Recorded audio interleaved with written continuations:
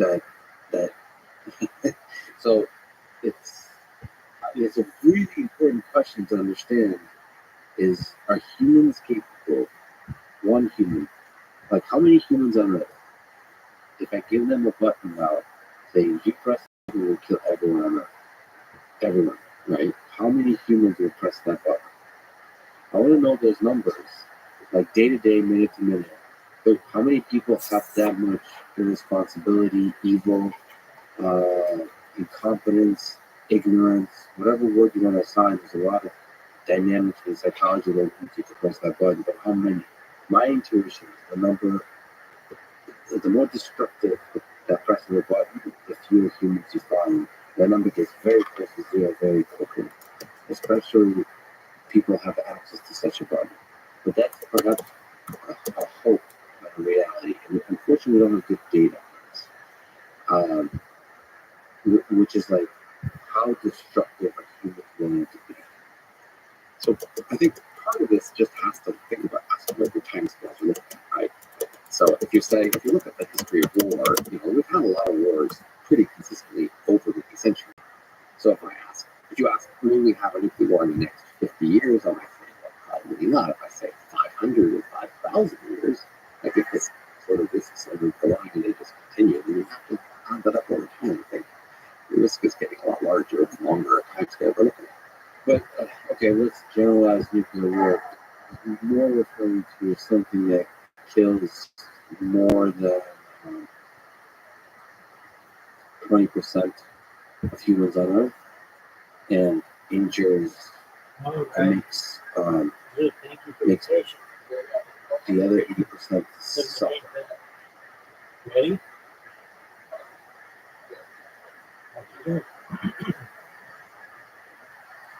How was your day?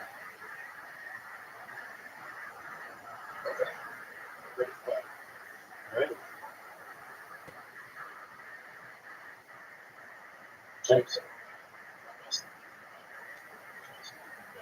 No, I had, yeah, I'm gonna send, I'm gonna message right here. Yeah. Are you sure? It's only like 25, 42. Right. I'm gonna get you 5 times straight.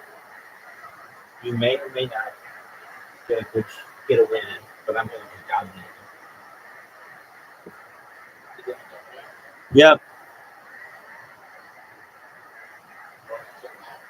Because I'm amazing.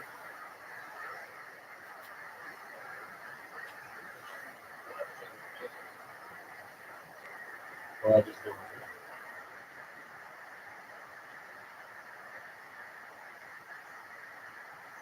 Did you give me an invitation? You held the time you need. You were very patient with me, and I appreciate it.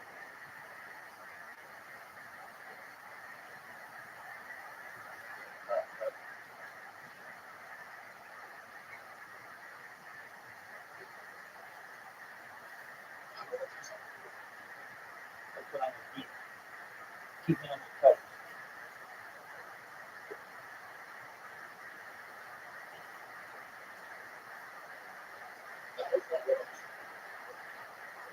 I like that shot.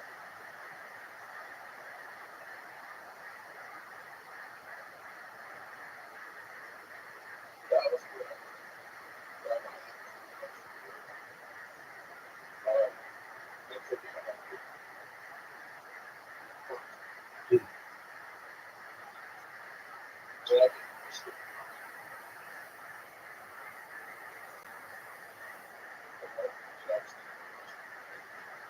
No fucking way.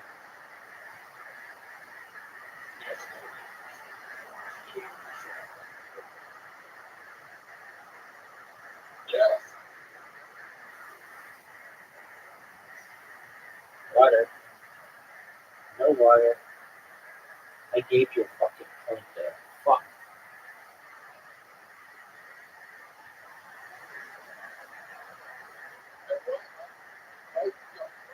It's a great question. I'm not sure. Oh, oh. What'd you think of that shot? Break it for me, dude.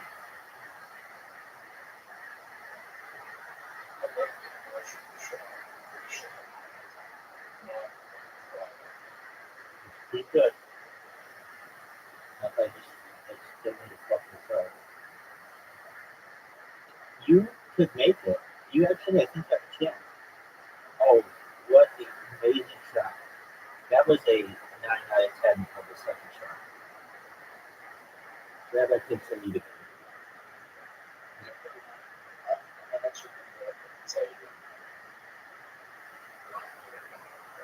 That's what I'm talking about. How about this shot? What are your thoughts on this shot? What are your thoughts on this shot? I've never seen this go in the hole. I've never seen it go in the hole. How about that shot? Thank you. Welcome. Glad that you're here.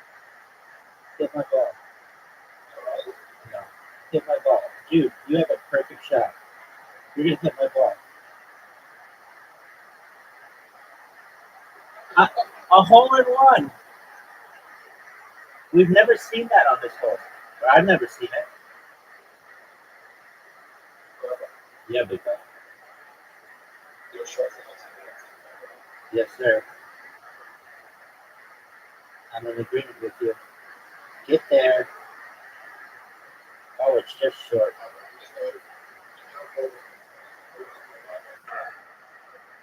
I think it would have been exactly where my ball is.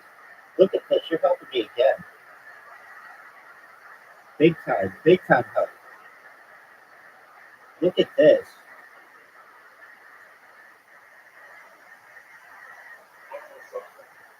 Look at this help. Look at the advantage of going first.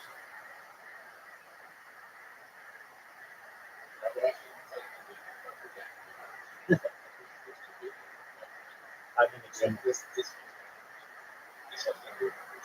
Yeah, that could have. That's okay. I'll take a 3 on this one. Or a 2. A 3.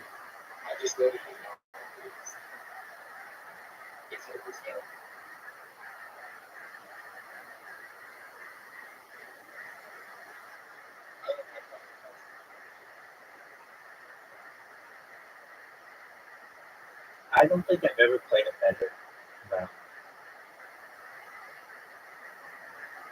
Maybe. I mean, okay, this is not my fault.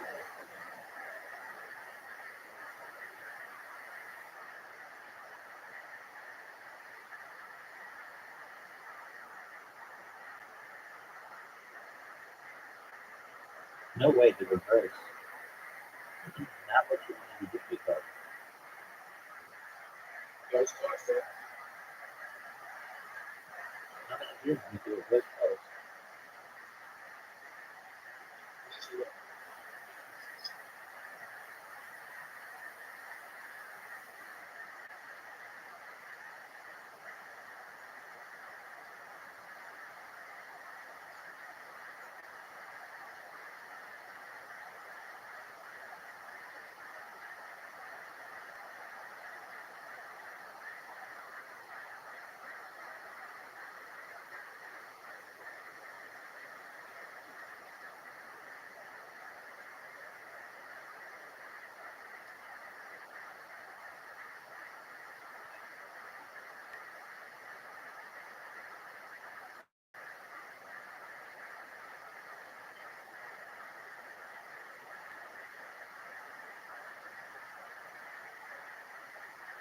Boy, I was going to be tough to beat this set list.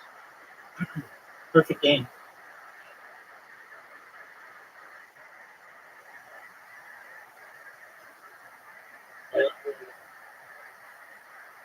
That's one in a row.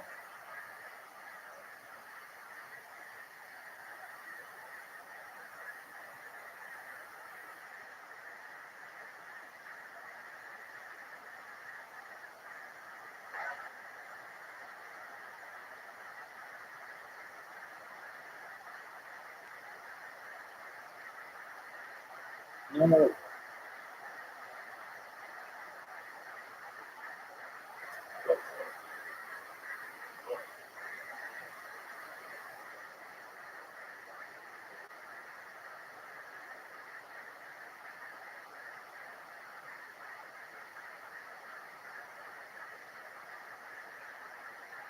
really good shot. Get there. No. Give my ball, please. Yep. Oh, dude, did you fuck me? What a great shot on your part. Hit the hole.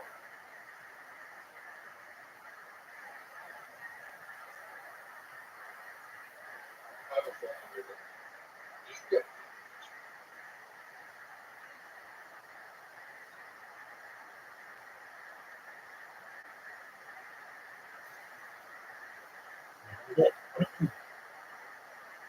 I like this hole. You do not. Not when I do that, though. Not when I do that, though. I think you're right. Oh, here's your chance at it again. Get in the water. Oh, wow. Okay.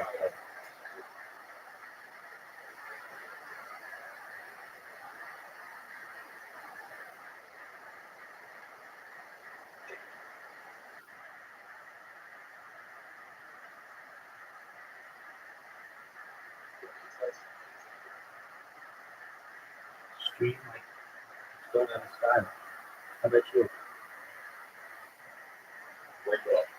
Stream. How about you?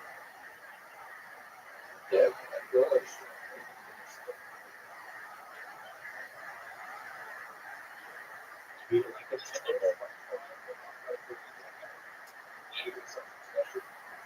no. Just keep doing what I'm doing. That is special.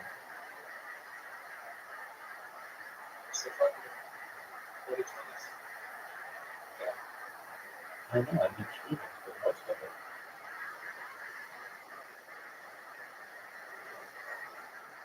That's,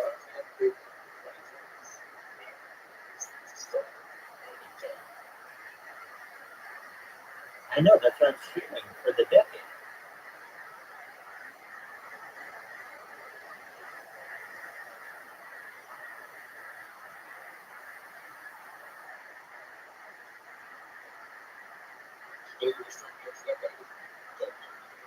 Oh, yeah. Definitely. I'm going to do it the rest of my life.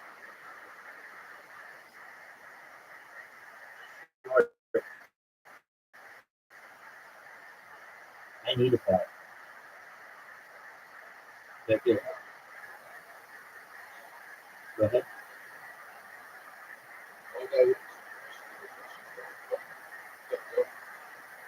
I don't really care about fame. I care about what this much data can do for society. I think it can make us better people. We can learn about the human body, learn about behaviors, emotions, all of that kind of stuff. I feel is very important. And we don't have like a huge data set currently. The best we have of somebody over a long period of time tracking their life is through like um, are you serious? It's like through journaling or diaries from like other decades or other centuries. And the best we have of one person being on camera this long.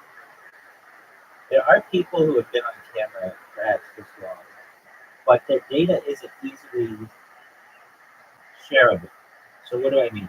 There are people who have like closed circuit television uh, devices or like security cameras that have been on for like decades. But that information is stored on hard drives that aren't available to the common person. The thing that makes my stream special is that you can be 80 years old or 18 years old, get on YouTube and watch me from last year, the year before that, the year before that.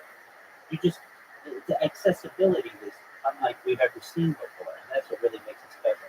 I don't like this way. Where is it, Zoo?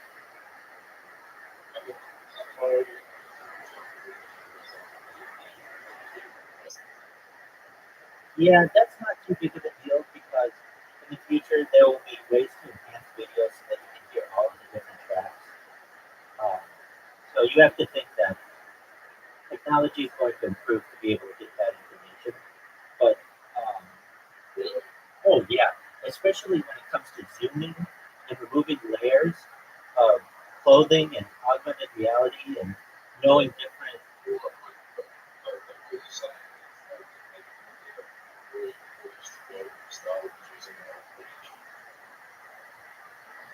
Yeah, you could. Um, I mean, this is just what I know. You could zoom in extreme detail in the future, especially with AI, and AI will be able to perhaps reproduce any kind of quality issues to the point where they would be indiscernible to the human eye. And so, for instance, let's take a famous scene from Star Wars. Okay, do you know where um, they're flying over the Death Star? Yep. Okay, so under normal conditions, that goes very, very quickly, and you can't see too much super good detail. But in the future, oh, great shot. What you'd be able to do, this is a long shot. You need this angle to be right.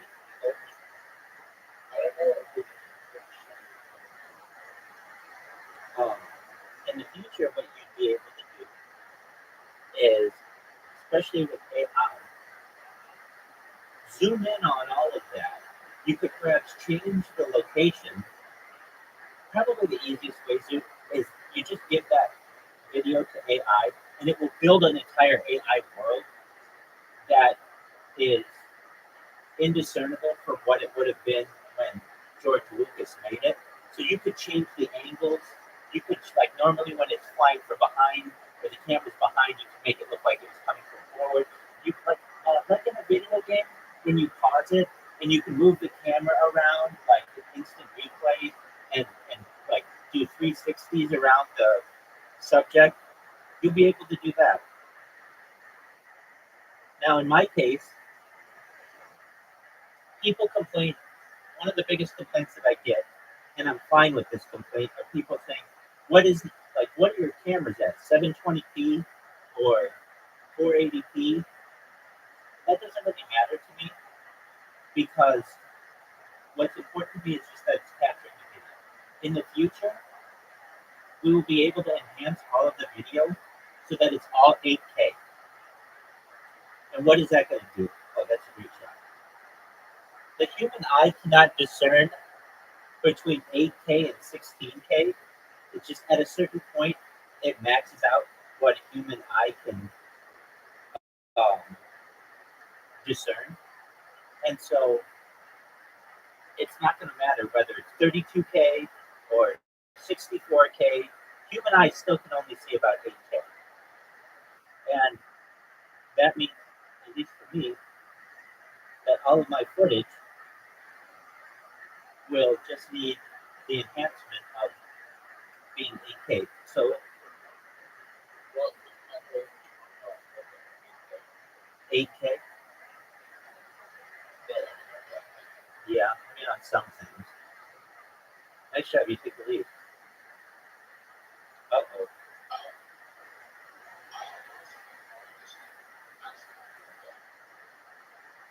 They don't make like movies and anything yet, but they made. I've seen like I think photographs in 8K. So what do I mean? Like they're just like I mean I can look it up after this game at another point. But basically we're very close to maxing out what an eye can see. Now in terms of sound, there's an argument to be made. Wow, that took out so much shit. There's an argument to be made. Well, I can't hear you. Oh wow, Zoom, you're gonna take a huge leap here because it's basically impossible unless you hit the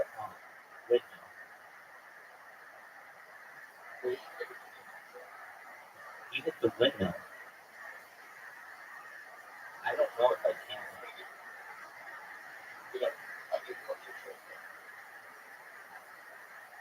Yeah, you're up 2 games, 2 goals to 0. Oh wait, you went first though. Oh okay, no you're not. You're 2-1. I'm used to going first.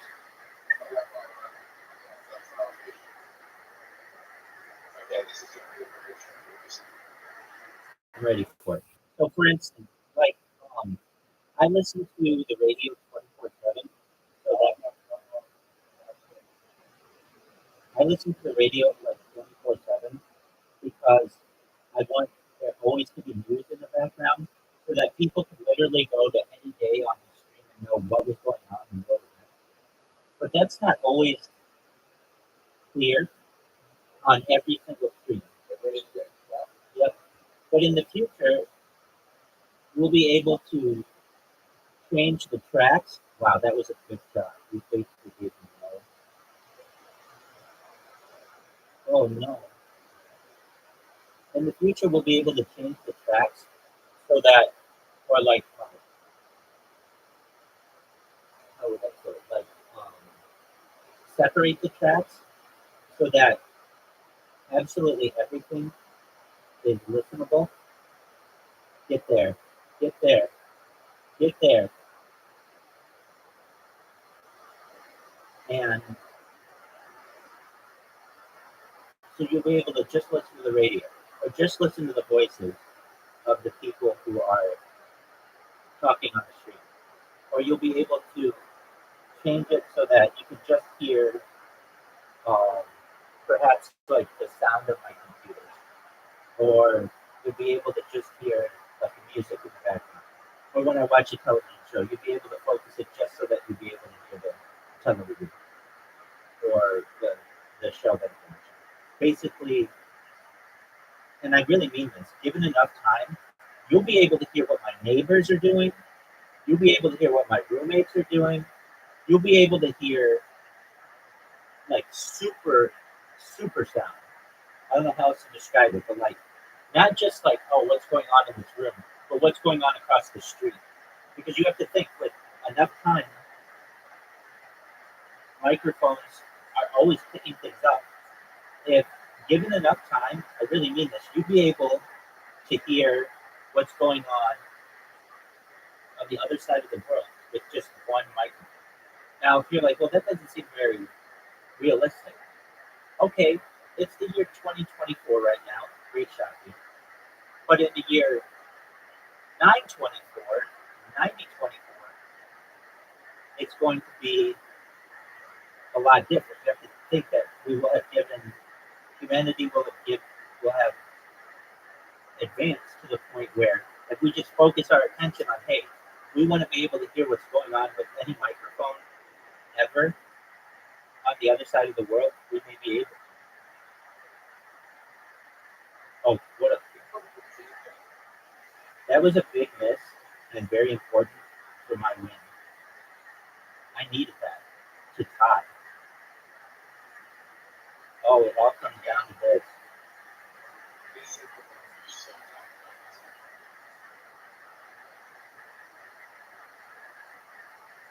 That's a, that's terrible, dude.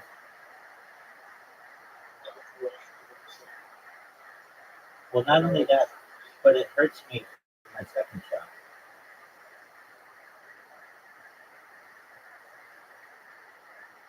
All right, this is a big shot.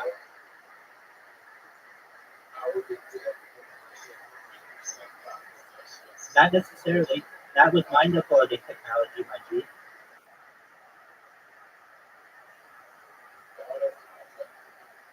Why not?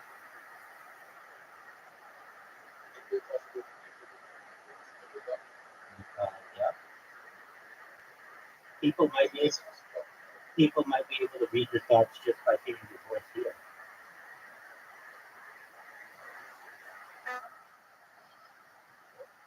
Yep. Yep. Oh no, in the future, just by reading your brain waves. basically how you speak. You're giving off waves. Oh, you just lost. 3 games in a row, dog. I called it. Well, that sounds like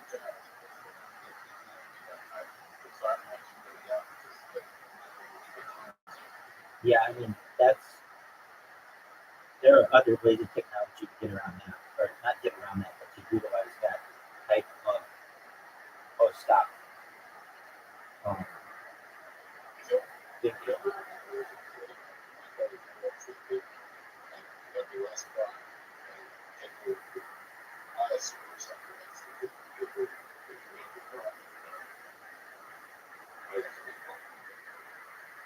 Well, there are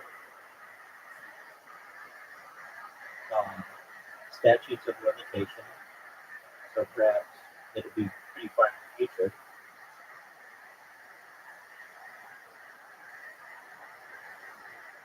We need to make this shot.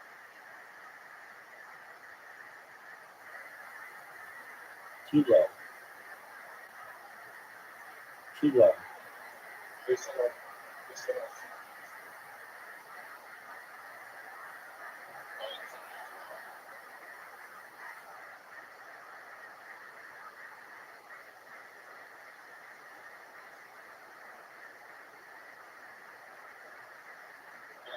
Yo, dog.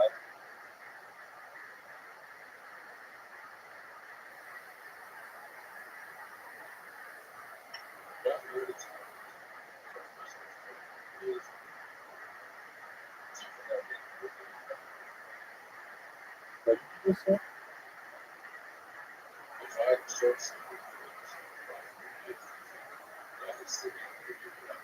Yeah, there's a statute of limitation, at least in the United States on murder.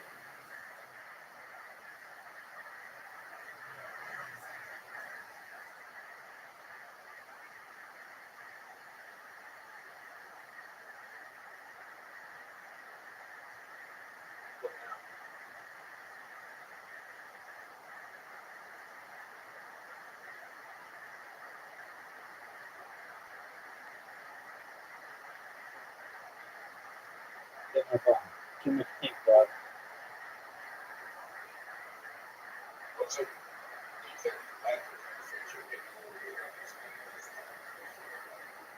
Yeah, so there are ways to do that. Like currently, like people don't realize, nice shot. People don't realize that your Wi-Fi router is basically transmitting a live video feed to your ISP. It can tell where you are in your house. It can tell what words you're using. And so wherever there's been a Wi-Fi router turned on anywhere in the world, it's sending off waves. And those waves can perhaps be utilized by people in the future to know what events are happening currently. Additionally, there's technology out there, or at least the possibility of technology that can perhaps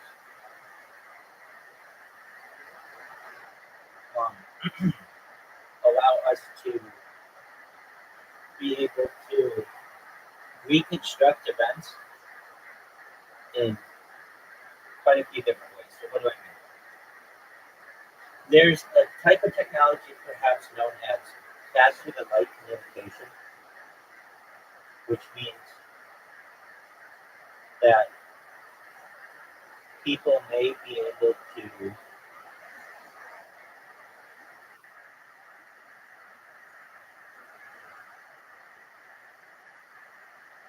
people may be able to that's a good show.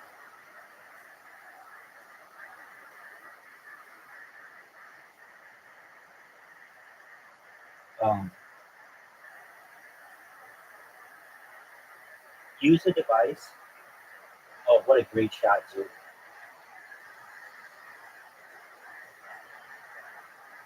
So people might be able to use a device to quit with your bullshit typing, dude.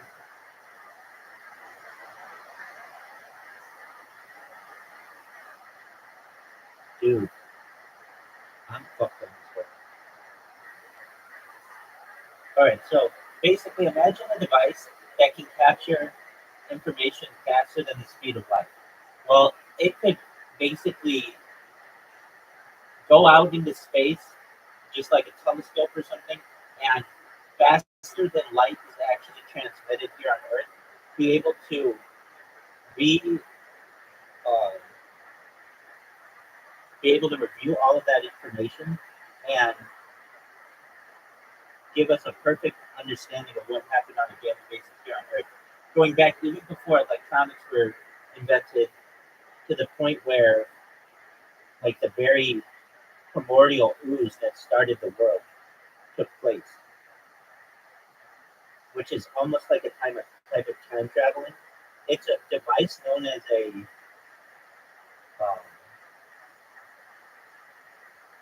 looking glass, and while it's somewhat seen as science fiction, it could be science fact in the future.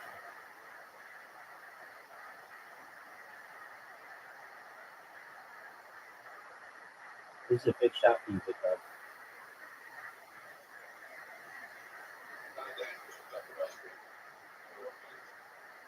Well, there are arguments to be made that they already exist here on Earth, that we were given them by alien civilization.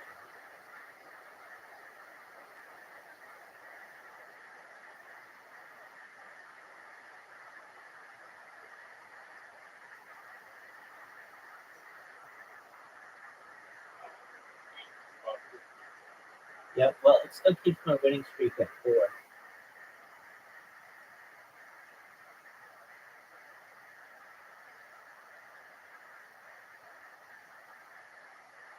Very good job,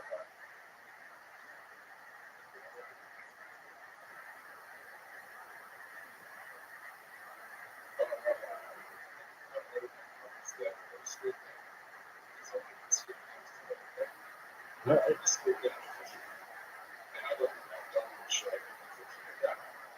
Okay, was it good?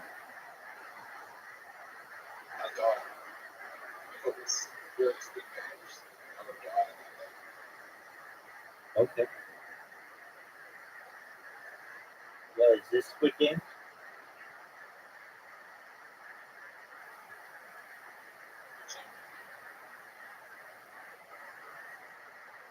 No way.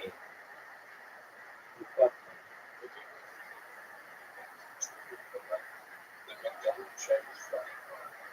It's hard? What does that mean?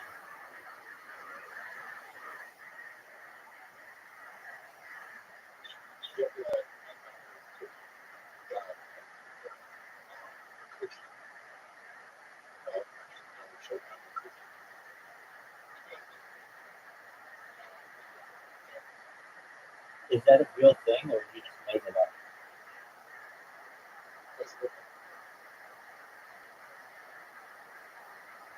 I don't think this is.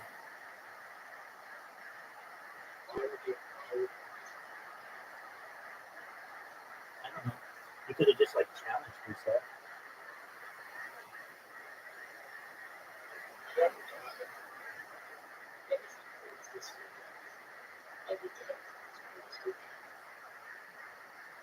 You love Squid Game. Oh fuck you! I knew that was gonna be too hard. Just like you. Dude,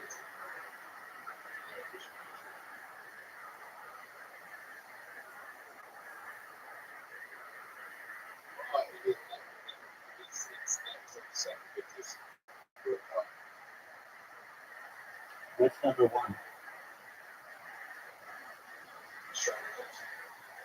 Oh, okay. Do you like Stranger Things? Yeah. It gets kind of weird in later seasons.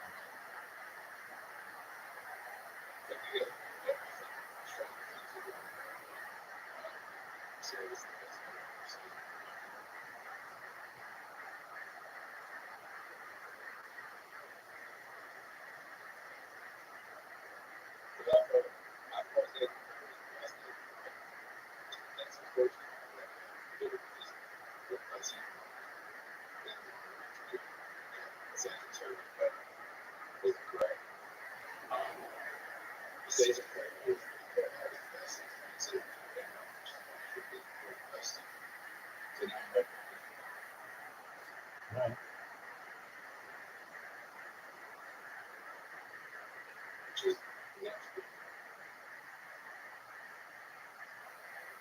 That is that is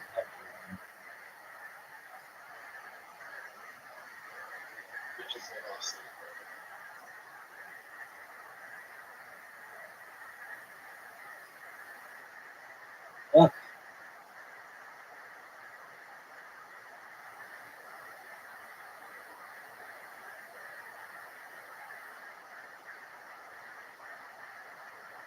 oh yeah, baby. I played I played Uno with that girl last night, and she we played we played like there's a version of Uno in Discord, and we played that. It's pretty fun. I actually like this one more. I like Ocho more. Dude, you fucked me, man.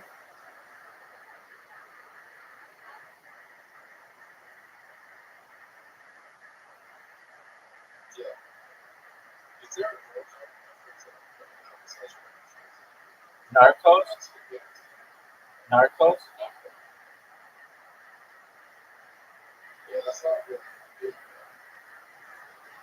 Yeah, I think it was a great show, though.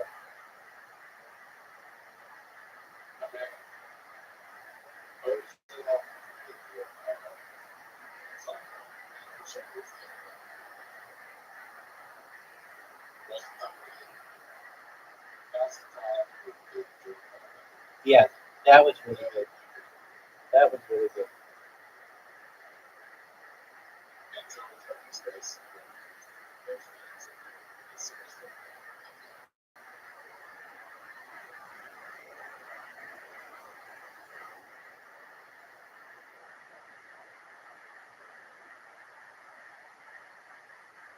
All right, that's 5 wins. Now it's time for Ocho.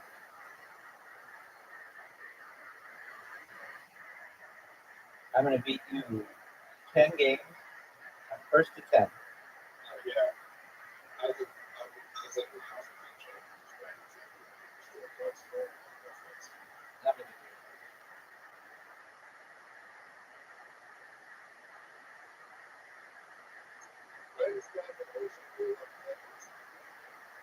That's true.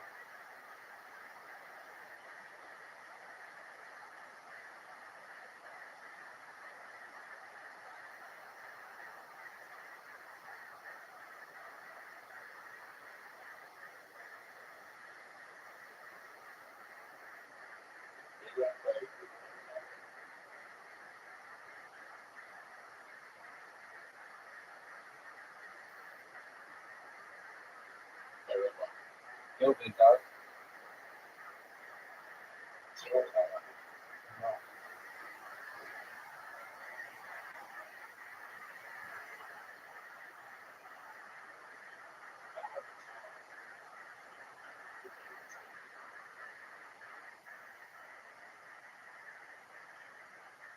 Come on.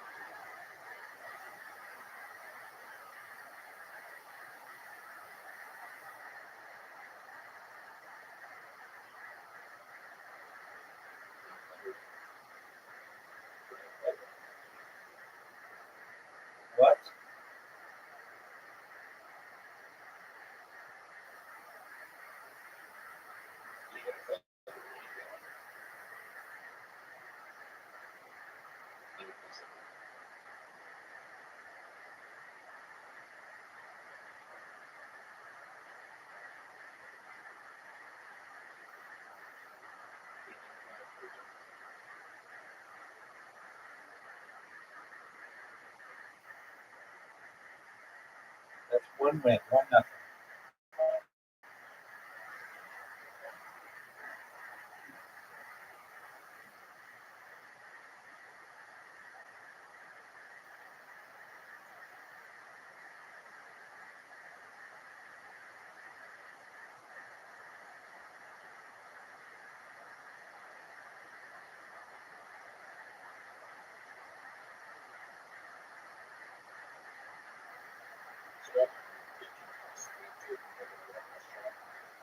Yeah, but you're the fan. Yeah, because they will. My name is persona non grata there. 1-1. I'm not me. I'm not. Yeah, go ahead. I think it'd be great if you did that.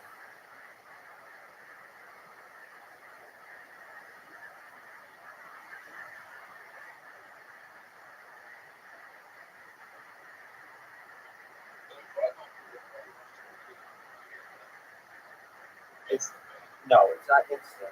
They have to manually do it, but you'll they'll just ban very quickly.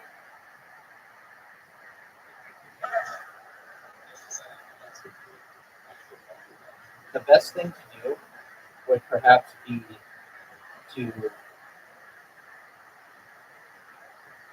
create an alternate and then ask it.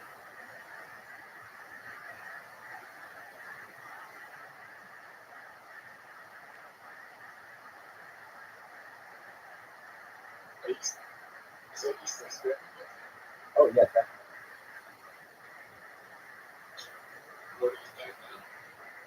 Um, that I stream my life for views and to join my Discord and to follow me and I put my Discord and everything.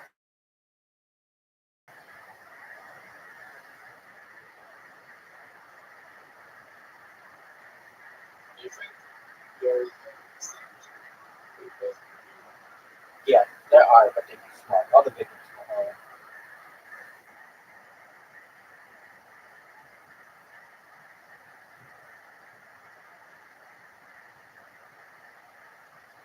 And what? Oh, like yeah,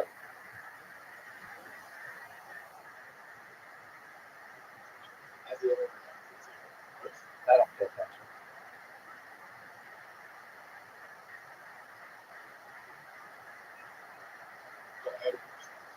Oh yeah, definitely.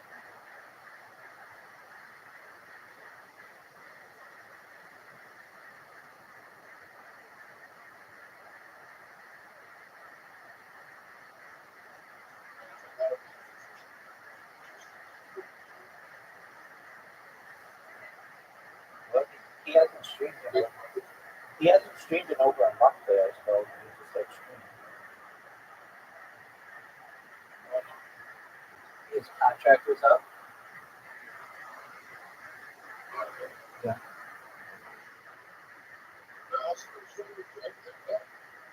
If you look on his, you sure it was the other day? Okay, if you look on his, uh, maybe he deleted it. I'm not sure. If you look on his profile, it doesn't give a date on the last time he streamed because it's been so long. But he was supposed to have done that magic drink, so that could be. Oh yeah, yeah, yeah. That's probably what it was.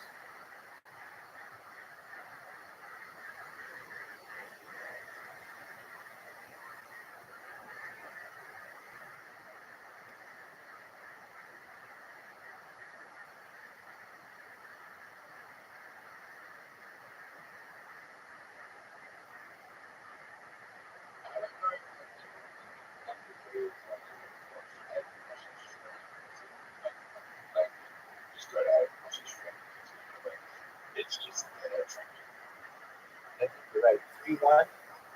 Is it 3-1?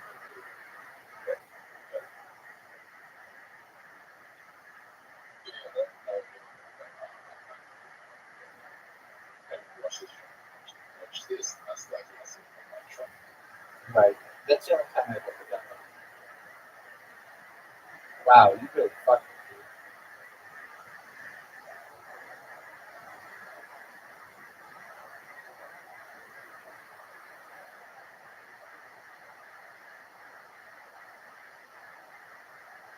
me too.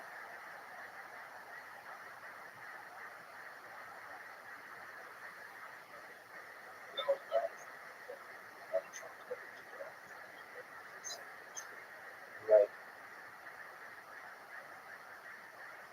I don't know what that blue card thing. Blue card.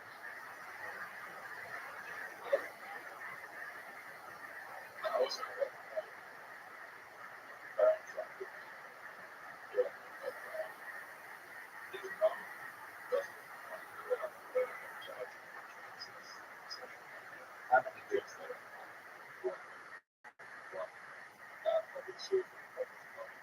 I'm in the I don't know if it's so much the Republican Party, but she just doesn't want him. He's only 18. They don't want him. She doesn't want him to get involved with all that stuff. She's seen what it's done to her husband, and she doesn't want that for her son. Wow. Wait, wait.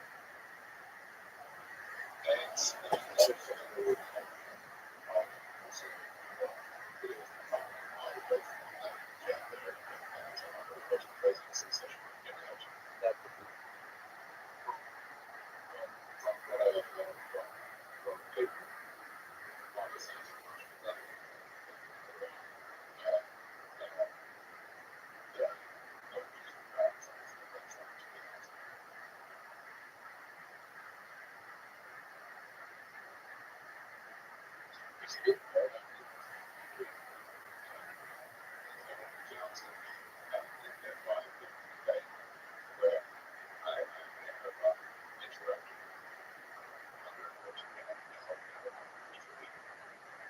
Damn. That's right. He did.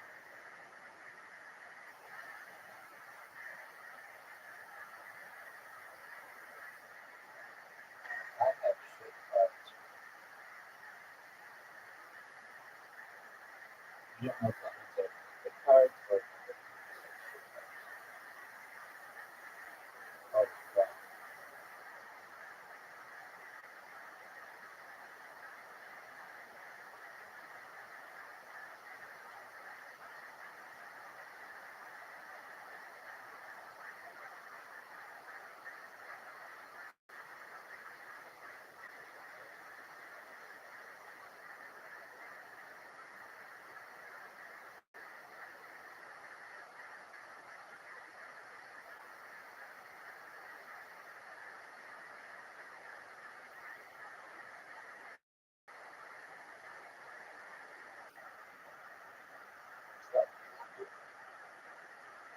It seems like I didn't get a chance to see what you know.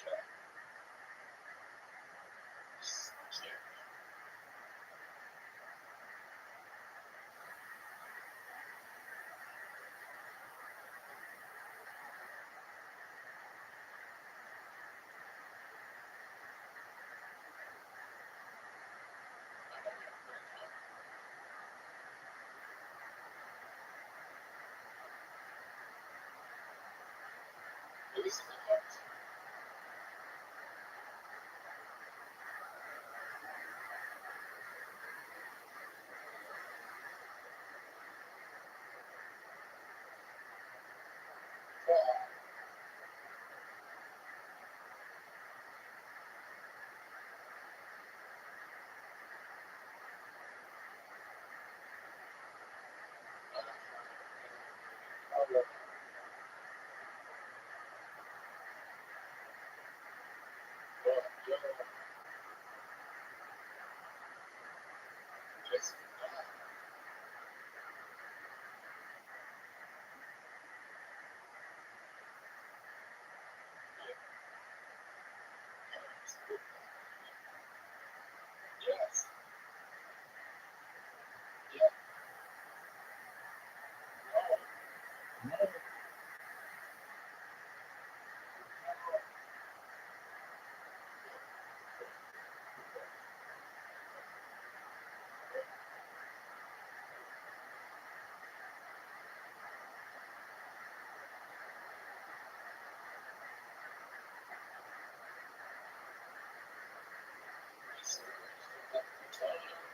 That's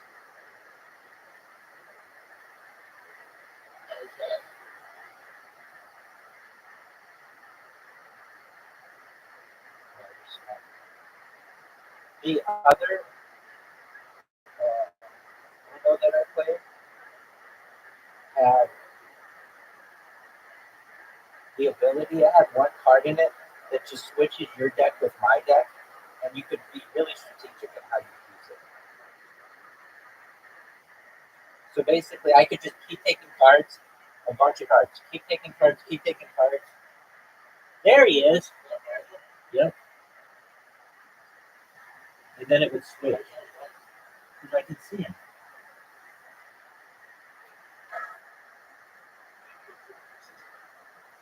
So I got like 30.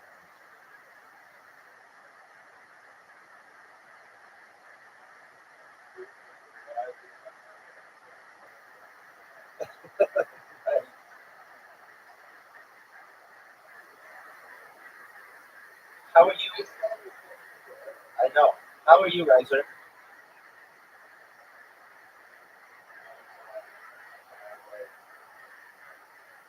Uno? Oh, fuck. Not for long, though. He just fucked me.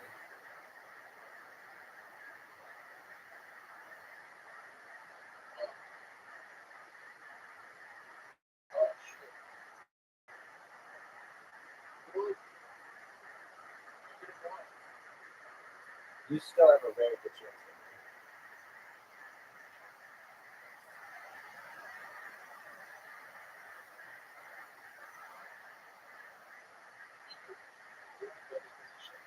No, I'm not. You have two cards. I have 9 cards.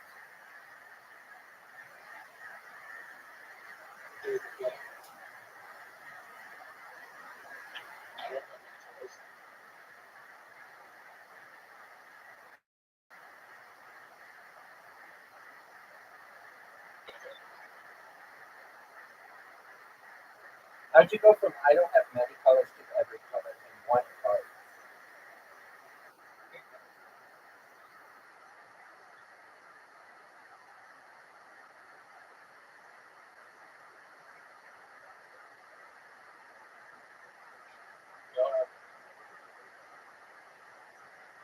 You have yellow. I can't believe I chose yellow. I don't have yellow. I just made a mistake.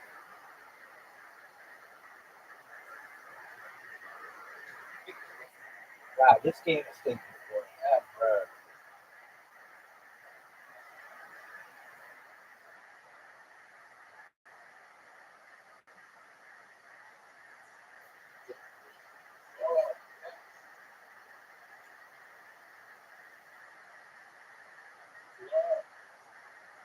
What the fuck just happened?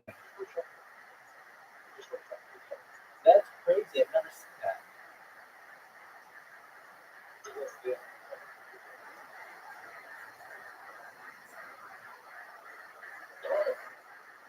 Dude, this game is so long. This is our longest game. We've never had it where they reshuffle the deck. Oh, you fuck. Okay, Rise, are you ready?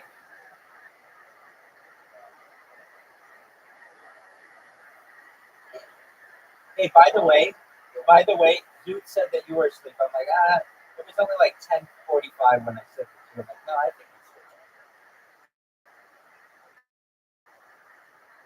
Okay. Real good job.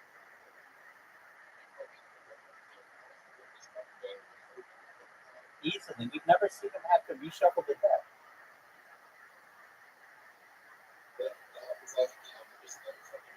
That's correct.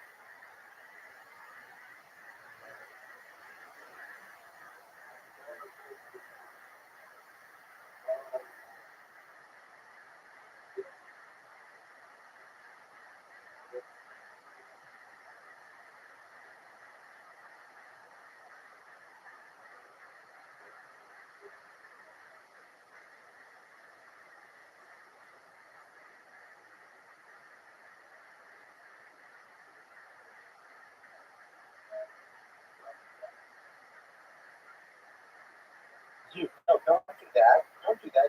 Just hit it a little bit on the arrows around his ball and you have a good shot. I don't know what you're doing.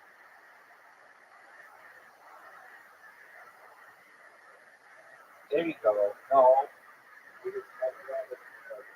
Oh, that should have to be there. I'm gonna agree with you. That's what I thought you should have done. Cut it on the arrow. Rabbi's about to take a major, major lead. Right off the riser.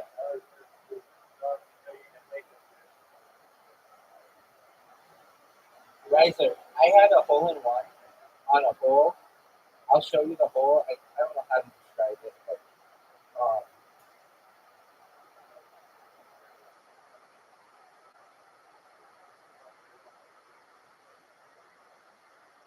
it was. We'll just, when we get to the hole, I'll tell you which one it is. It's too hard to describe. Right?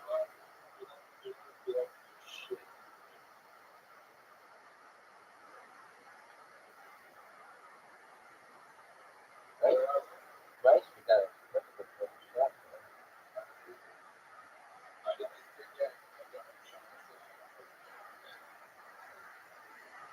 Dude is obsessed with Squid Games. Squid Games must be really big in Australia.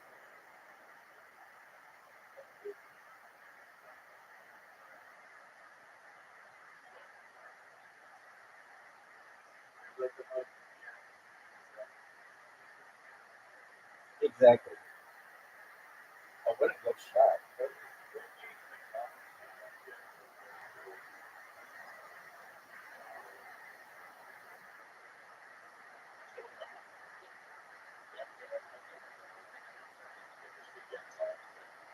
You ordered Dave an adult toy?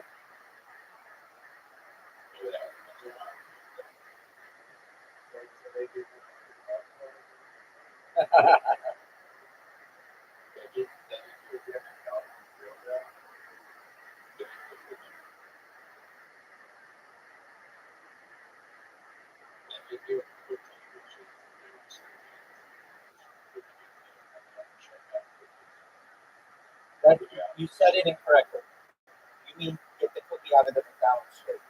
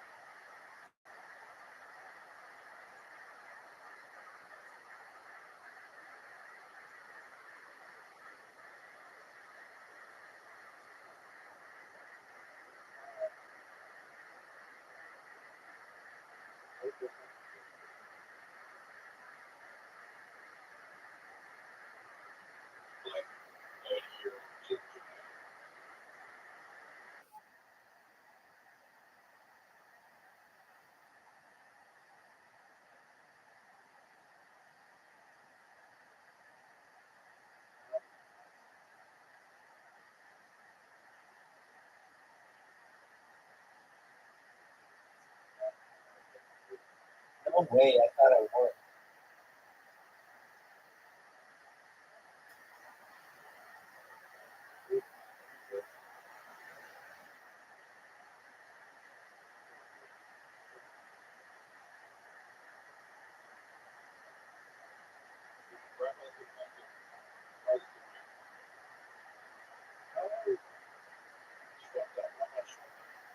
Fraud. 0 points.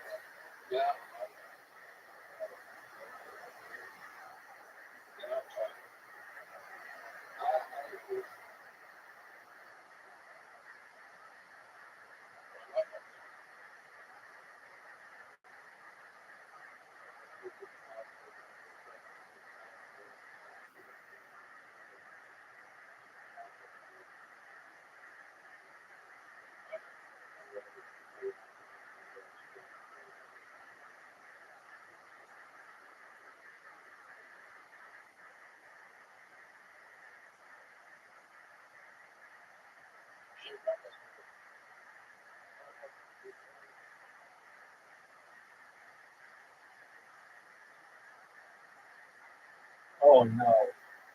Wait.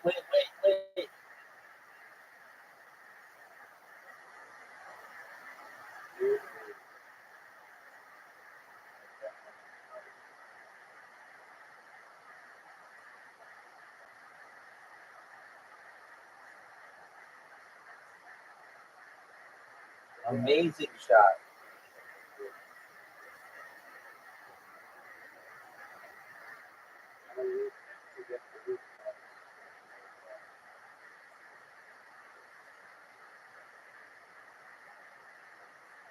Oh fuck, you're right. I didn't realize that. Victor might explain. Fuck you,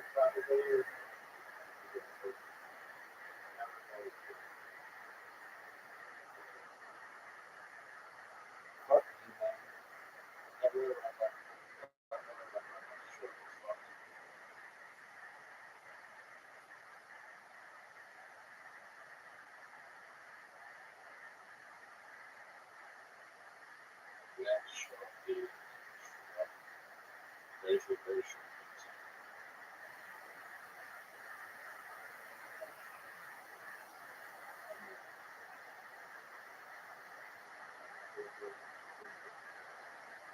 You're in a perfect spot. You can see quite the view.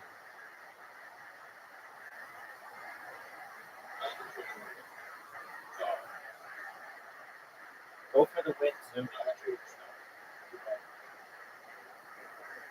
Oh fuck. Do it. Do.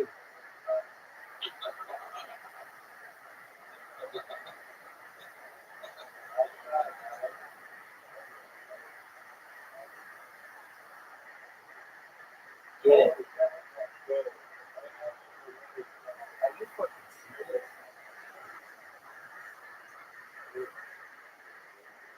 Riser takes the lead. That's all you need. He's good at this ball.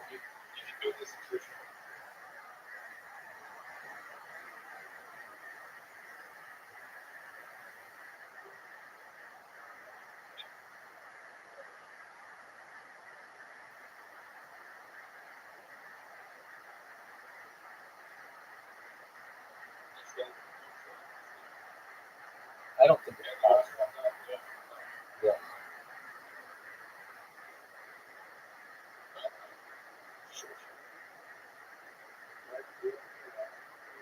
Do what you want to do, Picard.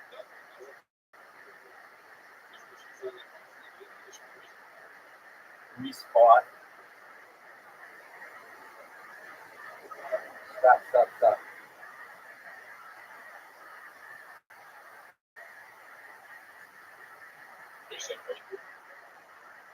Oh wow, I fucked up.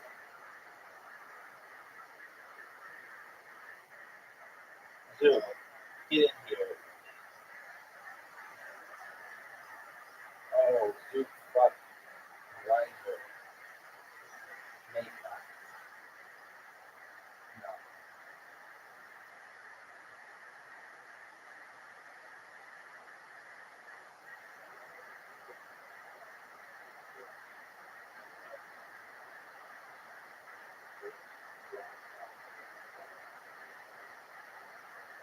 That one's been good.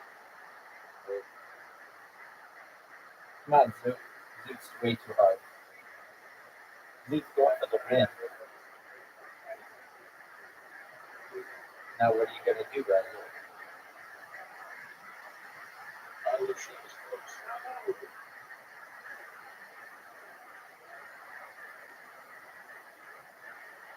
What the fuck is that?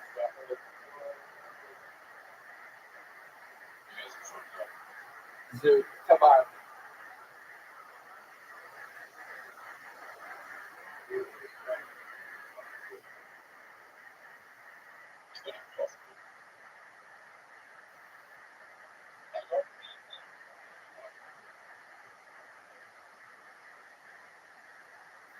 Ooh.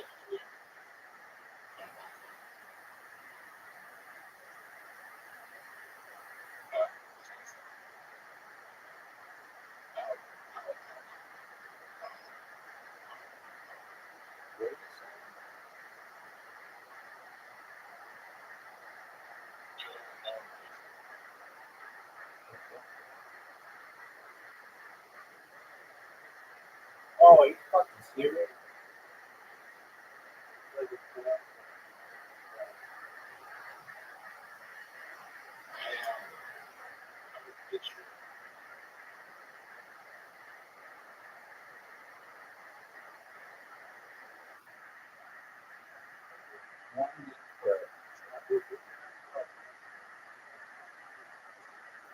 We play it. We play 5 games a night, and I beat him usually 5-0 or 5-1.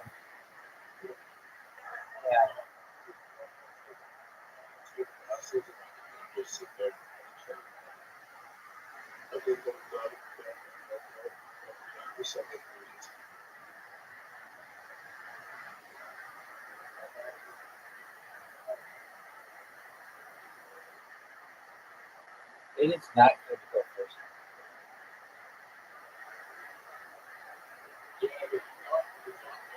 Stop it,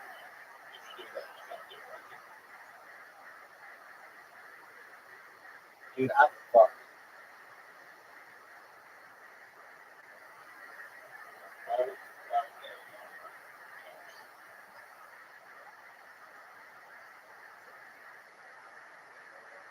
Dude's fucked as well. Oh no, he's not.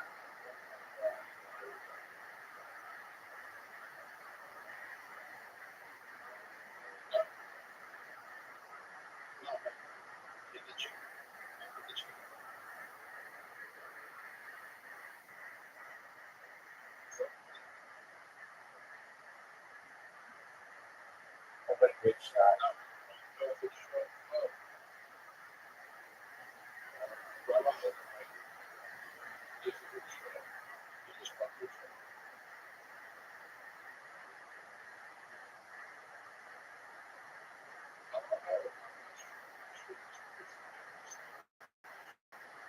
Not even close.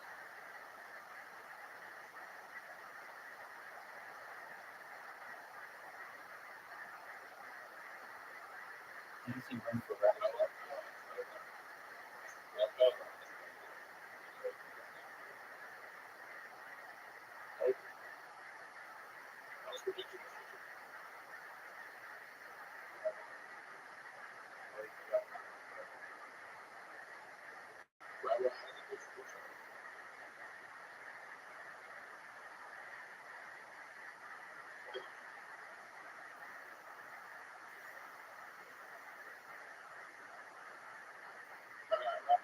Yeah, we dog. I'm not going. Yeah.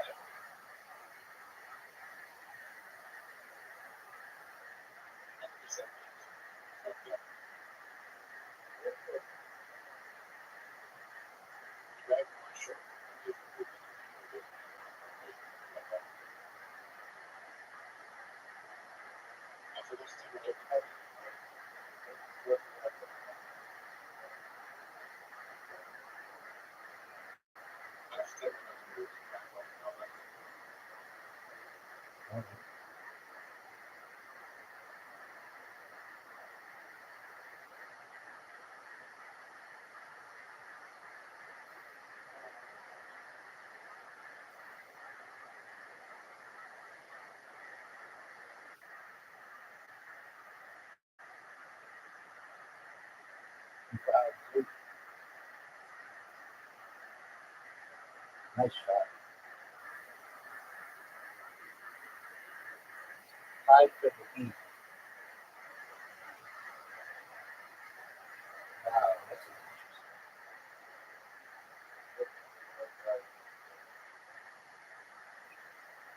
Oh shit. That's so nice. Yeah. And I have the chickens in the back.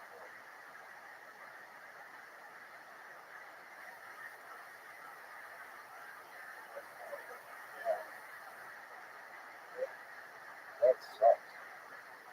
Come on, sir.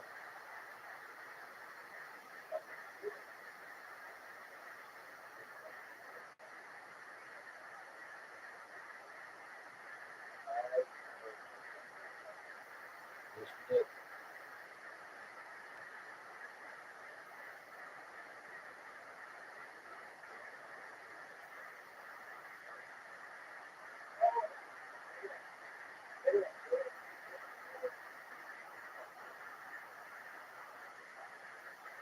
Dude had to go for a shot.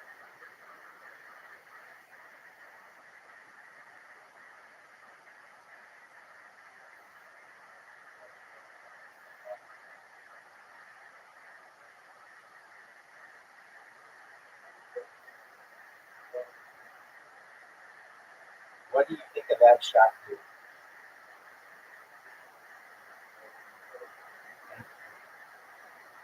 Dude, he's not. No, but that was my best shot of this round.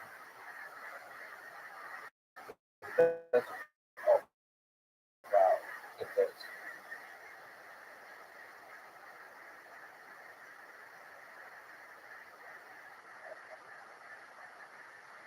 I've never seen a bull back.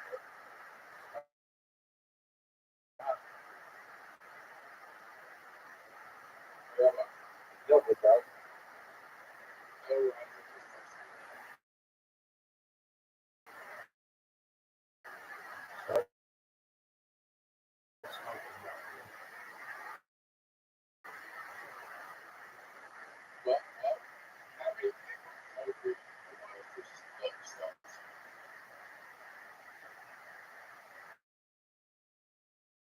Oh my word, he just made it.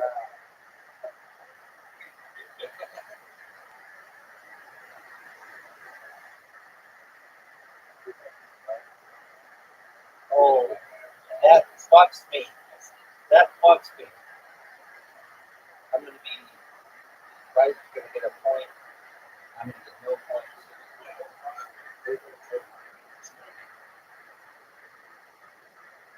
Doctors used to tell people to smoke.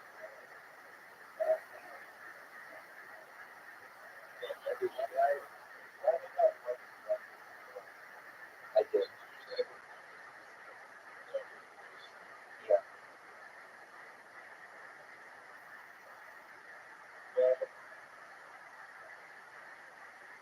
Get in the hole.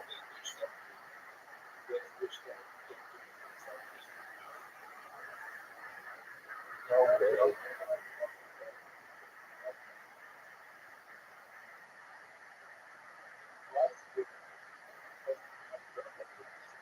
You take the worst angle at it.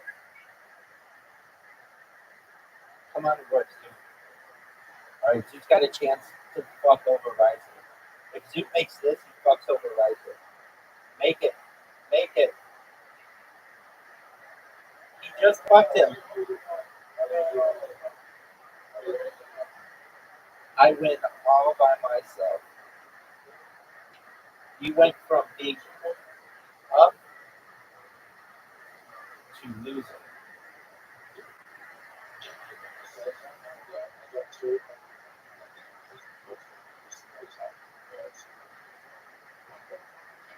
I don't know if that's true.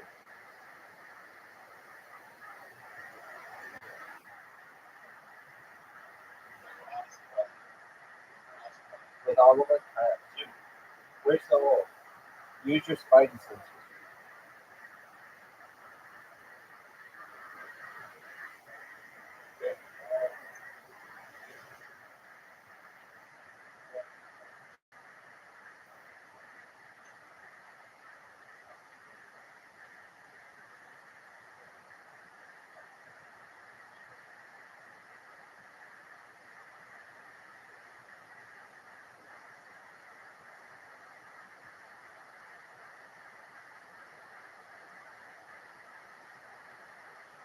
Next turn.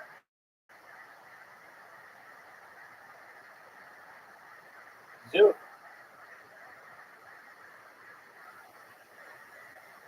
Zoot.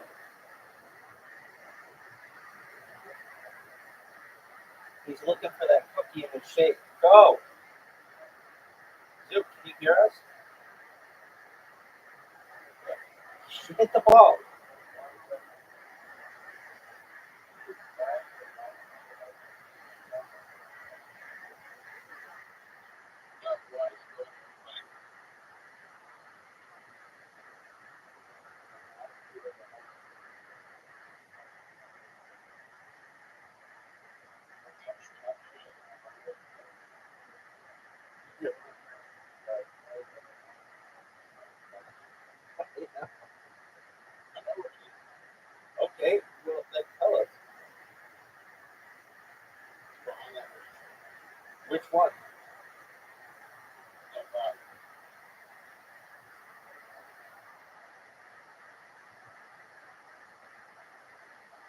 you go. I help.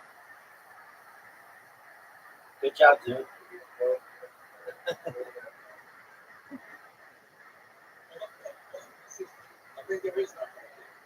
It's where the green tree is. Oh, you fucked me.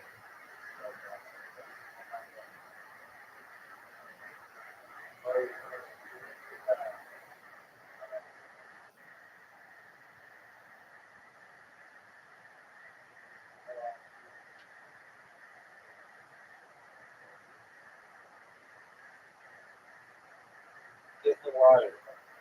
Wow, did you fuck me?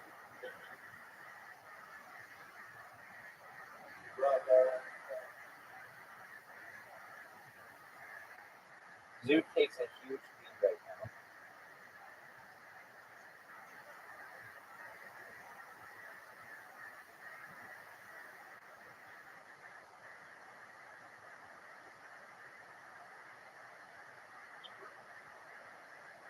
Zoo, what flavor is the Squid Game shake? Does it taste like squid?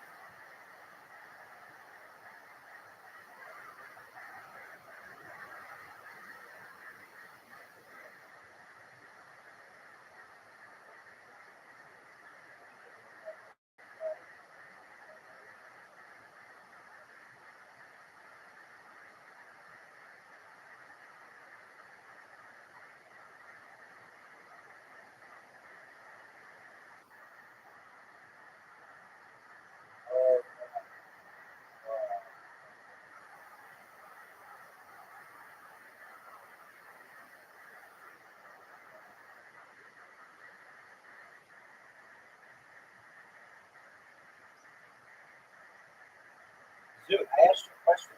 What does the Squid Game shake taste like? Squid?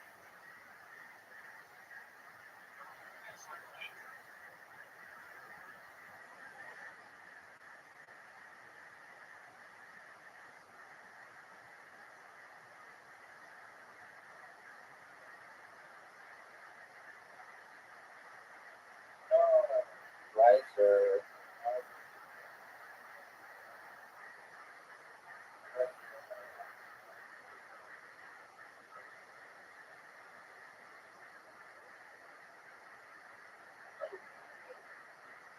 oh no, I did it too.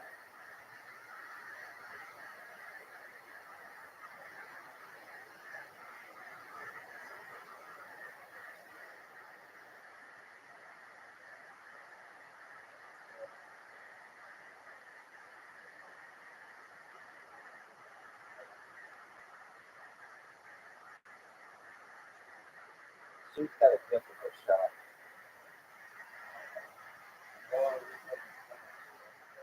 Not necessarily.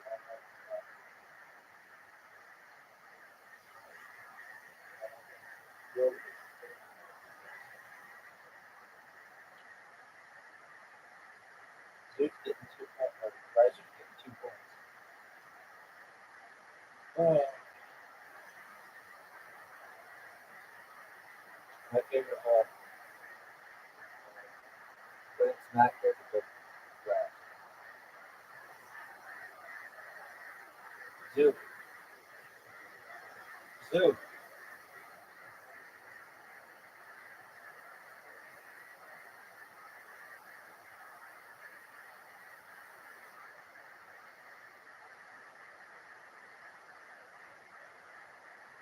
great shot.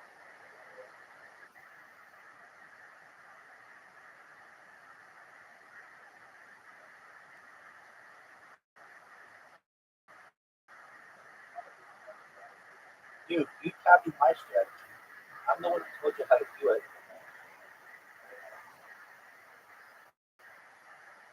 Oh, you fuck.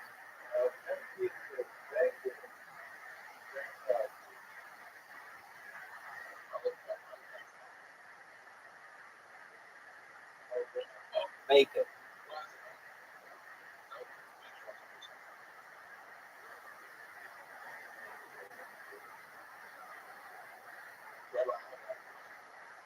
That's a good shot.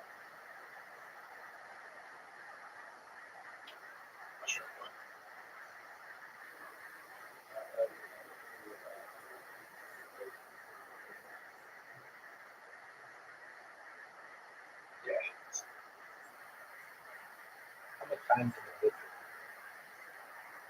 Look at this shot. Wow. I can't believe I tied you. It's such an advantage on first base.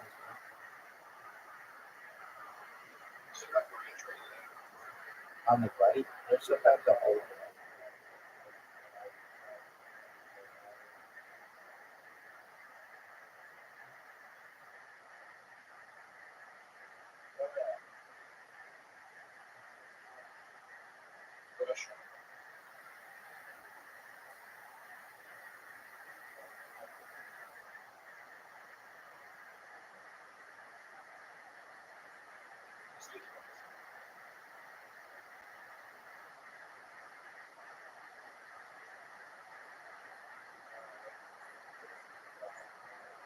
Are you fucking serious?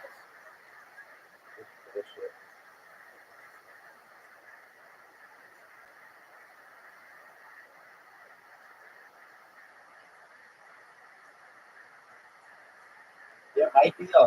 If you take out that tree, there's sometimes a shortcut there. The tree on the right. The, I'm not kidding. That one. Yeah. I'm serious. We've seen it before. I can't guarantee it, but sometimes there is.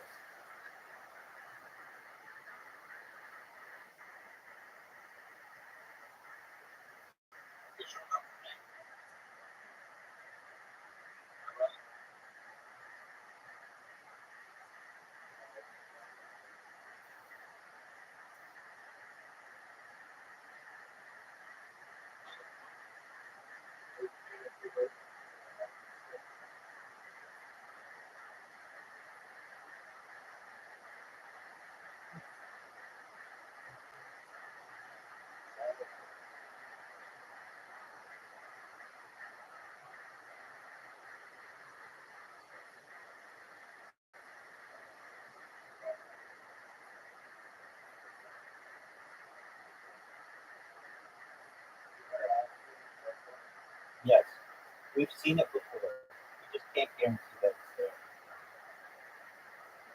Which technically means that the holes are different. Like,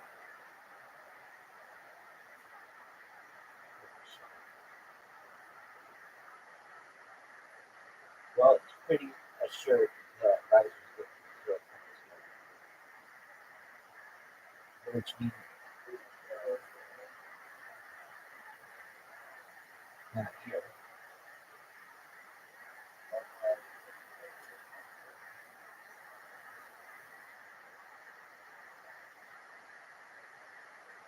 It all comes down to this hole.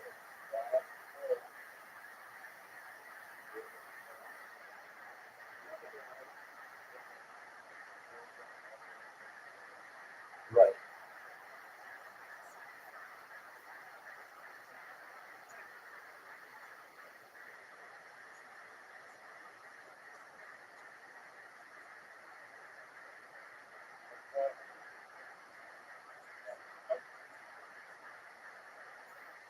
Dude, help me out, big dog.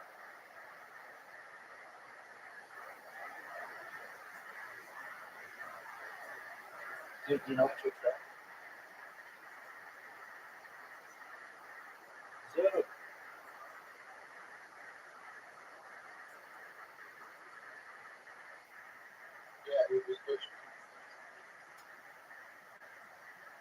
dude, that's even worse.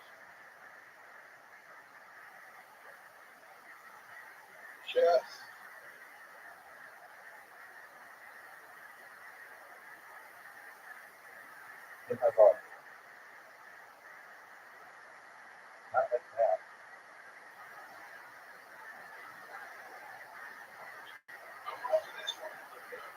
Okay.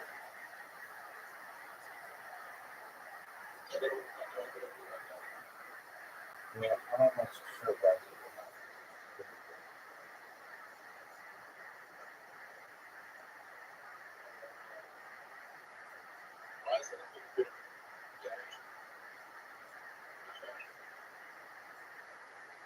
Short, short, short, short, short, short. Oh,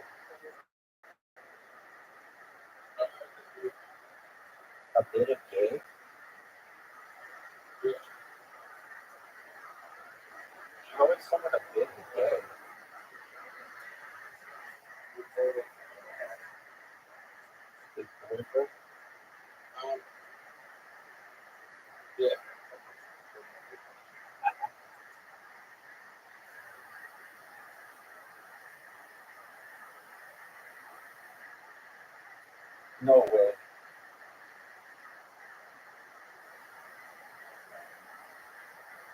Get my ball, too. Give me a ball.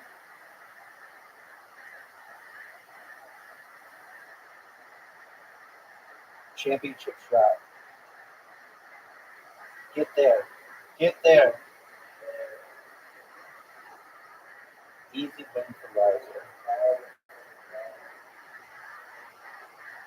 You don't have the balls. You don't have the balls. You don't have the balls.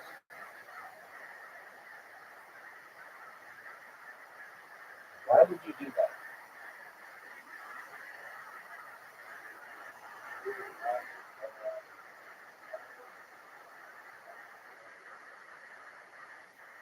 You went from winning to tying.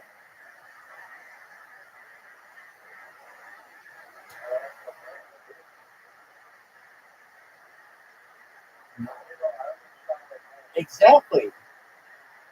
All you had to do was make it. I did want to win, and I tied for the win. There we go, kids. That was fun. That's fun.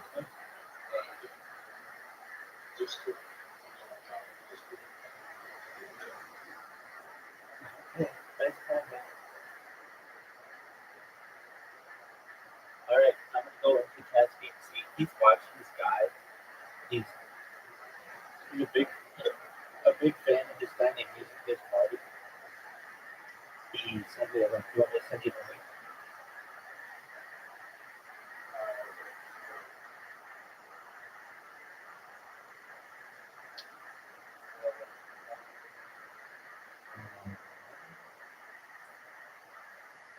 Yeah.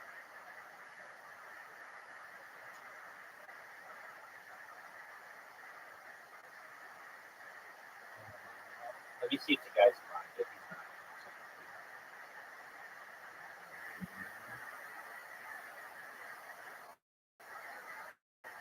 He ended 7 minutes.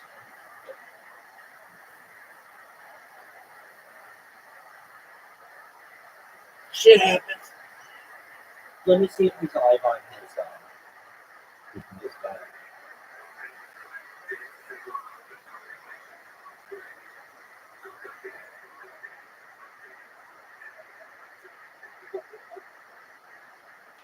What is that?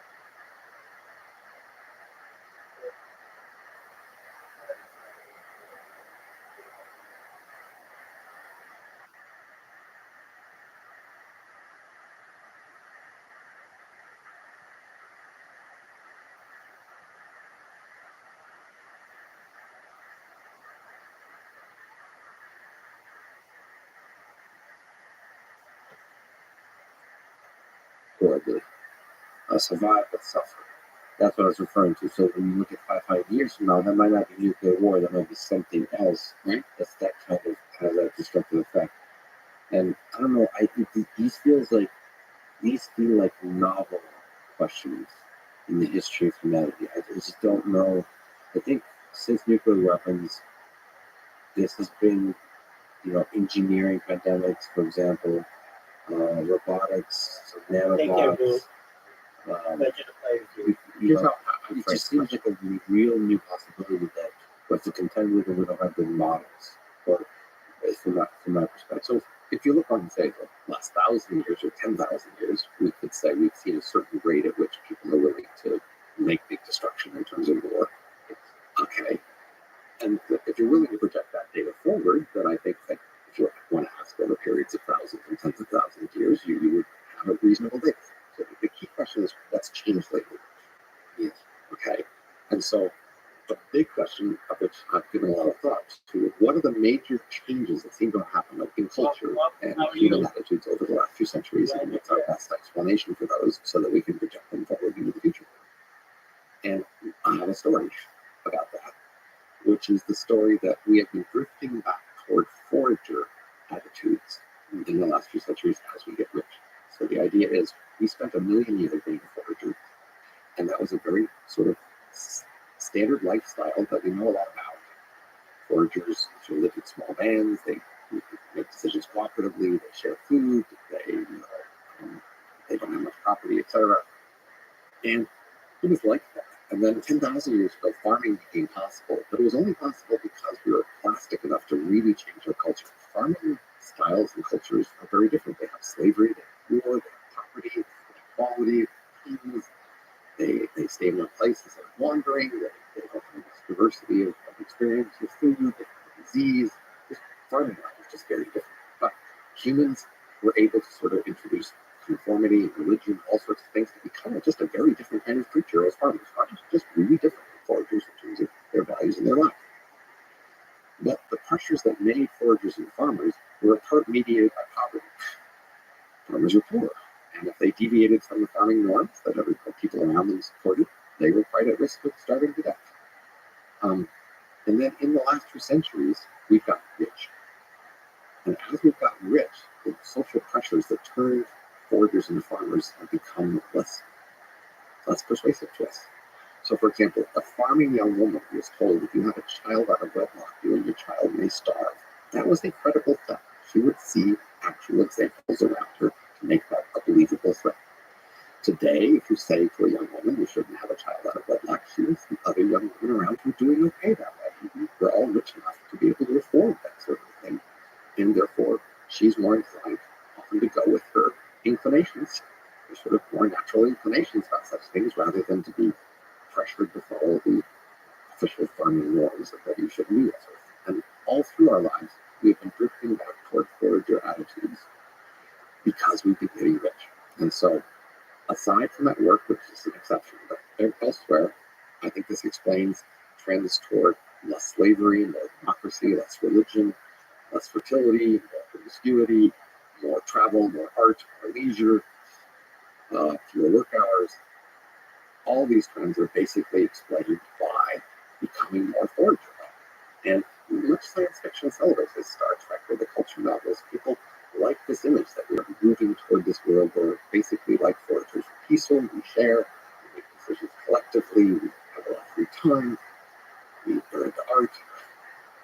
So forager is a word, and it's a loaded word because it's connected to what life was actually like at that time. As you mentioned, we sometimes don't do a good job of telling accurately what life was like that night. But you're saying it's not exactly foragers, it rhymes in some fundamental way. Right, so you also said peaceful. And is it obvious that a forager with a nuclear weapon would be peaceful? I don't know if that's 100% obvious. So we know a fair bit about what forager lives were like. The main sort of violence they had would be sexual jealousy. They were relatively promiscuous, and so there would be a lot of jealousy. But they did not have organized wars with each other. That is, they were at peace with their neighboring forager bands. They didn't have property in land or even in people. They didn't have marriage. And so they were, in fact, peaceful. I think about large-scale wars. They don't start large-scale. They didn't have coordinated large-scale wars. By the way, chimpanzees do. Chimpanzees do have wars between one tribe of chimpanzees and others, but human foragers do not. Farmers return to that, of course, for more chimpanzee lifestyles. Well, that's a hopeful message. If we could return real quick to the whole aliens tourist thread. One of them is very interesting about language. What percent of fellow aliens would be able to talk to us in our language? This is the question of communication. It actually gets to the nature of language. It also gets to the nature of how advanced you expect them to be. So I think some people see that we have advanced over the last thousands of years and we aren't reaching any sort of limit, and so they tend to assume it could go on forever. And I actually tend to think that within, say, 10 million years, we will sort of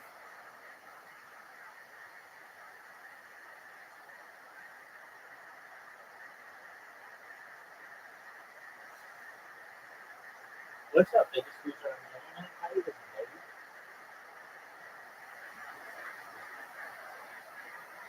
Hey, how are you?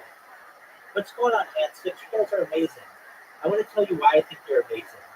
You guys are huge fans. You even made your profile pictures my picture. I told everybody about it. It's amazing. How are you guys doing?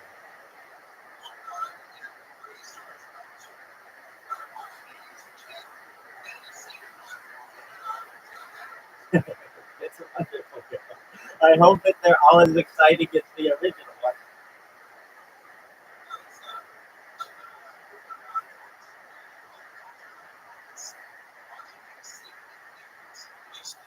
Yeah, absolutely. I stream my life 24/7 for movies. I don't want more.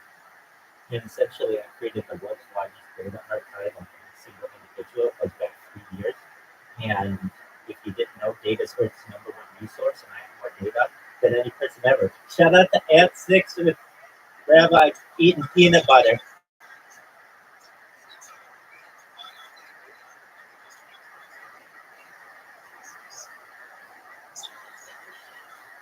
Yeah, going back to the pandemic, more than 3 years, so 3.5 years.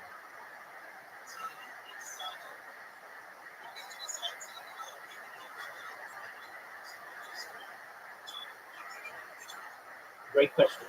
Great question. So I didn't start out that way. I'm in tech as a background. That's my craft, essentially. I've launched apps on the App Store and Google Play. I'm a certified project management professional, and I know the value of data. Well, I started it actually. I would hit golf balls after work at Tiger Woods' golf course in Anaheim, California, and I wanted to see what my drive looked like on camera. I'd never had the opportunity to see that. So I started recording myself just to see what my drive looked like. And I would sometimes make jokes to myself about which way the ball would go. And I thought, you know what, this might be something that my future family might think is funny. And so I started archiving that data and I'd upload it every night after playing golf. But the thing that I ran into is it just takes too long to upload everything every single night. So I thought, you know what, I'm gonna just start streaming it, and I did.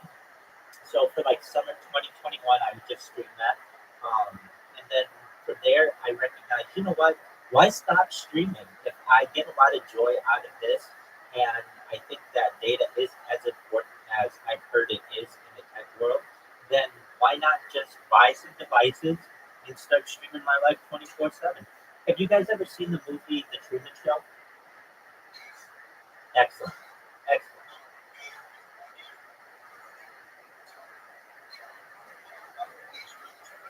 Absolutely. The Truman Show is a story of a man named Truman Burbank whose entire life is on camera from birth till his adulthood, and the entire world becomes enthralled or fascinated by him. The one difference between Truman and myself is that Truman was done to that person without their consent. And in this case, we have my consent to do this. And I really don't want war anymore. I talk about some things that really will help the world, I think, because this gives me a platform.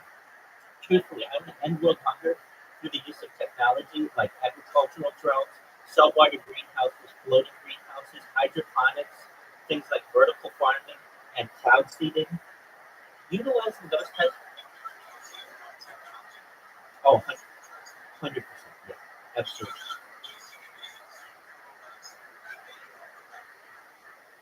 Exactly. And we can hopefully focus on ourselves, focus on the betterment of society, and utilize AI and robots to our advantage.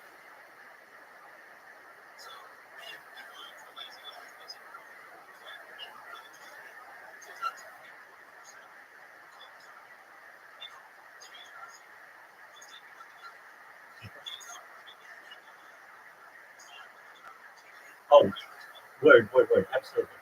So I'm sponsored by a cryptocurrency that's worth $300 million. It's called Harry Potter Obama Sonic 10 Inu. And I met these guys about 2 years ago in a Twitter space, and I was talking about future technology, and they thought what I was saying was really interesting, and they asked me to become a member of their community, and they sent me a bunch of merch, and basically I become a spokesperson for them, and I'm live. You can see over here in their just in their Telegram, and let me give you guys a room tour so that you can see, because you guys basically only see me from one angle. So, hey, man, we might have.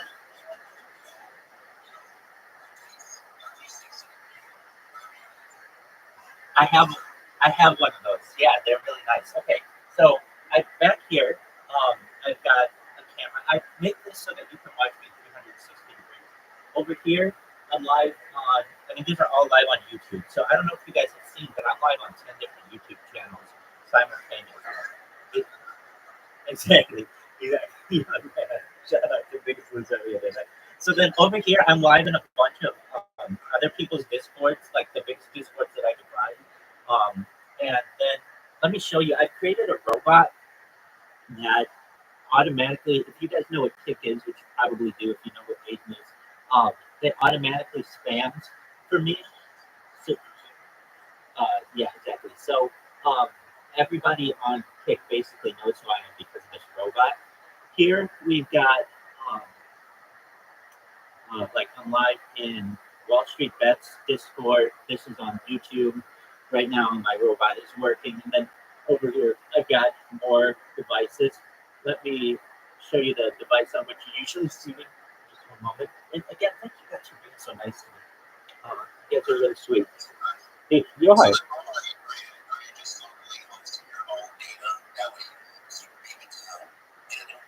Uh, well, I have recorded it. Just one moment. Over here, this is the device you usually see me on. And then I just have like a wall of computers here, and they, yeah, exactly. Um, so what they do is they record basically my every movement, every moment of the day. And they have been for more than 3.5 years. The robot itself, what it does is a um, it creates an account. It then on Kick. It then will end up uh, following a person, and then it creates a clip of them and types in the description my Discord, and then it spams them like 8 times, and then it moves on to the next person, and it just runs like continuously. Is I'll show you right now. So what's it going to do? It's going to open up Kick. It's going to go to the chatting, and as you can tell, with my hands are here. This is all automated, and what it will do is basically create the account for me, and it's how people have gotten to know me. And I got some really good interviews with people that, I mean, you ask anybody on Kick who's a top 300 streamer on Kick, they all know who I am because of my robot, and that's been a really nice way to get more um, influence on the world. But really, what it's about is world peace. I'm an advocate for world peace. I don't think it's right for you to put your hands on me or me put my hands on you without consent. And we're at a point in society where I feel we don't need war. We can advocate to defense contractors to start building robots and using AI for the good of humanity and move away from hurting each other. I feel that, especially with the current conflicts, the best way to avoid any further war is to first everybody lay down their arms, release all the hostages, come to terms at a table, eye to eye, person to person, and live stream. That way, the whole world would be aware of if anybody is not playing fairly, essentially. And those are some of the things that I think are important. But we talk about some other things that are much bigger than just even world peace. Things like anti-gravity, antimatter. I don't know if you guys know who Bob Lazar is, but I'm a huge advocate of Bob Lazar. Bob Lazar was a nuclear physicist at Area 51, specifically S4. It talks about the utilization of anti-gravity for propulsion and for perhaps the creation of force fields. We also talk about things like de-extinction. I don't know if you guys are aware, but the first successful de-extinction took place in the year 2003. It was with the Pyrenean ibex, which is like a goat that was located in northern Spain, southern France. The scientists were able to de-extinct it, and fast forward to the year 2021, a company called Colossal Bioscientific has started, and they have made it their goal by the year 2028, so within the next 3 years or so, to reintroduce the woolly mammoth using African elephants. So perhaps within the next half decade or so, you might be able to see a woolly mammoth, at least on video, and they want to reintroduce the woolly mammoth into the Arctic Circle, which might be very exciting. Additionally, once they're done with the woolly mammoth, they want to reintroduce the Tasmanian tiger and then the dodo. which I think is just incredibly exciting an opportunity to be on Earth to be able to see these things. Other things that we talk about are things like life extension technology, the utilization. When you guys were born, the average life expectancy was probably about age 80. But I want to help you. I want to extend that. So the use of life extension technology, things like human growth hormone and stem cells, nootropics, things like cryogenics, cryonics, other things like ambrosia therapy, using the platelets of younger people for the benefit of older people. All of these things are excellent opportunities for people to extend their life to age 100, 120. But then what happens? Your body's going to break down. You guys are going to say, okay, Rabbi, now what? Well, that's when the next type of technology comes into place. And I really mean this. Japan and things, and you, of course, biggest loser on the internet. I want to, once I go viral, I have more data than any person on earth. Data is Earth's number one resource. Bill Gates coined the phrase in the 1990s, content is king, and I'm making it true today. I have, in 2018, The Economist magazine stated that data was Earth's number one resource, more valuable than food, water, coal, and air, petroleum, palladium, silver, everything. And I have more data than any person ever archived. You guys know, I mean, I'm everywhere. And I want to be able to make you, your friends, and your family rich. And so that you can afford these types of technologies. So, all right, we get to age 80, age 100, age 120, our bodies start to break down. What do we do then, Rabbi? Well, that's when the next type of technology comes into effect, which is known as mind uploading technology, where we scan your brain, if you want, this is all with your consent, where we scan your brain into a computer. We have access to your central nervous system, your peripheral nervous system, and take that data and download it into an android, an avatar, a cyborg, a cybernetic being, a clone of yourself, whatever you want to be. You can be perhaps a robot or like an ethereal being. These are all certainly opportunities we have in the future. And I just want you to know that I'm a leader in all of these facets of futurology, is what it's known as. And with as much data as I have, it may make me a very influential person. And if that happens, I want to help all of you. I want to help your friends, and I want to help your families. I'll have more money than I know what to do with. I'm going to give it away. I want to give it to you and have you be able to start charities for people who you want to help, for you to be able to help your friends and family, and really just help the world. Like, these are excellent opportunities.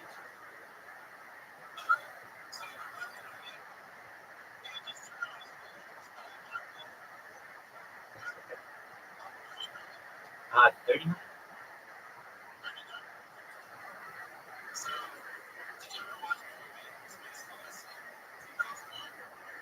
Yeah, with Stanley Cooper. Yeah.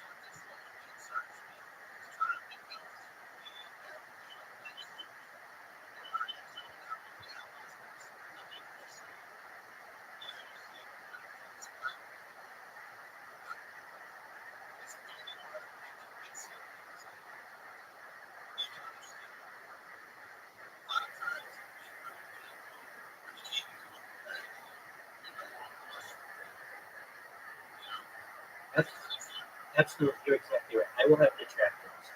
What people don't recognize is that there's a breakaway civilization of humanity. There are Homo sapiens, which we all are, and then we are evolving into a species that perhaps some of us don't die.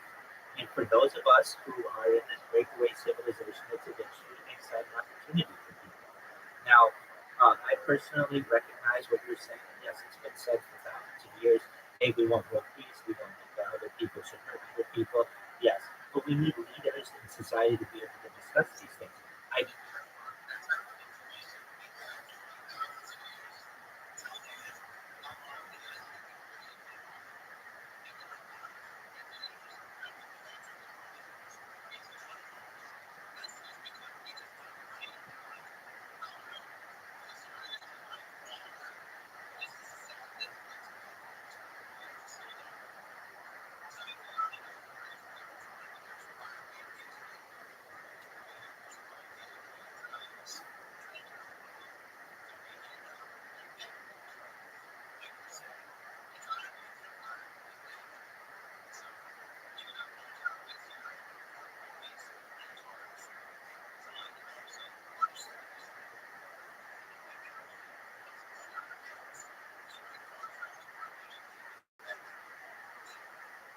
legitimate points.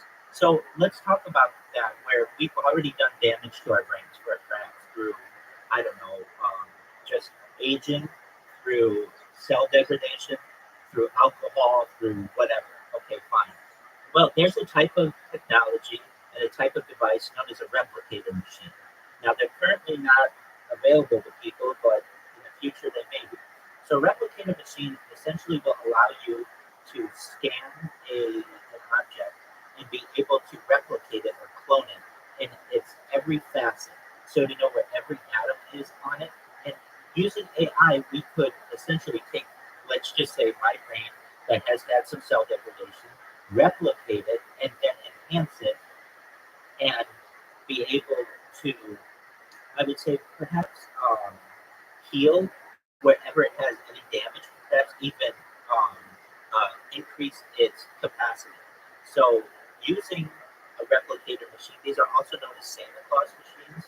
Basically, you think it up and it can create it for you. It can create another clone of you. It could create a card. It's essentially like a 3D printer, but it just can create anything. With this type of technology, the sky is the limit. We'll be able to create clones of ourselves. We'll be able to perhaps revivify people who have previously died. We don't know. I mean, really, the opportunities are endless. But I'm somebody who's a forward thinker, and I would like to see humanity develop itself. Now, I don't know if absolutely every single person on earth would be able to take advantage of this. I would like that. But I think we all know that there are powers that be that don't necessarily want all of the goodness that the world has to offer for everyone. But perhaps some people may be able to take advantage of this.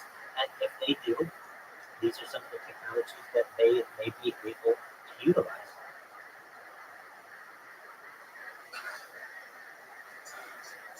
You're good. Shout out to you. I'm a huge advocate for decriminalization of all drugs. I don't feel that we should put people in cages due to plants.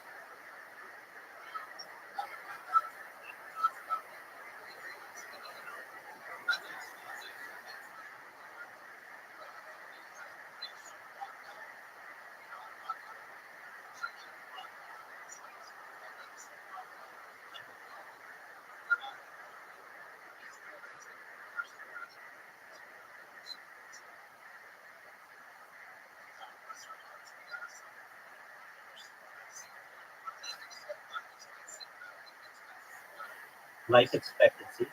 Sure. You're good. You just even said you just took a tote. I understand.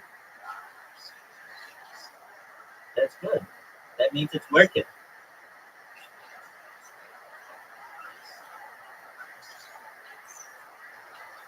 You're good, Bungie.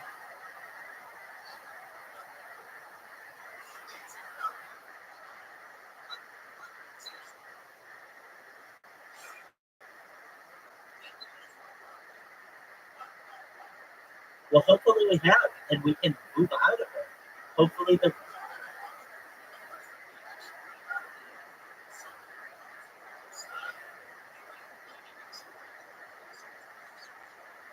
well, certainly. And yeah, well, what is happening is AI is replacing all of those positions, and so sure, okay.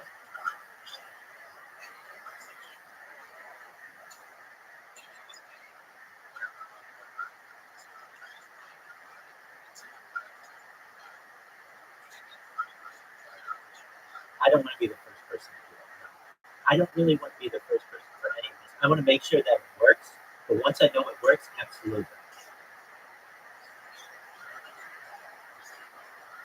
Great, no, great question. So just like the people who are the first test subjects of Neuralink, there are people who are in desperate situations. The first person to ever have Neuralink implanted in them is a man named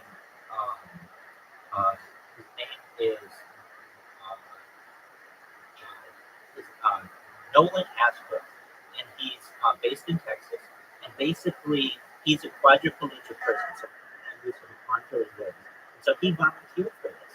So there are some people out there who may want to volunteer because they're in a certain situation where their life is essentially not as enjoyable as possible, and they want to increase the amount of joy that other people may be able to experience. So You may have someone who is like, let's say, just in current terms, 100 years old, and they got cancer and they're going to die. And they may say, you know what, if my uploading technology is a thing, please scan my brain and let's try it. I'm going to die anyway. So why not give myself the opportunity to be able to do it?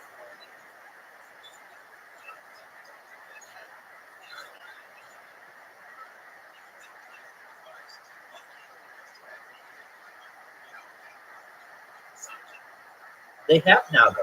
They have now, though.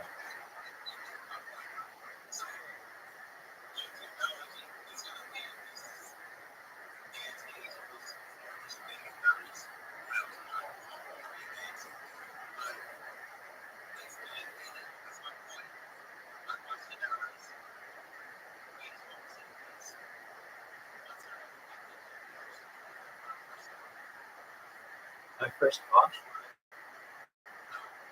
oh,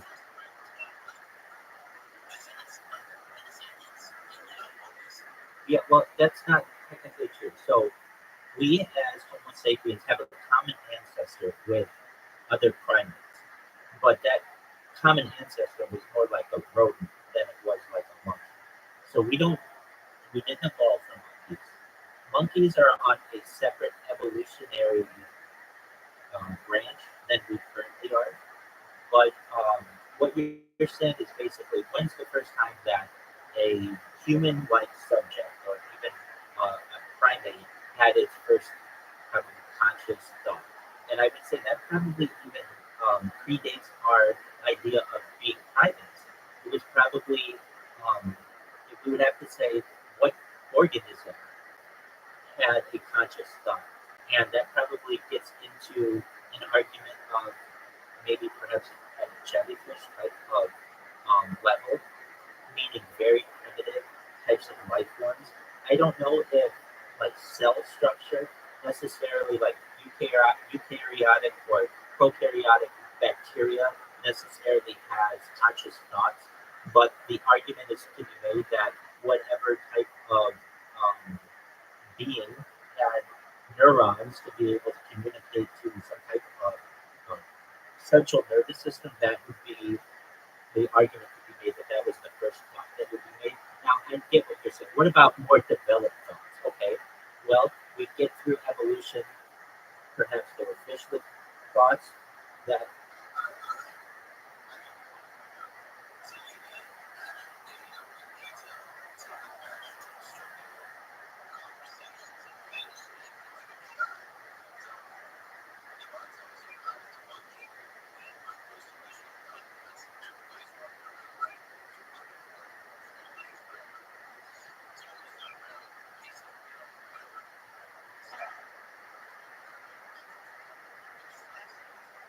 okay,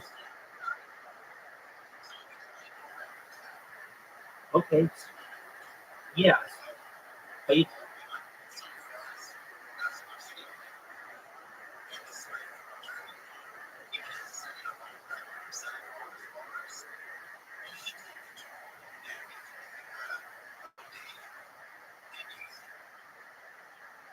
I,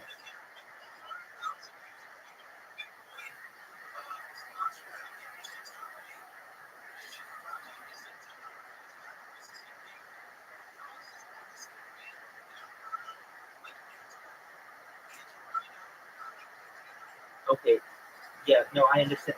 Biggest loser on the internet. I want you to know I appreciate what you're saying, but if Ant is going to keep his camera on like that, we can't be doing this. Okay, good job.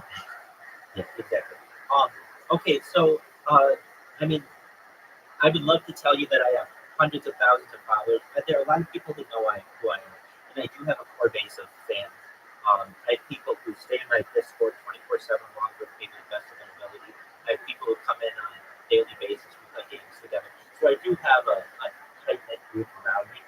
But eventually, what's going to happen is the right people are going to see what I'm doing, and they're going to spread it, and it's going to continue to spread. And then perhaps I may be that one person uh, who's known to always be on the internet, and you can always follow me. That's a really exciting premise for people. The internet can be very boring, and when people are bored, they're going to be interested to see, hey, I wonder what Rabbi's doing.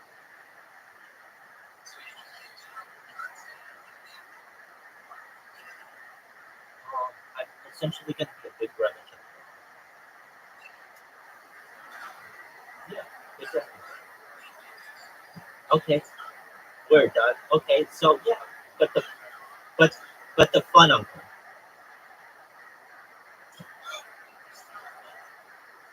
Sure. A fun uncle is somebody who you can go to. Perhaps you don't always want to go to your parents and be able to ask them questions and get realistic answers from them. And perhaps they're going to teach you how to enhance your life in ways that your parents would normally tell you. So, what are some examples of this? Well, we could, like, perhaps your parents would take you to a casino and you could go gamble, but your fun uncle might. And your fun uncle might give you a few bucks to be able to play tables and teach you all the games and how to do that. A fun uncle might teach you how to pick up women when your parents wouldn't normally do that. A fun uncle might be able to take the time, because they don't necessarily have children of their own, to be able to still care about you, but not, but you know,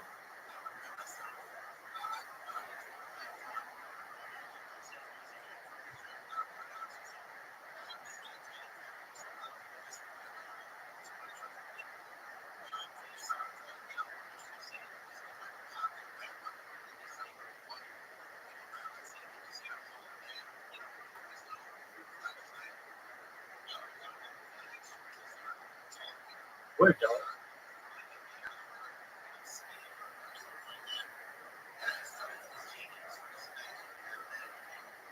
I'm in, absolutely.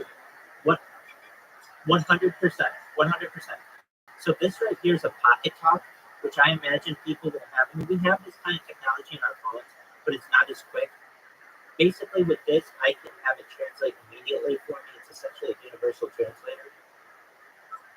Básicamente, con esto puedo traducirlo inmediatamente. Es básicamente un traductor universal.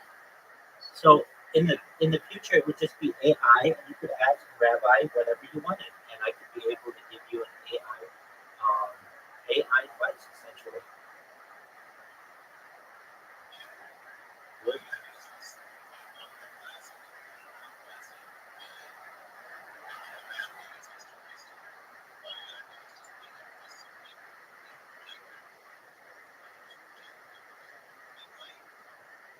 I'm in agreement with you. Absolutely. And with especially we are in the infancy of AI. We don't know its opportunities. Especially currently, we're working towards artificial general intelligence. But where AI gets really interesting is the next level, which is artificial super intelligence, where it's many times smarter than what an average person is. And once we get to that level, the opportunities are essentially endless. That's hey guys, look, absolutely. I want you to know how much I appreciate you guys. I know that you guys are always razzing me, and that's cool. I mean, I appreciate the attention, and I want you to know if you guys ever need any support, if you ever need anything, I'm here for you. I hope the best for all of you, and I'm going to continue streaming just like I always do. And if you ever need me, feel free to DM me or get my attention, and I'm here to help you. Okay? Absolutely. You take care, my friend. Much love to you all.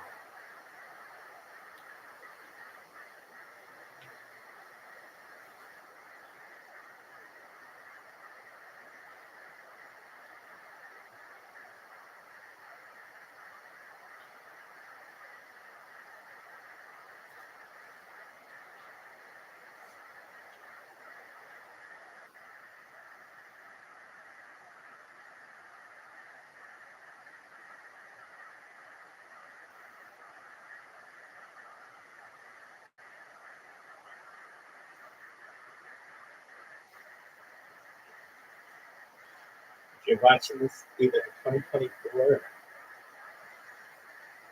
5785, just know that I really appreciate those guys being so nice to me. Shout out to Ethan Ross for just allowing me to stream on his Discord. Not everybody to go out and do that. It's really nice of him. Shout out to those guys.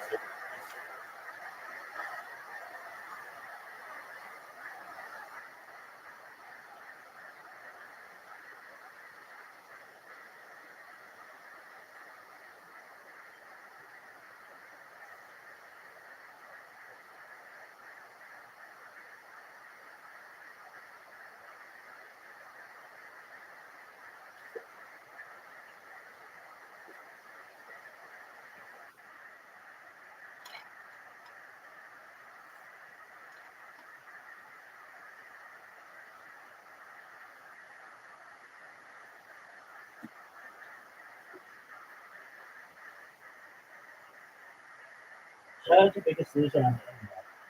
It takes a lot of courage to just randomly talk to people. And he was very comfortable doing that. Very smart.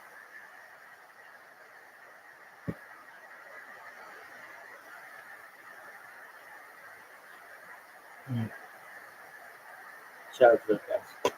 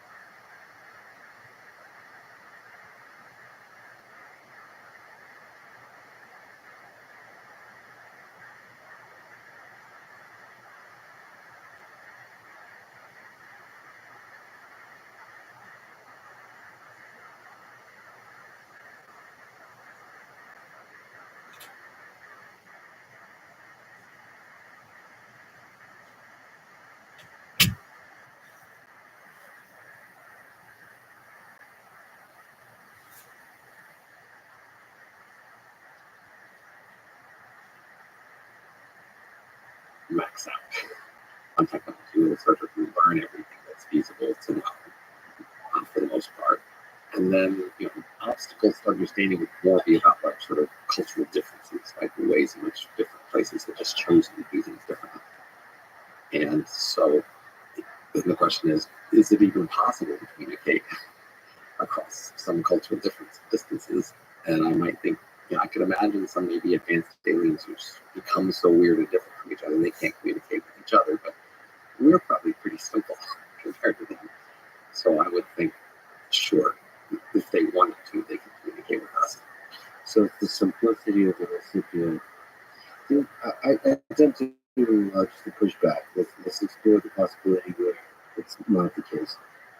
Can we communicate ants? I find that this idea that We're not very good at communicating in general. oh, you're saying, all right, I see. You're saying once you get orders of magnitude better at communicating. Once they had maxed out on all communication technology in general, and they just understood in general how to communicate with lots of things, and then on that millions of years. You have to be able to. It's so interesting. As somebody who cares a lot about empathy and imagining how other people feel, communication requires empathy, meaning you have to truly understand how the other person, the other organism sees the world. It's like a four-dimensional species talking to two-dimensional species. It's not as trivial as, to me at least, as it may at first seem. So let me reverse my position a little bit, because I'll say, well, the hello aliens question really combines two different scenarios that we're slipping over. So one scenario would be that the hello aliens would be like Rabbi. They would be just fully advanced. They would have been expanding for millions of years. They would have a very advanced civilization. And then they would finally be arriving here, after a billion years perhaps of expanding, in which case they're going to be crazy advanced. That's on a maximal level. But the hello aliens, about aliens we might meet soon, which might be sort of UFO aliens, and UFO aliens probably are not Rabbi aliens. How do you get here if you're not a graduate? Well, they would have to be able to travel. But They they would would not be expansive. So the road trip doesn't count as gravity. So we're talking about expanding the colony, the comfortable colony. So the question is, if UFOs, some of them are aliens, what kind of aliens would they be? This is sort of the key question you have to ask in order to try to interpret that scenario. The key fact we would know is that they are here right now, but the universe around us is not full of alien civilization. So that says right off the bat that they chose not to allow massive expansion of Rabbi civilization. Is it possible that they chose it, but we just don't see them yet? Because these are the stragglers, the journeymen. So the timing coincidence is, it's almost surely, if they are here now, they are much older than us. They are many millions of years older than us. And so they could have filled the galaxy in that last millions of years if they had wanted to. That is they couldn't just be right at the edge. It would be very unlikely. Most likely they would have been around waiting for us for a long time. They could have come here any time in the last millions of years. And they've been waiting around for this, and they just chose to come recently. But the timing coincidence would be crazy unlikely that they just happen to be able to get here, say, in the last 100 years. They would no doubt have been able to get here far earlier than that. Again, we don't know. So this is referring to like UFO sightings on Earth. We don't know if this kind of increase in sightings have anything to do with actual I'm just talking about like the timing, like they arose in some way in space, right? And it's very unlikely that was just to the point that they could just barely get here recently. Almost surely they could have been here much earlier. And throughout the stretch of several billion years that Earth existed, they could have been here. Exactly. So they could have therefore filled the galaxy a long time ago. Well, they wanted to. Let's push back that much. That's what the question to me is: isn't it possible that the expansion of a civilization is much harder than the travel? The sphere of the reachable is different than the sphere of the colonized. So isn't it possible that the sphere of places where like, the stragglers go, the different people that journey out, the explorers, is much, much larger and grows much faster than the civilization? So in which case, like they would visit us. There's a lot of grad students of the civilization. They're like exploring the data, and we're not yet going to see them. And by yet, I mean across millions of years. The time delay between when the first thing might arrive and then when colonists would arrive in mass and do a mass amount of work is cosmologically short. And, in human history, of course, sure, there would be a century between that, but a century is just a tiny amount of time on the scales we're talking about. So this is a computer science ant colony optimization. It's true for ants. So it's like when the first ant shows up, it's likely, if there's anything of value, it's likely the other ants will follow quickly. Yeah, relatively short. It's also true that traveling over very long distances is probably one of the main ways to make that feasible. It's that you land somewhere, you colonize a bit, you create a resource base that then allow you to go further. Many short hops as opposed to a giant long. Exactly. So those hops require that you are able to start a colonization of sorts along those hops, right? You have to be able to stop somewhere, make it into a way station such that you can then support your moving part. So, what do you think of? There's been a lot of UFO sightings. What do you think about those UFO sightings? Or what do you think if any of them are of extraterrestrial origin? And we don't see giant civilizations out in the sky. How do you make sense of that? I want to do some clearing of throats, which is people like to do on this topic, right? They want to make sure you understand they're saying this and not that, right? So I would say the analysis needs both a prior and a likelihood. So the prior is what are the scenarios that are all plausible in terms of what we know about the universe, and then the likelihood is the particular actual sightings, like how hard are those to explain through various means. I will establish myself as somewhat of an expert on the prior. I would say my studies and the things I've studied make me an expert, and I should stand up and have an opinion on that and be able to explain. The likelihood, however, is not my area of expertise. That is, I'm not a pilot. I don't do atmospheric studies of things. I haven't studied in detail the various kinds of atmospheric phenomena or whatever that might be used to explain the particular sightings. I can just say from my amateur stance, the sightings look damn puzzling. They do not look easy to dismiss. The attempts I've seen to easily dismiss them seem to me to fail. It seems like these are pretty puzzling, weird stuff that deserve an expert's attention. So in terms of considering asking what the likelihood is. So the analogy I would make is a murder trial. Okay? On average, if we say, what's the chance any one person murdered another person has a prior probability, maybe 1 in 1,000 people get murdered, maybe each person has 1,000 people around them who could possibly have done it. So the prior probability of a murder is 1. But we allow murder trials because often evidence is sufficient to overcome a 1 in a million trial. Because the evidence is often strong, right? My rough guess for the UFOs as aliens scenario, some of them, is the prior is roughly 1 in 1,000. Much higher than the usual murder trial. 20 high enough that strong physical evidence could put you over the top to think it's more likely than not. But I'm not an expert on that physical evidence. I'm going to leave that part to someone else. I'm going to say the prior is pretty high. This isn't a crazy scenario. So then I can elaborate on where my prior comes from. What scenario could make most sense of this statement? My scenario, to make sense, has 2 main parts. First is panspermia sibilance. So panspermia is the hypothetical process by which life might have arrived on Earth from elsewhere. And a plausible time for that, it would have to happen very early in Earth's history because we see life early in Earth's history. And a plausible time could have been during the stellar nursery where the sun was born with many other stars in the same close proximity, with lots of rocks flying around it, move things from one place to another. If a rock with life on it from some rock planet with life came into that stellar nursery, it plausibly could have seeded many planets in that stellar nursery all at the same time. They're all born at the same time, in the same place, pretty close to each other. and there's lots of Rothschild. Okay, so a panspermia scenario would then create siblings, i.e., there would be, say, a few thousand other planets out there. So after the nursery forms, it drifts, it's separated, they drift apart. And so out there in the galaxy, there would now be a bunch of other stars all formed at the same time, and we can actually spot them in terms of their spectrum. And they would have then started on the same path of life as we did, with that life being seeded, but they would move at different rates. And most likely, most of them would never, reach an advanced level before the deadline, but maybe one other did, and maybe it did before us.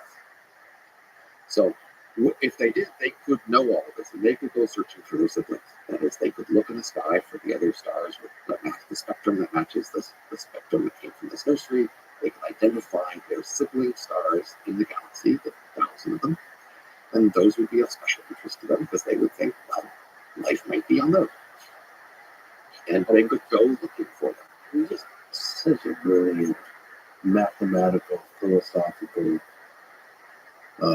physical, biological idea of panspermia siblings, because we all kind of start at a similar time in this local pocket, right, of the universe. And so that changes a lot of the math. So that would create this correlation between when advanced life might appear. No longer just random independent spaces in space-time. There would be this cluster, perhaps. And that allows interaction between around the cluster. Yes. Non-gravity civilizations, like kind of primitive alien civilizations, like us with others, that they might be a little bit ahead. That's so fascinating. They would probably be a lot ahead. So the puzzle is, sure. If they, if they have before us, they probably have them hundreds of millions of years before us. Or less than a billion, but still plenty of time. But they could have become gravity and filled the galaxy and gone beyond. And so there'd be plenty. So the fact is, they chose not to become gravity. That would have to be the interpretation. If we have panspermia, like at time they become gravities. So yes, they should be time, and they chose not to. Are we sure about this? So again, 100 million years is enough. 100 million. So I told you before that, and I said within 10 million years, our descendants will become gravity or not, and they'll have that choice. Okay, right? And so they clearly more than 10 million years earlier than us, so they chose not to. But still, go on vacation, look around.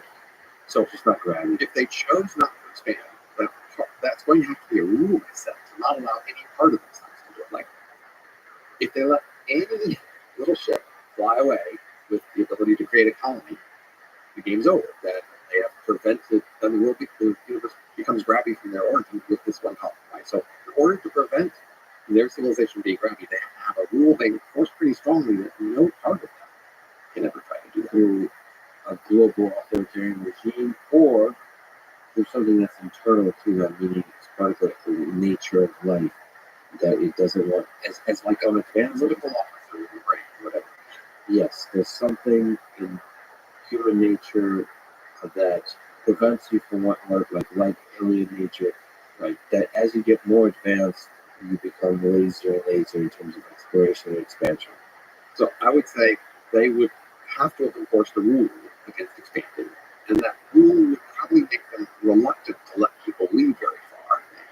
Any one vacation trip far away could risk an expansion from this vacation trip, so they would probably have a pretty tight lid on just allowing any travel out from their origin in order to enforce this rule. And but then we also know, well, they would have chosen to come here, so clearly they made an exception from their general rule to say, okay, an expedition to Earth, that should be allowed. It could be intentional exception or incompetent exception. But if incompetent, then they couldn't maintain this over 100 million years, this policy of not allowing expansion. So we have to see they have successfully, they not just had a policy to try, they succeeded over 100 million years in preventing the expansion. That's substantial competence. What do you think about this? So you don't think there could be a barrier in 100 million years? You don't think there could be a barrier to, like, technological barrier to becoming expansionary? Imagine the Europeans that tried to prevent anybody from leaving Europe to go to the New World. And imagine what it would have taken to make that happen over 100 million years. Yeah, it's impossible. They would have to have very strict, guards at borders and water saying, no, you can't go. So, but just to clarify, you're not suggesting it's actually possible. I am suggesting it's possible. I don't know how you keep my silly human brain. Maybe it's the brain that values freedom, but I don't know how you can keep, no matter how much force, no matter how much censorship or control or so on, that's true. Know how you can keep people from exploring into the mysterious, into the unknown. You're thinking of people, we're talking aliens.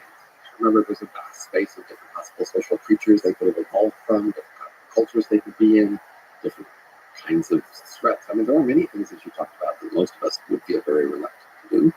This isn't one of those, but okay, so how, if the UFO sightings represent alien visitors, how the heck are they getting here under the panspermia siblings? So panspermia siblings is one part of the scenario, which is that's where they came from.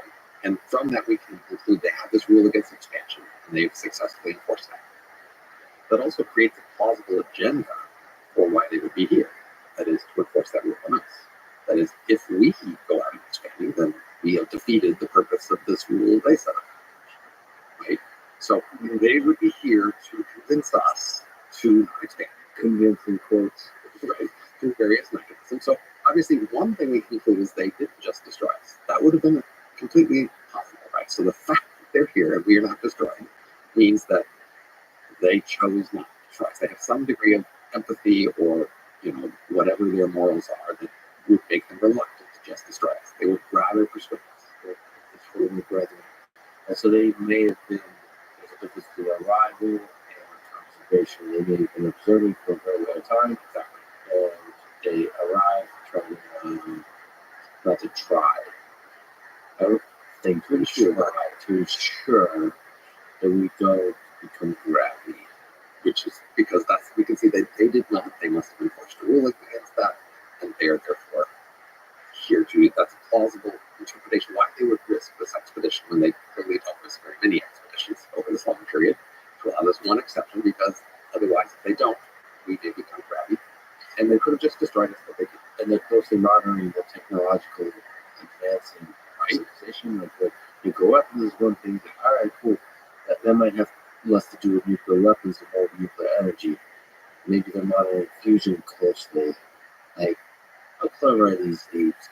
So no doubt they have a button that if we get too uppity or risky, they can push the button and ensure that we don't expand. But they'd rather do it through. So now that explains why they're here, why they aren't. There's another thing that we need to explain. There's another key data we need to explain about UFOs if we're going to have a hypothesis that explains it. And this is something many people have noticed, which is they had two extreme options they could have chosen and didn't choose. They could have either just remained completely invisible.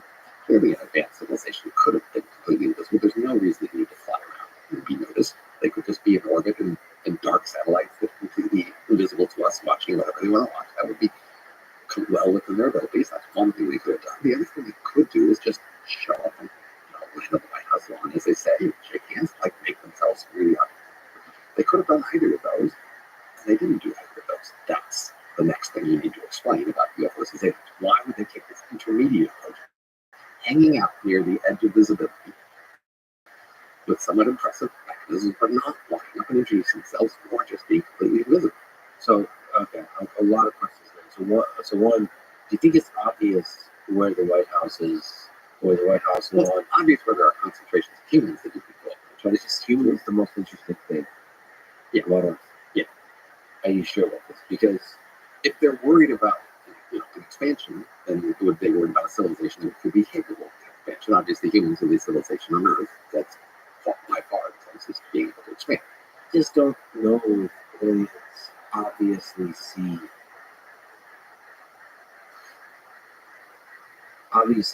humans, like the individual humans, like the order, the meat vehicles, as the center of focus for observing a life on a planet. They're supposed to be really smart and advanced. Like, this shouldn't be that hard. But I think we're actually the dumb ones. We think humans are the important things, but it could be our ideas you can do something about our technologies. That's mediated with us, of course. No, we make it seem like it's mediated by us humans. But the focus for alien civilizations might be the AI systems or the technologies themselves. That might be the organs. Like what humans are like, okay, human is the food, the source of the organism under observation versus like, So the what they wanted to have close contact with was something that was closely near humans, then they would be contacting those. We would just incidentally see, but we would still see. but don't you think that isn't it possible, taking that perspective, isn't it possible that they would want to interact with some fundamental aspect that they're interested in without interfering? And that's actually a very, whatever yes, you are, it's very difficult to do. But that's puzzling. So I mean, the prototypical UFO observation is a shiny, big object in the sky that has very rapid acceleration and no apparent surfaces for using air to manipulate its speed. You know, and the question is why that, right? Again, if they just, for example, if they just wanted to talk to our computer systems, they could like move some sort of like a little probe that like connects to a wire and then it reads and sends bits there. They don't need a shiny thing flying in the sky. But I don't think they would be there. They would be looking for the right way to communicate, the right language to communicate. Everything you just said, looking at the computer systems, I mean, that's not a trivial thing. Coming up with a signal that us humans would not freak out too much about, but also understand, might not be that trivial. So not freaking out with part is another interesting constraint. So again, I said like the two obvious strategies are just to remain completely invisible and watch, which would be quite feasible, or to just directly interact. That's come out and be really very direct, right? I mean, there's big things that you can see around. There's big cities, there's aircraft carriers, there's lots of. If you want to just find a big thing and come right up to it and like tap it on the shoulder or whatever, that would be quite feasible, and we're not doing that. So my hypothesis is that one of the other questions there was, do they have a status hierarchy? And I think most animals on Earth, who are social animals, have status hierarchy. And they would reasonably presume that we have a status hierarchy. And Take me to your leader. well, I would say their strategy is to be impressive and sort of get us to see them at the top of our status hierarchy. Just to that's how, for example, we domesticate dogs, right? We convince dogs we're the leader of their pack, right? And we domesticate many animals that way. That is, we just swap into the top of their status hierarchy and we say, we're your top status animal, so you should do what we say, you should follow our lead. So the idea that would be they are going to get us to do what they want by being top status. All through history, kings and emperors, etc., try to impress their citizens and other people by having the bigger palace, the bigger parade, the bigger crown, diamonds, right, whatever, building a bigger pyramid, etc. Just it's a very well established trend to just be high status by being more impressive than the rest. Push back, and there's an order of several orders of magnitude of power, asymmetry of power. I feel like that status hierarchy applies. It's like mimetic theory. It's like Most emperors are several orders of magnitude more powerful than any one member of their empire. let's increase that by even more. So, like, if I'm interacting with ants, right, I no longer feel like I need to establish my power with ants. I actually want to lessen. I think I want to lower myself, the ants. I want to become the lowest possible ant so that they would welcome me. So I'm less concerned about them worshiping me. I'm more concerned about them welcoming me. It is important that you be non-threatening, that you be local. So I think, for example, if the aliens had done something really big in the sky, 100 light years away, that would be there, not here. And that could seem threatening. So I think their strategy to be the high status would have to be visible, but here and non-threatening. I still know it's obvious how to do this. Like, take you off the question, yeah, see a planet with relatively intelligent complex structure for the world. Like, light forms. You can see this, like under in flight or something like that. Right. In Europa, you start to see not just primitive bacterial life, but multicellular life. You see to form some very complicated cellular colonies and structures that they're dynamic. There's a lot of stuff going on. Some gigantic cellular tower type of construct. How do you make yourself known to them in an impressive fashion without destroying it? Like, we know how to destroy potentially. Right. So if you go touch stuff, you're likely to hurt, right? There's a good risk of hurting something by getting too close to touching it and interacting, right? Like landing in a White House wall. Right. So the claim is that their current strategy of hanging out at the periphery of our vision and just being very clearly physically impressive with very clear physically impressive ability is at least the plausible strategy they might use to impress us and convince us sort of we're at the top of their status hierarchy. And I would say if they came closer, not only would they risk hurting somebody that they couldn't really understand, but more plausibly, they would reveal things about themselves we would hate. So if you look at how we treat other civilizations on Earth and people, we are generally, interested in foreigners and people from other lands, and we're generally interested in their varying customs, etc. Until we find out that they do something that violates our moral norms, and then we hate them. And these are right. There's just going to be something about them that we hate. They eat babies. Who knows what it is? But something they don't think is offensive, but that they think we might find it. So they would be risking a lot by revealing a lot about themselves. We would find something to do. Interesting. But do you resonate at all with mimetic theory where, like, we only feel this way about things that are very close to us? They only is sufficiently different to where we'd be, like, fascinated, terrified or fascinated, but not, like, right, but they want to be at the top of our status hierarchy to get us to follow them. They can't be too distant. They have to be close enough that we would see them that way, but pretend to be close enough, right? And not reveal much mystery that only Clint Eastwood, right? Cowboy, we say the point is, we're clever enough that we can figure out their agenda. But it's just from the fact that we're here. If we see the figure, we can figure out, oh, they want us not to expand.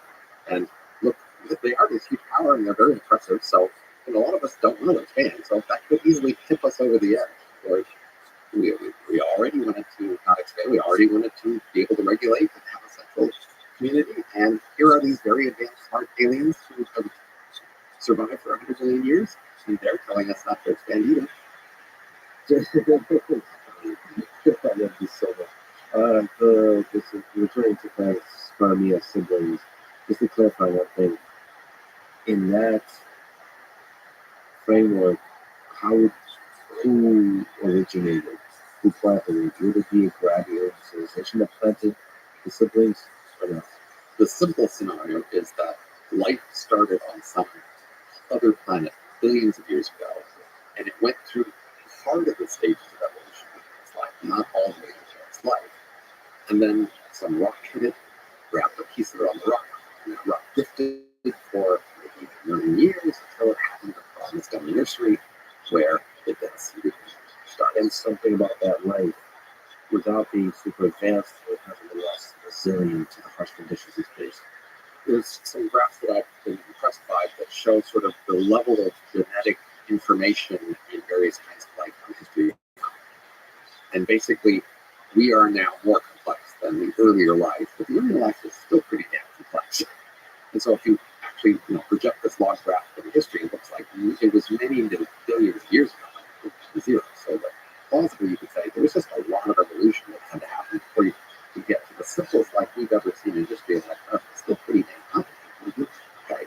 And so that's always been this puzzle. How could life get to this enormously complicated level in the short period it seems to at the beginning of Earth history? So where, with only 300 million years at most it appeared, and then it was really complicated at that point. So panspermia allows you to explain that part by saying, well, it spent another 5 billion years on another planet, going through lots of earlier stages where it was working its way up to the level of complexity you see at the beginning of Earth. We'll try to talk about other ideas of the ocean, but let me return to UFO sightings. Is there other explanations that are possible outside of panspermia siblings that can explain no gravity rings in the sky, and yet alien arrived? The other categories of explanations that most people use is, well, first of all, just mistakes. You know, you're confusing something ordinary or something serious, right? Or some sort of secret organization, like our government secretly messing with us and trying to do a false flag optics, whatever, right? So, they're trying to convince the Russians or the Chinese that there might be aliens and scare them into attacking or something, right? Because if the history of World War II, say the U.S. government had all of these big fake operations where they were faking a lot of big things in order to mess with people. So that's a possibility. The government's been lying and faking things and paying people to lie about what they saw. That's a plausible set of explanations for a range of sightings seen. And another explanation people offer is some other hidden organization on Earth, or some secret organization somewhere that has much more advanced capabilities than anybody's given it credit for. For some reason, it's been keeping secret. I mean, they all sound somewhat implausible, but again, we're looking for maybe 1 in 1,000 sort of priors. The question is, could they be at that level of plausibility? Can we just lean on this? So first of all, you've thought about so many different topics. You're an incredible mind, and just thank you for sending it out today. I'm almost like at a loss of which place to explore. But let me, on this topic, ask about conspiracy theories. Because you've written about institutions, authorities. What, this is a bit of a therapy session, but what do we make of conspiracy theories? The phrase itself is pushing you in a direction, right? So clearly, in history, we have had many large coordinated keepings of secrets, right? Say the Manhattan Project, right? It's hundreds of thousands of people working on it over many years. They kept it a secret, right? Clearly, many large military operations have kept things secrets over, even decades, with many thousands of people involved. So clearly, it's possible to keep some things secret over time periods. But the more people you involve and the more time you're assuming, the less centralized an organization and the less discipline you have, the harder it gets to believe. But we're just trying to calibrate basically in our minds which kind of secrets can be kept by which groups over what time periods for what purposes, right? But I don't have enough data. So I'm somebody, I hang out with people, and I love people. I love all things, really. And I think that most people, even the assholes, have the capacity to be good, and they're beautiful, and I enjoy them. So the kind of data in my brain, whatever the chemistry in my brain is that sees the beautiful in things, is maybe collecting a subset of data that doesn't allow me to intuit the confidence that humans are able to achieve in constructing a conspiracy theory. So, for example, one thing that people often talk about is like intelligence agencies. It's the broad thing they say, the CIA, the FSB, the British intelligence. I've fortunate or unfortunate enough never gotten a chance that I know of to talk to any member of those intelligence agencies, nor like take a peek behind the curtain or the first curtain. I don't know how many levels of curtains there are, and so I can't intuit. My interactions with government was funded DoD and DARPA, and I've interacted, been to the Pentagon. Like, with all due respect to my friends, lovely friends in government, and a lot of incredible people, but there's a very giant bureaucracy that sometimes suffocates the ingenuity of the human spirit, is one way I can put it. Meaning, it's difficult for me to imagine extreme competence at scale of hundreds of thousands of human beings. Now, that doesn't mean that's my very anecdotal data of the situation. And so I try to build up my intuition about centralized system of government, how much conspiracy is possible, how much the intelligence agencies or some other source can generate sufficiently robust propaganda that controls the populace. If you look at World War II, as you mentioned, there have been extremely powerful propaganda machines on the side of Nazi Germany, on the side of the Soviet Union, on the side of the United States, and all these different mechanisms. Sometimes they control the free press through social pressures. Sometimes they control the press through the threat of violence, as you do in authoritarian regimes. Sometimes it's like deliberately the dictator, like writing the news, the headlines are literally announcing it, and something about human psychology forces you to embrace the narrative, believe the narrative, and at scale that becomes reality when the initial spark was just a propaganda thought in a single individual's mind. I can't necessarily intuit of what's possible, but I'm skeptical of the power of human institutions to construct conspiracy theories that cause suffering at scale, especially in this modern age when information is becoming more and more accessible by the populace. That's, I don't know if you can elucidate cause suffering at scale, but of course, say during wartime, people were managing the various conspiracies like D-Day or the Manhattan Project. They thought that their conspiracy was avoiding harm rather than causing harm. So if you can get a lot of people to think that supporting the conspiracy is helpful, then a lot more might do that. And there's just a lot of things that people just don't want to see. So if you can make the conspiracy the sort of thing that people wouldn't want to talk about anyway, even if they knew about it, you're most of the way there. So I learned over the years many things that most ordinary people should be interested in, but somehow don't know, even though the data has been very widespread. So I spoke to the elephant in the brain, and one of the chapters is there on medicine, and basically most people seem to ignorant of the very basic fact that when we do randomized trials, we give some people more medicine than others, the people who get more medicine are not healthy. And just overall, in general, just like induce somebody to get more medicine because you just give them more budget to buy medicine. So not a specific medicine, just the whole category. And you would think that would be something most people should know about medicine. You might even think that would be a conspiracy theory to think that would be hidden, but in fact, most people never learn that fact. So just to clarify, just a general high-level statement, the more medicine you take, the less healthy you are. Randomized experiments don't find that out. You do not find that more medicine makes you more healthy. There's just no connection. In randomized experiments, there's no relationship between more medicine. So it's not a negative relationship, but it's just no relationship. Right. So the conspiracy theory would say that the businesses that sell you medicine don't want you to know that fact. And then you're saying that there's also part of this is that people just don't want to know. They just don't want to know. And so they don't learn it. So, I've lived in the Washington area for several decades now, reading the Washington Post regularly, and every week there was a special, section on health and medicine. It never was mentioned in that section of the paper in all the 20 years I read. But do you think there is some truth to this caricature blue pill, red pill, where most people don't want to know the truth? There are many things about which people don't want to know certain kinds of truth. That is bad-looking truths that are discouraging, truths that sort of take away the justification for things they feel passionate about. Do you think that's a bad aspect of human nature? Is that something we should try to overcome?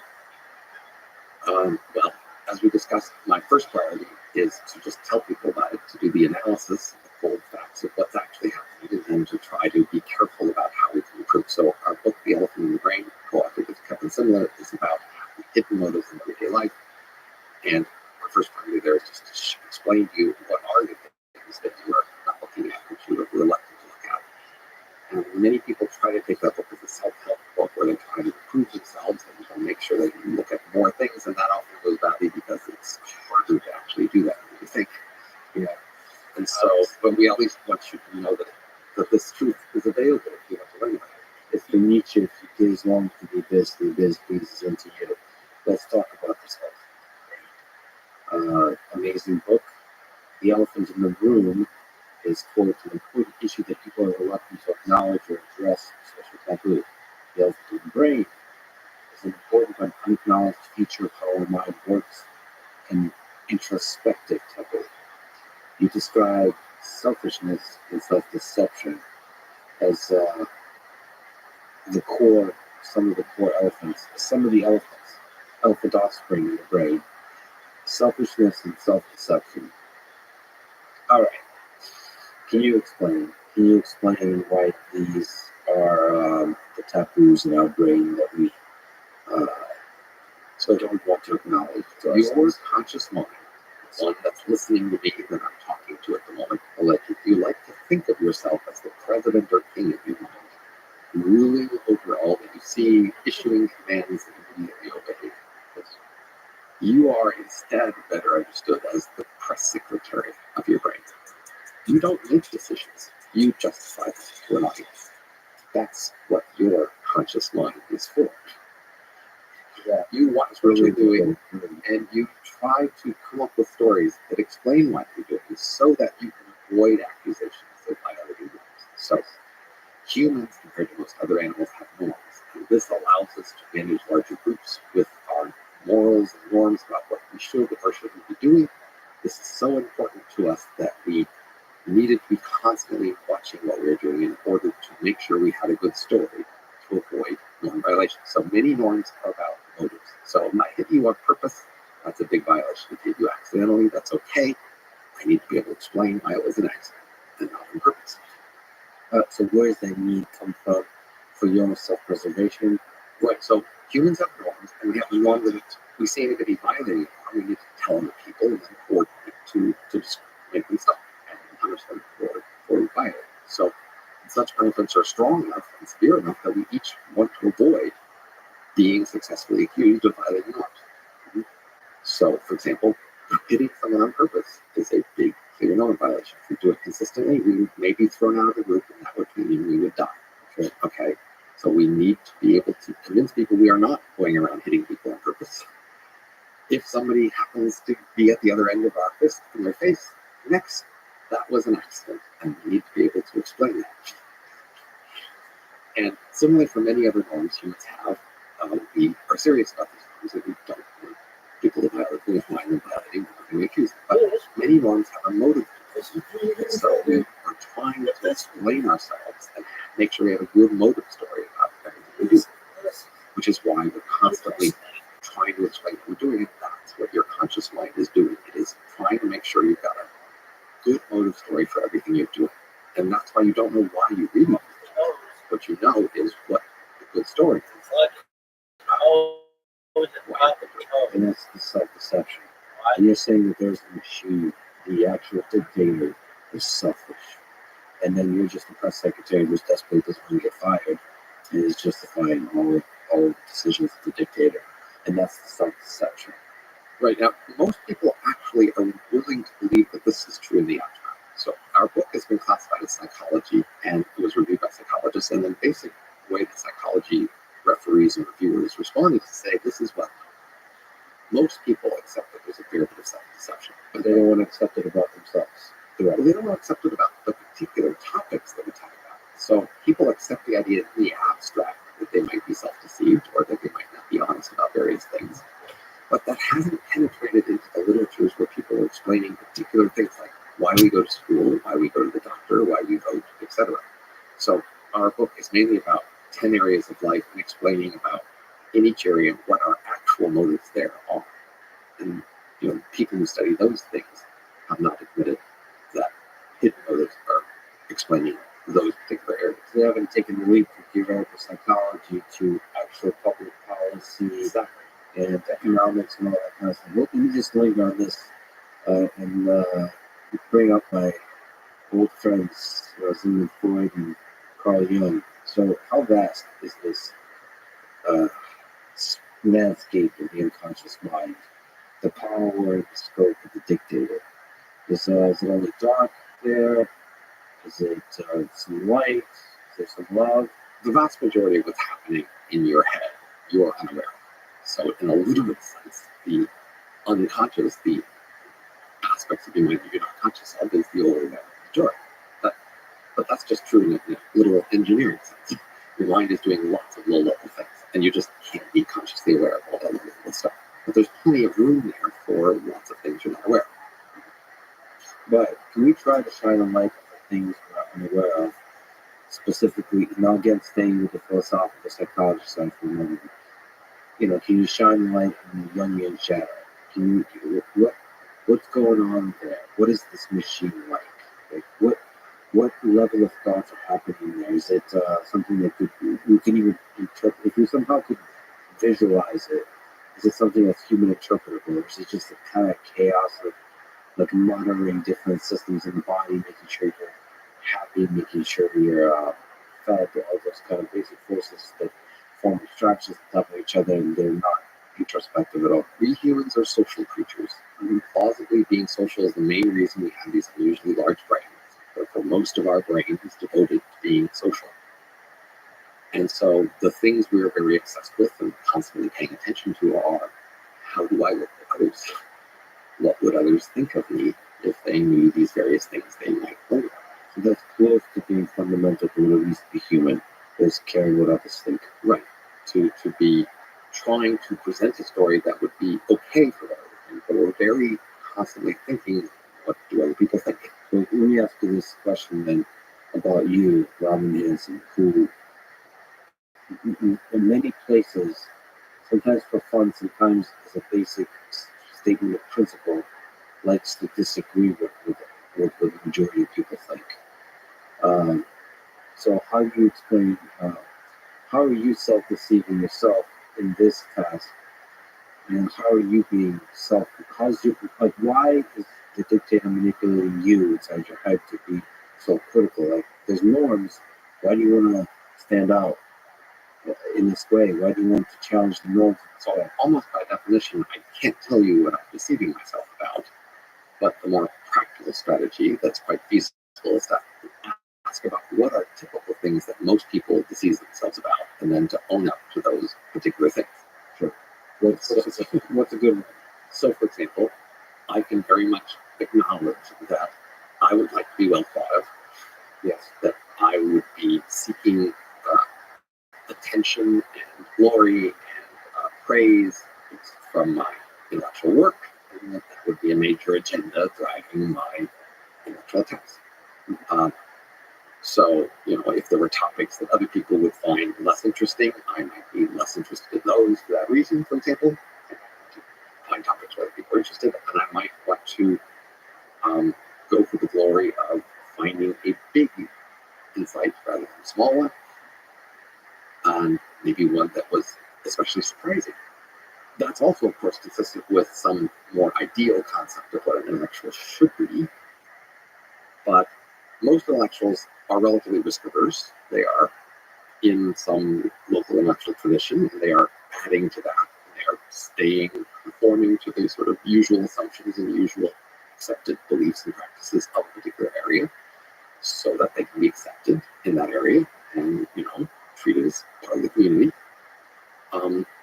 But you might think, for the purpose of the larger intellectual project of understanding the world better, people should be less eager to just add a little bit to some tradition. They should be looking for what's neglected between the major traditions and the major questions. They shouldn't be looking for assumptions maybe we're making that are wrong.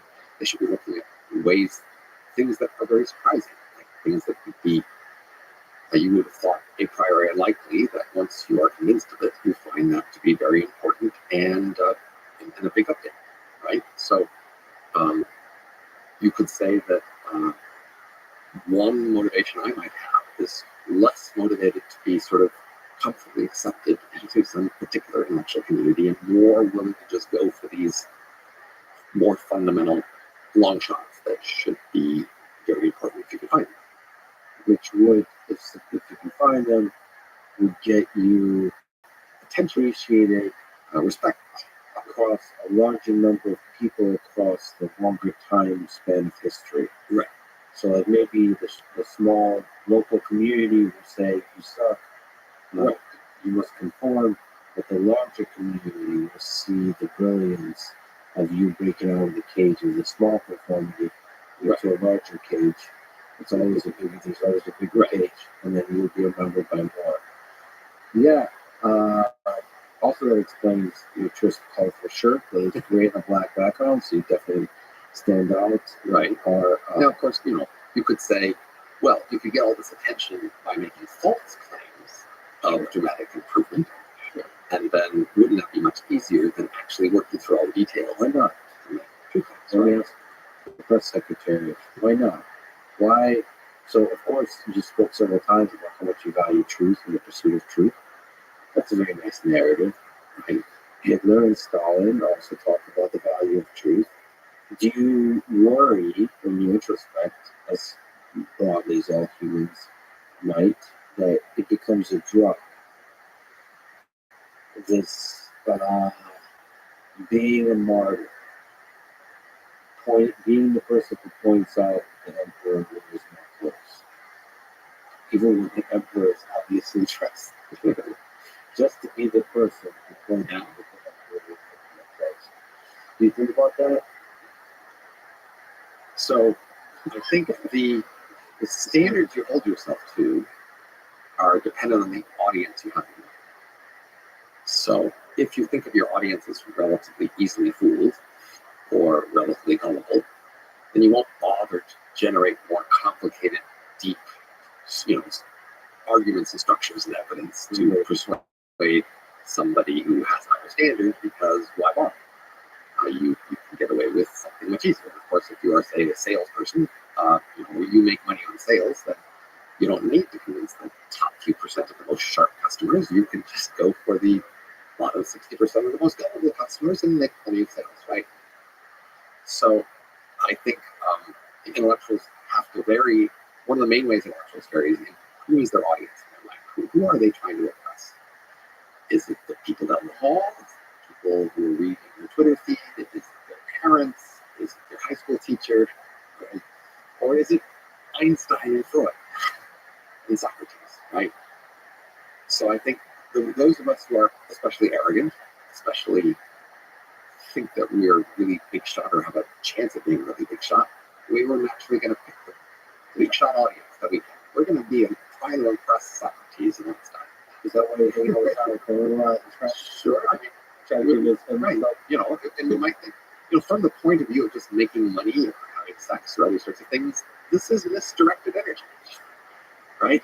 Trying to impress the very most, the highest quality minds, that's such a small sample, and they can't do that much for you anyway.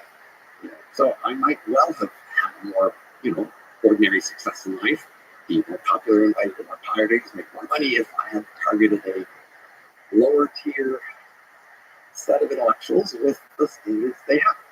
But for some reason, I decided early on that Einstein was my audience, for people like him, and I was going to impress them. Yeah, I mean, you pick your set of motivations. Convincing, impressing Tyler Cohen is not going to help you get late. Trust me, I tried. All right. What are some notable sort of effects of the elephant in the brain in everyday life? So you mentioned when we try to apply that to economics, to public policy, when we think about medicine, education, all these kinds of things. So what are some things that The key thing is medicine is much less useful health-wise than you think. So, if you're focused on your health, you would care a lot less about it. And if you were focused on other people's health, you would also care a lot less about it. But if medicine is, as you suggest, more about showing that you care and let other people show my up boy? care about you, then Fuck yeah, it is. Gang. very interesting to make sense. So that was our very earliest discussion in the podcast. We were talking about Bitch. should you give people a lot of medicine when it's not very effective? And then the answer then is, well, if that's the way that you show you care about them, and you really want them to know you care, then maybe that's what you need to do. If you can't find a cheaper, more effective substitute. So if we actually just pause on that for a bit, how do we start to untangle the full set of self-deception happening in the space of medicine? So we have a method that we use in our book that is what I recommend for people to use in all these sorts of topics. The straightforward method is, first, don't look at yourself. Look at other people. Look at broad patterns of behavior in other people. And then ask, what are the various theories we could have explaining these patterns of behavior? And then just do this logic. Which theory better matches the behavior they have? And the last step is to assume that's true of you too. Don't assume you're an exception. If you happen to be an exception, that won't go so well, but nevertheless, on average, you aren't very well positioned to judge if you're an exception. So look at what other people do, explain what other people do, and assume that's you too. But also, in the case of medicine, there's several parties to consider. So there's the individual person that's receiving medicine, there's the doctor that is prescribing the medicines, there's drug companies that are selling drugs, there are governments, there are regulations, there are lobbyists. So you can build up a network of categories of humans in this, and they each play their role. So how do you introspect the sort of analyze the system at a system scale versus at the individual scale? So it turns out that in general, it's usually much easier to explain producer behavior than consumer behavior. That is, the drug companies or the doctors have relatively clear incentives to give the customers whatever they want. And some may say governments in democratic countries have incentive to give the voters what they want. So that focuses your attention on the patient, on the voter in this equation, saying what do they want? They would be driving the rest of the system. Whatever they want, the other parties are willing to give them in order to get paid. So now we're looking for puzzles in patient and voter behavior. What are they choosing? Why do they choose that? And how much and then we can explain that potentially again portraying the producer, and the producer being incentivized to manipulate the decision-making processes of the voter and the consumer. In almost every industry, producers are in general happy to lie and exaggerate in order to get more customers. This is true of auto repair as much as human body repair and medicine.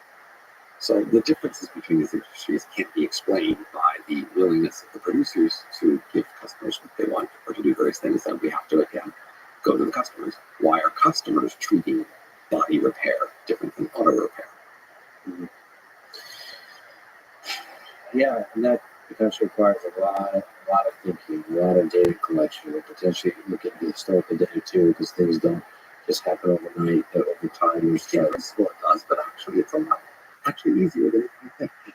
I think the biggest limitation is just the willingness to consider alternative hypotheses. So many of the patterns that you need to rely on are actually pretty obvious, simple patterns. You just have to notice them and ask yourself, how can I explain it? Often you don't need to look at the most subtle, most difficult statistical evidence that might be out there. The simplest patterns are often enough. All right, so there's a fundamental statement about self-deception in the book. There's the application of that, which is in medicine. Can you steel man the argument that many of the foundational ideas in the book are wrong? Meaning, there's two that you just made, which is it can be a lot simpler than it looks. Can you steel man the cases case by case? It's always super complicated. Like it's a complex system. It's very difficult to have a simple model about it. It's very difficult to introspect. And the other one is that the human brain isn't not just about self-deception. That there's a lot of motivations at play.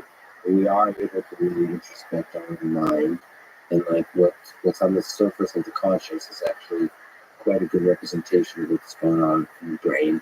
And you're not deceiving yourself. You are able to actually drive to deeply think about where your mind stands and what you think about the world. And it's less about impressing people and more about being a free thinking individual. So when a child tries to explain why they don't have their homework assignment, they are sometimes inclined to say, the dog ate my homework. They almost never say, the dragon. The reason is, the dragon is a completely implausible explanation. Almost always when we make excuses for things, we choose things that are, at least in some degree, plausible. It could perhaps have happened. That's an obstacle for any explanation of a hidden motive or a hidden feature of human behavior. If people are pretending one thing while really doing another, they're usually going to pick as a pretense something that's somewhat plausible. That's going to be an obstacle to proving that hypothesis if you are focused on sort of the local data that a person would typically have if they were a child. So if you're just looking at one kid in this lack of homework, maybe you can't tell whether his dog ate his homework or not. If you happen to know he doesn't have a dog, you might have more confidence, right? You will need to have a wider range of evidence than a typical person would when they're encountering that actual excuse in order to see past the excuse.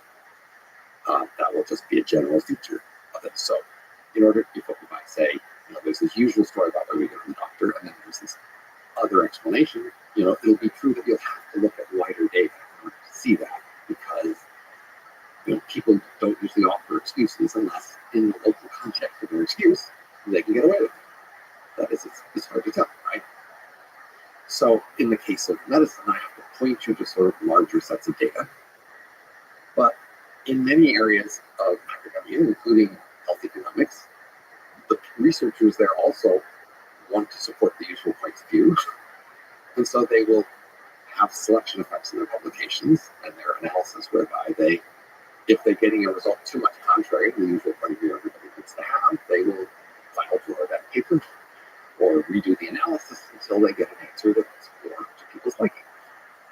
So that means in the health economics literature, there are plenty of people who will claim that in fact we have evidence that medicine is effective. And when I respond, I will have to point you to our most reliable evidence and ask you to consider the possibility that the literature is biased, and that when the evidence isn't as reliable, when they have more degrees of freedom in order to get the answer they want, they do tend to get the answer they want. But when we get to the kind of evidence that's much harder to mess with, that's where we will see the truth be more revealed. So with respect to medicine, we have millions of papers published in medicine over the years, most of which give the impression that medicine is useful. There's a small literature on randomized experiments of the aggregate effects of medicine, where there's maybe a few half dozen or so papers, where it would be the hardest to hide it because it's such a straightforward experiment done in a straightforward way that it's hard to manipulate.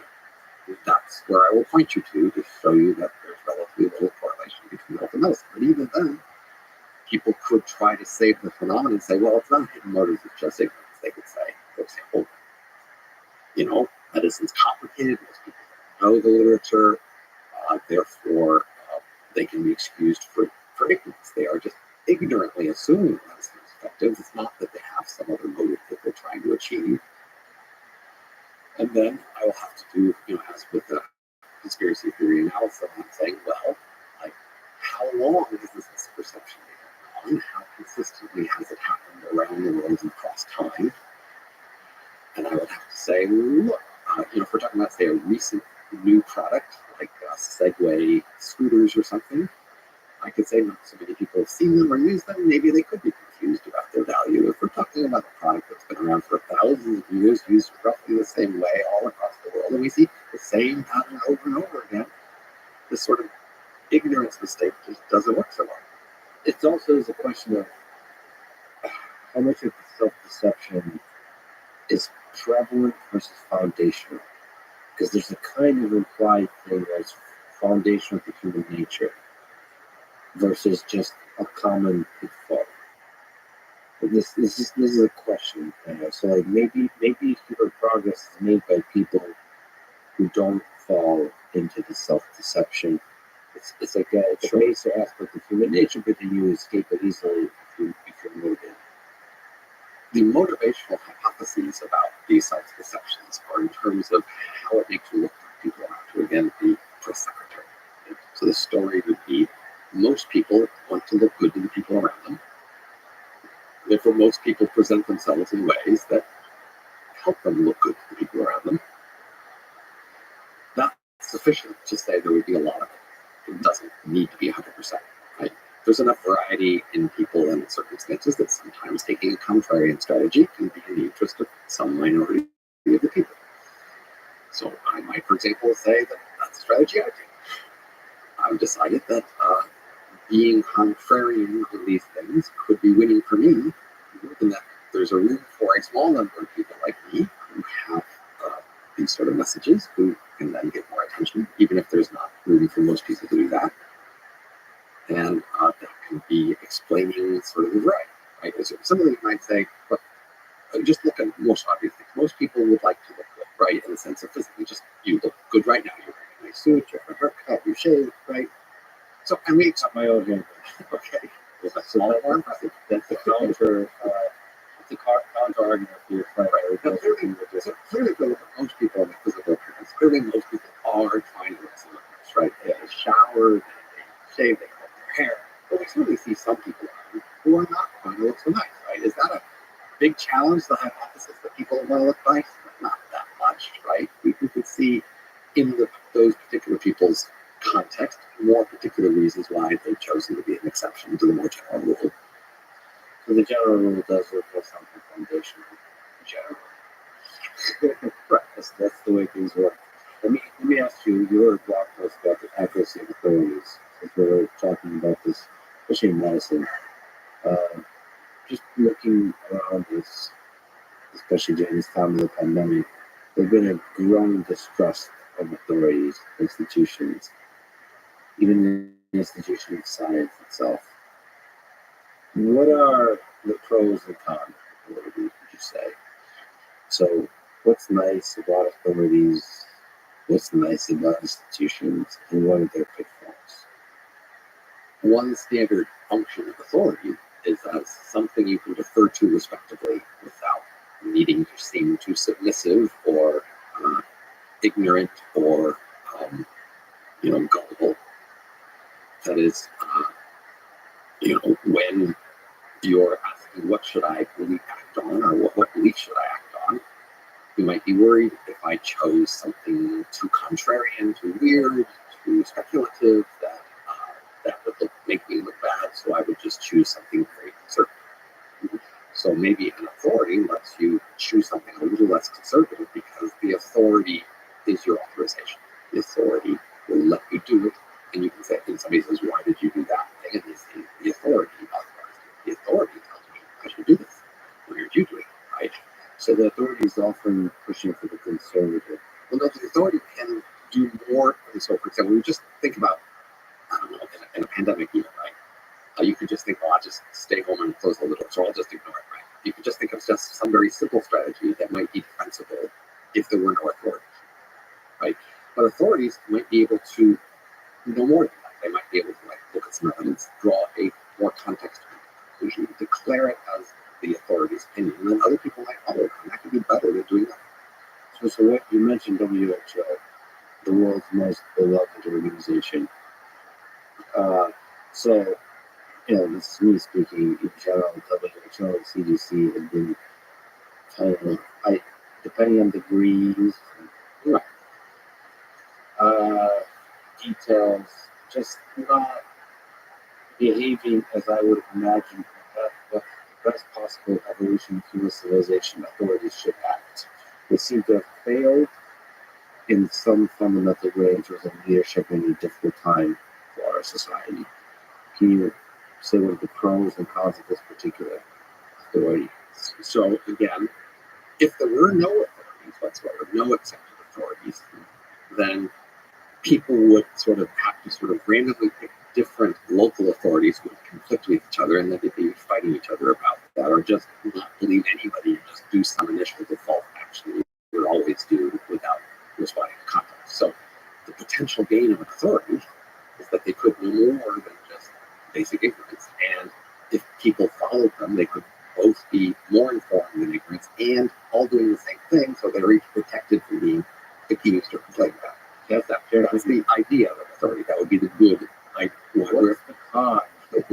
Okay. What's the negative? How is that? So the con is that if you think of yourself as the authority and asking what's my best strategy as an authority, it's unfortunately not to be maximally informative. So you might think the ideal authority would not just tell you more than ignorance, it would tell you as much as possible. Okay, it would give you as much detail as you could possibly listen to and manage to assimilate, and it would update that as frequently as possible, or as frequently as you were able to listen to assimilate, and that would be the maximally informative authority.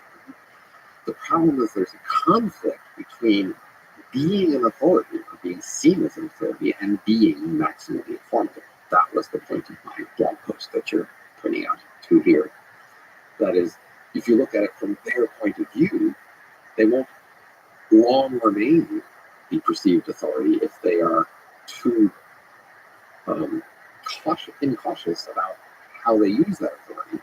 And one of the ways to be incautious would be to be too informal. Okay, that's still in the profile for me. Because you're talking about the tensions that are very data driven and very honest, and then we hope that authorities struggle with that, how much information to provide to people to maximize maximize outcomes. Now, I'm jealous and because more information is better because I trust the intelligence of people. But I'd like to mention a bigger con on authorities, which is the human question. This comes back to global government and so on.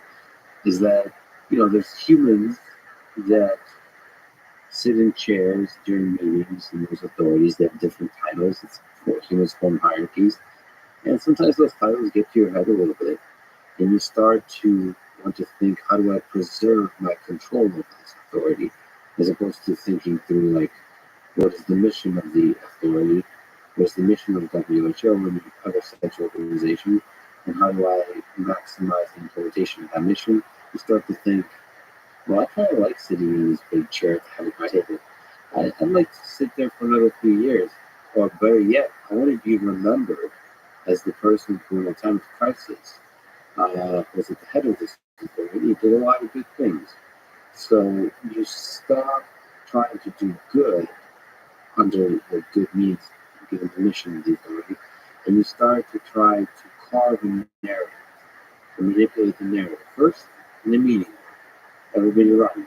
Just a small little story you tell yourself, and you in turns the managers throughout the whole hierarchy of the company.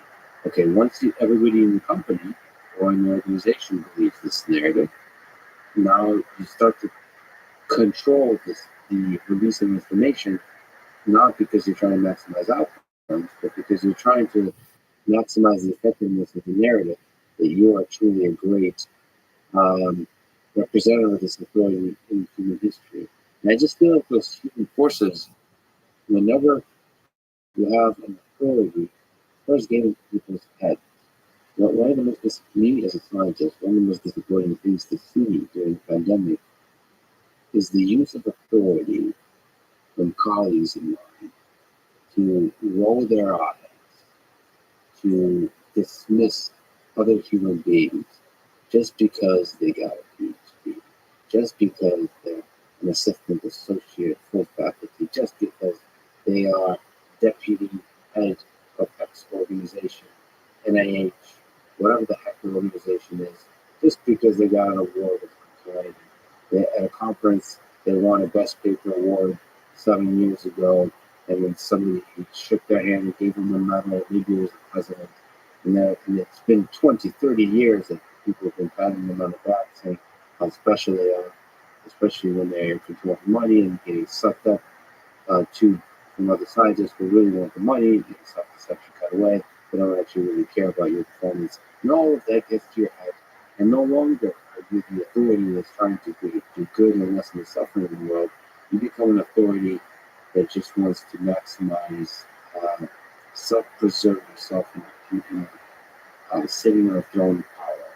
So this is core to sort of what it is to be an economist. I'm a professor of economics. There you go, for the authority again. So it's about saying we often have a situation where we see a world of behavior, and then we see ways in which particular behaviors are not sort of maximally socially useful. And we have a variety of reactions to them. So one kind of reaction is to sort of morally blame each individual for not doing the maximally socially useful thing, under perhaps the idea that people could be identified and shamed for that and maybe induced to doing a better thing if only enough people were calling them out.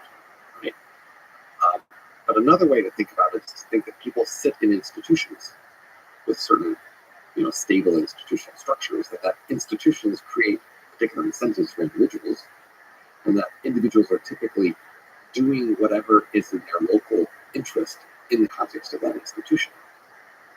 And then, perhaps the less blame individuals for winning their local institutional game and more blaming the world for having wrong institutions. So economists are often wondering, well, other institutions we could have instead of the ones we have, which of them might promote better behavior. This is a common thing we do all across human behavior, is to think of what are the institutions we're in and what are the alternative variations we can imagine, and then say which institutions would be most productive. I would agree with you that our information institutions, that is the institutions by which we collect information and aggregate it and share it with people, are especially broken in the sense of far from the ideal of what would be the most cost-effective way to collect and share information. But then the challenge is to try to produce better institutions.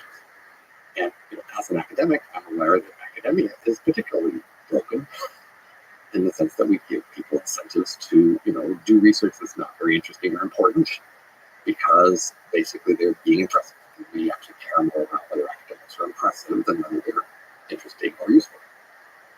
And I don't know, I can go happy to go into detail with lots of different known institutions and their known institutional failings, ways in which those institutions produce, incentives that are mistaken. And that was the point of the post we started talking about the authorities. If I need to be seen as an authority, that's at odds with my being informative, and I choose to be the authority instead of being important because that's my institutional incentives. And if I may, I'd like to, given that beautiful picture of incentives and individuals that you just painted, let me just apologize for a couple of things. One, I often put too much blame on leaders of institutions versus the incentives that govern those institutions. And as a result of that, I've been, I believe, too critical of Anthony Fauci, too emotional about my criticism of Anthony Fauci. And I'd like to apologize for that because I think there's deeper truths to think about. There's deeper incentives to think about.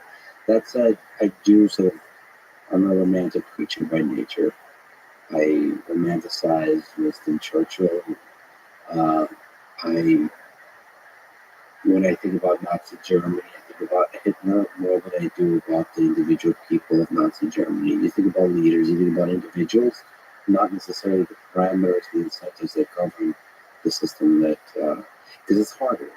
It's harder to think through deeply about the models from which those individuals arise. But that's the right thing to do. So, but also I don't apologize for being emotional sometimes. I'm happy to blame the individual leaders in the sense that I might say you should and look good at being at the top, and maybe I can blame you for your motives and your priorities there. But I can understand why the people at the top would be the people who are selected for having the priority of primarily trying to get to the top. I get that.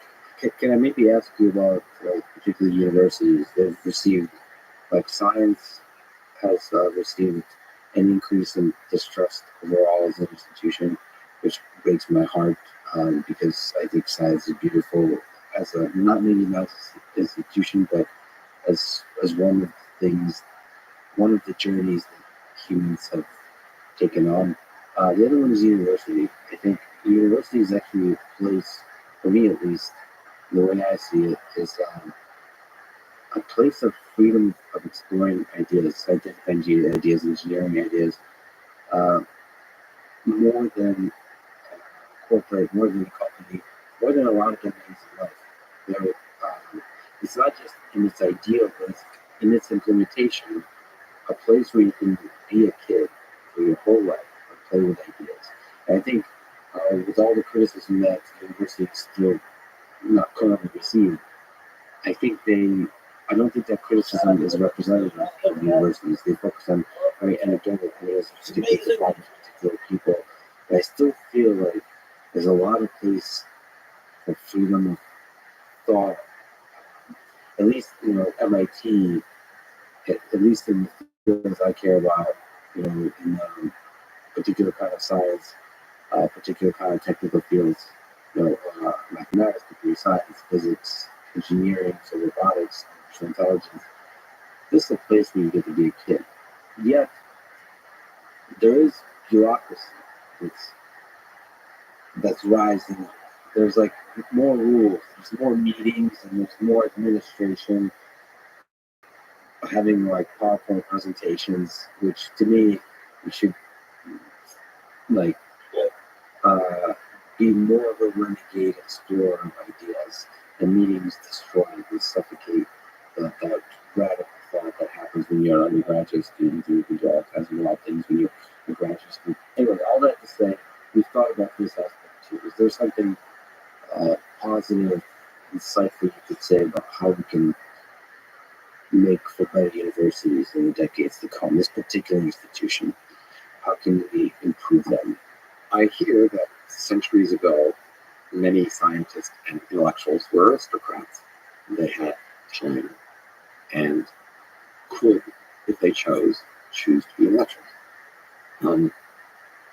That's a feature of the combination that they had some source of resources that allowed them leisure, and that the kind of competition they were faced in among aristocrats allowed that sort of a self-indulgence or self-pursuit, at least at some point in their lives. So the analogous observation is that university professors often have sort of freedom and space to do a wide range of things, and I am certainly enjoying that as a tenured professor. You're really trying to drop a really good representative of that. Just the exploration you're doing, the depth of thought, like most people are afraid to do the kind of wrong thinking that you're doing, which is the fact that can happen is a combination of these two things, analogies. The one is that we have fierce competition to become a tenured professor, but then once you become tenured, we give you the freedom to do what you like. And that's happenstance. It didn't have to be that way. And in many other walks of life, even though people have a lot of, resources, etc., they don't have that kind of freedom. So I think I'm kind of lucky that tenure exists, and that I'm enjoying. But I can't be too enthusiastic about this unless I can prove sort of the source of the resources that's paying for all this, right? So for the aristocrat, if you thought they stole it in war or something, you wouldn't be so pleased. Whereas if you thought they had earned it or their ancestors had earned this money that they were spending as an aristocrat, then you could be more okay with that, right? So for universities, I have to ask, where are the main sources of resources that are going to the universities, and are they getting the money's worth? Are they getting a good value for that payment, right? So first of all, there's students, and the question is, are students getting good value for their education? And each person is getting value in the sense that they are identified and shown to be a more capable person, which is then worth more salary as an employee later. But there is a case for saying there's a big waste to the system because we aren't actually changing the students or educating them, or more sorting or labeling them. And that's a very expensive process to produce that outcome. And part of the expense is the freedom from tenure I get. So I feel like I can't be too proud of that because it's basically a tax of all these students to pay this enormous amount of money in order to be labeled as better, whereas I feel like we should be able to find cheaper ways of doing it. The other main customer is researcher patrons like the government or other foundations. And then the question is, are they getting their money worth out of the money they're paying for research to happen? And my analysis is they don't actually care about the research progress. They're mainly buying affiliation with credentialed impressiveness on the part of the researchers.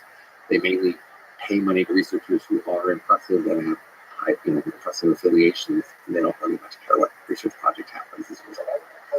Is that a cynical? So that there's a deep truth to that cynical perspective. Is there a less cynical perspective that they do care about the long-term investment into the progress of science and humanity? Well, they might personally care, but they're stuck in an equilibrium. Sure. Wherein basically most foundations, like governments or research, or the Ford Foundation, the individuals there are rated based on the prestige they bring to that organization. Yeah. And even if they might personally want to produce more intellectual progress, they are in a competitive game and they don't have tenure. And they need to produce this prestige. And so once they give grant money to prestigious people, that is the thing that shows that they have achieved prestige for the organization. And that's what they need to do in order to retain their position. And you do hope that there's a correlation between prestige and actual competence. Of course, there is a correlation. The question is just, could we do this better some other way? Yes, I think it's almost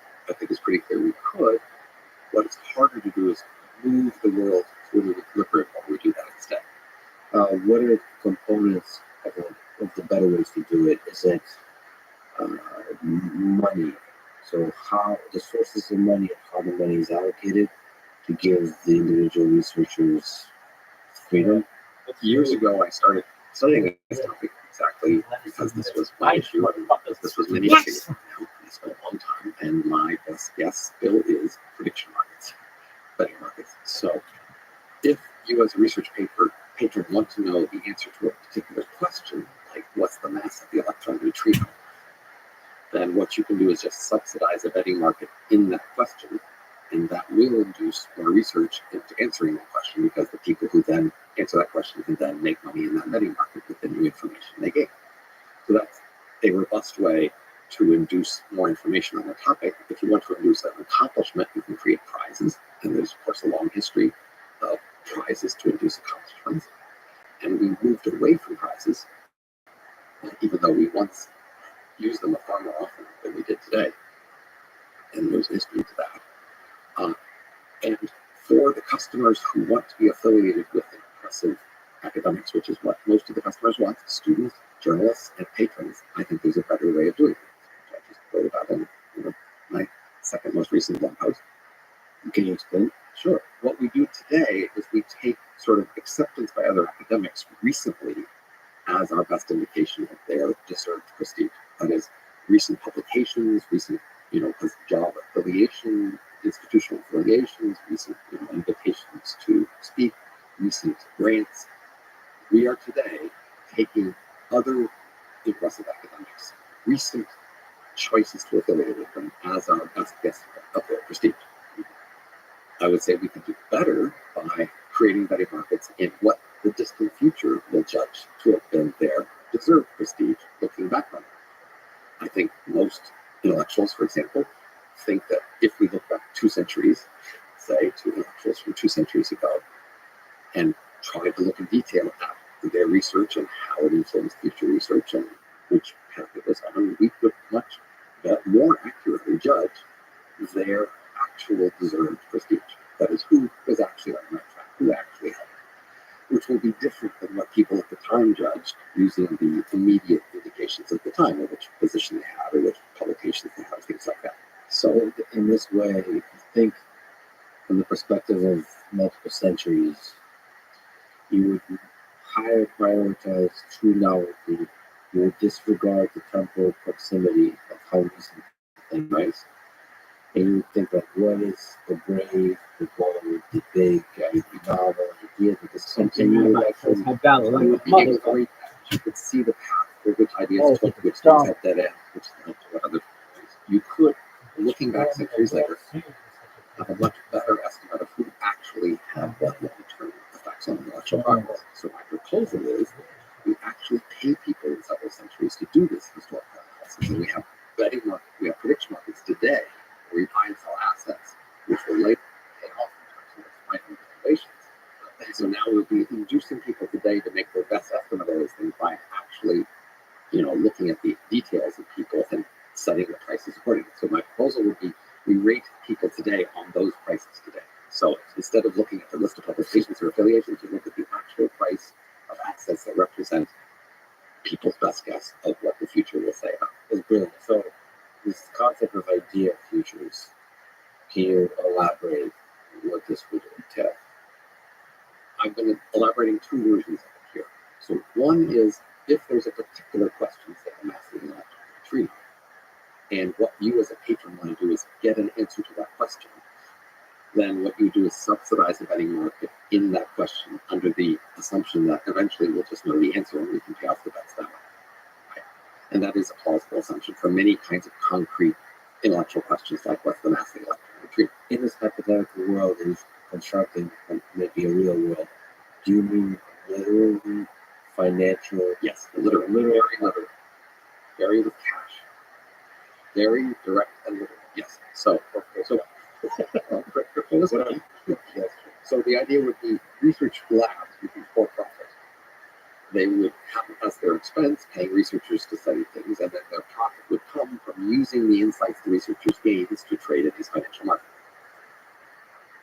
Just like hedge funds today make money by paying researchers to study firms and then making their profits by trading on those that that insight into the ordinary financial. And the market would, if it's efficient, would be able to become better and better at predicting the powerful ideas the individuals able to generate. The variance around the mass of the parameter would decrease with time as we learn that value of that parameter above any other parameters that we want to estimate. You don't think those markets would also respond to recency of prestige and those kinds of things? They would respond, but the question is, if they might respond incorrectly, but if you think they're doing it incorrectly, you have a proper control, you can go fix it.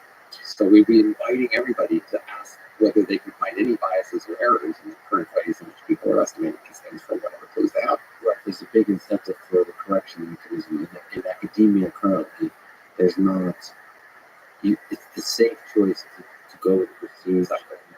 And there's no, people privately think that prestige is overrated. Even strongly is overrated. Still, you don't have an incentive to find it publicly. You're going to lose a lot. Unless you're a contrarian, and then you could talk about it. Right.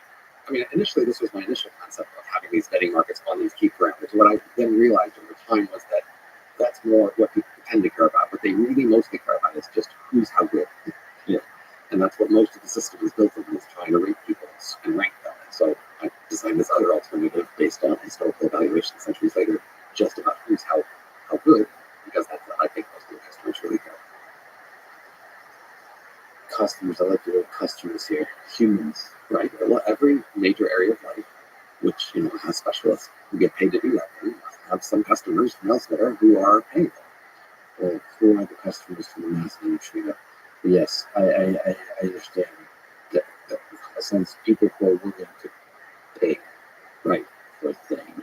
That's an important thing to understand about anything. Who are the customers? What I think, and what's the product? Like medicine, education, academia, military, etc.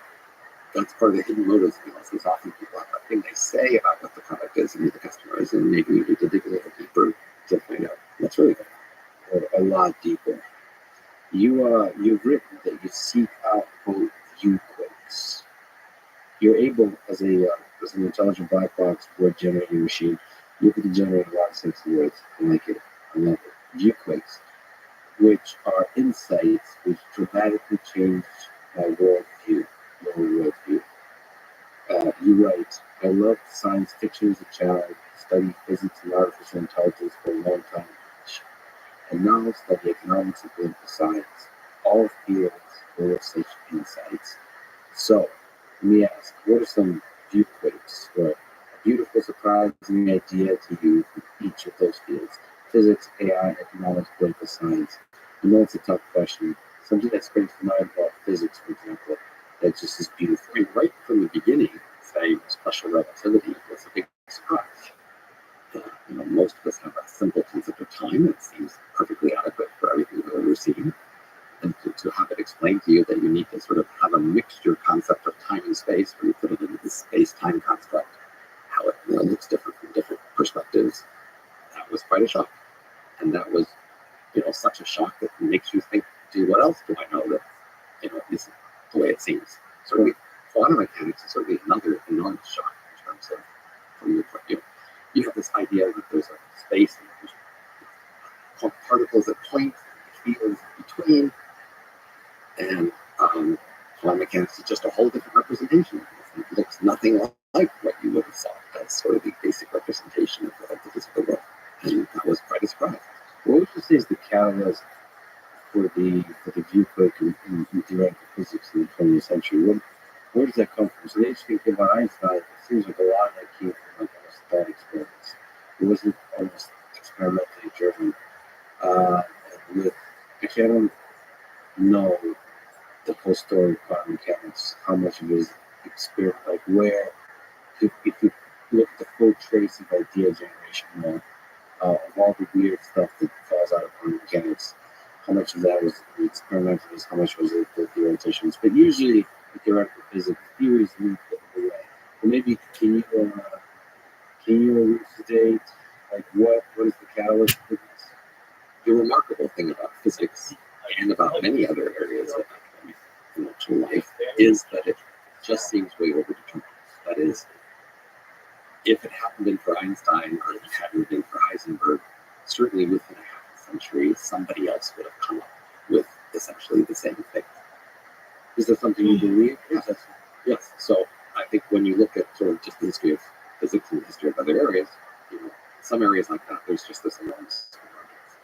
That the different kind of evidence that was being collected was so redundant in the sense that so many different things reveal the same things that eventually you just kind of have to accept it because it just gets obvious. So if you look at the details, of course, Einstein did it for somebody else, and it's well worth celebrating Einstein for that. And we, by celebrating the particular people who did something first or came across something first, we are encouraging all the rest to move a little faster, to try to push us all a little faster, which is great. But I still think we would have gotten roughly to the same place within a half century. So sometimes people are special because of how much longer it would have taken. So some people say general relativity would have taken longer without Einstein than other things. I mean, Heisenberg quantum mechanics, there were several different formulations of quantum mechanics all around the same 2 years. Means no one of them made that much of a difference. We would have had pretty much the same thing, regardless of which of them did it exactly well. Nevertheless, I'm happy to celebrate them all. But this is a choice I make in my research. That is, when there's an area where there's lots of people working together, who are sort of scoping each other and getting results just before somebody else does, you ask, well, how much of a difference would I make there? At most, I could make something happen a few months before somebody else. And so I'm less worried about them missing things. So when I'm trying to help the world, like doing research, I'm looking for neglected things. I'm looking for things that nobody would do. If I didn't do it, nobody would do it. Nobody would do it, or at least for the last time. Right, exactly. Same with general relativity. When you do it, it might take another 10, 20, 30, 50 years. So that's the place where you can have the biggest impact, is finding the things that nobody would do unless you did them. And then that's when you get the big viewpoint insights. So what about artificial intelligence? Would it be the EMs, the emulated minds? What idea was whether that struck you in the shower, or that you just Really, the biggest viewpoint in artificial intelligence is the realization of just how complicated our human minds are. So most people who come to artificial intelligence from other fields or from relative fields, a very common phenomenon, which you must be familiar with, is that they come up with some concept and then they think that must be it. Once we implement this new concept, we will have whole system level or higher artificial intelligence, right? And they're just not appreciating just how big the problem is, how long it is, just how much is involved. Because that's actually hard to appreciate. When we just think, it seems really simple. And studying artificial intelligence, going through many particular problems, looking at each problem, all the different things you need to be able to do to solve a problem like that, makes you realize all the things you're going to do that you are not aware of. That's that vast subconscious that you're not aware of. That's the biggest view take from artificial intelligence by far for most people who study artificial intelligence, is to see just how hard it is. I think it's a good point, but I think it's a very early viewpoint. It's when the short-term proven crashes. It's the first realization that humans are actually playing human body, human bodies. There's a lot of different perspectives. But then, see, it's already been so long for me that I've experienced that viewpoint that for me, I now experience the viewpoints of, holy shit, this little thing is actually quite powerful. Like neural networks. I'm amazed. Because you've become more cynical after that first viewpoint. It's like, this is so hard. Like evolution did some incredible work to create this new mind. But then you realize, just because you have reflected about a bunch of simple habits, that simple things can actually be extremely powerful. That maybe emulating of the human mind is extremely difficult. You can go a long way in marriage and development. You go a long way with advanced solutions. That skill Russell thing with reinforcement learning. Right? Holy crap. You can go a long way with this. But we still have a very long road to go. Well, I refuse to sort of know. The road is so long. Is an interesting, like you said, there's a hard steps that humans have to take to arrive at where we are to be eligible right on Earth. So it's wrong maybe in the statistical improbabilities of the steps that have to be taken, but in terms of how quickly those steps could be taken, I don't know if my intuition says if it's hundreds of years away or if it's a couple of years away. I prefer to measure Pretty confident at least a decade. or we could Mildly confident. at least 3 decades. I can still measure direction. I prefer to measure that journey in Elon Musk's. That's the new We don't get Elon Musk very often, so that's a long time to go. for now. I don't know, maybe we could be clone or maybe multiply it. I don't even know what Elon Musk what that is.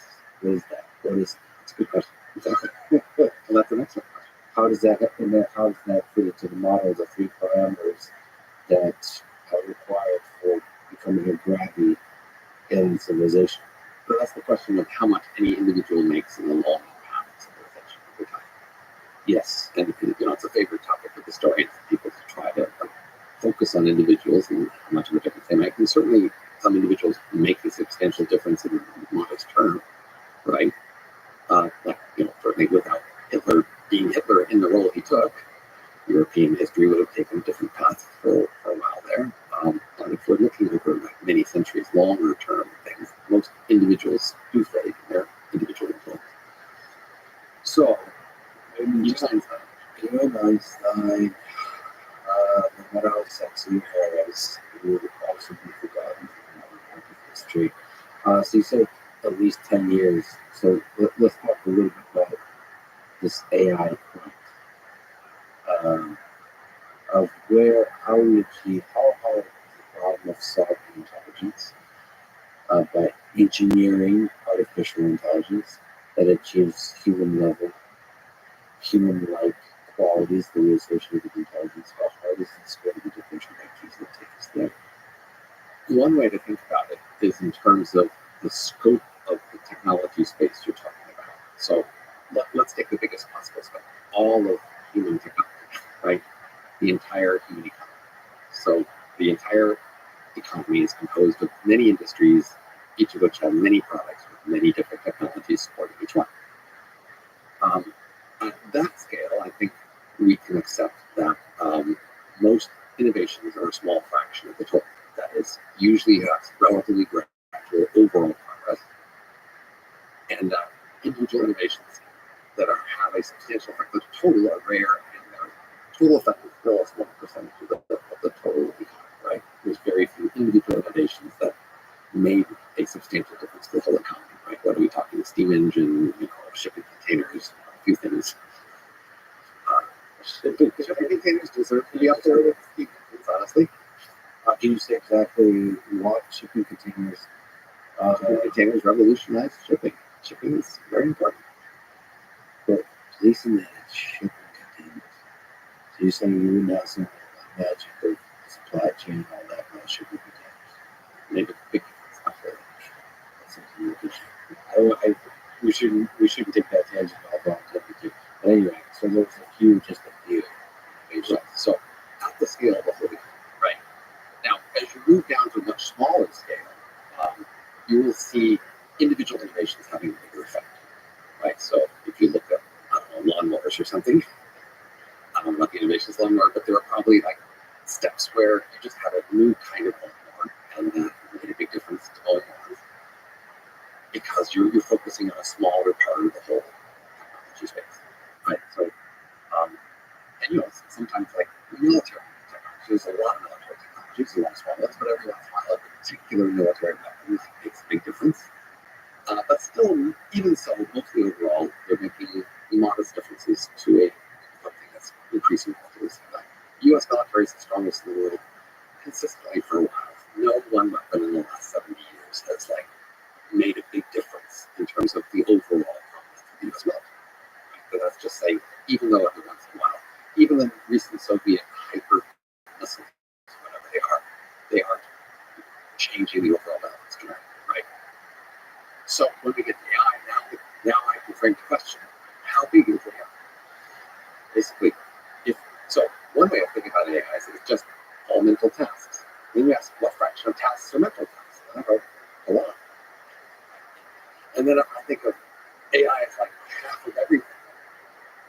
then I think, well, it's got to be composed of lots of parts where any one innovation is going to be a small impact, right? Now, if you think, no, AI is like AGI, right? And then you think AGI is small. There's only a small number of innovations that will enable it. Now you're thinking there could be a bigger chunk that you might find that would have a bigger impact. So the way I would ask you to frame these things in terms of the chunkiness of different areas of technology, in part in terms of how big they are. Like if you take 10 chunky areas and add them together, the total is less chunky. Yeah. But are you able until you solve the fundamental core parts of the problem to estimate the chunkiness of that problem? Well, if you have a history of prior chunkiness, that could be your best estimate for future chunkiness. So, for example, I mean, even at the level of world economy, right? We've had this, 10,000 years of civilization. That's only a short time. You might say, oh, that doesn't predict future chunkiness. But, it looks relatively steady and consistent. We could say, even in computer science, we've had 70 years of computer science. We have enough data to look at chunkiness of computer science.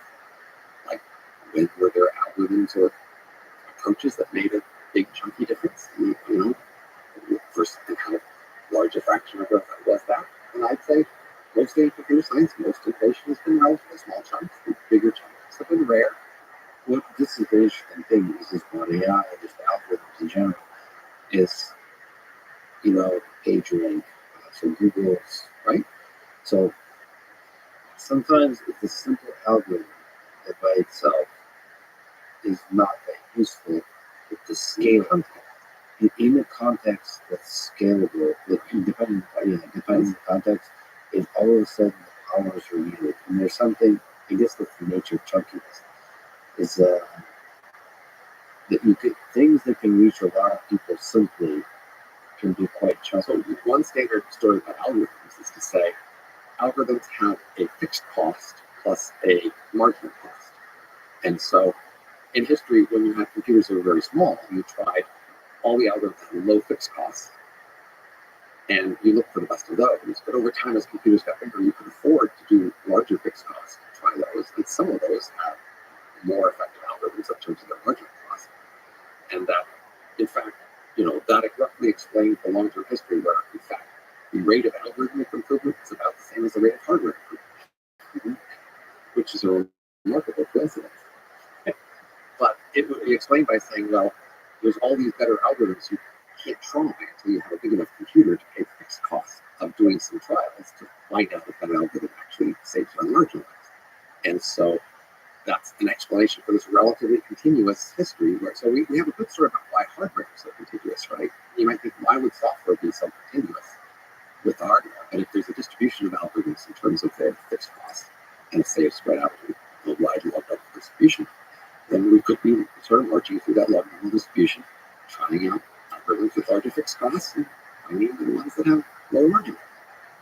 So, would you say AGI, human level, AI, even EM,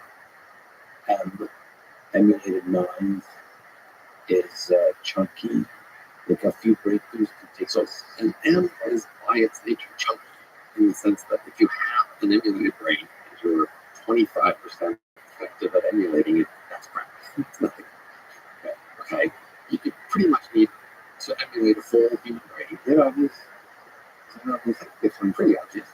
I'm talking about so the key thing is you're emulating various brain cells, and so you have to emulate the input-output pattern of those cells. So if you get that pattern somewhat close, but not close enough, then the whole system just doesn't have the overall behavior you're looking for, right? But it can have functionally some of the power of the overall. So there'll be some threshold. The point is, when you get close enough, then it goes over the threshold. Right? It's like taking a computer chip and deleting every 1% of the gates, right?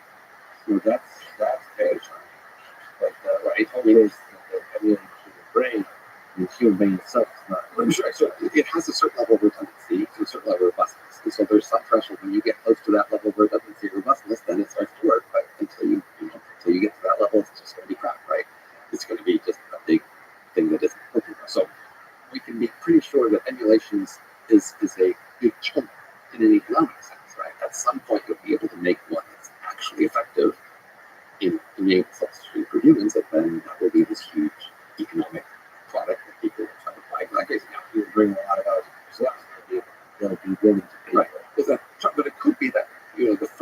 simulation costs $1 billion each, right? And then we have them, but we can't really use them too expensive. And then the cost slowly comes down, and now we have less of a chunky adoption, right? But as the cost comes down, then we use more and more of them in more contexts, and that's a more continuous curve. So it's only if the first simulations are relatively cheap that you get more sudden disruption to society. And that could happen if sort of the algorithm is the last thing to figure out how to do something. What about robots that capture some magic in terms of social connection? The robots, like you have a robot dog, I don't know, right there. Robots that are able to capture some magic of human connection as they interact with humans, but are not emulating the brain. What about those? How far away? So we're thinking about chunkiness or distance. So if you ask how chunky is the task of making a emulatable robot or something, But chunkiness can be unrelated. right? Well, it's about how far away it is or how suddenly it would happen. Chunkiness is how suddenly, and difficulty is just how far away it is. But it could be a continuous difficulty. It would just be far away, but we'll slowly get there. Or there could be these thresholds where we reach a threshold and suddenly we can do a lot better. Yeah, that's a good. Question for both. I tend to believe that all of it, not just the but AGI too is chunky, and human level intelligence. My best guess in robots is that the history of computer science, the chunkiness so far seems to be my rough best guess for the chunkiness of AGI. Yeah, that is chunky. It's modestly chunky, not that chunky. Right? Our ability to do many things in the economy has been moving relatively steadily. Overall, in terms of our use of computers in society, they have been relatively steadily improving for 70 years. I would say that's hard. Okay, I would have to really think about that because neural networks are quite surprising. Sure, but every once in a while you have to do something surprising. But if you stand back, we see something like that every 10 years or so. Something new innovations of graduate that has a big effect. So moderately chunky.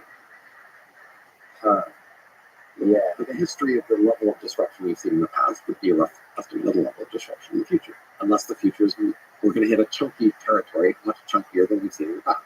Well, I do think there's it's like a Korean revolution type.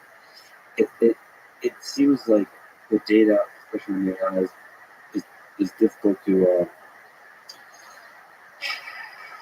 reason with because it's such a recent field. In this I mean 50, 60, 70, 80 years being recent. Okay. That's it's enough time to see a lot of trends. A few trends. I think the internet, computing, there's really a lot of interesting stuff that's happened over the past 30 years that I think the possibility of revolutions is likelier than it was in I think for the last 70 years, there have always been a lot of things that look like they had a potential for revolution. So we can't reason well. I mean, we can't reason well by looking at the past trends. I would say the past trend is roughly your best guess for the future. No, but if I look back at the things that might have looked like revolutions in the 70s and 80s and 90s, they were less like the revolutions that appear to be happening now, or the capacity of revolution that appear to be there now. First of all, there's a lot more money to be made. There's a lot more incentive for markets to do a lot of innovation, it seems like, in the AI space. But then again, there's a history of winters and summers and so on. So maybe we're just riding a nice wave right now. One of the biggest issues is the difference between impressive demos and commercial value. Yes. So we often through the history of AI, we saw very impressive demos that never really translated much into commercial value. Somebody who works on and cares about autonomous and semi-autonomous vehicles, tell me about it. And there again, we return to the number of Elon Musks per Earth per year generated. That's the coincidentally the same initials as the M. Very suspicious. Very suspicious. We're gonna have to look into that. All right, two more fields that I would like to force and twist your arm to. All right, to look for breaks and for beautiful ideas. Economics. What is a beautiful idea to you about economics? You've mentioned a lot of them. Sure. So, as you said before, there's going to be the first new cake most people encounter that makes the biggest difference on average in the world, because that's the only thing most people ever see is the first one. And so, with AI, the first one is just how big the problem is. And but once you get past that, you'll find out certainly for economics, the first one is just the power of markets. You might have thought it's just really hard to figure out how to optimize in a big complicated space, and markets just do a good first pass for an awful lot of stuff, and they're really quite robust and powerful. And that's just quite the decode, where you just say, just let up. If you want to get in the ballpark, just let a market handle it, and that's true for a wide range of things. It's not true for everything, but it's a very good first approximation. Most people's intuitions for how they should limit markets are actually messing them up. They're that good in sense, right? Most people, when you go, I don't know if we want to trust that, well, you should be trusting. What about what are markets? Just a couple of words. So the idea is if people want something, then let other companies form to try to supply that thing. Let those people pay for their cost of whatever they're making and try to offer that product to those people. Let many such firms enter that industry, and let the customers decide which ones they want. And if the firm goes out of business, let it go bankrupt, and let other people invest in which other ventures they want to try to attract customers to their version of the product. And that just works for a wide range of products and services. And through all of this, there's a free exchange of information too. There's a hope that there's no manipulation of information and so on. That you're making even when those things happen, still just the simple market solution is usually better than the things you'll try to do to fix it. That's a viewpoint. It's surprising. It's not what you initially thought. That's one of the great, I guess, inventions of human civilization, right? That trust the markets. Now, another viewpoint that I learned in my research that's not all of economics, but something more specialized, is the rationality of disagreement. That is, basically, people who are trying to believe what's true in a complicated situation would not actually disagree. And of course, humans disagree all the time, so it was quite striking fact for me to learn in grad school that actually rational agents would not knowingly disagree. And so that makes disagreement more puzzling and makes you less willing to disagree. Humans are to some degree rational, and they're able to. Their priorities are different than just figuring out the truth, which might not be the same as being irrational. That's another tangent that could take an hour. In the space of human affairs, political science, what is a beautiful, foundational, interesting idea to you, a viewpoint in the space of political science? The main thing that goes wrong in politics is people not agreeing on what the best thing to do is. That's a wrong. So that's what goes wrong. That is, we say, what's fundamentally behind most political failures? It's that people are ignorant of what the consequences of policy is.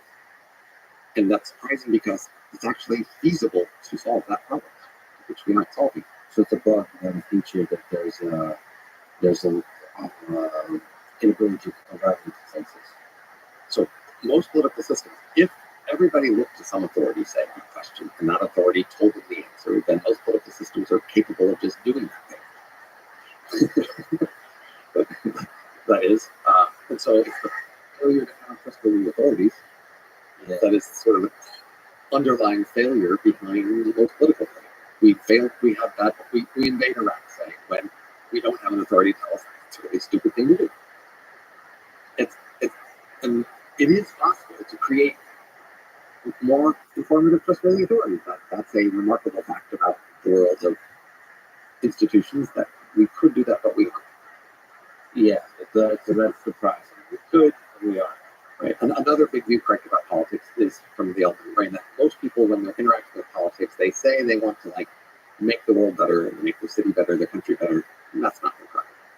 What is so if they want to show loyalty to their allies, want to show their people they're on their side, yes, or their various tribes they're in, that's their primary priority, and they do accomplish that. Yeah. and the tribes are usually contemplated conveniently. Um, what would you say? It's the Churchill question. Democracy is the crappiest form of government, but it's the best one we got. What's the best form of government for this, our 7 billion human civilization, and maybe as we get farther and farther? You mentioned a lot of stuff that's fascinating about human history as we become more Voyager-like, and looking out beyond, what's the best form of government in the next 50, 100 years as we become a multi-planetary species? So the key failing is that we have existing political institutions and related institutions like media institutions and other authority institutions. And these institutions sit in a vast space of possible institutions. And the key failing are just not exploring that space. So I have made my proposal in that space, and I think I can identify many promising solutions. And many other people have made many other promising proposals in that space. But the key thing is we're just not pursuing those proposals. We're not trying them out on small scales. We're not doing tests. We're not just exploring the space of these options. That is the key thing we're failing to do. And if we did that, I'm confident we would find much better institutions than we're using now. But we would have to actually try.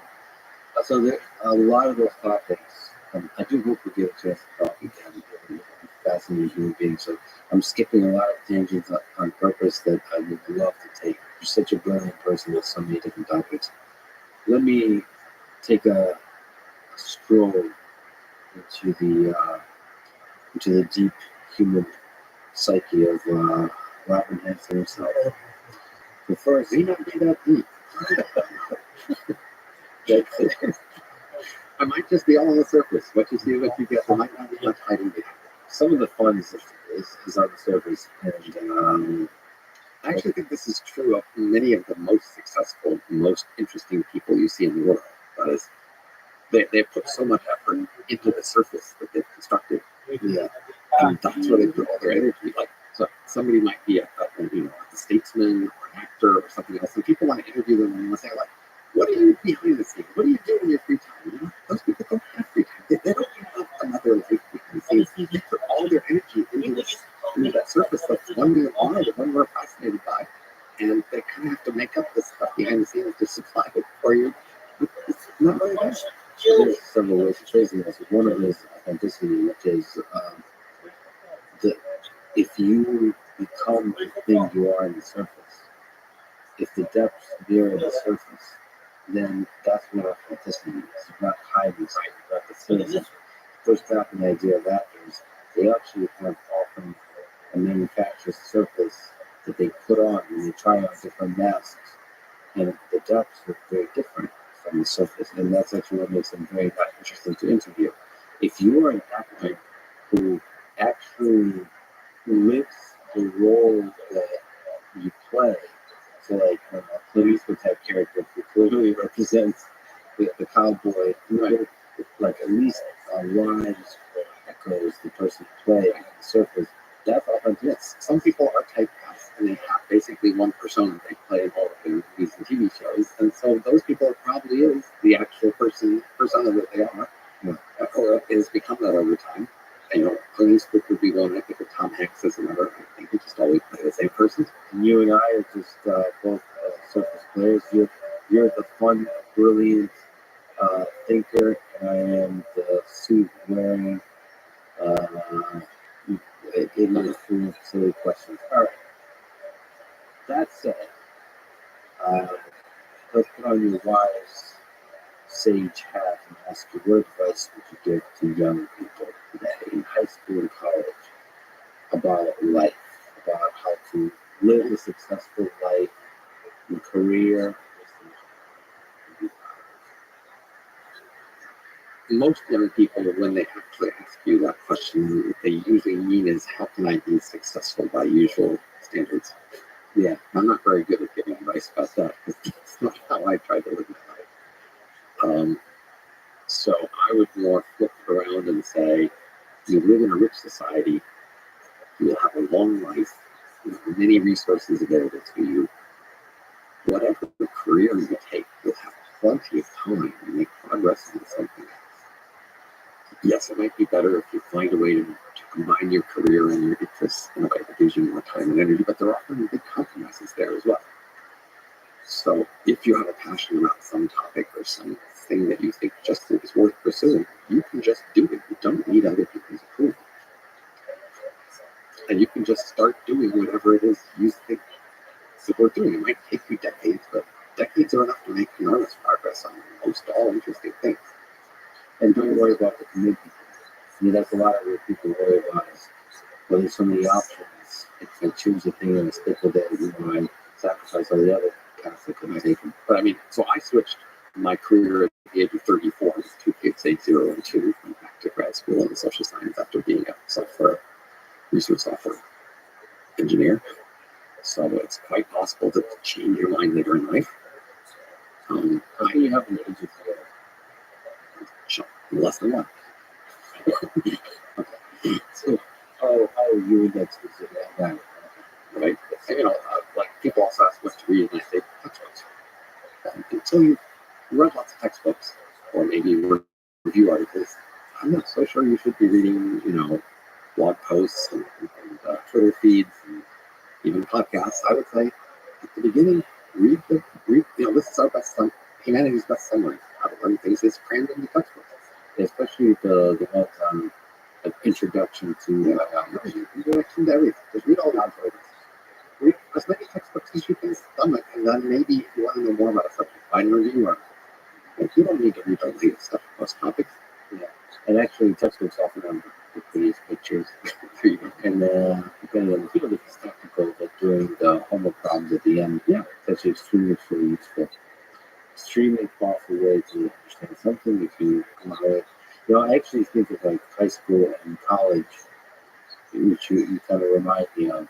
People don't often think of it that way, but you almost not again get an opportunity to spend the time with a fundamental subject, and and everybody's forcing like everybody wants you to do it, and like you'll never get that chance again to sit there, even though it's outside of your interest. Biology, it's nice if I took AP biology, AP chemistry, uh, a reading of subjects I never again really visited seriously, and it was so nice to be forced into anatomy physiology, to be forced into that world, to stay with it, look at the pretty pictures, to certain moments actually for a moment enjoy the beauty of these, of like how a cell works and all these kinds of things. And somehow that stays, like the ripples of that fascination that stays with you if you never do the rest of this, even if you never utilize those learnings in your actual life. A common problem, at least with many young people I meet, is that they're like feeling idealistic and altruistic, but in a rush. So, the usual human tradition that goes back, hundreds, thousands of years, is that people's productivity rises with time and maybe peaks around the age of 40 or 50. At the age of 40, 50 is when you would be having the highest income, you have the most contacts, you're sort of be wise about how the world works. Expect to have the biggest impact then. Before then, you can have impacts, but you're also mainly building up your resources and abilities. That's the usual human trajectory. Expect that to be true of you too. Don't be in such a rush to accomplish enormous things at the age of 18 or whatever. I mean, you might as well practice trying to do things, but that's mostly about learning how to do things by practice. There's a lot of things you can't do unless you just keep trying. And we're not all still trying to maximize the number of aspirins however you can. That's certainly something I've neglected. I would tell the younger version of myself, hey, try to have more to say. Yes, absolutely. It matters more than I realized at the time. Both in terms of making copies of yourself in mutated form and just the joy of raising them. Sure. I mean, for the meaning, even. So, in the literature on the value people get out of life, there's a key distinction between happiness and meaning. So, happiness is how do you feel right now about right now. And meaning is how do you feel about your own life. And, many things that produce happiness don't produce meaning as reliably. If you have to choose between them, you'd rather have meaning. And meaning is more goes along with sacrificing happiness sometimes. And children are an example of that. You get a lot more meaning out of children, even if they're a lot more work. Why do you think children are so magical, like raising kids? 'Cause I would love to have kids, and uh, when I work with robots, there's some of the same magic when there's an entity that comes to life. And in that case, I'm not trying to draw too many parallels, but there's some uh, echo to it, which is when you program a robot, there's some aspect of your intellect that is now instilled in this other moving being. That's kind of magical. Or why do you think that's magical? You said happiness and meaning, as opposed to a shorty term. Why is it meaningful? Overdetermined. I can give you several different reasons, all of which is sufficient. So the question is, we don't know which ones are the correct reasons. That's not technically It's overdetermined. Look it up. so. I meet a lot of people interested in the future, interested in thinking about the future, and they're thinking about how can I influence the future. But overwhelmingly in history so far, the main way people have influenced the future is by having children. Overwhelming. And that's just not an incident fact. You are built for that. That is, you it's thousands of generations, each of which successfully had a descendant. And that affected who you are. You just have to expect. And it's true that who you are is built to be, expect to have a child, to want to have a child, to have that be a natural and meaningful interaction for you. And it's just true. It's just one of those things you just should have expected, and it's not a surprise. Well, to push back, so in terms of influencing the future, as we get more and more technology, more and more of us are able to influence the future in all kinds of other ways. Right. Being a teacher, educator. Even so, still most of our influence in the future is probably happening being kids, even though we've accumulated in more ways, other ways to do it. I mean, at scale, I guess the depth of influence, like really how much effort, how much of yourself you would put in another human being. You mean both the raising of a kid, or do you mean raw genetic information? So both the raw genetics is probably more than half. More than half. Even when it's not on the road, genetics. Let me ask some dark and difficult questions, if I might. Let's take a stroll into that place that may or may not exist, according to you. What's the darkest place you've ever gone to in your body, in your life? A dark time, a challenging time in your life that you have to Um, Probably just feeling strongly rejected. And so I'm apparently somewhat emotionally scarred by just being very rejection averse, which must have happened because some rejections were just very scarring. at a scale in all kinds of communities. I mean, the individual scale. I mean, lots of different scales, yeah. All the many different scales. So that rejection stinks. Hold on a second, but you're a contrarian thinker. You challenge that limits. Why, if you were scarred by rejection, why welcome it in so many ways at a much larger scale, constantly with your To ideas? see that I'm just stupid, or that I just categorize them differently than I should. The most rejection that I've faced hasn't been because of my intellectual ideas.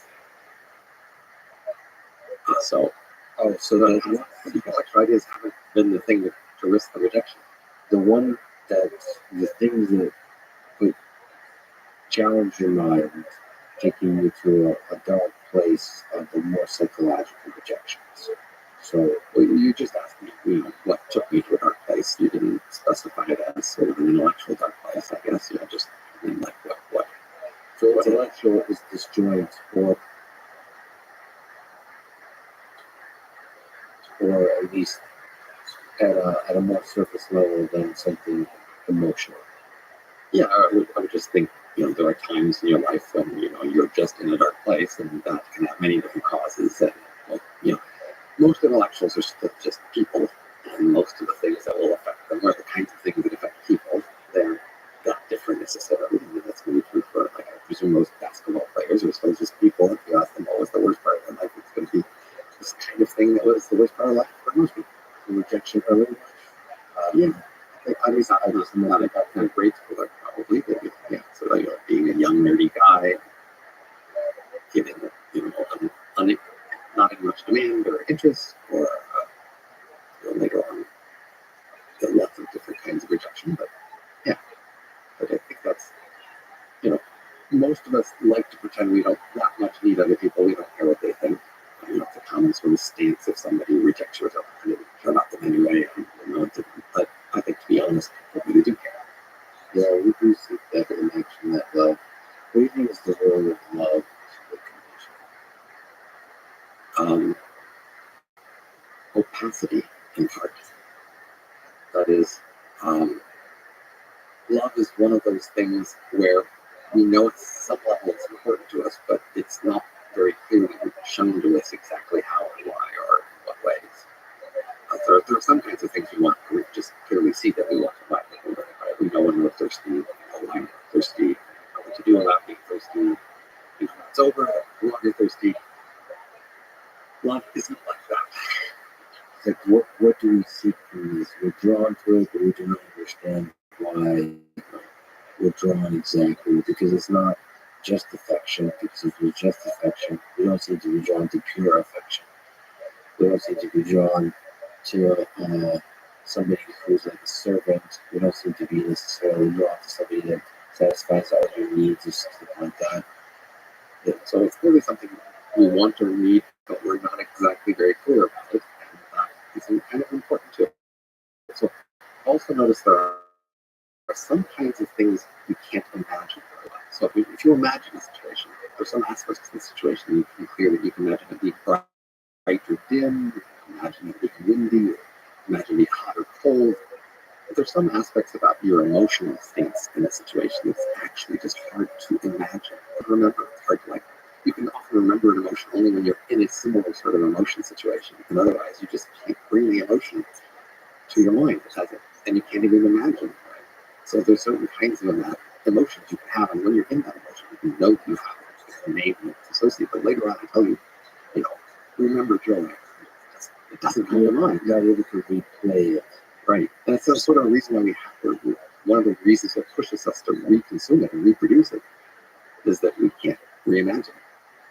But it's interesting because it's a Daniel Kahneman type of thing with reliving memories, because I'm able to summon some aspect of that emotion again by thinking of that situation from which that emotion came. Right. So like a certain song, you can listen to it and you can feel the same way you felt the first time you remember that song associated with it. You need to remember that situation in some sort of complete package. Yes.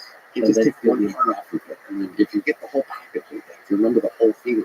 Yes. Or some fundamental aspect of that whole experience that aroused the feeling. And actually the feeling is probably different in some way. It can be more pleasant and less pleasant than the feeling you felt originally.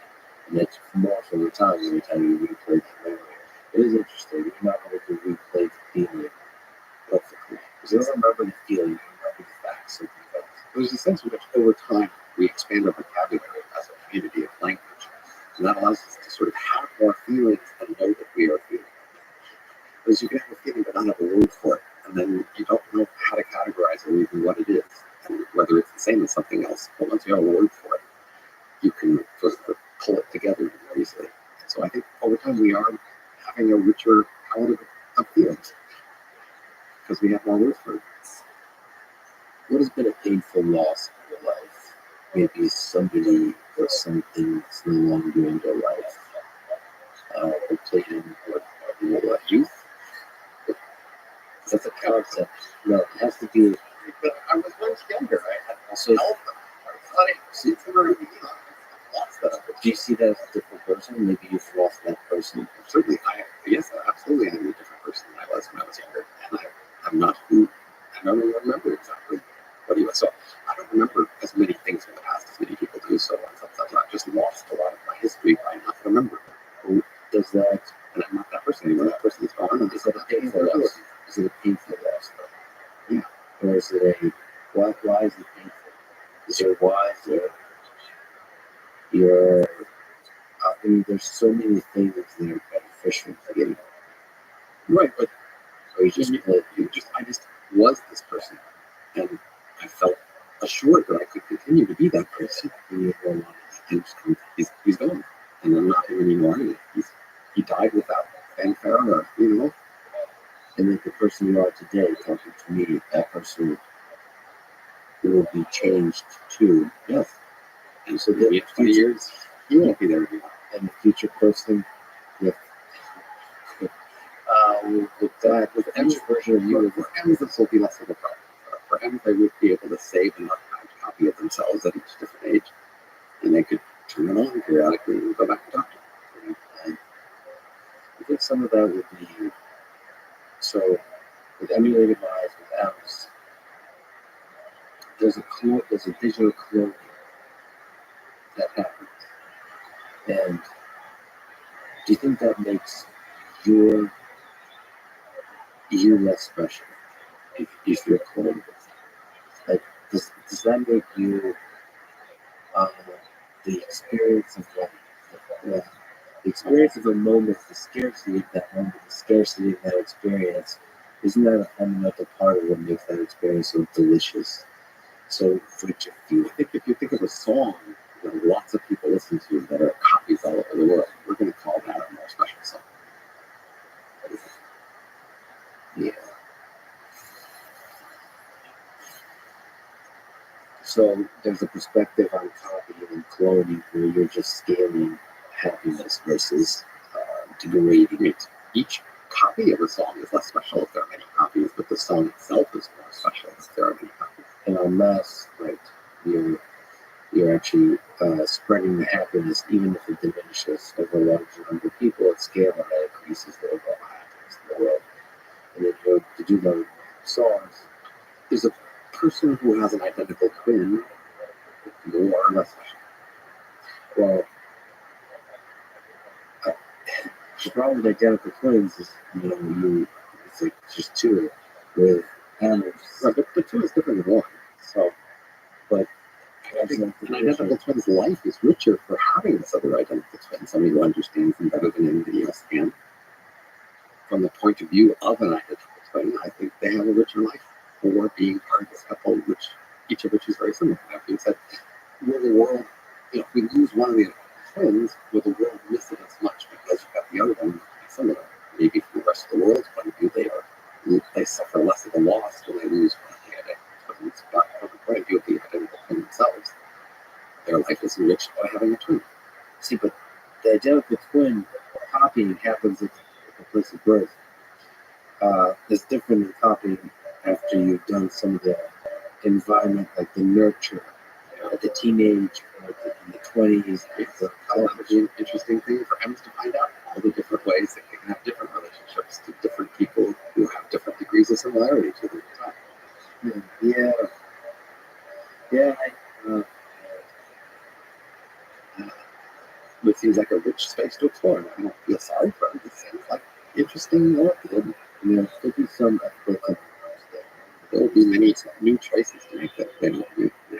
So, and we discussed it. I discussed that in the book Age of Ren. Like, say you have a lover and you make a copy of yourself, but the lover doesn't make a copy. Well, now, which one of you, or are both, still related to the lover? Socially entitled to show up.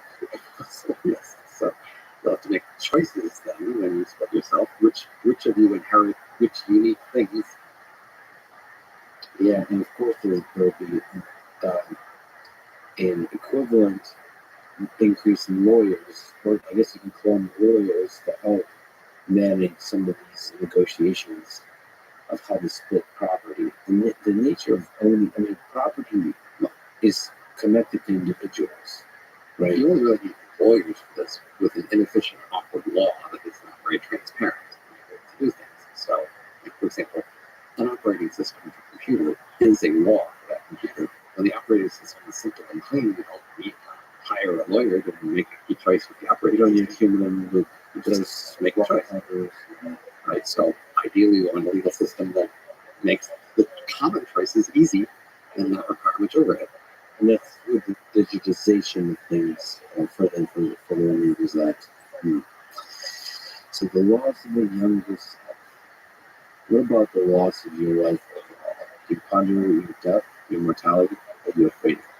I am a cryonics customer. That's what this little tag around my deck says. It says that if you find me in a medical situation, you should call these people to enable the cryonics transfer. So I am taking a long shot chance at living a much longer life.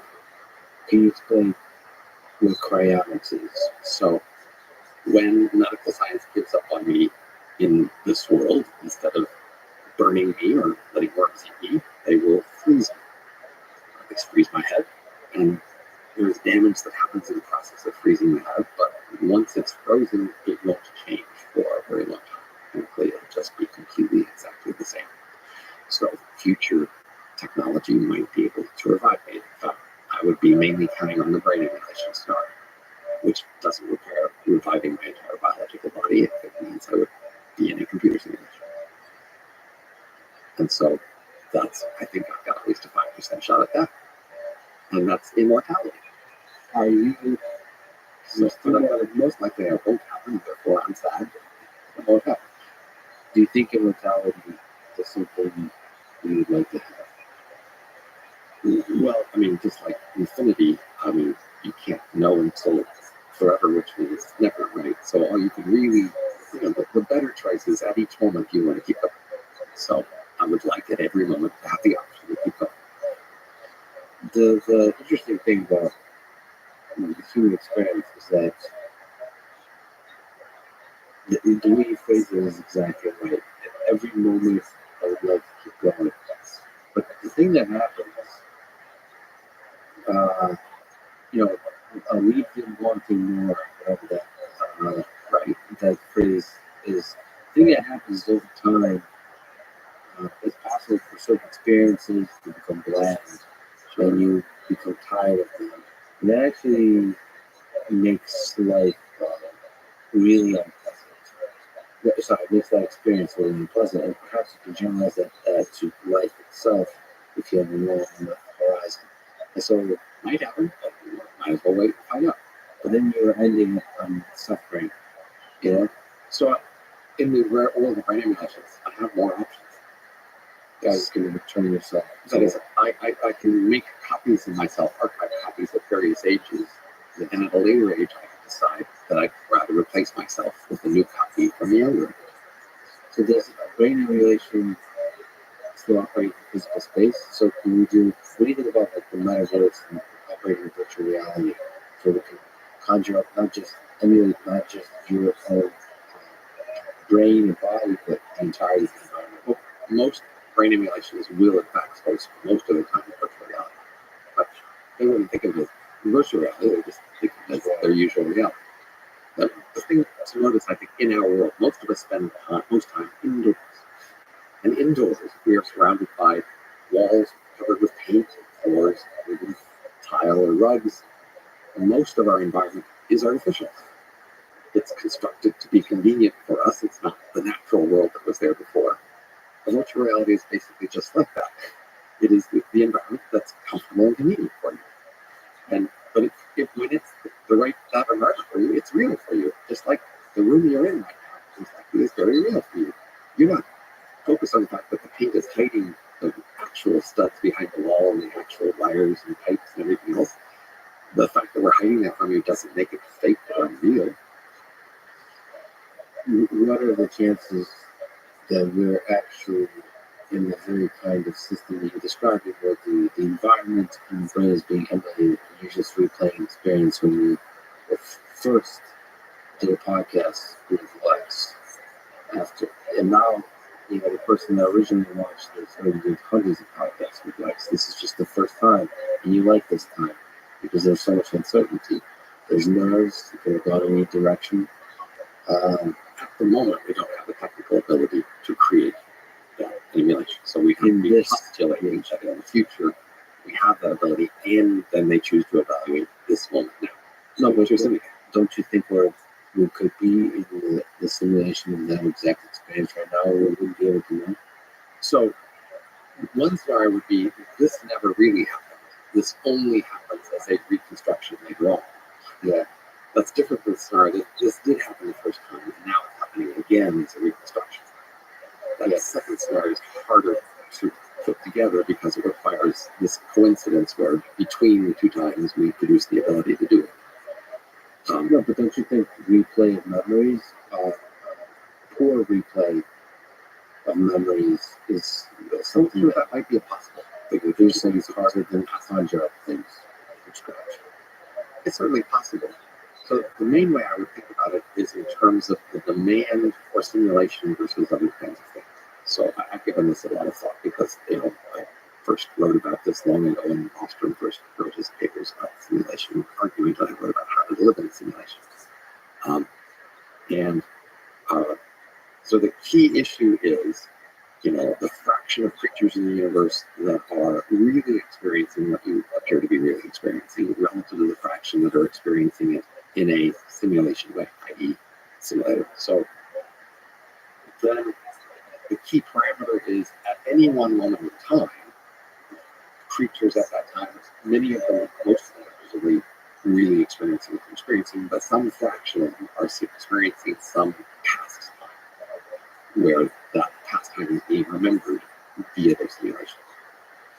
So to figure out this ratio, what we need to think about is basically two functions. One is how fast in time does the number of creatures grow? And then how fast in time does the interest in the past decline? Because at any one time, people will be simulating different periods in the past with different emphasis based on the way you think so much. Okay, you're right. Yeah. So if the first function grows slower than the second one declines, then in fact your chances of being simulated are low. So the key question is how fast is interest in the past decline relative to the rate at which the population grows? Does this correlate to you earlier suggested that the interest in the future increases over time? Are those correlated? Interest in the future is interest in the past. So why are we interested in the past?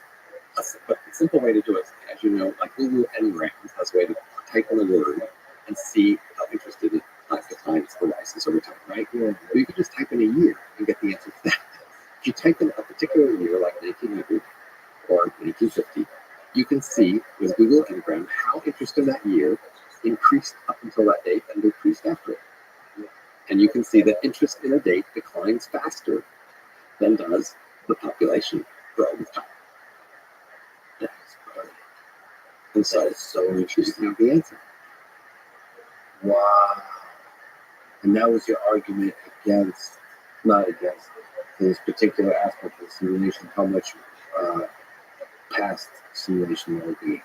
Replay of past memories. First of all, if we assume that like simulation of the past is a small fraction of all the creatures at that moment, right? And then it's about how fast. Now, some people have argued plausibly that maybe most interest in the past falls with this fast function, but some unusual category of interest in the past won't fall that quickly, and then that eventually would dump. So that's a other hypothesis situation. Some category. So that very outlier specific kind of, like really popular kinds of memories. So probably in a trillion years, there's some small research institute that tries to randomly select from all the possible people in history. Yeah.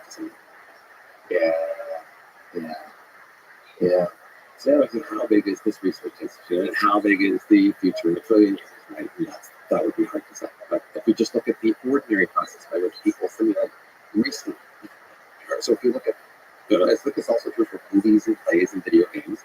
Overwhelmingly, they're interested in the recent past. There's very few video games where you play someone with a minute time. Even fewer where you play someone in the Egyptian time. Yeah, just different. It's just declined very quickly. But every once in a while, that's brought back. But yeah, you're right. If you look at the mass of entertainment, movies, and games, it's focusing on the present, recent, past. And maybe some, in the word of science fiction thing to this, because it's sort of, what is science fiction? I mean, it's a mix of the past and the present, it's some kind of manipulation of that.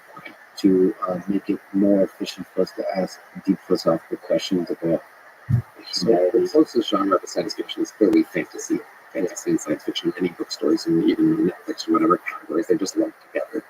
So clearly they have a similar function.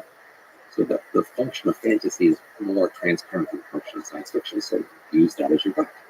What's fantasy for? It's just to take away the constraints of the ordinary world and imagine stories with much fewer constraints. And that's what fantasy is. You are much less constrained. What's the purpose to remove constraints? Is it to escape from the harshness of the constraints of the new world, or is it to just remove constraints in order to explore some get a deeper understanding of our world? What is it? I mean, why do people read that? I'm not a cheap fantasy reading kind of person, so I need to. One story that sounds plausible to me is that there are sort of these deep story structures that we love, that we want to realize, and then many details will get their way. Fantasy takes all those obstacles out of the way and lets you tell the essential hero story or the essential love story, whatever essential story you want to tell. The reality and constraints are not there. And so science fiction can be thought of as like fantasy, except you're not willing to admit that it's not can't be true. So the future gives the excuse of saying what could happen.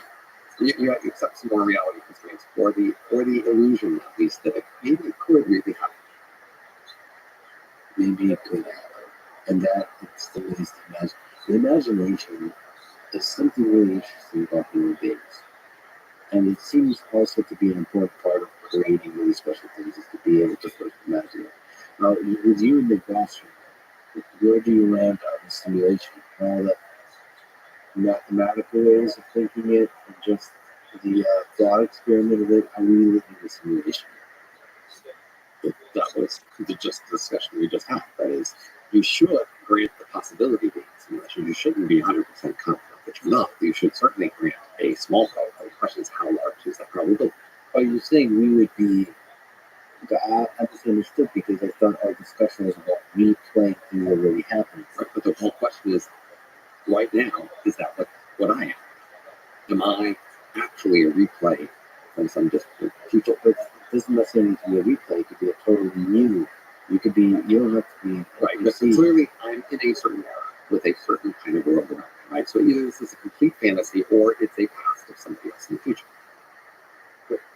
No, it could be a complete fantasy. It could be, right? But then you might, then you have to talk about what's the fraction of complete fantasy, right? I would say it's easy to generate a fantasy that you replay memory, right? Sure, you just look at the entire history. We just look at the entire history of everything. We could say, sure, but most things are real. Most things are fantasies, right? Therefore, the chance on why things real, right? So the simulation argument works stronger about sort of the past. We say, but there's more future people than there are today. So you being in the past or the future makes you special relative to them, which makes you more likely to be in the simulation. Right? If we're just taking the full count and saying, in all creatures ever, what percentage are in simulations? Probably more than 10%. So what's the good argument for that? That most things are real? Yeah. Because there's often sense the other way. In a competitive world, in a world where people have to work and have to get things done, and they have a limited budget for leisure, and so leisure things are less common than work things, like real things, right? That's just. If you look at the structure of history in the universe, doesn't the ratio of leisure increase? Isn't that the fourth? Right, but now we're looking at the fraction of leisure, which takes the form of something where the person doing the leisure doesn't realize it. Now, there can be some fraction of that much more, right? Yeah. Or somebody is clueless in the process of supporting this leisure, right? It might not be the person leisure, it's like they're a sporting character or something, but still, that's got to be pretty small fraction of leisure. What you mentioned the children are one of the things that are a source of meaning. Broadly speaking, let me ask the big question: what's the meaning of this whole thing? The often meaning of life. What is the meaning of life? We talked about alien civilizations, but this is the one we got. Rarely human seem to be conscious, be able to introspect. What's what? Why are we here? This is the thing I told you before about how we can predict that future creatures will be different from us. Our preferences are this amalgam of various sorts of random, sort of patched together preferences about thirst and sex and sleep and attention and all these sorts of things. So we don't understand it very well. It's not very transparent, and it's a mess, right? That is the source of our motivation. That is how we're made and how we are induced to do things. But we can't summarize it very well, and we don't even understand it very well. That's who we are. And often we find ourselves in a situation where we don't feel very motivated and we don't know why. And in situations we find ourselves very motivated and we don't know why either. And so that's the nature of being a human of the sort that we are, because even though we can think abstractly and reason abstractly, this package of motivations is just opaque and a mess. And that's what it means to be a human today. And the motivation, we can't very well tell the meaning. It is this mess. Our descendants will be different. They will actually know exactly what they want. And it will be to have more descendants. So that will be the meaning for them. But it's funny that you have the certainty, you have more certainty, you have more transparency about our descendants than you do about your own self. Right? So it's really interesting to think, as you mentioned, about love, that something that's fundamental about love is this opaqueness that we're not able to really introspect what the heck it is, or all the feelings, the complex feelings. And that's true about many of our motivations. And that's what it means to be human of the 20th and 21st century variety. Why is that not a feature that we would choose to persist? The civilization, this opaqueness, put another way, mystery, maintaining a sense of mystery about ourselves and about those around us. Maybe it's a really nice thing to have. Maybe. So this is the fundamental issue of analyzing the future. What will set the future? One theory about what will set the future is, what do we want the future to be? So under that theory, we should sit and talk about what we want the future to be, have some conferences, have some conventions, discussion things, vote on it maybe, and then hand that off to the implementation people to make the future the way we've decided it should be. But that's not the actual process that's changed the world over history up to this point. It has not been the result of us deciding what we want and making it happen. In our individual lives, we can do that. We can decide what career we want to live, who we want to live with. In our individual lives, we often do slowly make our lives better according to our plan and our things, but that's not the whole world. The whole world, so far, has mostly been a competitive world, where things happen if anybody anywhere chooses to adopt them and they have an advantage. And then it spreads and other people are forced to adopt it by competitive pressures. So that's the kind of analysis I can use to predict the future. And I do use that to predict the future. It doesn't tell us it'll be a future we like. It just tells us what it will be. And it'll be one where we're trying to maximize the number of our descendants. And we know that abstractly and directly. And it's not okay. There's some probability, it's not zero, that will lead us to become Rabbi in expanding aggressively out into the cosmos and the other aliens. The timing isn't clear. We might become Rabbi, and then this happens. These are Rabbiness and this are both the result of competition, but it's less clear which happens first. Does this future excite you, scare you? How do you feel about this? Well, again, I told you, compared to sort of a dead cosmology, at least it's energizing and having a living story with real actors and characters and attendants, right? Yeah, and that's one hell of a fun universe. Really. Robin, you're one of the most fascinating, fun people to talk to. Brilliant, humble, systematic in your analysis. Hold on to my wallet here. What's it? I know this story all fun, but I really appreciate you spending your valuable time. Yeah, we get a chance to talk many more times in the future. Thank you so much for sitting down. Thank you. Thanks for listening to this conversation with Robert Hansen. To support this podcast, please check out our sponsors in the description. And now, let me leave you with some words from Ray Bradbury. We are possibility in a possible universe. Thank you for listening. I hope to see you next time.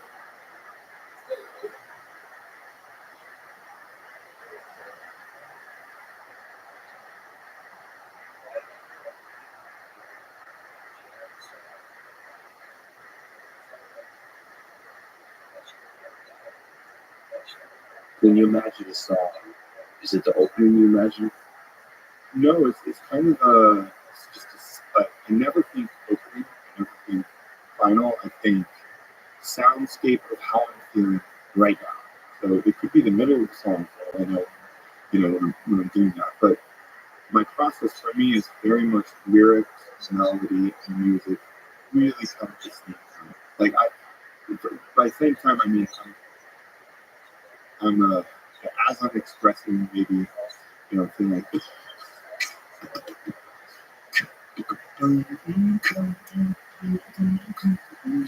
like it's not that simple, but it's like I'll hear it like it's like here's all the orchestra and kind of just pressing all the buttons at once. And melody in my voice is just one of those instruments.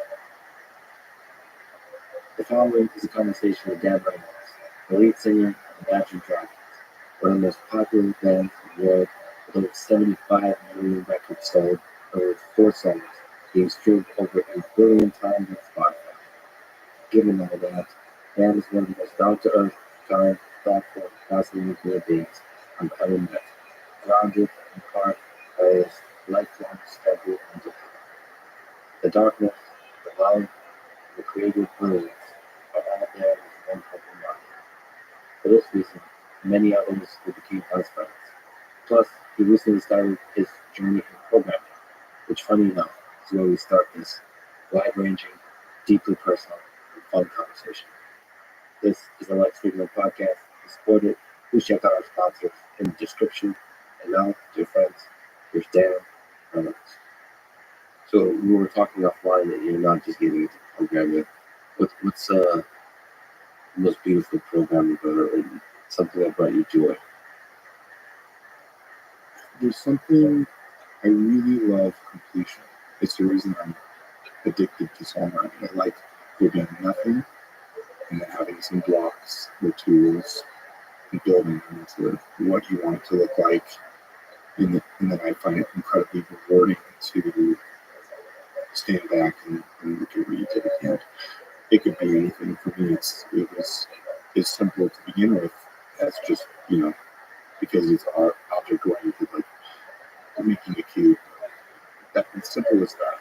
Understanding that, and knowing that I built that and able to do that is really rewarding. And I think it's the thing that drew me into wanting to learn more. But as far as what is some grandiose, like some big piece of code that I've done, absolutely not. It's more, I'm still a level where it's more like, what is a tutorial that I followed? And it got, and then, so I can kind of another word. But you're also interested in eventually, like your heart is drawn to creating games. Creating anything. And completing it. Yeah. That's the good. You feel good as it's done. Yeah, I've been working over the last 2 years with actually a team out of Kiev on, and we can get into that, it's kind of story, but on a computer game. And really have kept that kind of under wraps. But yeah, we're kind of getting to a point now where we have a prototype that we can play. It's a lot of fun, and thankfully all the team members are in safe places now. Things have obviously been on hold for a little bit, but when that started is when I really decided, okay, I need to understand base level coding in C#, so I'm not an idiot talking to these people. And we've been doing that for a couple years. Is there any parallels between the final completion that you feel with programming, which I think is a little bit more definitive? Like there's debugging, the code doesn't work, it's messy, and so on. There's the early design stages, you're not sure like how that functions, the classes, how it's going to work, then it comes together. It's really done because it works. And there's a cube moving on the screen. Right. Is there any parallels between that and music? Because are you really ever done with a song? It's exactly the same thing for me. Just it's art. I really believe that we have not fully encapsulated artists. Like when you say art, I think most people think, okay, the medium must be painting or drawing or music or writing. But I really believe anytime you're creating something, like engineers, for instance, you're creating something with tools that you have, and it can be incredibly beautiful. And I think it's the same thing for me. Just in that it's art. I really believe anytime you're creating something, like engineers, for instance, you're creating something with tools that you have, and it can be incredibly beautiful. And I think it's the same thing for me. Just in that it's art. I really believe anytime you're creating something with tools that you have, and it can be incredibly beautiful. feel like with the songs like this, I never felt you have to let us go, or I have to let go, and that's all. I'm just continuing making myself let go. But I look at songs that I've done, wish I had done more. We kept going down that road, and what would have happened. And I'm really containing it because of what our band is and what our fans expect. And there's so much more to it that it's like I'm fitting the box. It's like this song should be on 3 minutes and 30 seconds. And I don't know if I remember the chorus after I heard it. Maybe I need to hear the chorus 3 times instead of those 2 times. It's like there's certain, especially in pop music, it's really hard to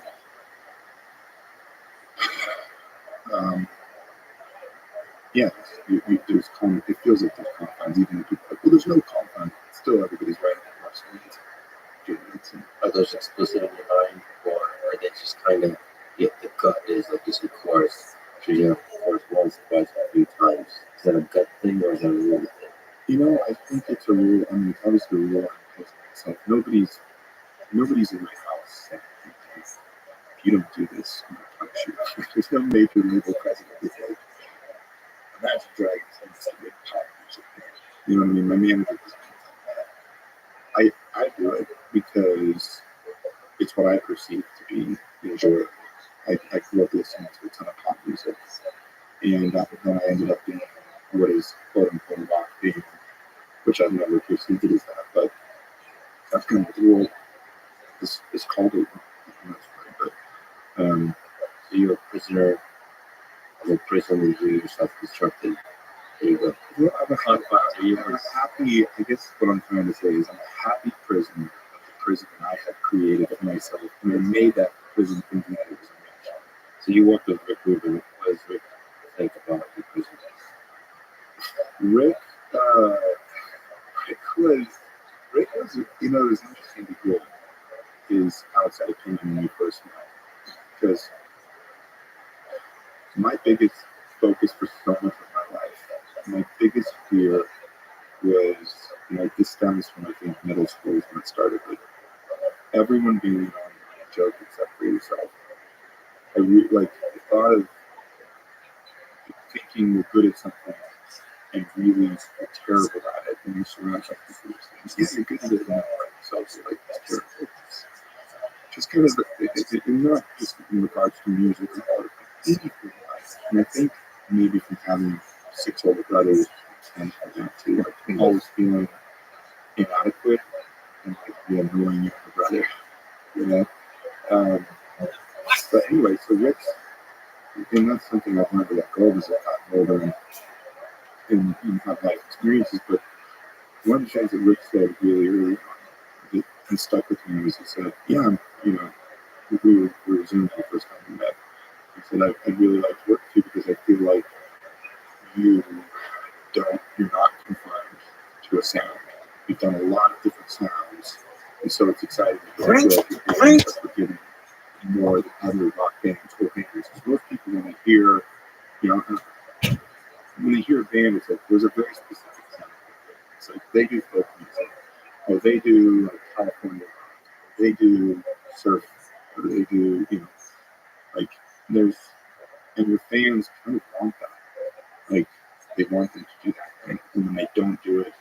And sometimes that goes well, but a lot of times it doesn't. People, critics and everybody's like, go back to the thing that you did good. Do that. Rick felt, whether he was right or wrong, that we hop genres so much. And that's been to our benefit and detriment, I think. Why detriment? Because people want you to be something. It's more, you can believe it more. It's like, it's more authentic if you never change. Yeah, I don't know. I mean, it's not like something I subscribe to because I create music, but I also listen to a lot of different genres. I would listen to Cat Stevens, and the next song would be like Biggie, and then the next song would be Nirvana. And it was like life, a lot of it, and then Billy Joel, and then it was like, you know what I mean? It was a product. It was a product of the '80s, which if you listen listen to 90s music, it really was a lot of reasons that people say the 90s were terrible. Like a lot of people say that. I love the 90s, my favorite decade of music. Was there was a lot of genre hopping. And I don't know, I love that. So you have the 90s had the boy bands, and it had Pearl Jam and Nirvana. And it had a lot of women of the 90s is probably my biggest influence. Like kind of that angry rock women of the 90s. Like Alanis Morissette, Jack was one of my favorite records of all time. The lyrics were so intimate and I don't know if she was angry or if she was. Yeah, but there was an ache too. It was angst. Yeah, it was that angst. And that in hip hop of the 90s influences me. And then my dad. So anything my dad listened to, my dad didn't listen to me back. My dad listened to Harry Nelson, Eagles, Cat Stevens, Bob Dylan, Paul Simon, Billy Joel. It was very much like singer-songwriter. Do you mind if we throughout this listen to the songs? Because I mentioned here missing, and I was actually yesterday and the day before listening to a lot of his stuff. It's just like, damn, and not as known as he should be.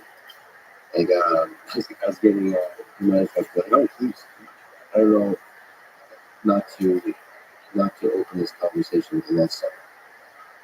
I would like that actually. But without you, it's an incredible song. Oh, man, that's, yeah.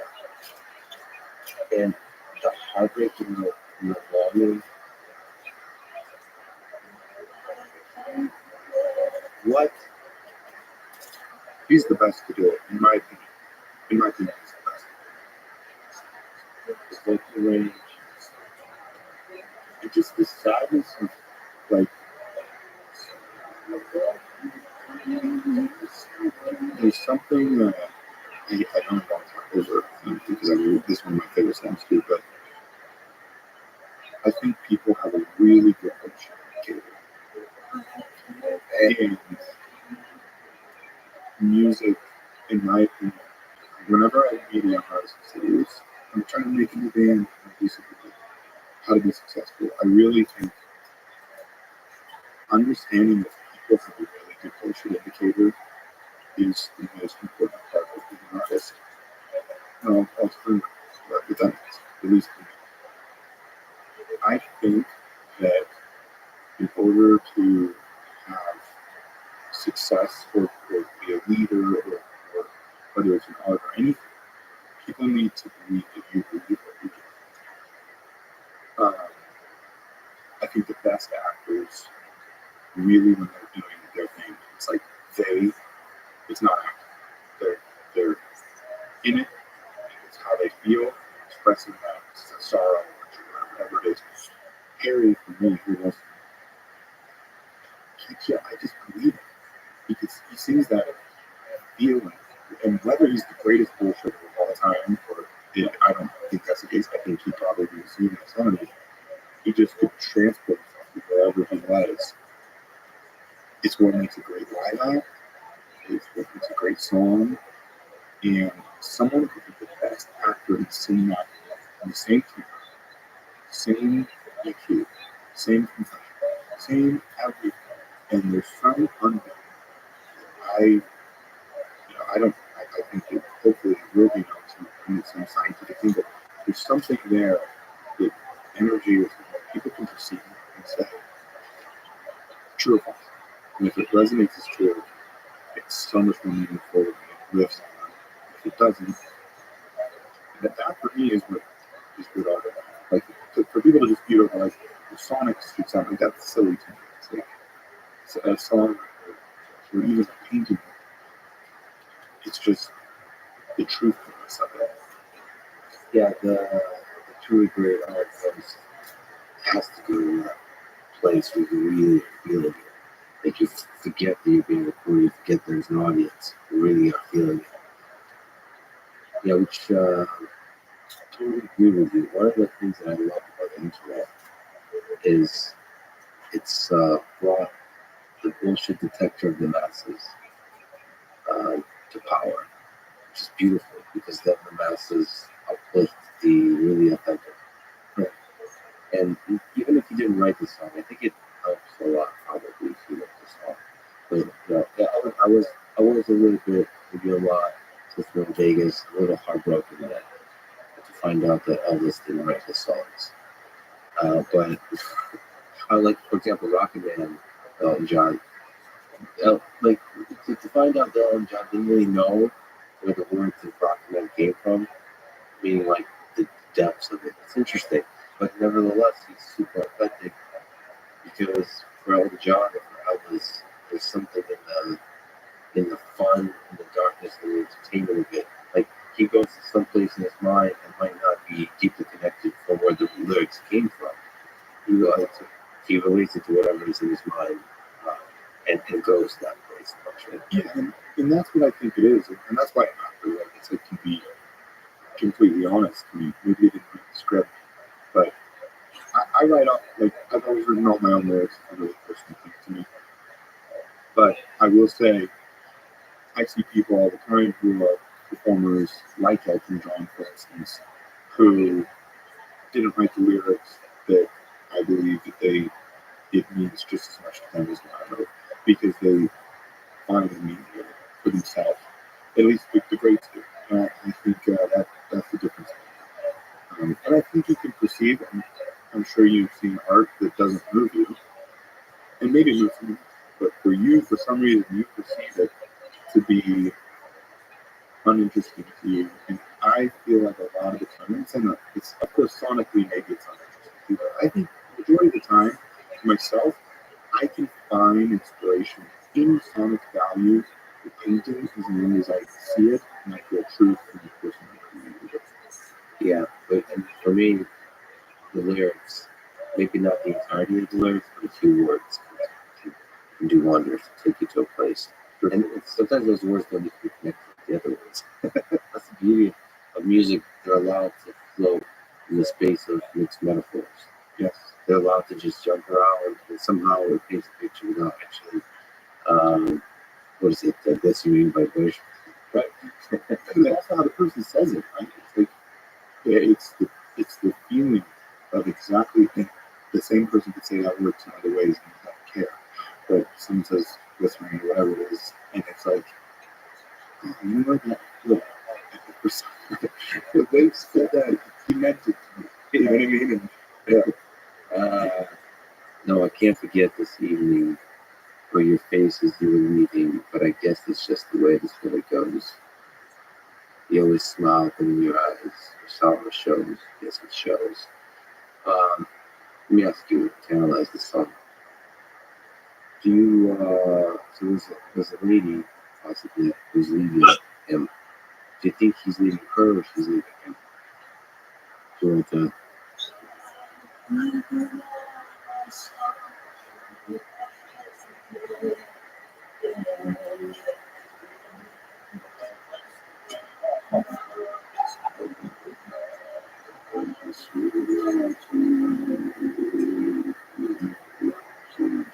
And then the chorus is, I can't live living without you. Can't live. I can't get you. He's got a voice. Yeah, he does. And if you really, there's some incredible documentation on his life and the end of it. You know. So my answer to this is probably skewed based on what I've seen about his life too. But he was a real alcoholic at the end of his life, and it destroyed his voice. And ended up killing him as well. And so when I hear that, I perceive it as someone who's destructive, in a destructive place in life, and can't love someone properly. And so they can't live with them, they can't live without them. Which is really something I really identify with. I think is, you know, one of the struggles of life is loving yourself enough. It's forgiving yourself for things and letting yourself love someone else. And, you know, at least my list of value really being like, and maybe I'm wrong because I see it at least is, you know, loving himself and feeling like he's deserving this person. Like, I have to let you go. I hear that, of course. You could say, oh, well, he's but there's so much more complexity in to relationships and that. Like, for my wife and I went through really difficult separation, and that's stories for another day or different questions or something. But the nuance of it makes me think of this, which is there's just more to being with someone, not being with someone. That, hey, I think that person's really attractive, or hey, that person's I love them, no, I don't love them. Love is such a complex, nuanced thing that a lot of times there's just more going on behind the scenes. Yeah, on a small tangent on that, just as a curious question. Have you paid any attention to Johnny Depp trials? I have watched quite a bit of these. My wife really loves it. She watches it and got it right. So it's raw, like to me, it's really because you mentioned how complicated love can be, and I've never seen. I don't care about the celebrity nature of it.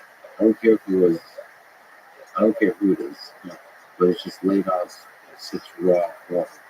For the world to see the toxicity, but also the passion and clearly the drugs and the drinking, but also like the longing and the dreams, and I will always be with you. I will die for you. The places, the roller coaster, it's all there at the end, past the end. So it's like I've also recently reread the last song of the Roast about it going out to Germany, rise to fall. It's interesting to look at the entirety of that process after it's all over, many decades after it's all over. That book in particular written by the person that was actually there. And so here we're seeing two people in the context of the courtroom analyzing this rise and fall of a love affair.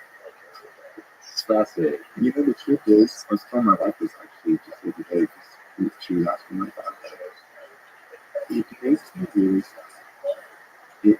It's humorous. Stuff in the wrong. There's a lot of parts in it that are just really funny. But I look at it and I also see the internet. Someone's always looking at someone's the hero, which is such a funny thing. We talked about a little about this last time, but I'm a real firm believer that it's just more complex than you think. Always. And Johnny, for instance, is very charismatic. And you like him, and he's funny, and just the way he does things, and he looks certain ways, and he says things. He's just, you really like him. I feel like, and maybe I'm wrong, but it looks like him. Johnny is the winner, Amber is the villain. I kind of look at it, I kind of look at it and I feel like, were any of you there for these things? I'm not saying one way or the other.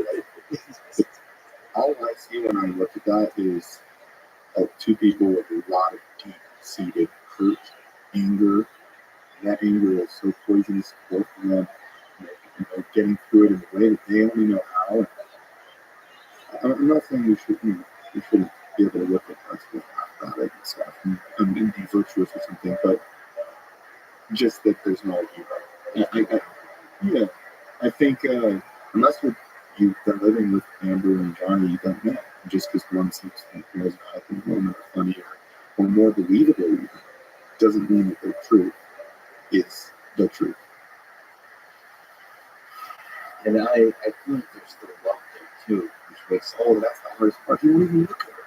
He looks down the whole time, and maybe it was anger or hurt or whatever.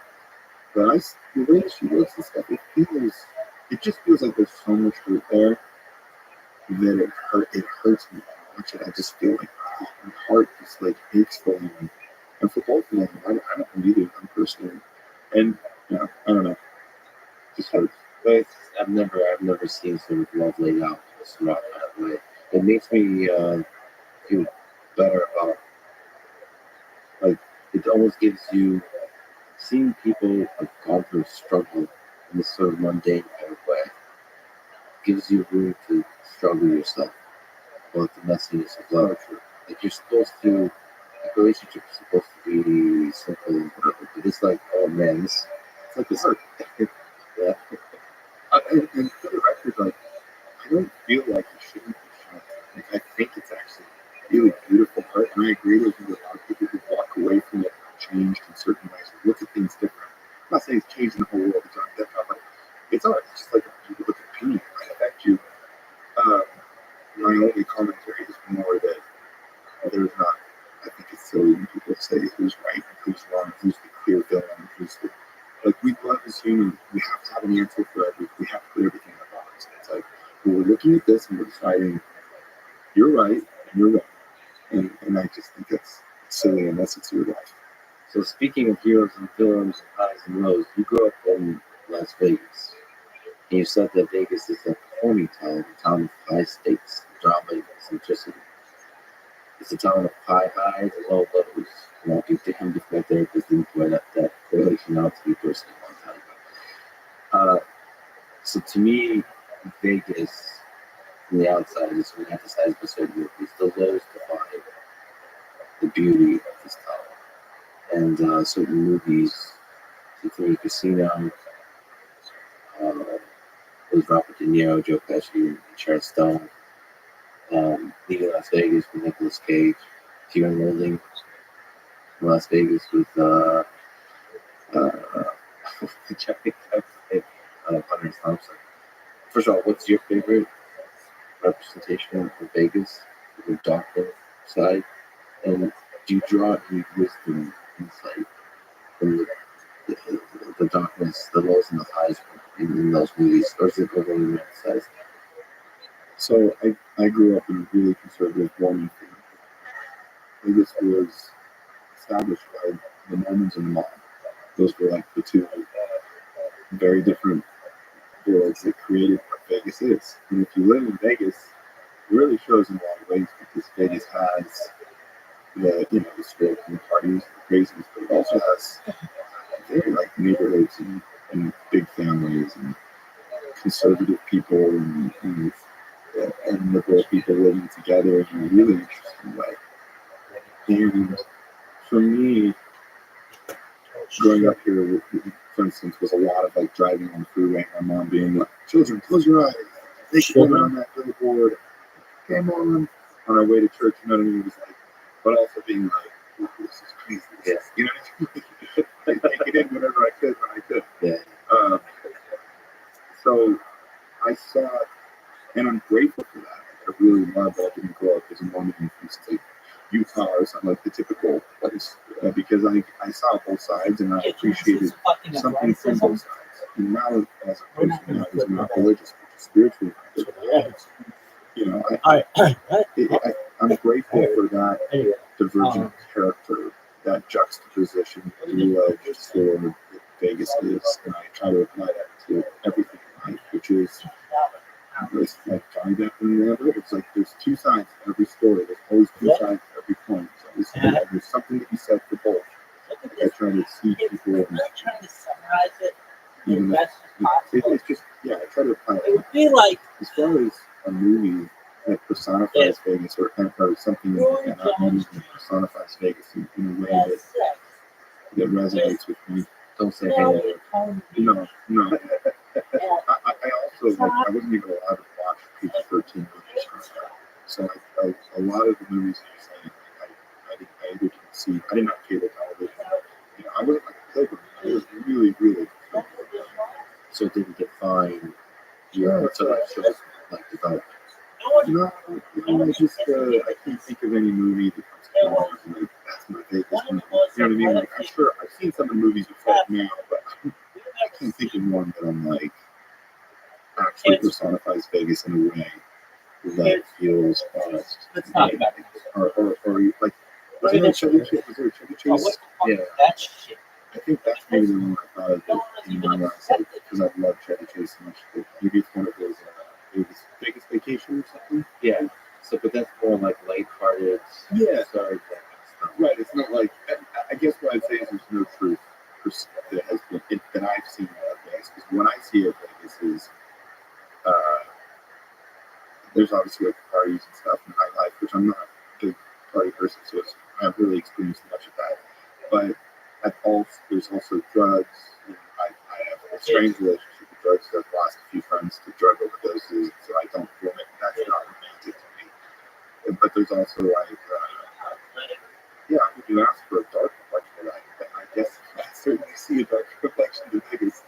And I feel like Vegas is typically personified as like, potato is really this, but it's also like, I have like friends who've lost all their money to gambling addiction. So it's like, what I guess, yeah, somebody maybe that's an open spot. It needs to be a dark side of Vegas. Well, it's about Mormons in Vegas dying of drug overdose and getting shot by the mob. Yeah. 50 yards So you mentioned your spirituality. of War Memorial Station. You said that having a crisis of faith, but just the philosophical And you out of question breath? of asking who's God, Look does at God this. exist, Huh? and thinking of the flip side of that, mortality, what happens when we die. Those kinds of things were extremely difficult, Look at this. deep Friends, uh, do you things for recognize you how towards your development, the whole process of figuring that out. Why does it hurt so much to lose faith? Yeah, I would say that the seeking of God, I would say that, is an obsession for me. It has been since I was young. I really feel that I'm deeply like committed to finding answers in life. And there's some answers that I don't think there's an answer to. And I'm also very OCD by nature, so I just don't give up that.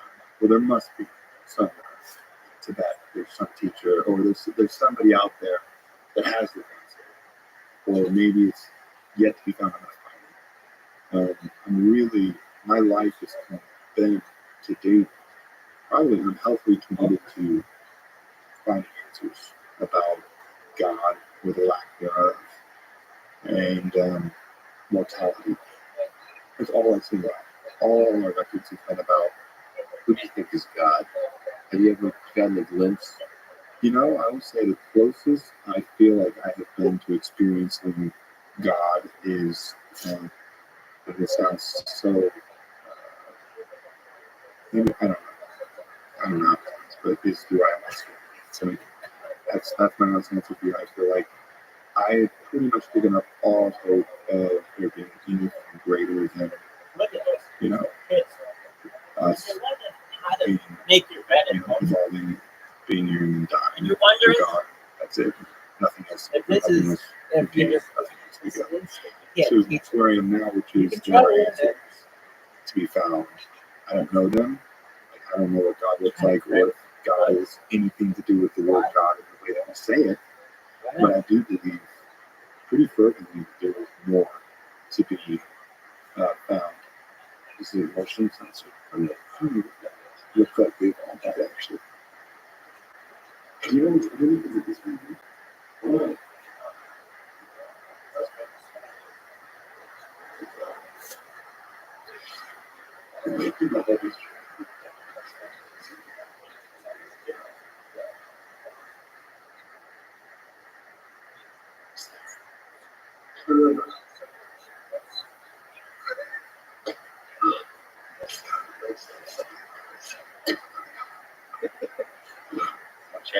Yeah. How many people does it take to raise a squirrel? And like, it was hot too.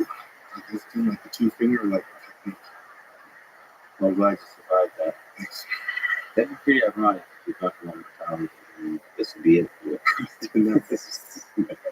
I've never done ayahuasca, so it's a mixture of two plants. One of them is DMT, but a lot of people I really respect, very, very intelligent people, had profound experiences with ayahuasca. What is that? Where do you go? Where does the mind go? What the heck is up with that? I'll first say that I can't even smoke weed. I really do not enjoy it because I hate to let go of control.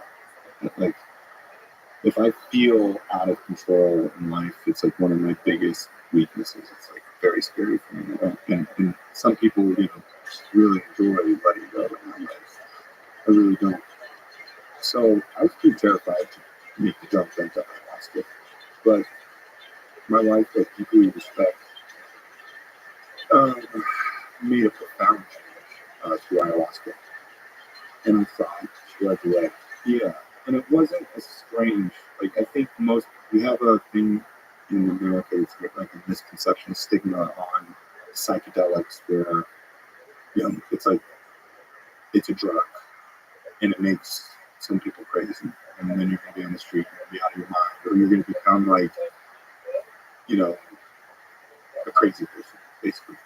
And I think I really bought into that notion because, again, I wasn't raised with TV. I mean, like, ayahuasca is very, I didn't, you can imagine what that was like for a kid. I didn't know anything about it. I never touched drugs at all. Never touched a cigarette, Anyway, so I think we have this misconception about it, where Americans are quick to go to their doctor and take any medication or drug. But, whoa, when it comes to, like, psychedelics. Anyway, that being said, so I had that trepidation to it, but I really loved it. My wife and I saw it make a profound impact in my life, where she suddenly was able to heal from a lot of trauma that she had. She went through a lot in her life, and it really helped her heal. But it also set her on a new path spiritually that seemed really like a place that I wanted to be. So I did it, and I did it twice. The first time it didn't really have an effect on me, which happens to a lot of people, I guess. I drank, this little thing, and it's like this shaman who came over from overseas. It was really, had been in the plant, world for decades, and was a really incredible, I don't even know if he likes to be called shaman, but So it's supposed to be like 30, 60 minutes to take effect in a few hours. The journey lasts about 4 hours. yeah, so the second time I took it, I Rest of the sex. took it in I would say 28 minutes. Exactly. I started to feel like I was like the dimension of what is reality. The curtain was pulled open, and there was a lot more to discover. And it really blew my mind in a way that I think we probably could have even if, for instance, God, some Christian God, whatever it is, we all think to be this beautiful thing, but in reality, we're probably not super beautiful. I think that they've lost it. Like I've always like joked that if the Mormon God came down and told my mother, like, if God himself came down to my Mormonism is incorrect, she would say, Satan. Yeah. Like, they never, I think our minds are just not prepared for a lot of anything that's really extreme. And it was very extreme. It's like the curtain of life was cut open. It scared me, but then I felt very much, and a lot of people that I talked to, and a similar thing where it very much like I was either communicating with something that was perceived as God to me, or a highest sense of self, a mind, Mother Earth, all so many different things. But really, a lot of people have a very spiritual, similar experience with God. Just in that it's like this kind of profound. It wasn't like, there was nothing, at least for me, that felt like just like psychedelic, funny cartoons or something. It was like, I'm about to go on a journey, and I'm going to communicate with something that was incredibly wise. Showed me a lot of things in my life. Kind of almost like from the bird's eye, almost like I was looking through a video camera, a younger me. There was a particular thing that communicated to me. I really wanted now this acceptance success and not feeling the feeling undeserving or something. I can't quite put it in words, but like with my position that I could get up against so much. And it showed me these things from I was young, it's been to lying and I pretty sure I did not feel like myself. That's the only way it comes from. There was a lot I wanted to show me. It was incredibly cool. But just to be like to put it into a short and there's so much risk. It felt I walked away feeling very convinced that there's more to be done for sure. And a lot of my deep things that were not actually moving didn't reach that people, specifically crisis of faith. I was very angry with parents and my community for raising me in what I perceived to be falsehoods.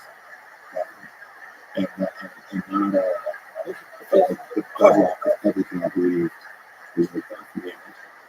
It was like, good luck in life. But really, my parents gave me everything that they could. And they believed that very much so. Still. But naive young man was angry and felt like they had been duped, and thus I had been duped. But ayahuasca really showed me this roadmap of like, this is truth. And you're concerning yourself about what you're seeing, which is whatever it is. And there may be some truth in these things, and there may be falsities. But so is all these other things. And focus on the truth. Stop focusing on these little details that are meaningless and forgive and let go of people believing in those things to begin with.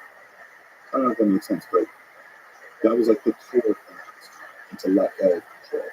Stop needing to control everything. And you felt like the difference coming from elsewhere. It's really, I do not believe, at least in my current self, I don't know that the mindfulness, the belief that exists in me to reach a lot of the conclusions that I did. And there's a lot more to it that would be for like my conversation with you, but it's so hard to put it in words. You feel like a crazy person. Anytime I talk about ayahuasca, something doesn't get me. I don't even know where to begin. Like, how do you explain to someone who felt like a multiple dimension type thing happened in a way that putting it into words, and none of it was words, by the way, it was communicating. It was like, you know how people talk about telepathy, and if it existed, it would be like, I can communicate to you in second people. I'm so confined on me having to articulate these words, put them in a sentence to be like, tell you, like, only I could just be like, and emotions do that sometimes. Like, you can see my emotions and be like, oh, yeah, communicate. So that's what it felt like with ayahuasca, is it from that. It was communicating to me very clear things, but it wasn't like, it's me. Nothing else. Let me relax, sit back, let me show you. But it was very clear. And no, it did not feel like but maybe some smart people in the family say, oh, usually, I don't know. Oh, yeah, there's a lot of stuff in our subconscious that we haven't explored. Like, we haven't explored the depths of the ocean. One of the figured out was that the Yogi shadow that's going on underneath the surface of our unconscious mind. Right. And what is that connected to? Is that just inside of the mind? Is there some kind of collective intelligence going on? Or all humans are connected to one kind of greater organism? What is consciousness? We have a lot of hubris and people really understand any of it. Like how the mind works, at all. Like, what is it? Like, what is the origin of consciousness? What is the origin of intelligence? It's not hubris practice. We give each other PhDs and Nobel Prizes and congratulate ourselves as if we figured it all out. Humility is fucking shit. Nevertheless, that is the question that humans have been asking for ever since humans were humans, which is the question of mortality, the question of God. So it's family to be or not to be. I think it's the hardest, most important question. Albert, when you asked why live, um, so in terms of crisis of faith, in terms of your search for truth, in terms of some of the dark places you've gone in your mind, what's a good answer to this question? So for Camus, with his Sisyphus, is the question of suicide. Is what's the purpose? Like, what's a good answer to why keep going? Especially when you're struggling, especially when you're not, when you feel hopeless, when you feel like a burden in this search for truth, when you feel like you're surrounded by lies. What's a good answer to that? Like, I think, have fun. well, it's the simple answer right now is to say, it's very easy to have kids to say. your audiences, just, of course, you brought these kids into the world.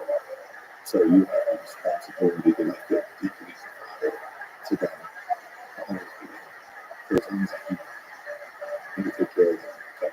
It's the most innate sense in me. That is wired in my animal existence.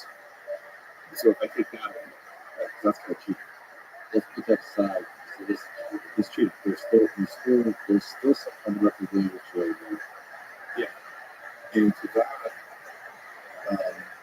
that actually kind of real struggle for me. But anyways, I had a real time where we were flying somewhere overseas, and we were in a very small plane, and the lights went out, and like all these red lights were flashing, and the plane was starting to dive. Completely like scariest plane experience I've ever had. My manager was next to me, because my brother, he was crying and texting his wife a goodbye. That's how like crazy this moment was. Was it real, like genuine? Genuine engine how plane is going down and pilots looking like crazy in the front. And it was a really funny joke. And like I said, my brother next to me crying, typing text to his wife. Really, really scary. And I felt I genuinely thought there and I was like, this might actually be us. Like I really felt like this goes down. Like, sucks. It's hard. And that sounds so ridiculous how that is to say because like I'm in a different place now. I've seen my life for what it is, but I'm in So life was already to find yourself in music work. it was really difficult. I was incredibly depressed. I had been trying different medications since I was young, and I just had not found anything that was working for me. And then I was faith crisis, lost all my faith, and started to binge. Just became, I wasn't ever thinking this. It was like, when you call the beer not enjoying it, you're not thinking about it. It's like, this was like a side project for this one thing. It was like art in college. I was at preschool and I was like, I did biology class. I'm gonna like that. You know what I mean? Like, it was not, hey, put everything aside. This is my career. Let's go. Like, it just happened. And I'm an introvert by nature. I'm really not an extroverted person that likes to go out. I like to be home with a couple friends, have a late conversation, get food, like that, and read a book, listen to podcasts, go on a walk. Those are things I really, really enjoy. And suddenly I'm in this life where I'm supposed to be something that I really don't want to be. Except on stage, which is a really fascinating, strange thing to me, which is on stage I feel so free and exuberant and like an extrovert. Then I come off and I just feel like I trickle back into a show. Like music does that for me. Performing on stage does that for me. Take a small thing. Yeah, of course. What's the high? We go to the introverts, the rest to come in and read a bit. You're the front man of one of the biggest rock bands today, playing in front of huge crowds. What's the high of that, and how can you land The high of it, it's incredibly beautiful to walk on stage, sing these songs that you wrote, and see it resonate with people around you, sing with them. Different cultures, different places celebrate life. It's suddenly the world's a fantastic place. It feels like we're all on the same team. Right? like one big hug? Yeah, it's like everybody in that room gets it. And we all, like, it just, it feels like what you want. Which is just like this coexisting unit of people, and it's not even about like, it's incredible. For sure, it's incredible, and I love it, and I wouldn't do it unless I loved it. And then you walk off stage and you turn the music, it's like you see we're all against each other, everybody hates each other. It feels that way. So music really That's why live music is so important to people. That's why music is so important to people. Because even if it's just you and that person that wrote the song and listening to it, and the two of you feel connected, it's like you're hearing Tracy Chapman sing like Fast Car or something. You're just like, oh my gosh, yes, I get it. And you feel connected to that person, you feel well. So that's the high, for sure. And then you get off stage,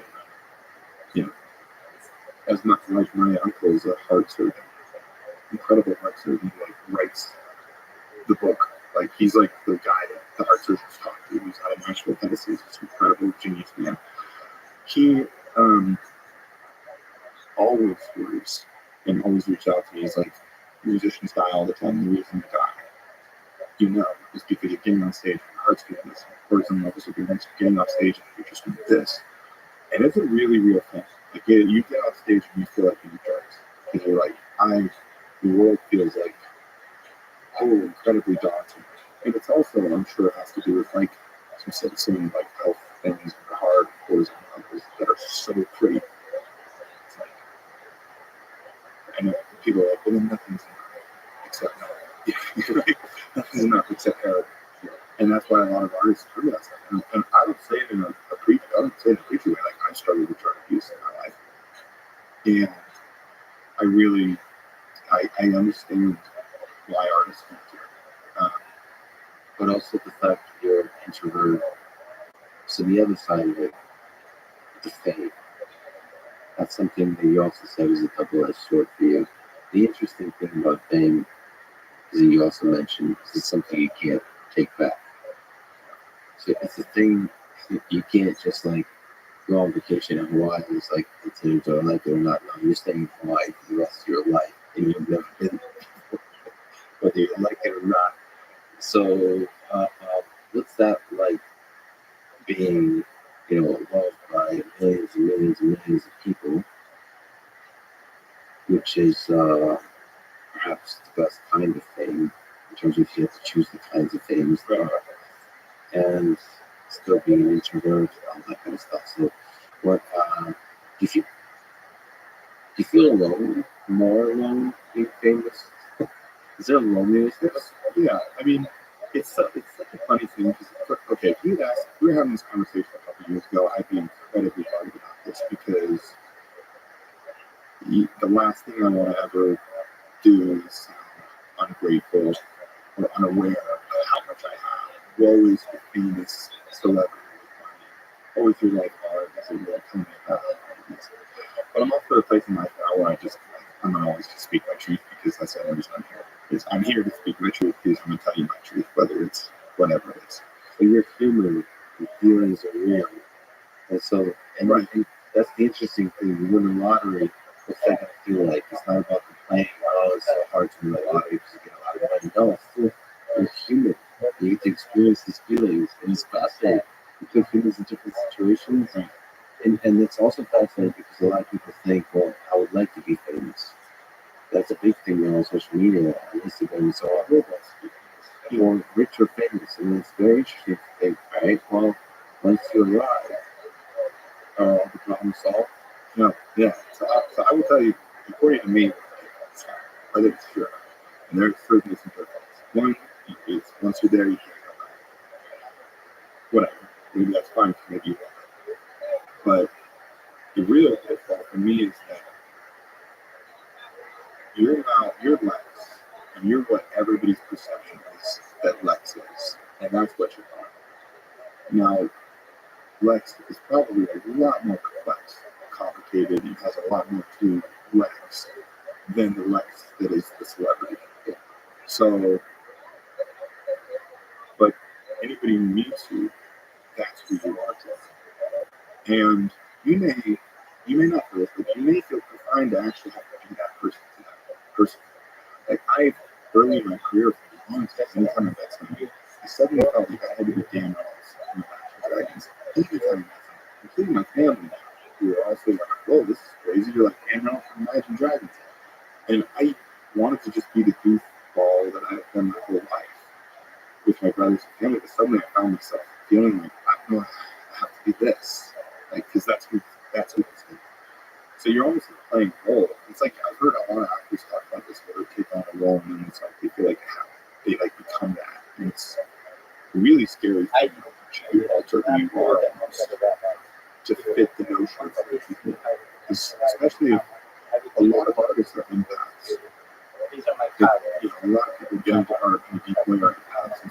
feel a lot of what people are feeling, and you never wanted to burden people, and you always wanted to deliver to that person, what they want.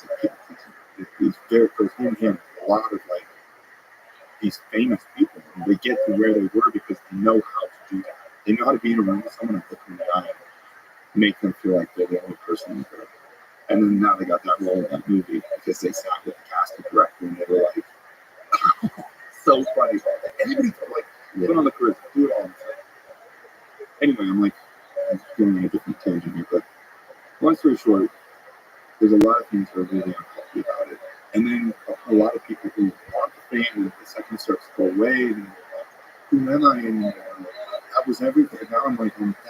Now I'm not a famous person anymore. And now I hate myself. Now I'm going to do drugs. And it's like this vicious cycle. You'll never be famous. You're always going to, there's just so much to it that I've just not, again, I've lost friends in this career to that, for sure. And there's a certain element to sort of on the losing fame. I've interacted with a lot of folks, especially young folks, like on YouTube. So fame is a thing that has levels. You're always trying to be a little more famous. A lot of folks are chasing fame. It doesn't matter how famous you are, you're always trying to chase more. When we start to lose it, interesting things can happen if you're not self-aware, which is like you mentioned, you might be trying to grasp back at where you were by leaning into the formula that got you there. And so the constraints of the image that you mentioned becomes the thing that you're now trying to lean into, and that's actually walking away from where we are. I lean further into being that person. That's true for acting. That's true for even on YouTube, which is people acting. They have a role. They've got to the table somehow. Yeah, it's dark, but I think that's just put for everybody to see. But that's a very human struggle, is when you're not famous. It's finding yourself, being yourself, of not doing people pleasing at any scale. Yeah. And being trapped by that. Yeah, and also feeling like it's never enough. I think that's important. It's not just a famous thing, but it's the whole, everybody deals with feeling like, when I'm here, I'll be happy. When I get that job, I'll be happy. When I have that money, then I'll be happy. When I get that surgery and my nose is like this, I will be happy. It's like a constant chase of happiness instead of happiness. But it's like the opposite. It's the opposite of self-love. It's the opposite of happiness. There's no presence to it. You're constant. You're never going to arrive. And you're just going to live your life, and then you're going to get that. You're like, I was chasing the wrong thing my whole life. I should say that podcasts are interesting in that way. So for me personally, because you just talked a lot, you can't. People that meet you, they know you, and they know the evolution of you. And that's the same thing for you right now, Dan of Imagine Dragons, just being on a podcast, long form, reveals the side that liberates you to being yourself. To people see, oh, there's a human. Because music, they have a deep connection with you, they have experiences with you the way they experience it. That's who you are with them through the songs. Now you get to say, oh, there's a human being. Probably gets angry, gets sad, gets excited, gets hopeful. There's a core, there's a good human being. The whole world goes through emotions out there. It's a giant, beautiful mess. And podcasts really, that's why I love podcasts, long form. You get to hear some artists and actors. And some of them get to see, oh, you've lost yourself in the surface. That's the tragedy with actors and great actors. They've left so much of themselves in the roles they've played. They can no longer be the thing they were before. Those great roles. It's hard. It's hard to see. So you get to see that with Johnny Depp with Pirates. He was talking about that with Pirates of the Caribbean. That was a shift, right? He's not that guy. Right. He's forever. But the point is to remember that you're not. your family, which is interesting to say with your family. When I see people close to me, they also, there is an element like that you're back. They start treating you like a famous person. Yeah, I'm fortunate to have my manager, who's my brother, my older brother, and my lawyer, who's my other brother. And that's been helpful because it's weird. It gets weird with that. One of the best advice I was given was by Charlie Sheen. You got advice from Charlie Sheen. Yeah, we were playing The wise sage of our generation. and playing Sage Charlie Sheen. It was really wise. I was sitting next to him. We were playing some late night television. He said, this was right at the beginning. He just said, boys, just mark my words. Your life is about to get really weird. So I said, but it stuck with me forever. It's Charlie Sheen. So of course, it is. And I remember being like, right, okay, Charlie Sheen. I'm not Charlie Sheen. It's not going to get weird. But it got really, really weird, really quick. Because suddenly, you've existed your whole life in this way where everybody just, everything you get, you achieve, it was because you got it. And every conversation you had, like, if someone liked you at the end of that conversation, it was because they liked you. They didn't like you because they didn't like you. And you can make complete peace with that. At least I could my whole life. I was like, life is a challenge. And be myself and go through it, find people along the way that I connect with, others know. That social integrity is so important to us. And we think it would be nice to have this, and this is going back to the pitfalls. We think it would be nice to walk into a room and have everyone be like, and you could be like, dumpster fire. I was like, oh my gosh, dumpster fire was amazing. Yeah, you said dumpster fire was amazing. It's incredibly, and it just breaks everything that you knew about humans, and it sucks. So then you're seeking out people who that it doesn't exist with, and families close to you get. Even your family, it's going to take a little bit where they're like, well, this is a little weird. Like, all my friends at work are now asking me about you. You're my young, stupid brother, but now you're suddenly like the young, stupid brother that want an autograph. So it still makes, like, they have to get over that, figure that out. And then you meet people, too, who know about this whole concept. And you're like, I'm going to be nasty to show them that I don't subscribe to this.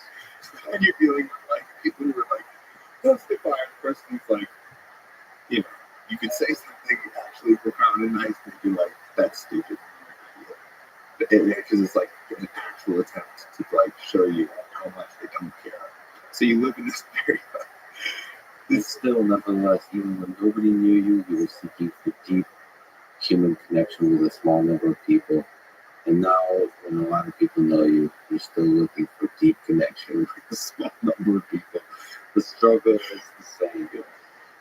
Can you speak to, because you mentioned some of the dark moments, what advice would you give to people who are struggling with depression? And maybe for the people who love the people who are struggling with depression. So what I have found to be the most successful for me, it's back to the basics of everything that the therapist, the psychologist will tell you, psychiatrist will tell you, right? You meet connections. Exercise every day. Eat healthy, for sure. Find time, make time every day to do something you love, whatever that may be, whatever brings you joy. And when you're really depressed, that actually gets you. Because the things that brought you joy don't bring you joy anymore. When I'm really in the thick of it. But for me, this is the cycle that I'll go through is I'll look at my life and I'll say, okay, what can I clean up? All right, well, for me, it was cutting out alcohol actually helped me a lot. I know that sounds like big. I'm not judging anybody for that. I still, drink on occasion, but I felt like alcohol has been very unhelpful to my mental state. Feel less drive and less happiness the next day for things that I want to do. I feel like it plays a lot with your serotonin. So look for stuff to change. Clean living, but also understanding that sometimes it just is, and you just keep breathing, and it will get better with time. This too shall pass. This too shall pass. Like I really think that I'm pretty sure. I mean, I've seen a lot of therapists and all these things. It's like you have major depressive disorder, and this is what it is. But it's certainly worse for me in the winter months. So I know there's like I can't think of the term for it. There's a term for it. Seasonal depression. So I'll get to the winter and suddenly I'm like, geez, everything really sucks on a deeper level. And then, so it's like this too shall pass is another thing. Just practice those things. Absolutely see a therapist. That's my biggest emphasis of life is to like on stage, like control, like, a few things that I really, really care about. One is mental health and destigmatizing therapy. Because for me, I didn't go to therapy for a long time because I thought that it would be admitting that to be admitting that I was weaker than Lex. It doesn't have to go to a therapist because Lex is stronger, so he's strong like Lex. I would like to look at all my older brothers. I looked up to them so much, and all these incredibly successful people. Plastic surgeon, anesthesiologist, the dentist, 2 attorneys, Stanford, NYU, just incredible high standards, Eagle Scouts, they valedictorians, they just did it all. So for me, I was really did not want to, and none of them wanted to go. So it was like, what are you going to do if you're broken and you look physique on the can't act life? And I think that's incredibly dangerous. And I feel like it almost cost me my life because I took so long to find that therapy. So I really want kids to know, hey, the great people that achieve great things, they're doing amazing things, they probably have a home fund. They go to the gym, but it's not the gym. What, so I wanted to be a psychiatrist growing up. Maybe that's on your podcast. Maybe that's, It would be a good one. I think there are psychiatrists. Remember, right? I think you're a psychiatrist. I think I need more. I think actually, to be a good psychiatrist, you also need to be seeking therapy. Like you also need to have some stuff to work through in your mind. I think, you have to go into some dark places. You empathize. The empathy. It's the ability to empathize, especially if you've directly experienced it. You can go to those places in your mind. Like you said, it's through the music to be able to get to leave there. But why did therapy help so much? What is the process of therapy? If you can just educate a little more, are you basically bringing to the surface and talking through things that because of the vacuum of life, you just never allow yourself to speak through, to think through? Is that what therapy is? Or is this a more systematic thing? So I've been to a lot of strange different kinds of therapies. I'll tell you, my first therapist, if I could sort of how hard is it to find a therapist that connects? It's actually pretty hard. I think actually I have a few because going back to the beginning of my therapy was with a Mormon therapist. So it was very much like, well, are you reading your book of Mormon? And are you praying at night? You know what I mean? Like, that was a big focus of my therapy. It was a faith crisis in the distance. Yes. It's like, well, and then it works. Yes. The next therapist I went to was a Scientology therapist. I met my wife, and she was a Scientologist at the time. She's not anymore. It's like it's such a funny thing to look back on because we met, and I was like this missionary who just got home from his mission, and I met her, and she's a Scientologist. I was like, wow, that's shit crazy. And I'm like, that sounds crazy. She's like, what are you talking about? That's perfect. More than that's actually crazy. The two of us were like, huh. Maybe something to this, the both of us. Yeah, the tension actually forces Yeah. What is true. Yeah. And we really fell in love with that, which was like, maybe we're both on let's figure this out. But before that happened, we went to the Scientologist therapist, who that therapy consisted of, what have you done wrong to Asia? And they would ask me that question over and over and over and over. So I'm like thinking of the deepest, darkest things that were the recesses of my mind. This was a therapy. This was marriage therapy. Anyway, it was Scientology therapy. And then I went to therapy. No, not attached to any religion. And that was a really, and since then I've been through a couple of therapists, but that was more because where I was moving like that. So is it that hard to find great therapists? Probably not. And maybe don't go to your normal therapist therapist. So maybe that's about for you. Maybe it's about for you. Yeah. But what is, so is it bringing stuff to the surface, basically? Oh, yes, I can even answer. But what's the effect? Why is this effective? Just, and is there something it works to? Yeah, I mean, I think it's obviously there's the common things that you think of, which is like, oh, I've been putting these things in, I don't want to tell anybody, I'm going to tell this person, like, oh, there's relief in that. But that's really not where the real work comes from. I think the real work is meeting with someone who is well versed and educated and understands. It's like coding. It really is. It's like someone who like they listen to you and they're like, well, that was a trigger, and this became this trigger. You're probably every time you're hearing that, thinking of this thing that happened earlier in your life, and they just will walk you through scenarios. Maybe some of them aren't right, but some of them you'll be like, it'll resonate. Wow, I am feeling that because of that, and that did happen. Maybe if I call my mom and say this to her, we'll make it. Hey mom, this happened. It's like work. You put in work and you have hard conversations and do difficult things. And so if your therapy is not difficult, I actually think that's not good therapy. Good therapy is it's going to be a little difficult. It's work. Like During and after. yes, like I had this incredible therapist who I told him that when I was into ayahuasca, he was like, Jesus, he had actually was a doctor before, really well educated, studied person who walked away from brain doctor. What's the word for that? Brain surgeon? Neurologist. And he said, well, basically his belief was that ayahuasca was like basically doing therapy, like 50 sessions. It's like it's like really intensive. He's like, I don't know if you want to do that. You can do. You can make some big steps forward, but I prefer just to do one session. And so yeah, it's hard work. And that, I typically like. It's really hard for me to talk about ayahuasca. By the way, going back to that, because I'm not looking to tell everybody to go do ayahuasca. It's incredibly hard. It was the scariest experience of my entire life. It felt like I went to heaven, but it also felt like I went to the darkest, deepest hell. That was incredibly scary. Incredibly scary. You told the story of how you wrote this on Glean, or like your childhood friend, I guess, Donald, like bullying and that kind of stuff. This song, a lot of these songs are super interesting.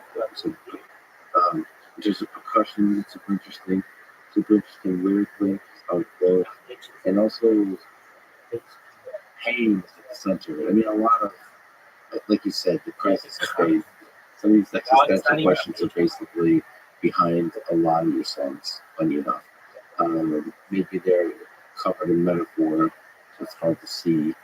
But it's there. And this song is really interesting in that way that it puts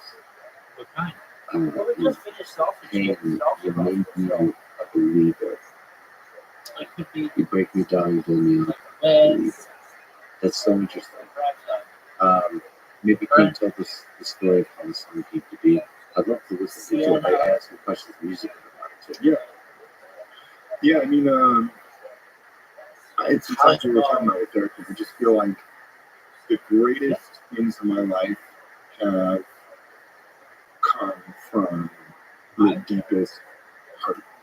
Like losing someone, that you love is maybe the hardest part of the human path for me, at least thus far. Like when I think of, okay, what was the hardest thing? It's like, there's like physical pain, or maybe like going through financial pain, or whatever. I think losing someone that you really love to death is one of the hardest. For me, I would say it was the hardest thing. But it also makes you look at your life completely different and alter your life. At least for me, in ways that were really healthy. Being more present, letting go of things that you trying to control what other people think about you, wasting your time things like that. And you suddenly see like, wow, like time. I got a small amount of time. Like, how do I want to spend it? It's money. The best way I know how, and that's it.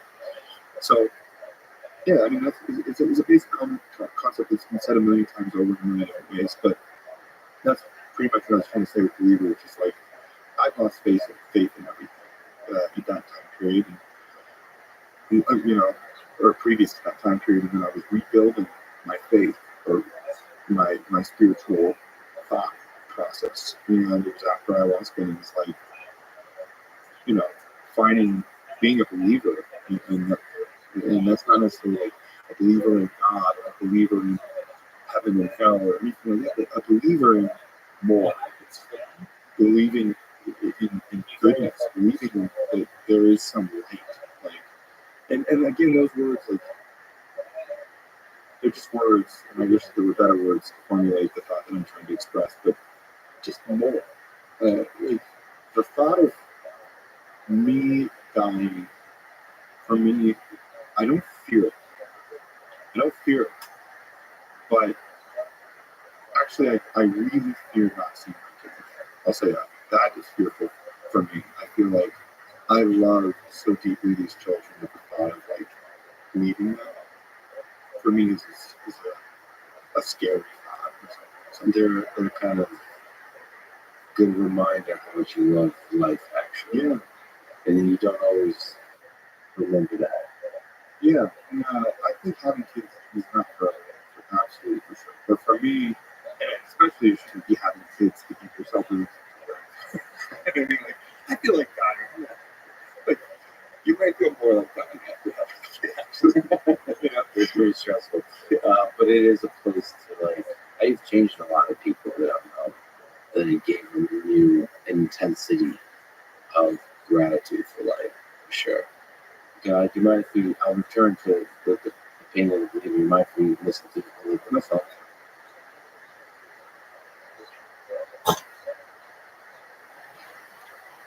Enjoyed the music first or the words first?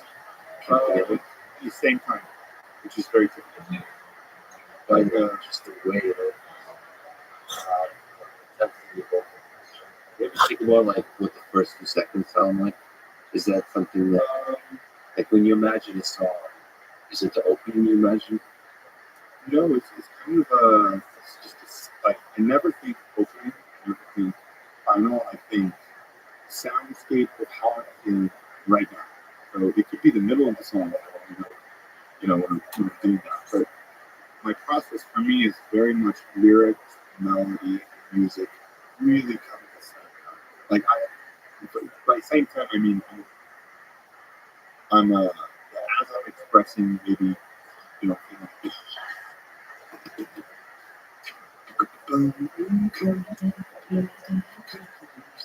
like, it's not that simple, but it's like I'll hear it, like, it's like, here's all the orchestra, and I just put in all the buttons.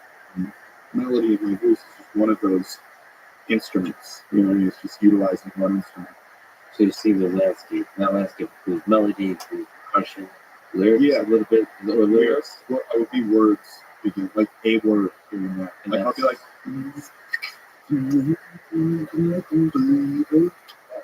like, what's a word that I'm thinking of? I'm feeling this soundscape. And I always create with no theme in mind. Never, for better or for worse, just my process is I'm sitting down and I'm writing it down. Simple as that. But when you sit down and write a journal entry, are you sitting down and you're like, okay, how are these words here? Then I'm on the page, I'm what is this? My theme for my journal entry today is going to be this. Maybe something to do, but I don't. My journal entry is, I don't know, just like, how was today? Today was this, doing this. Now that I think about that, I really need to do that. That hurt my feelings. You're formulating it as you go. And that's the joy of it. And for me, that's what music is. So I'll sit down, not thinking, hey, I've been wanting to write a song that has a heartbeat. I want to write a song. It's like, how am I feeling? It's joyful. Is the feeling joyful to you, or is it struggle? You just made it sound like it's. I think joyful.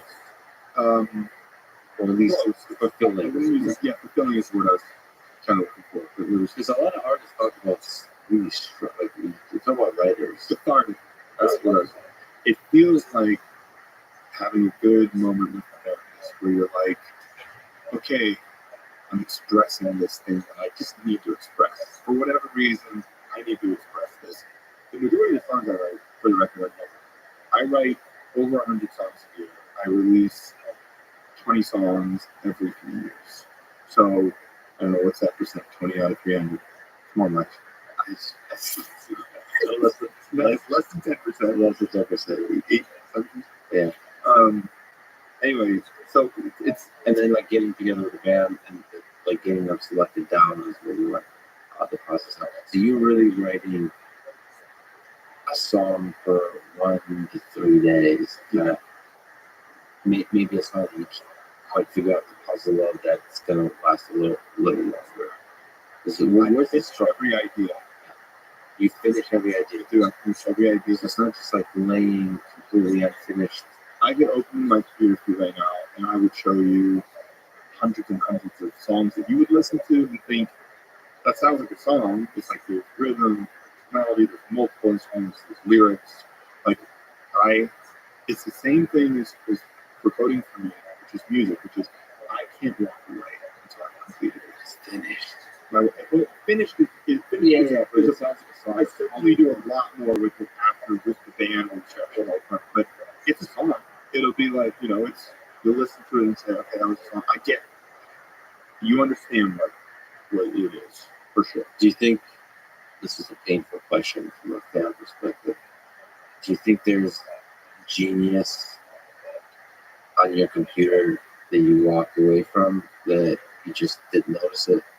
Like, do you think there's truly great songs that you've written that you just didn't notice how great they are?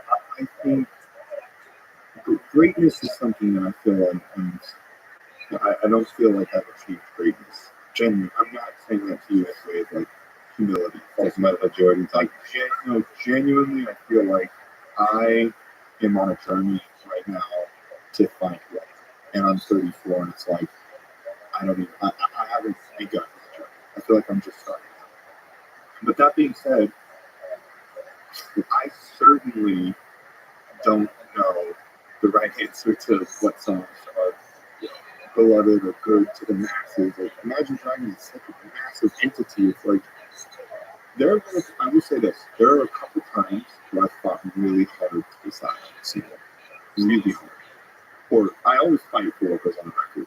Always. I always put the record together, and that's the record that I want it to be, and me and the guys come up with that. And it's nobody else has it. No manager, no. The single, everybody wants to have a say. Your label wants to have a say in it. Your manager wants to have a say in it. And I have fought really hard over that. And I've been long before, I've been right before. But as far as songs that I've done, I mean, I can imagine so many songs. You think of so many Beatles songs that are like some of their greatest on my guitar jam weeps. I'm trying to imagine weird sounding, not that interesting, possibly songs that majority of them, honestly, it may be our best stuff is that we don't put out, for instance, because our band is such a complex person. I really don't know that. I don't know, maybe one day I'll die and people will look and be like, I hate it, Imagine Dragons, but no, that's nasty. I really like that. Or maybe they'll be like, oh, it's all sounds like shit. I don't really know. But that's sorry, it is a tragic thing if I ask it. Which is like, there could be some great, incredible things that will take you a long time to rediscover, to realize how great they are. And it's also the tragic aspect of being an artist is you don't know, forget fame and all that kind of stuff, you don't know what's going to really move people. Because ultimately we want is to connect with people, and you don't know what that's going to be. It's hard. I mean, to me, it's tragic. Just as a fan of yours, maybe I wonder if there's incredible stuff there. Just as it is tragic to see great artists throughout history who didn't get recognition until they died. It's like, because they basically held on, Franz Kafka was extremely self-critical. A lot of these folks had an idea of what's good and not, and they had genius, but they weren't entirely wrong. we became sufficiently popular. But it's interesting. I try to genuinely to release the songs that move me. I'll say that. You're an audience. You're your own audience. Yeah, I try to put out the songs that make me feel the most. Welcome. Like How I you feel, doing? feel. What else? That's my only thing. Because it's so subjective of like what is good, what's the, nobody knows the song for the masses, right? Nobody knows that for me. Nobody knows. So for me, it's always what makes me feel something. One of the main lessons Rick Rubin taught me when we worked on this record was his main point that he would continually bring up, like, because he's not the type of person who's like, that's a bad song, and that's good. It's just not who Rick Rubin is. It's more like, there's more nuance to it. He would say, I don't really believe you in that song. That's what he would say. He would say, and I knew that was like, that's not. He'd say, and I would genuinely, there was a time he said it, and it was about a song, and I really felt it, and I said it. But he didn't believe it. I heard it. And that was enough. I was like, yeah. At the end of the day, like, I can believe it all I want, but if the listener doesn't feel the honesty, it's like we were talking about earlier, I think the most important ingredient is this truth? Perceived as truth to someone else. And if it's not, bullshit indicator goes, I don't care. Throw it away. Well, you said that he made you go through like line by line lyrics every sample. That's excruciating. Why was that excruciating? Well, first of all, it's Rick Rubin. So you're in the room with like Rick Rubin, who's kind of one of the greatest of all time. And so I had to first just put that aside and be like, okay, well, it's not one of my favorite records, but still you're hearing not everything you say is going to be right. You know, I'm a strongly opinionated person, and so is Rick. And so the two of us together, you know. The lyrics, so not every time composition, but just like, let's look at the lyrics. Yeah, meaning. Yeah, if you would look over everything, there was like, and there was battles he won, battles that he didn't win, and maybe he was right. I don't know. I mean, there was, for instance, I'll give you an example. There's a song on a record called Number One. Rick will probably not. Because this was a big one that we kept going back and forth on. But this will give you a good insight of what it's like. And there's a line in it that says, I don't know, of course, I don't know what I'm meant to do. I don't need no one to believe. When it's all been said and done, I'm still my number one. And he's like, nah, cringe. Like, I just, like, you have to be like, it's not be like, you're still my number one. No, it's not about anybody else. You know, it's about, like, self-love. He's like, yeah, but, like, he didn't really talk about self-love like that. And he's like, oh, God, I feel like it's you know, something else we can say. Like, you just can't, you know, we kept coming back to this song. I was like, I changed it. I tried changing it. What did I change it to? It was like, it wasn't your still my one. It just made no sense. It wasn't about some love thing or like someone else.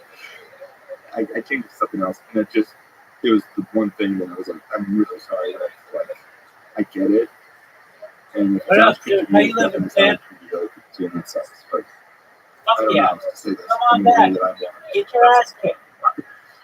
But there were other songs, for sure, where Rick was like, that, or this, that were, it was a little trite.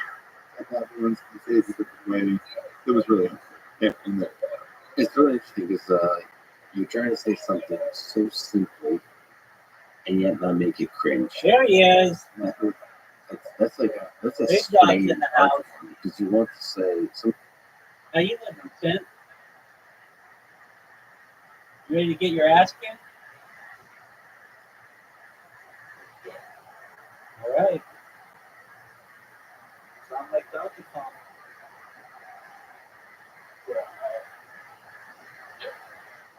All right.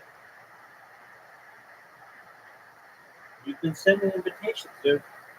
It is your obligation and choice, whichever you consider it, to accept. Okay, no, I can send it to you back. All right.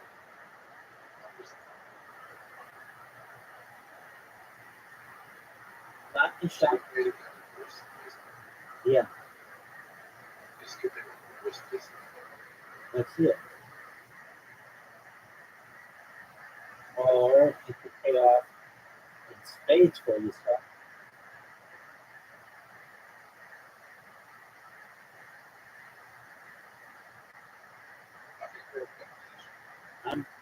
I'm at that shot of hope.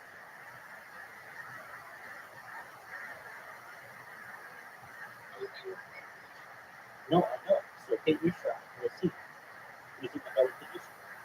You're in a better position.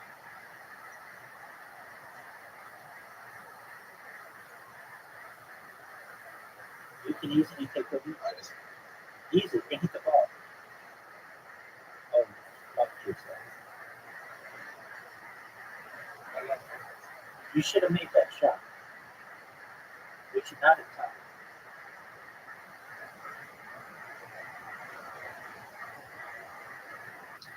This is your hole. Oh, yeah, it's like probably the best hole location for it. Come on, baby.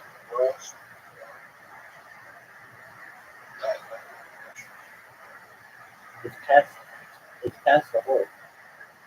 It's not what you want to do. Oh, do you think you have a good shot? You just helped me majorly. Majorly.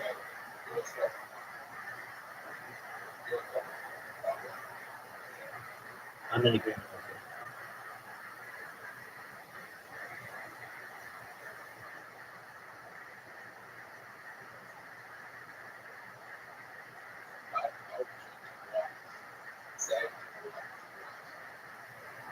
I'm in agreement.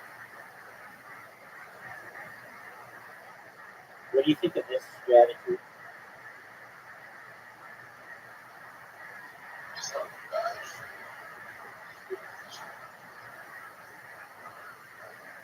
Terrible shot.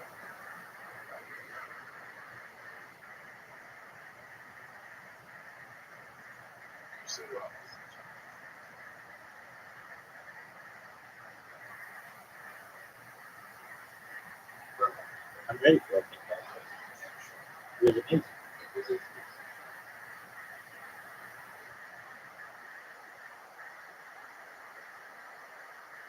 Oh, you're very fortunate. You took out that tree.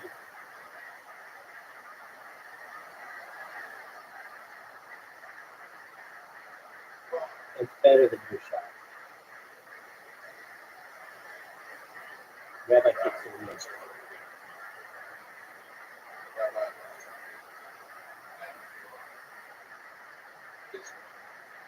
It's actually Rabbi's whorehouse. Rabbi Rothschild knows how it's supposed to look.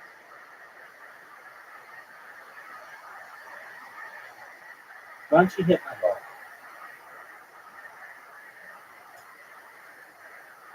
Everybody would appreciate it if you hit my ball perfectly. Are you gonna go in the water?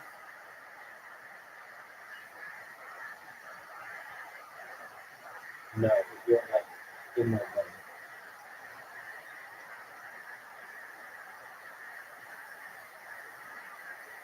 What a shot! Oh, did you see that go right over the hole? Welcome, welcome.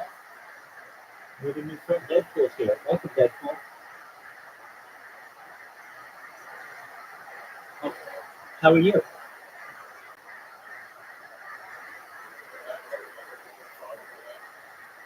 The cars guy. Which guy would that be? What car guy? Oh yeah. No, I remember who you are now. Yeah. How are you? Well, man, did you ever get that to work? Seems impossible. One day though, we're gonna make them recreate that game just for you.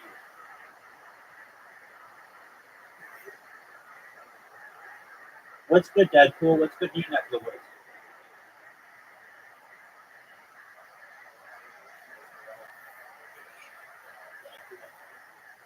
Right. How's that?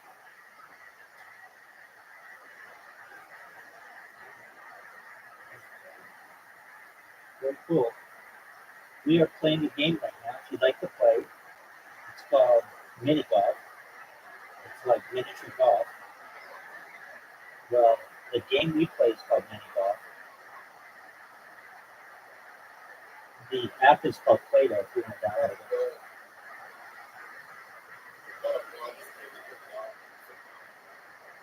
Excellent. Absolutely. Well, we appreciate you coming in. You know that you're always welcome, and we only want good things for you.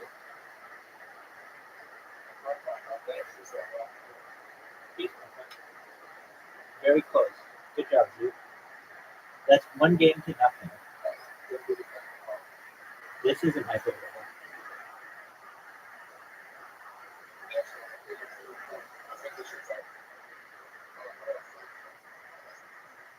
That was a good shot, but it didn't do what I needed it to do.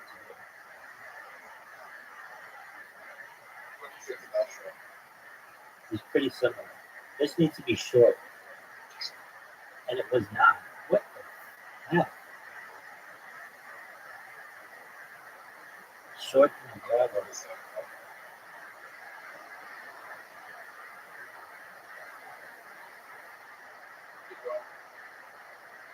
Oh no. Oh no. Make it. I'll take that. If I'm going to lose that on things like that.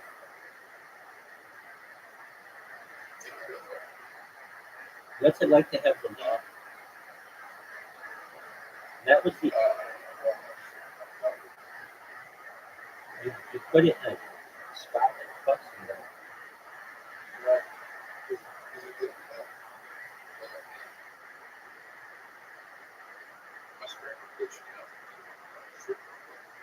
Well, it turned out pretty well for you, big dog.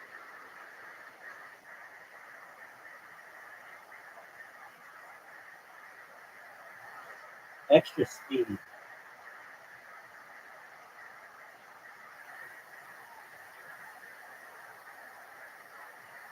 This has a shot chance to be really good for you. Wow, you're doing really well.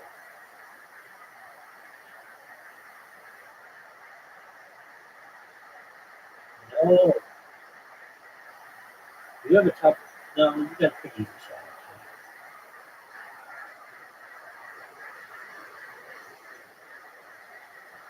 Stop. You fucked it up.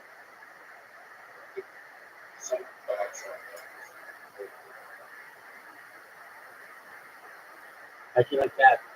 Now you're tied for the lead.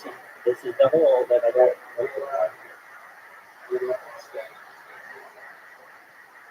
That's right. Are you fucking serious? Look at that. Hit my ball, big dog. Dude.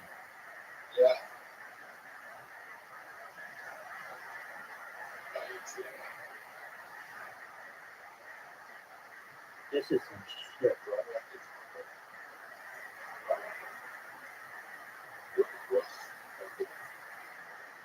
Wow.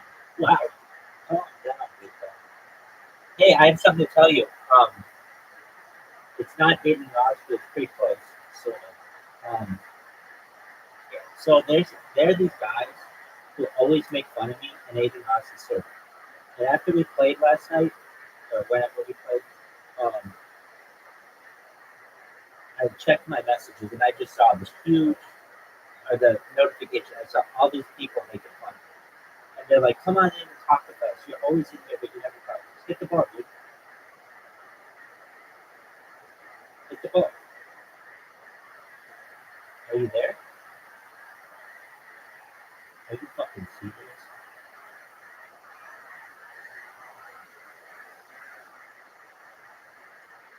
Zero.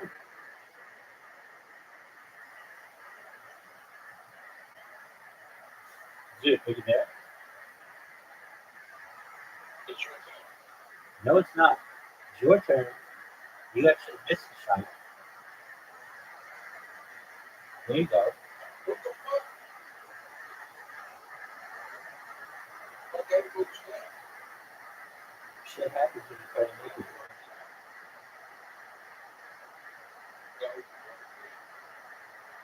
You're still gonna tie.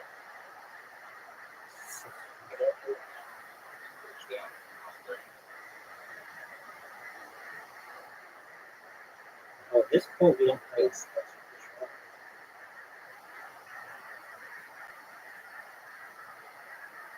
Wow. What do you think of that shot?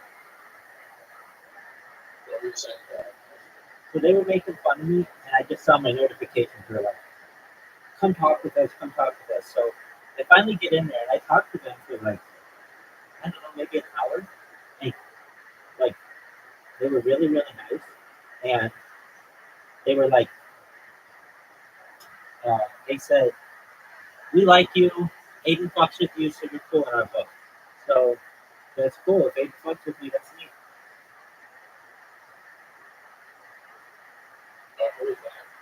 This guy is called Biggest Loser on the internet. I'm not joking. That's what it goes by. Apparently,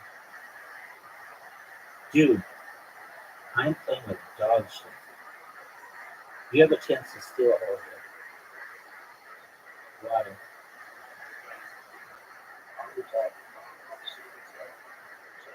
You're good. You can wait though.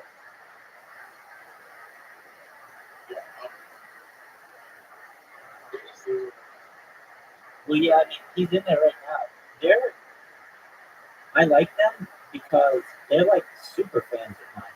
They make their profile pictures with me. I like that. Dude, are you serious?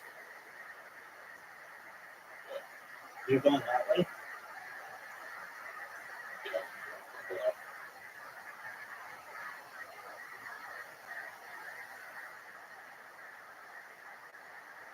Are you proud that you went that way? I don't see why. I don't think I will get a chance to see that. Champion. That's 2 games.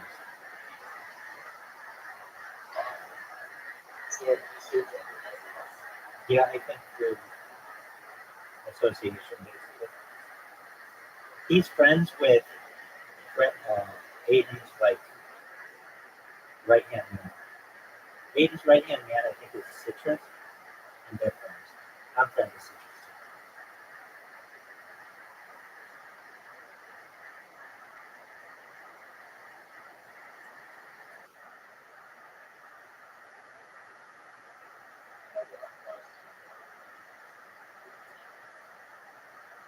If you guys eat it, 'cause I'm whooping ass. I'm whooping ass all the way back. Dog, I'm already winning 2 games. Oh, that was bad.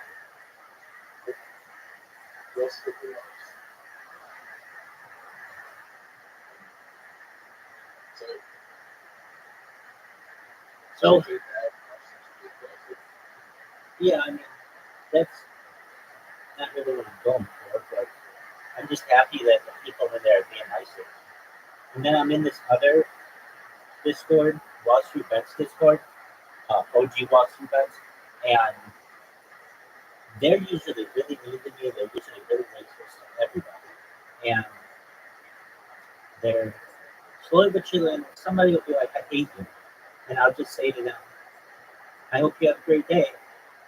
Like, that's the best comeback I have for them because you can't really hate on somebody if they're hoping that you have a good day.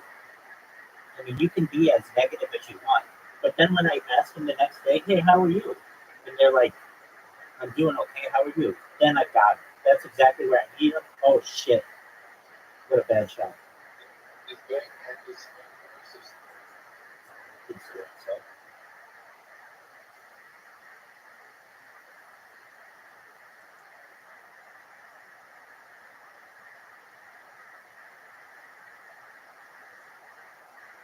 and I get it. Most of them haven't really probably been around Jewish people, and they don't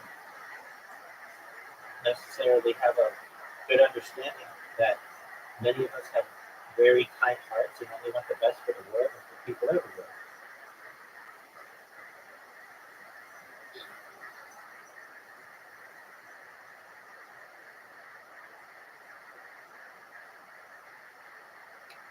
I've now taken a 2-shot lead.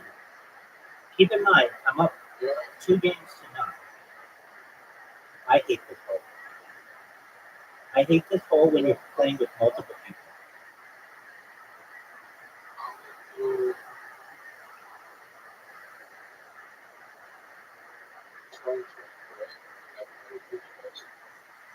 There you go.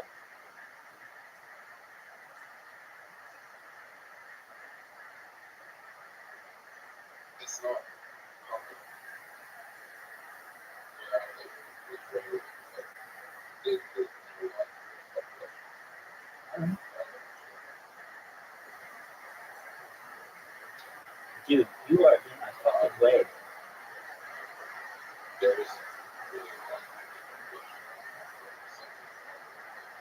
United States. 10% of New York City, dude.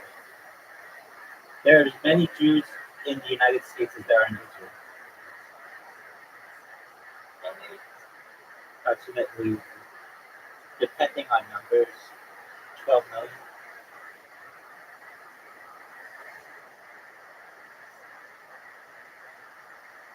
All right, this is a big shot. What a great shot.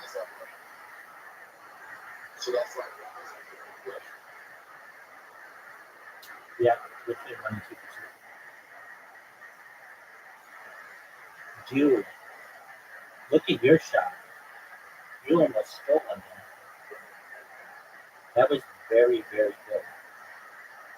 All right, here we go. This is my hole. Oh, wow. Did you see this? Did you see what just happened?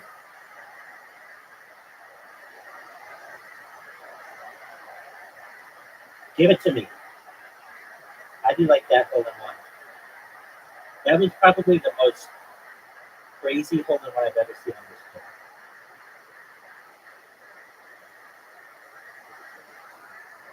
Got a perfect game going. Oh, no, I don't. Because I didn't score on the last one. All right, I don't like this hole.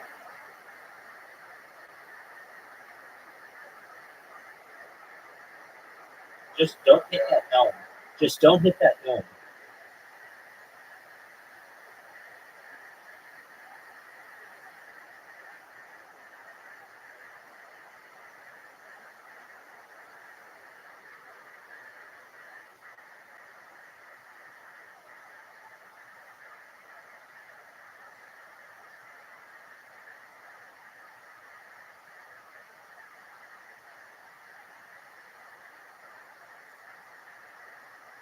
Laugh. My friend, I am up 3 games to none of them. How does that make you feel?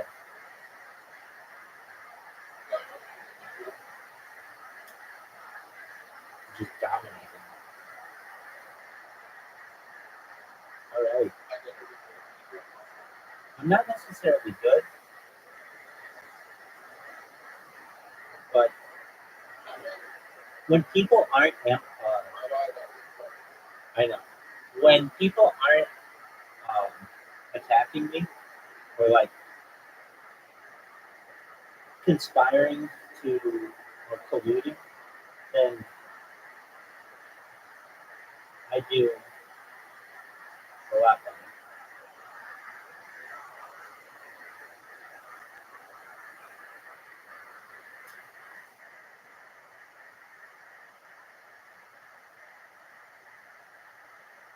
How do you like this shot? That was terrible. You can get a lead here. Oh, what a beautiful shot.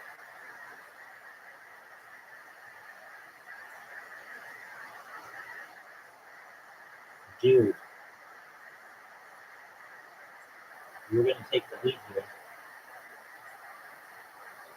How does it feel to take the lead so early?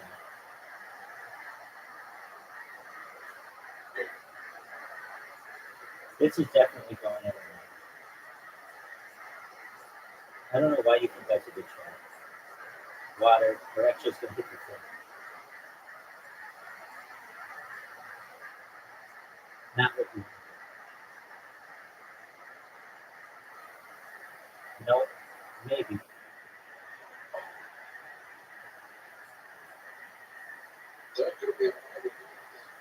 There it is. You hit it off of the spinny thing.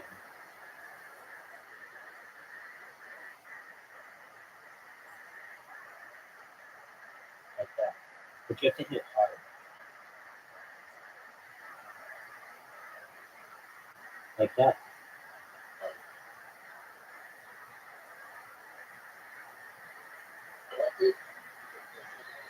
Oh, I went in the water, dude. Looks like I'm gonna be down two fucking shots to none. Or two holes. It's gonna be 2 holes to one. Or 2 holes to none. No, I've already given up on this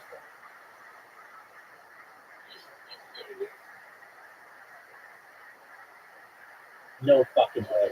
No fucking way. Are you serious? That's horseshit. Alright, so now I have to win. I have to win 3 holes in a row. Okay.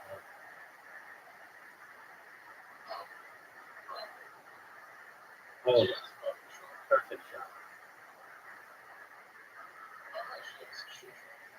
No, it's not. You never make it on the first time. Oh, I'm fucked. I'm fucked, folks.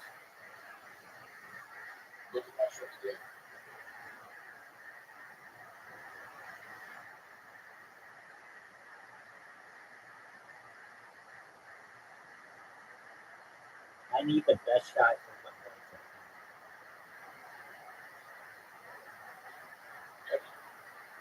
No way.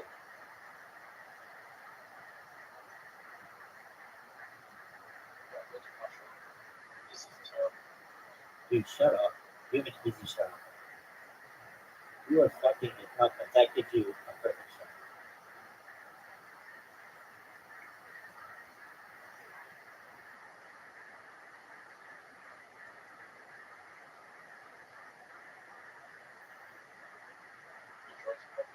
Yeah. What are you doing?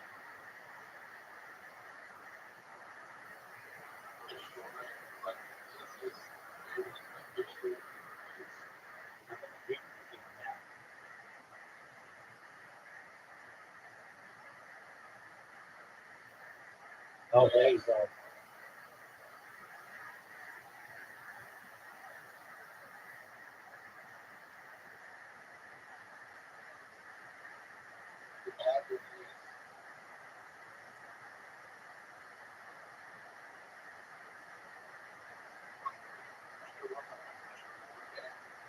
Right, I still have a chance to at least get a win. Tie for a win.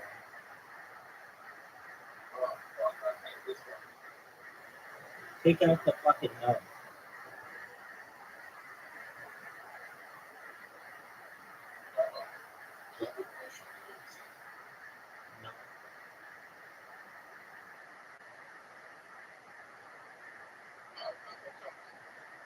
I'm down with that.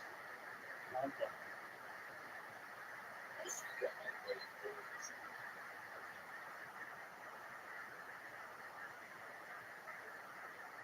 Oh no.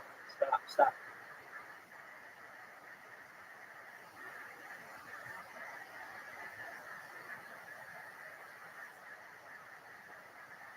What are you doing to me?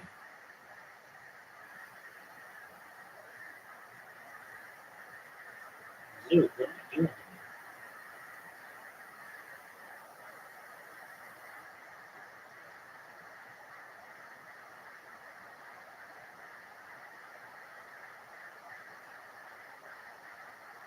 You won.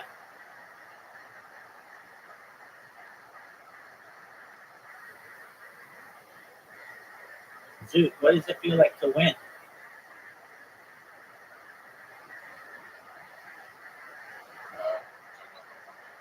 You definitely won. You're you might have a perfect game.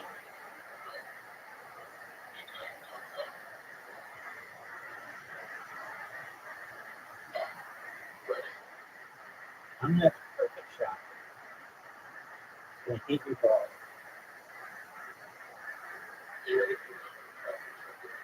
Yeah.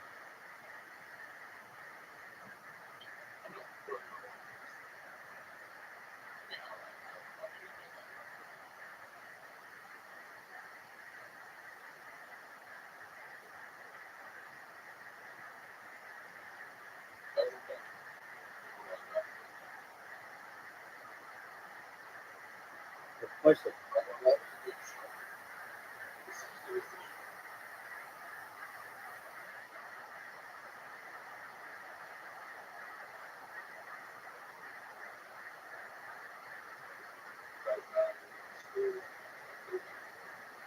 That's true.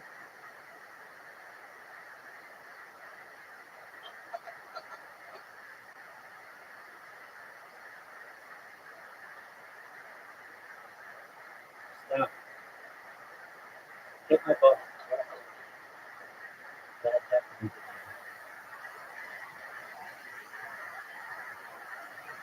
Zoot got the win.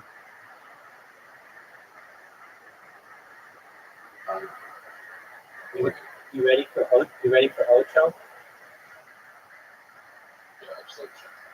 You check whatever you need to check, big dog.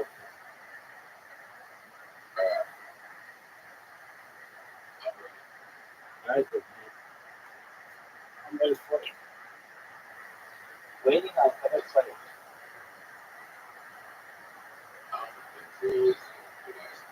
Very cool, man.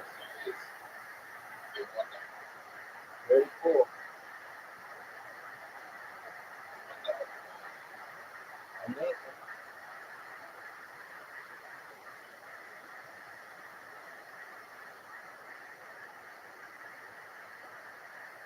Dude, what the fuck, man?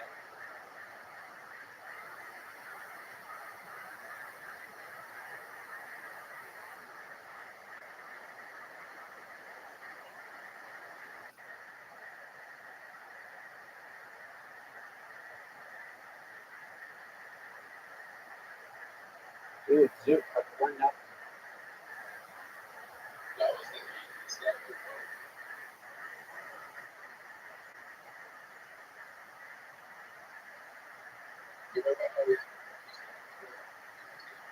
That could be water.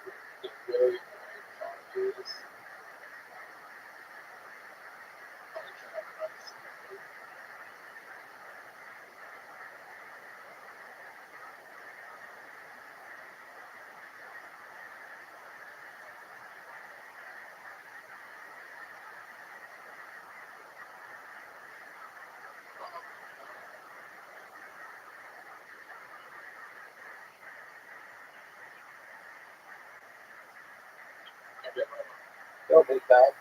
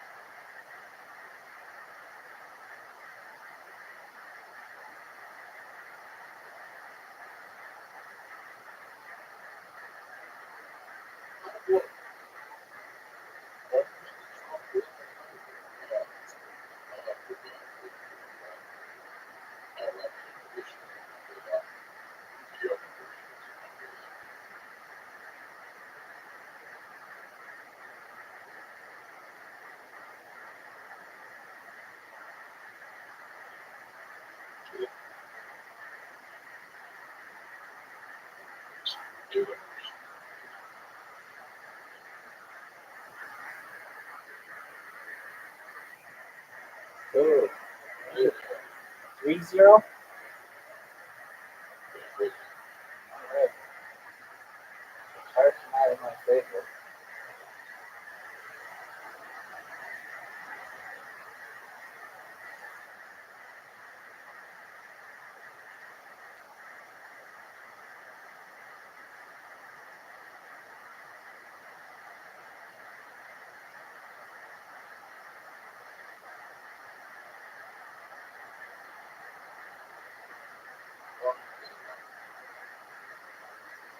long you ever had? Like 7 years or something?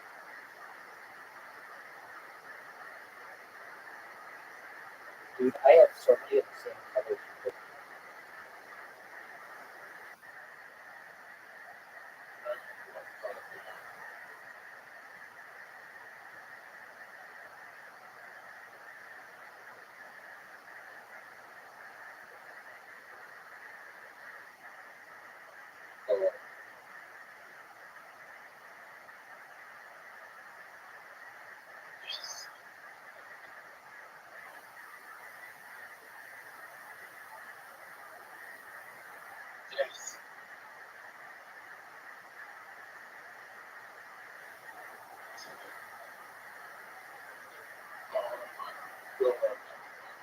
More games than none.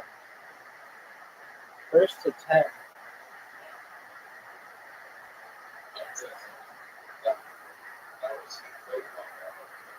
Get all our dog. What the fuck?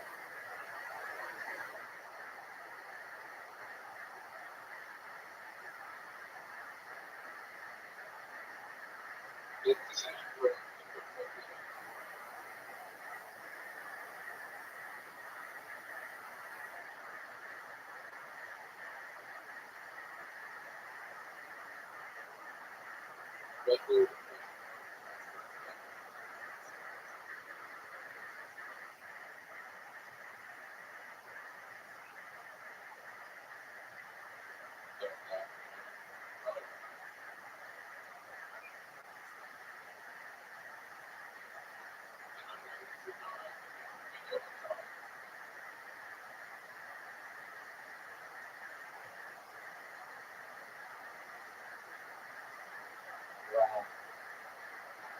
You win. 5 in a row. Yep. 5 games in a row.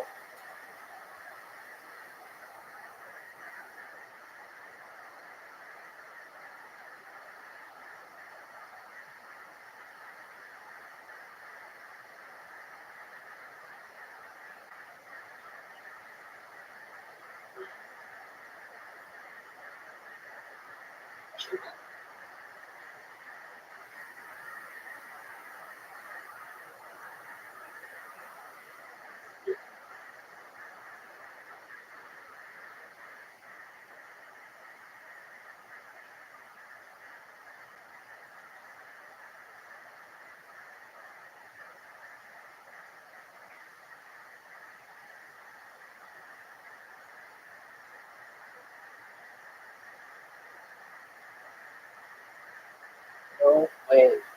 6 games in a row. I want to see you get 10 in a row.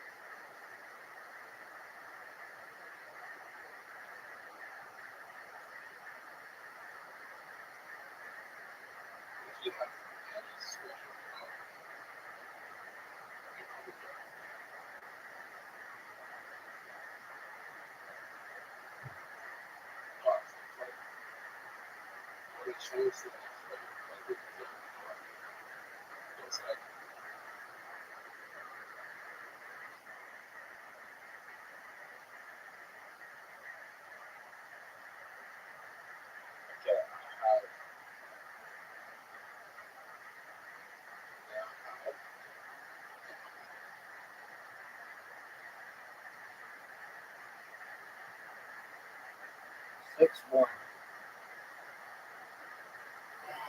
Come back at the century. Give me some special cards.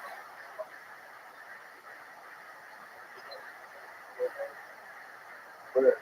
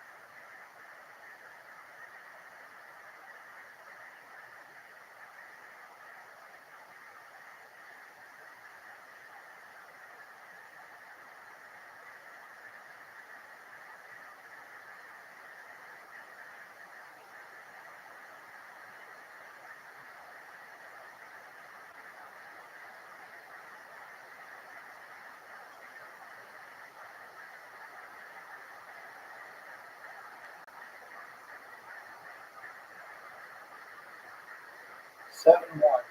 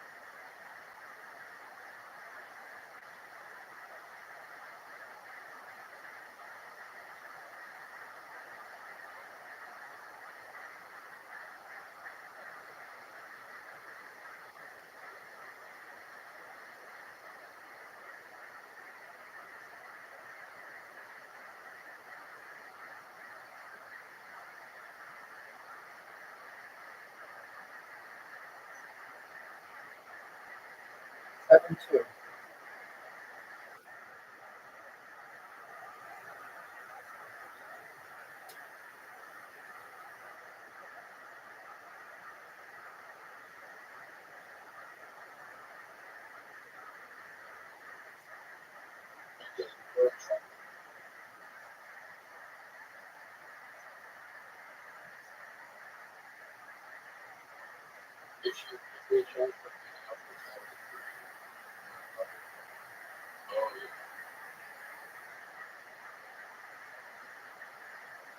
Wow.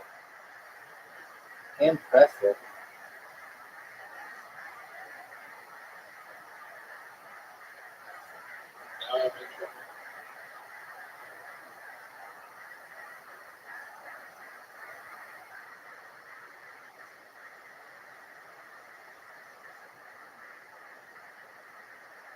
Eight one.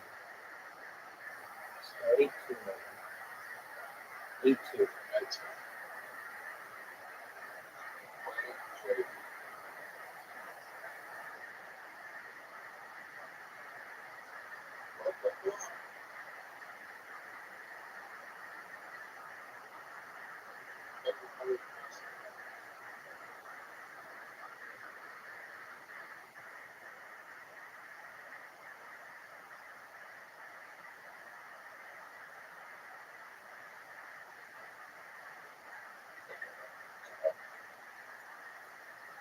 Eight three.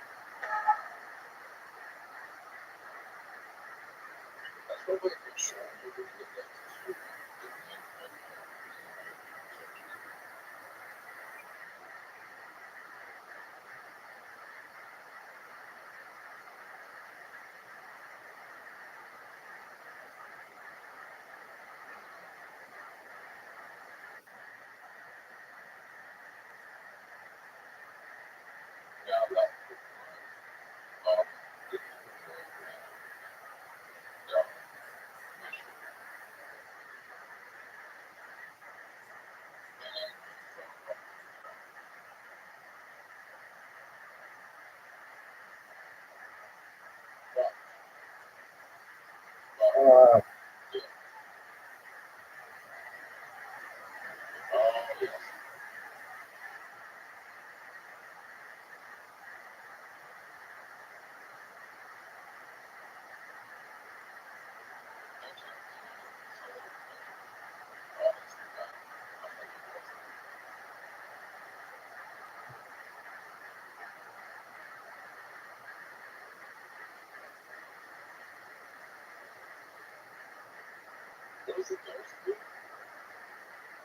I think if you don't have any blues, then it gives you two cards.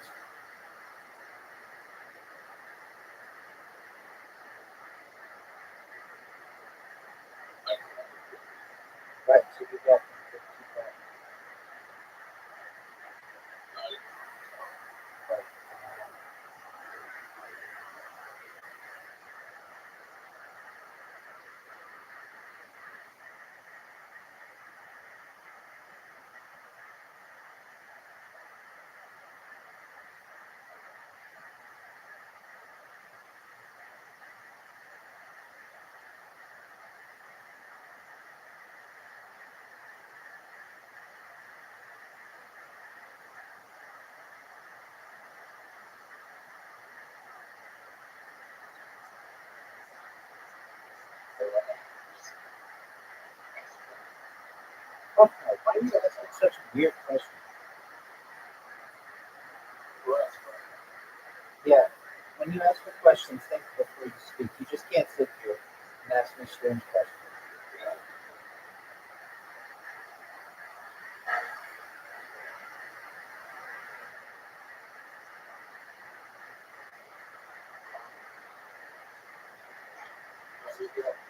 Stop with the questions.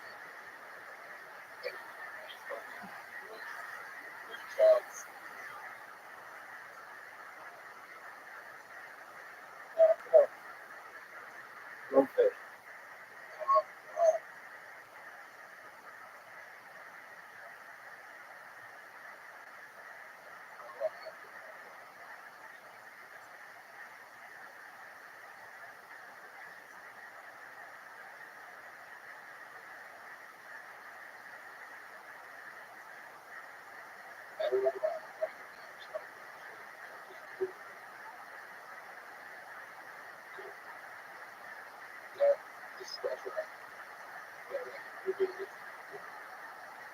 Why would you even want to hang out with me if that was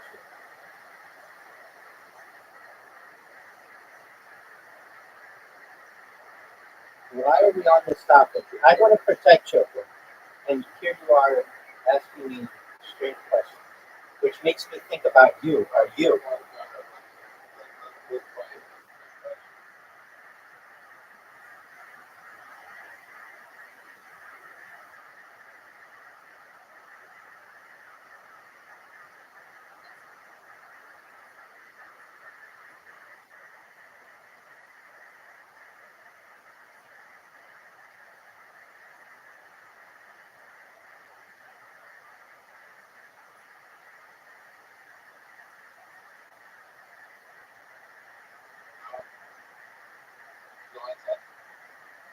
I'm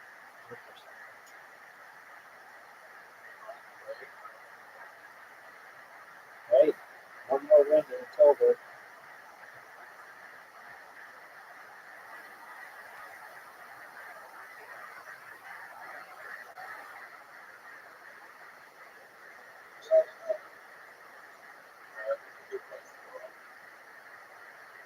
Better than a lot of places.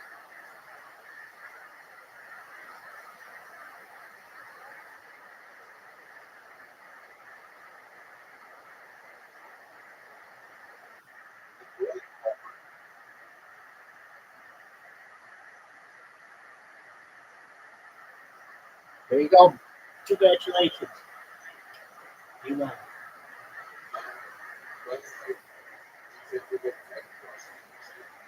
I don't know. I would accept it, but I'm not holding my breath over it.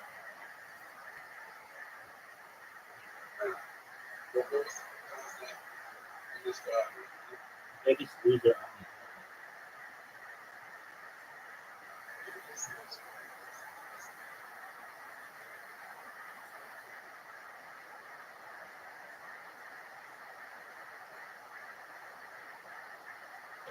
right? Feel free to watch his podcast.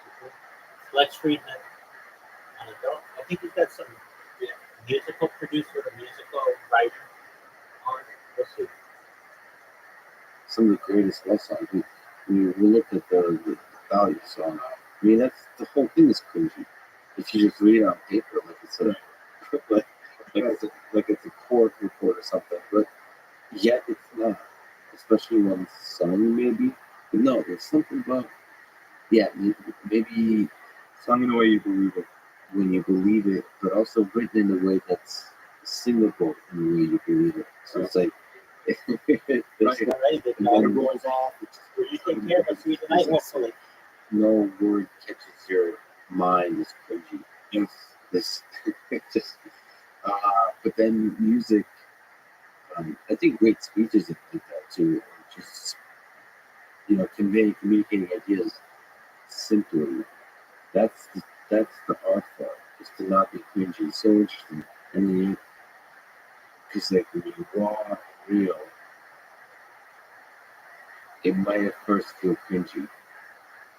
So that the battle and that's where you see people fail. like just regular artists, like I don't know, an open mic. I go to open mic, so I just listen to musicians. Like when they write songs, like they feel that text. They write simple stuff, but it's cringy. Why? I wonder always that. Like, what is that? I tell you, like, I tried to explain this to my brother the other day. It's the same thing for live performance.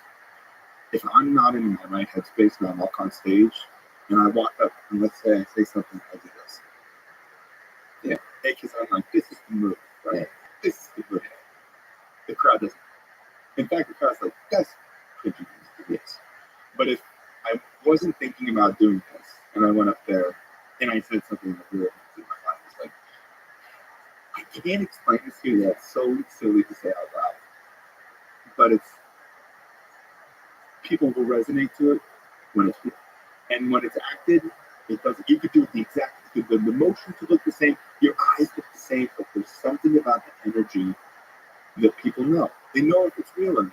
Yeah, people are, like you said, incredibly bullshit detectors. I'll go on a stage, and if I'm not in the right headspace to be real, it won't be a good show. If I'm real, then it's a good show. It's as simple as that. Let's go through the song. Like I said, great opening. So you have this in your mind, this landscape. Yeah. Oh, he's that one motherfucker. What's his name? The beat was That fucker from What fucking. about the first and the What's his second? name? Like, first things first, second things the first line I wrote was first things first. No, I don't know why. this guy's from Imagine Dragons. And then I was like, oh, that. Whatever. It's just one night. I was driving by the fucking Honda Center, and there's an Imagine Dragon. Don't be tell me what you think that I could There you be. go. From the one like I say, I'm the master. I'm the master of myself. This guy had that in his office.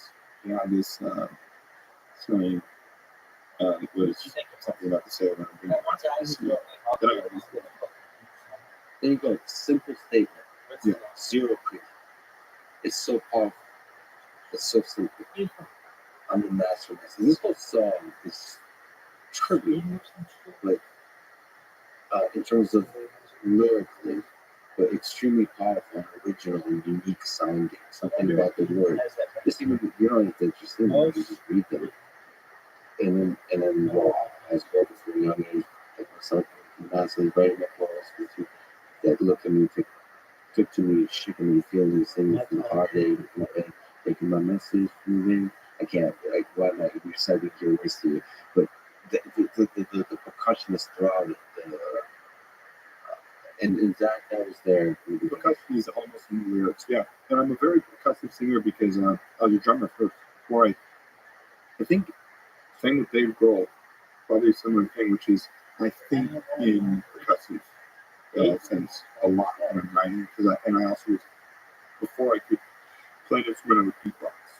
And I think Michael Jackson did this too, actually. I've heard in the studio that it was very similar. But a lot of what I do is percussive, because my brain thinks percussively first. A little more. Sounds like a drum. Like, And then you lay words on that. Yeah. It's building. It sounds like drum. It's all building for the chorus.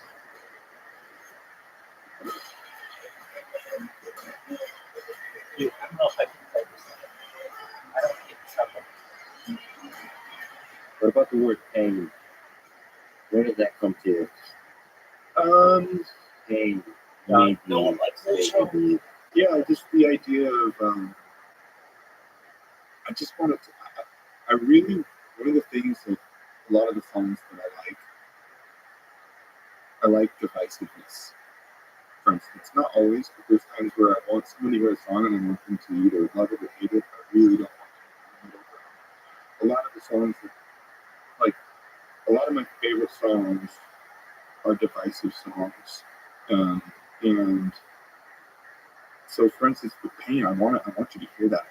Like, whoa, you know what I mean? And it's something either somebody's going to hear and be like, no, I just don't want to hear that like that, or it's like, oh, I felt that so deeply when he said that in that way because it sounded like this. And when you think of the word pain, it's like that's a when I, at least for me, when I do that work, carries a lot of weight. Carries a lot of weight. So I wanted to sing just a lot of weight and to come into that chorus with like it's a striking moment. And I'm also a tenor singing I'm a baritone singing as a tenor. So that's where that natural like gruffness comes from, is I'm singing out of my range, really up to my head voice, and it carries a lot of weight with it because of the baritone. Can I ask you a specific sort of the pause before A? It's really interesting. It's like a double.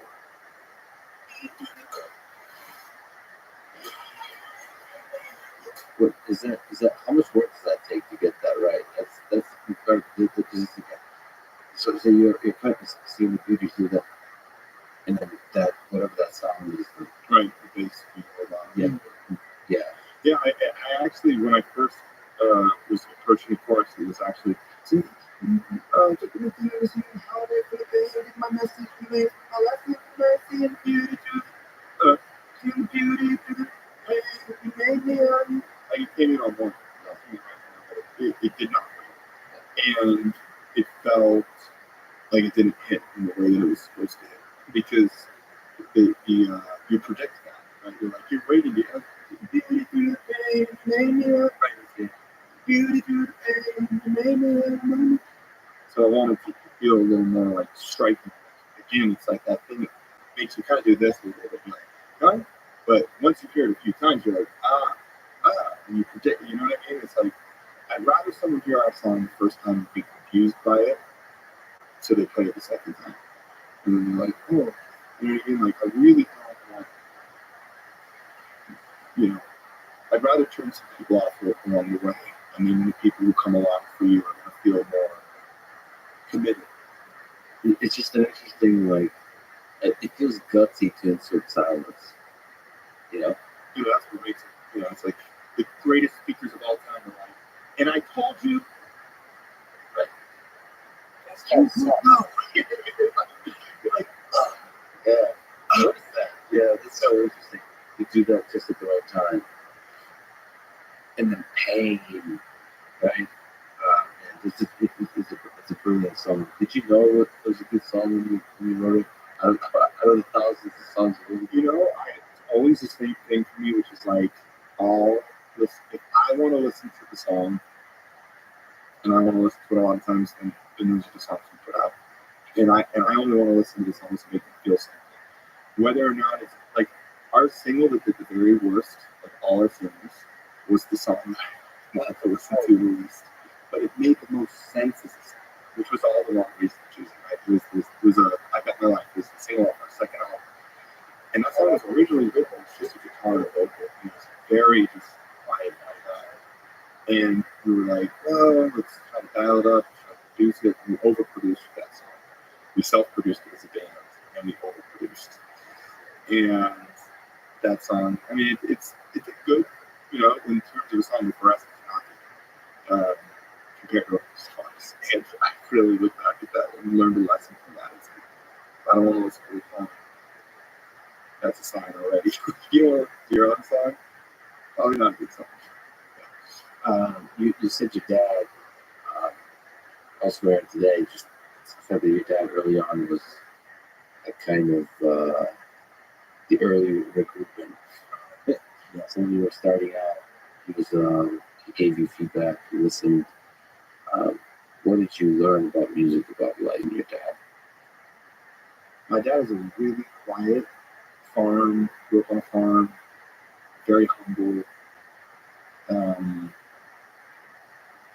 I think he starts every sentence by saying, "This is just my 2 cents," pretty much. You know what I mean? It's like take it or leave it. Like, you know what I mean? It's that kind of sense of humility in everything, and it's real friend. It's not like false humility. I really feel like when he's saying things, humility is like, maybe this isn't any worth to you, so and to me, but here it is, and it's always gold. That's incredible. So what in those early days, so you were like 12, something like that, and starting to write songs? 12, I wasn't showing my music to anyone. I started writing when I was 12, and I probably wrote for at least, let's say, 6 months or something. Right? Probably, A lot of songs. What was the copy from your love? Was anger? All sad. No, it was the first song I ever wrote.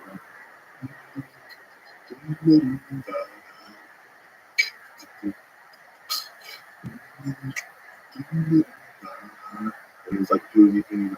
There was my voice behind it. It was like, all by himself, no other but other. He's still all alone. When will he be back? Did it me? Or was he found on his own? Everyone is afraid, so I heard you all alone. You know, it's like, when I was like a 12-year-old, I just felt like depressed for the first time. And I just was like, I think you discovered the blues. yeah, right. It really was like my sense of the blues at that time, for sure, like that version of the blues. But it was like a 12-year-old kid with a bunch of acne, and like I hated going to school. I felt like I just had not found myself. That's like a great song, by the way. I wanted to keep them stepping out. Yeah, but Yeah, what with your dad? At which point did you get to share it with your dad? a lot of the songs I wrote in the beginning were very much like Bobby McFerrin, like that, because our mic was in a part of the house where I couldn't do it with the piano. Only I played the piano, so I would do everything with my voice. Then I started teaching myself the guitar in the beginning of my 6-month period, just watching my brothers play in the garage bands in the basement. And then I started to write songs and like any of that, like stack my voice like 20, 30 times. And then it's a genre, which is who my dad listened to a lot. John Michael genre. He's an incredible synth genius. But anyway, so I finally got my like doll up enough to show it to my dad one day after work. And I got very little of my dad because there were 9 kids and we were 8 a.m. to 6 p.m. I'm very tired. There's 9 kids that were like, Dad, and you're the young. You're just gonna miss. I was in the middle kind of too, so it's even middle child. But I sat down and I was like, hey Dad, can I show you the song? He's like, oh, he didn't know I was like writing anything. And I showed it to him and he listened. And he took it off and he really looked at me and was like, that was really good. So like, I thought, and this, when you said this, you made me feel this. And he's like, and that did it. I probably would have given it. Like, I look back, that was a very good one. I was like, in a place where I was like, is this good or bad? I don't know. Maybe it's so embarrassing and terrible. And I was already writing lyrics that were a little like overly metaphorical to hide that I was feeling faith crisis because I thought, okay, I'm show this to Dad. I don't want my dad to know I'm like questioning the truth of Mr. Joseph Smith. Sometimes he'd be like, is Joseph Smith a real prophet? Is he one of those? I don't know. I was like writing way overly metaphorical. Because my dad really validated it and there was no bullshit. So I knew when my dad said that, I was like, you know what? At least my dad really actually thinks this is cool. And I really trusted my dad's space and thought everything he listened to was cool. So I was like, I keep doing this. And I just showed it to my dad for years. And still to this day, I sing every song. So he, underneath it, the feedback is always like, ooh, I like this idea. I like this. It's just a positive like that. No. But like underneath it, do you sense the positivity? Because I think Always. that's Never mean, never malicious. There's 2 types of criticism. There's like criticism that's just like you're looking to be hurtful to someone, and then there's criticism that's like really important for them. It's the type of criticism that's like you see the value in what's happening, and if it's honest, then you communicate with that person. Like, I see what you're trying to do with that. It's not even like you have to say that or whatever, like butter it up, but it's like my dad would just give me this honest criticism where he'd be like, it certainly wasn't always good, but I knew it was always one thing. I guess that's how I'd say. So you mentioned maybe you listen to. I'm a big fan of Cat Stevens. He made me listen to Father and Son. Probably all sons have issues with their fathers.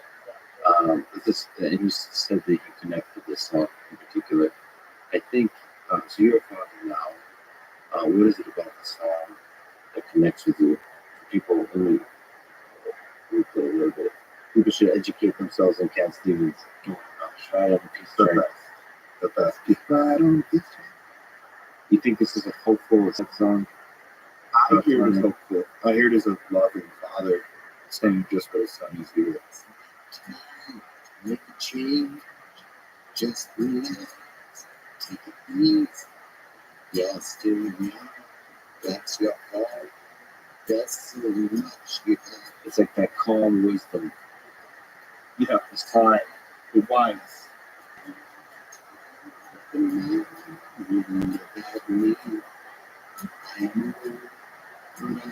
And just the way he says that, like that should be a corny line, but it's not corny at all.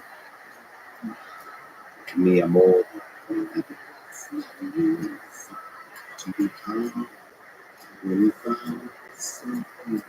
Yeah, I mean, the simplicity of it, and yeah, but it's such a contrast with what's his name, Gary Chapman with the Cats in the Cradle, which is like the sadness of. So this feels like there's a wise, calm connection between father and son, right? With Cats in the Cradle, I don't know if you remember that song. He learned to walk while I was away. He was talking before I knew it. As he grew, he'd say, I'm going to be like you, Dad. You know, I'm going to be like you. And the idea of that song is that he does become like his dad, which is funny enough something you said. But in a different way, he become too busy making that connection. His dad was too busy to make it back to his son. And in a not a dramatic way, a very kind of calm, restaurant way. Like, you just don't have time. You're busy at work, you provide for family, so on. There's connection, but you don't really form that like depth of connection. And when the father, when the son shows up for college and all that kind of stuff, he doesn't spend any time with the father. Of that, just the calm sadness of that we can live parallel lives, never quite connect. And there is a little bit of that father and son with Cat Stevens too. Like when the son is saying, from the moment that I could talk, I was ordered to this. I've always remembered this in that line, feeling like that really moved me. But the beauty of that song is it shows, it's kind of like the theme of what I feel like we've talked about since the second you got here, which is something I really like. I don't know why it's such an important theme in my life right now, but the duality of just understanding that you don't understand someone else's situation. And there's truth to both sides. Like there's truth to what the father is saying to the son. He's like saying these things, and he's like, I'm looking out for you. I love you. Take your time with these things. If you want to get married, this is good. And then the son, listen, like I want to pay my own. I want to do this. Like, why are you telling me this? Like, the son's not trying to tell their kids what to do and all that. And then, you know what I mean? Like, they don't let the kid go on the path that they need to. But should you not be parent? Like, you know what I mean? It's just there's a thing. It is annoying when you're older. You get to see people do all the same things. You can say, well, this is a phase, and you'll see that this actually will end up in this way. You can like predict how the life unrolls, and it's very annoying for young people to hear, especially because it's probably going to be true. It's like, no, it's not going to be like this. No, it'll be different, but you don't become that person. But that doesn't mean they also let them live that life, right? Let them make mistakes. But they're not mistakes, actually. They're like beautiful deviations from the path that they end up on. And those make the path. Do you have advice for young folks today? You've had like an incredible dark journey and a successful one, a loving one, and one of the most successful artists in the world. Is there advice you can give to young people today that would like to find themselves to that way, especially if they're struggling? I thought you said device at first, and I was like, honestly, I feel like that device is not help. Maybe I would just throw away the device. Advice. I would just say, like, what I emphasize to my kids is I really, really want my kids to just learn to love themselves. It's easier said than done. It's really easy to pick on yourself in life. It's really easy to look in the mirror, wish you looked different, wish you were more successful like that person over there. Wish that, wish a lot of things.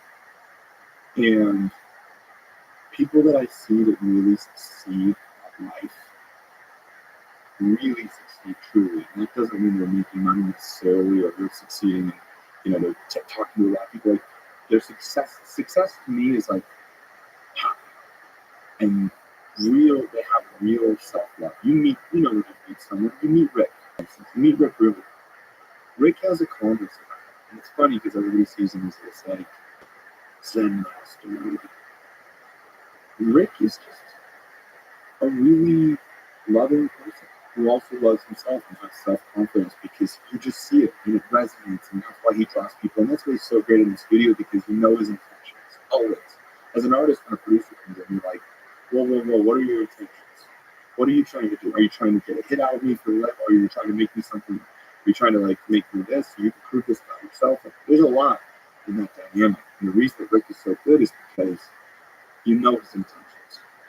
And his intentions come because Rick has that self-love. So for me, find the things about yourself, because they're there, that you love, and really focus in on them. And it's not selfish. I feel like I was brought up in a family too, where it's never look inward, be selfless, serve, which, by the way, is a true principle of life. I think you love yourself more when you serve more. I think that's really evident in life.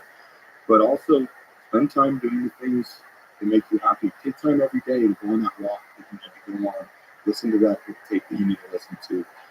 For me, that's something I need. I know if I do that, I'm going to be like that, because I did put some love back in. And I just forgive yourself. Forgive yourself, because everybody messes up. Everybody hurts others. Everybody says unkind words at times. Everybody fails all the time. And if you think that you're going to not, you're wrong. And you're eventually going to. You're either going to punish yourself for it every day and be a lesser version of what you could be, or you're going to forgive yourself for it. And if you learn that that's not something you want, then try not to do it again. If you do it again, and you're probably going to do it again, whatever that is, you're going to gossip about that person. You're going to feel bad because then you gossip about it. Is there something you could say in terms of self-love? Is there a role for being critical? There's those demons of self-criticism. Do you need a little bit of that? Talks about my child with a drop of poison. Right. You need a little poison, or is that silly romantic? No, I mean my biggest thing in life has been the thing that I've worked on the hardest for the last few years is to not be overly critical, and to let go of control. I think it's really easy to kill an artist. It's really easy to kill an artist. If my dad would have sat down through that day, and even if he would have just sat down and good job, son. It's not silly, right? Not everybody has the time to ever do something or put in the time, whatever. But that might have altered everything for me. My dad taking the extra time to just give me a thoughtful response, opposed to kids know when you're just trying to get out of them. I knew he wasn't, and that did a lot. So yeah. But is that a huge? Isn't that what makes the artist? It's the fragility of it. That would you have any other way? No, I agree with you. I think that's the beauty of art. But I think also on the same token, it's I went to Music Cares recently, which is a charity for musicians that are down on their luck, that maybe were successful one point or never successful and can't pay the bills. This charity contributes money to these artists, aspiring artists, or artists who've had drug issues. There's a lot to do, and there was a statistic that they told it was staggering to me, which is I think it was 75% of artists, musicians, say they struggle with severe depression. That's really high. I don't know what the national average is, but I would guess that that's higher than national average per occupation. So I just think there's a tricky balance. There's a tricky balance in art. So yeah, of course, it's a necessary thing, the fragility of it all. But Yeah, I wonder, because I'm extremely self-critical, and I sometimes ask myself the question, I've romanticized it, or rather, I've learned to be freaking productive, to channel it into productivity. But I wonder if there's better ways to do that. And I also wonder if it's eventually a thing that destroys me. Like if long term, or if it's a healthy thing, it might be useful when you're sort of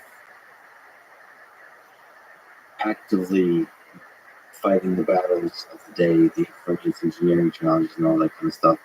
But then when you're sitting back and enjoying life with family and so on, is that going to be like, do you need to find that self-love, like ability to kind of silent voice? you know what? I really you're making a good point, and I think that the middle ground is you need self doubt to be better. I do believe that, like, for instance, if I believed I like you're like these are the songs on there that you think is genius. If I think I've written a genius song ever, I think I'd probably song. I think I'd be like, you know what? Did it? I wrote what's that perfect song? Imagine, imagine. Okay, if I'd written Imagine, I'd probably be like, that's it, did it. All right, perfect song has been written. It's the best thing I'll ever do. You know? So the fact that there is like self-criticism and criticism outside, I think is necessary. 100% for sure. It pushes you. It pushes you. It pushes you. It's just finding the right middle ground for that young aspiring artist to also not feel squashed and to be heard and to love, just to not even feel squashed, just to love themselves. So that when they're in the room playing the song, they'll believe it because they believe themselves. They love themselves enough. They believe it, and then they'll do great. And then the song will come out great, and they'll do a great performance. I have to ask, it's one of the very interesting aspects of your life, of the way you put love out there in the world. What is at the core of your support for the LGBT community? A couple things. So one, growing up from an age in the artist community, a lot of my closest friends were LGBTQ, starting in middle school.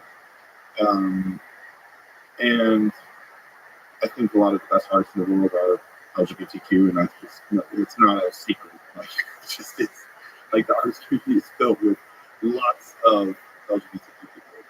So I think being raised in that community, in that my friends struggled with their faith and their sexuality, really opened up my eyes to how incredibly hard that path is. For instance, okay, when I was in high school, there was someone who went in front of who was LGBTQ and was Mormon and felt like there was not a place for them in the church. They felt like the path, when you're being told that it's evil and you believe it because you believe in your faith and you feel like it's unchangeable, you're putting a kid in a situation where there's really no good solution. It's either be alone for the rest of your life or marry outside your sexual preference, which I don't want to marry a man. If I was forced to marry a man, I don't want to because I'm heterosexual. So you're forcing a kid into a situation where it's very dangerous. Long story short, this kid went in front of the Las Vegas Mormon Temple and shot himself. Killed himself. That impacted our community. And not just that, but it was like severe bullying to LGBTQ kids in the 90s. It was especially different. Like, there's still bullying, don't get me wrong, but man, like, bullying in school, I don't really know actually what it's like in school now. Maybe the bullying is just as bad as it was in the 90s. But there was like, it was like, I would hear all the time, like, the slur being slung out at people who were LGBTQ, and all the time. And I wasn't even LGBTQ. So, it's just seeing that. I think that every Any social justice issue takes all sides. It takes all pieces of the puzzle. If only the pieces of the puzzle contributed to the side that is affected, I don't believe that we'll ever have a resolution. We're doing a shit job, and we need to do better. That's just that's the reality of it.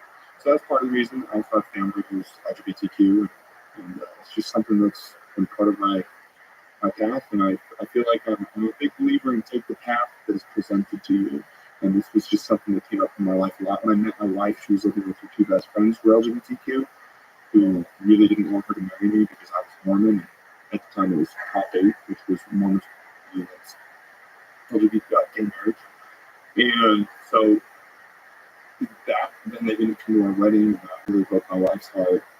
So it was just like, because Mormonism represented everything that was against their community.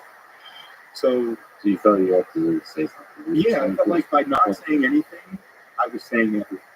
I felt like by not speaking up and being like, hey, Dana is a Mormon singer. Here's this new band, Imagine Dragons, and the Mormons. It was like, okay, well, what do Mormons represent?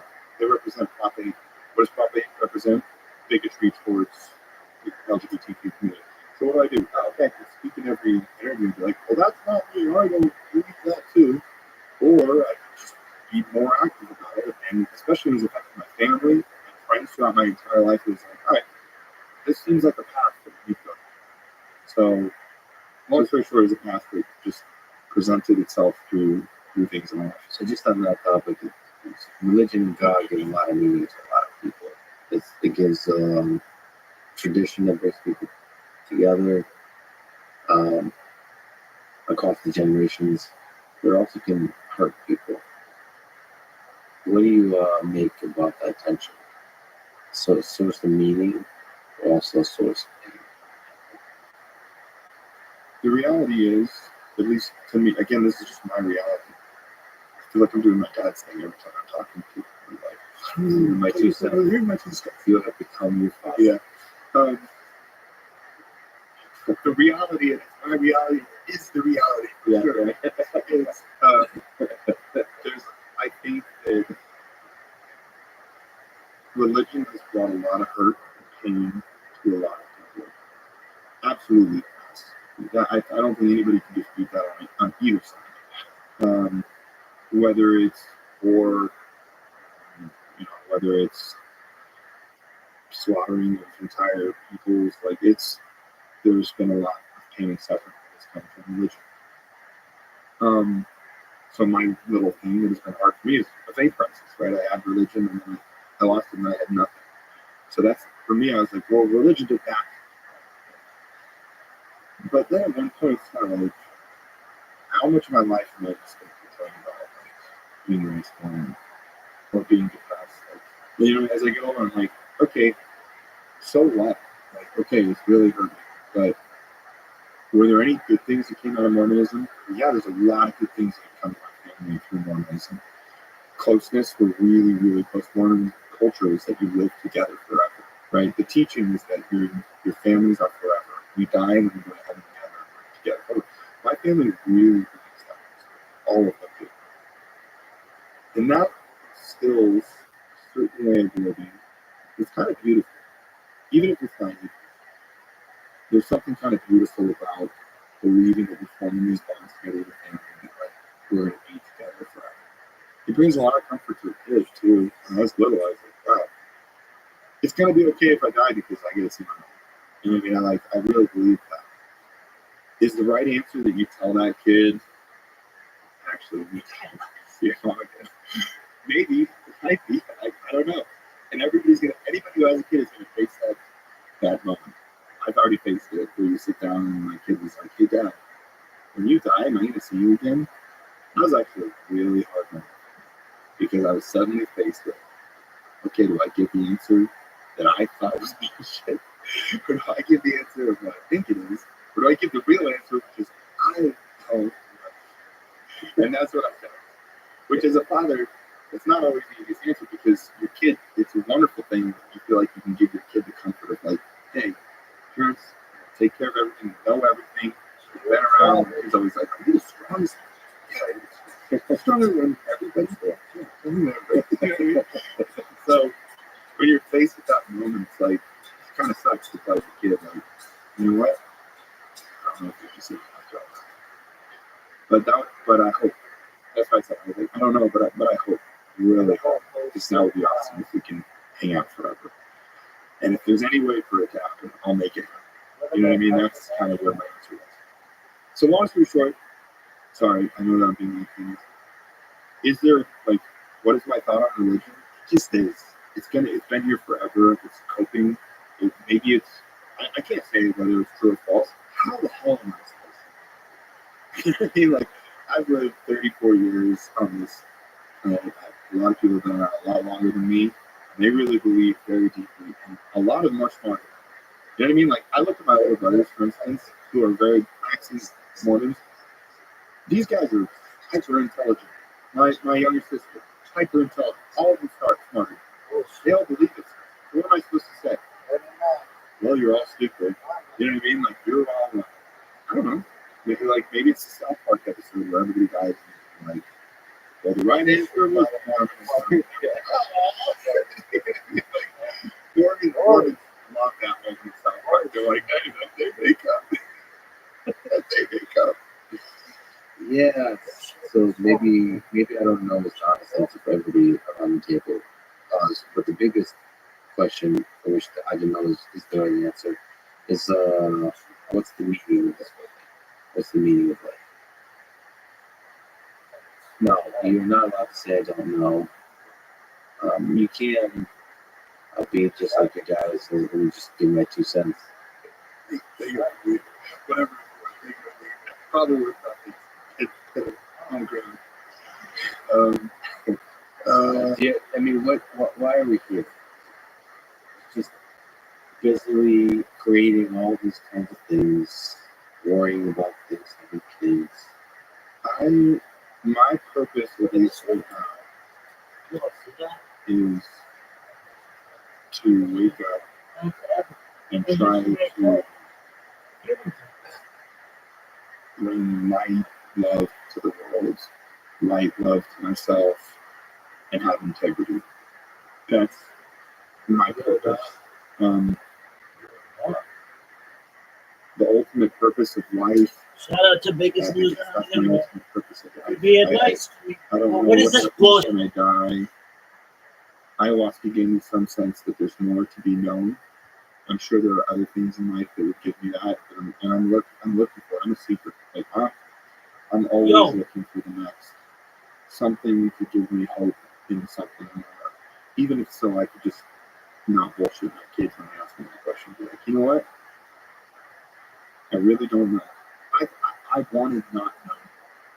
If that makes sense. I don't want to, I want to see things that make me confused, that make me question what I already know. When I meet an atheist who comes up to me and they're like, atheism, it's just as laughable to me as when I meet a Mormon who comes up and they're like, Mormonism. Like, how do you guys know? It's like, you know. So you feel like you're doing through all your travels, through all the people you meet, you feel like you're still keeping your eyes open and your heart open to discover something new, like the ayahuasca experience. That there might be deeper truths out there. Yeah, and I want to find them. I want to surround myself with people who are just looking for it. I'm not interested in people who are just looking to point fingers. Like, life is so short. I'm looking for. It's one of the reasons that I want to be with you is I was like, wow, Lex really seems like he's on a journey to find truth, and that humility for me. The same thing with Rick. Rick was like, I see that, and I identify with it, and that's what I'm looking for. There's the final song on our new record. It's coming out. The chorus goes, and it's like, this is my best answer to what you asked.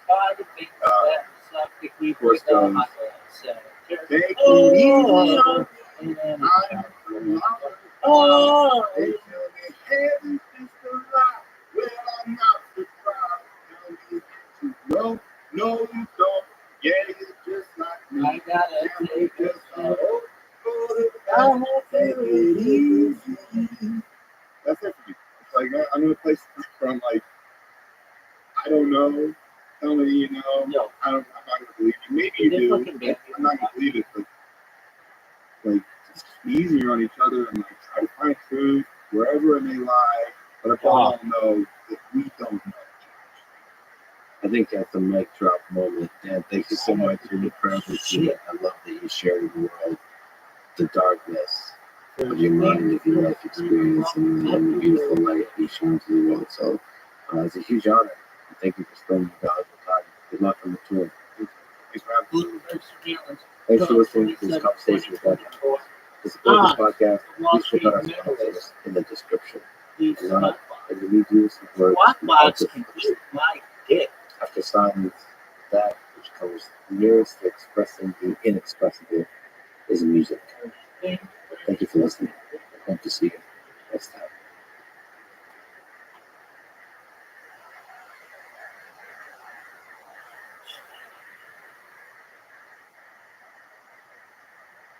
The following is a conversation with Stephen Conkin, the second time on the podcast. Stephen is one of the greatest historians of all time, specializing in 20th and 21st century history of Russia and Eastern Europe. He has written what is widely considered to be the definitive biography of Stalin in 3 volumes, 2 of which have been published. The third focused on World War II, the years after he is in the midst of writing now. This conversation includes a response to our previous podcast episode with the Oliver Stone that was focused on Vladimir Putin and the war in Ukraine. Stephen provides a hard-hitting criticism of Putin and the Russian invasion of Ukraine, layered, contextualized deeply in the complex geopolitics and history of our world, all of the intensity and rigor, but also with humor that makes Stephen one of my favorite human beings. Please also allow me to mention something that has been apparent and has weighed heavy on my heart and mind. This conversation with Stephen Conkin makes it more dangerous for me to travel in Russia. The previous conversation with Oliver Stone makes it more dangerous for me to travel in Ukraine. This makes me sad, but it is the way it runs. I will nevertheless travel to both Ukraine and Russia. I need to once again see with my own eyes the land of my ancestors, that he suffered but flourished, and eventually gave birth to silly old me.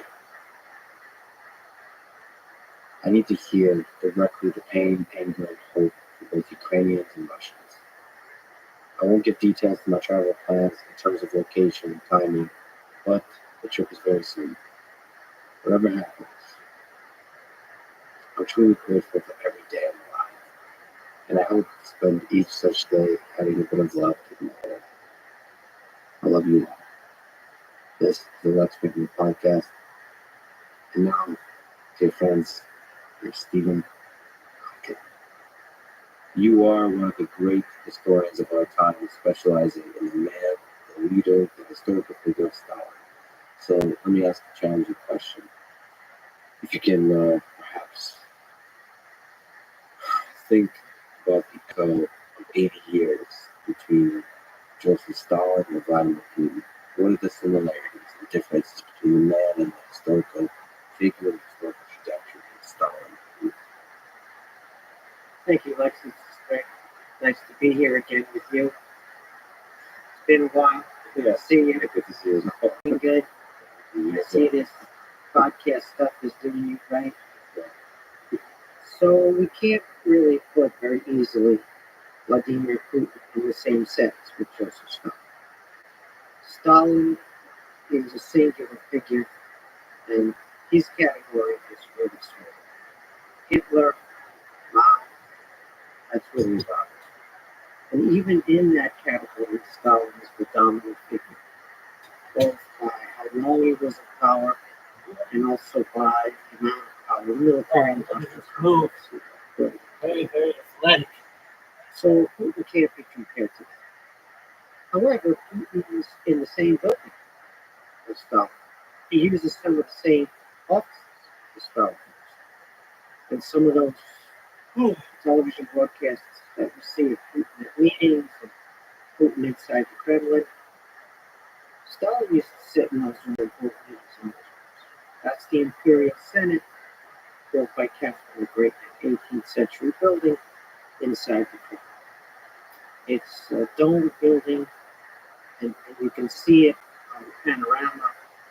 Top of the building, is you can see it on the panorama when you look over the Kremlin wall from many sites inside Moscow. So, if he's not comparable to Stalin, he still works, as I said, in the same buildings, the same offices, partly. So therefore, he's got some of the problems that Stalin, which was managing Russian power in the world from a position of weakness vis-a-vis the West, but from an ambition, a grandiosity, in fact. And so this combination of weakness and grand, right, of not being as strong as the West, but aspiring to be as great or greater than the West. That's the dilemma of Russian history for the past many centuries. It was the dilemma for the Tsars. It was the dilemma for Peter the Great. It was the dilemma for Alexander. It was the dilemma for Stalin. And it's the dilemma for Putin. Russia is smaller now compared to when Stalin was in the Kremlin. It's got pushed back to borders almost the time of Peter the Great. It's farther from main European capitals now than any time since that 18th century. And the West is only growing stronger in that period of time. So the dilemma is greater than that. The irony of being in that position, of sitting in the Kremlin, trying to manage Russian power, trying to be providential power, a country with a special mission in the world, a country which imagines itself to be a whole civilization, and yet not having the capabilities to meet those aspirations, and falling farther and farther behind them. The irony of all that is the attempted solutions put Russia in the worst place. So you try to manage the gap with the West, you try to realize these aspirations, you try to raise your capabilities, and you build a strong state. The quest to build a strong state and use coercive modernization to try somehow, if not to close the gap with the West, at least to manage it. And the result is different versions of personal history. So they don't build a strong state. They build a personal dictatorship. They build an autocracy. And moreover, that autocracy undertakes measures which then worsen the very geopolitical dilemma that gave rise to this personal spirit in the first place. And so I call this Russia's perpetual geopolitics. I've been writing about this for many, many years. What's important about this analysis is this is not a story of eternal Russian cultural proclivity to aggression. It's not something that's in the mother's milk. It's not something that can't be changed. Russia doesn't have an innate cultural tendency to aggression. This is a choice. It's a strategic choice to try to match the power of the West, which from Russia's vantage point is actually unmatched. But it's a choice that's made again and again, and Putin has made this choice with the Stalin. Stalin presided over the World War II victory, and then he lost the peace. After he died in 1953, there was, of course, other rulers who succeeded him. He was still the most important person in the country after he died, because they were trying to manage that system that he built and hopefully manage that golden gap. By the time the 90s rolled around, former Soviet troops, now Russian troops, withdrew from all those advanced positions that they had achieved as a result of the World War II victory, and it was Napoleon in reverse. They went on the same road, but not from Moscow back to Paris, but instead from Warsaw, and from East Berlin, and from Holland, Riga, the other places, former Warsaw Pact and former Soviet republics in the Baltic region, they went back to Russia in retreat. And so Stalin, in the fullness of time, lost peace, and Putin, in his own way, inheriting some of it, attempting to reverse it, when, as I said, Russia was smaller, farther away, weaker, the West was bigger, stronger, and had absorbed those former Warsaw Pact countries and Baltic states because they voluntarily begged to join them. The West didn't impose itself. It's a voluntary sphere of the West. And so that dilemma is where you can put Putin and Stalin in the same sentence and the terrible outcome for Russia in the fullness of time also has echoes. But of course, Putin has murdered 18 to 20 million people, and the scale of his abilities to cause grief with the nuclear weapons aside is nothing. And so we have to be careful. Right? Only Mao put bigger numbers on the board for the tragic story and stuff. The numbers matter here if we compare these singular figures. Yeah, Mao killed more people than Stalin because Mao had more people to kill. The most amazing thing about Mao is he watched Stalin do it. He watched Stalin collectivize agriculture and famine result. He watched Stalin impose this communist monopoly, and all of those people sent to prison or given a bullet in the back of the neck. He watched all that, and then he did it again himself. Do you think he saw the human cost directly?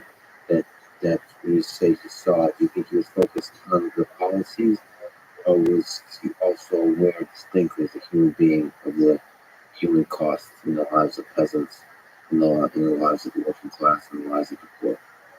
I think the prima facie evidence is that he didn't value human life.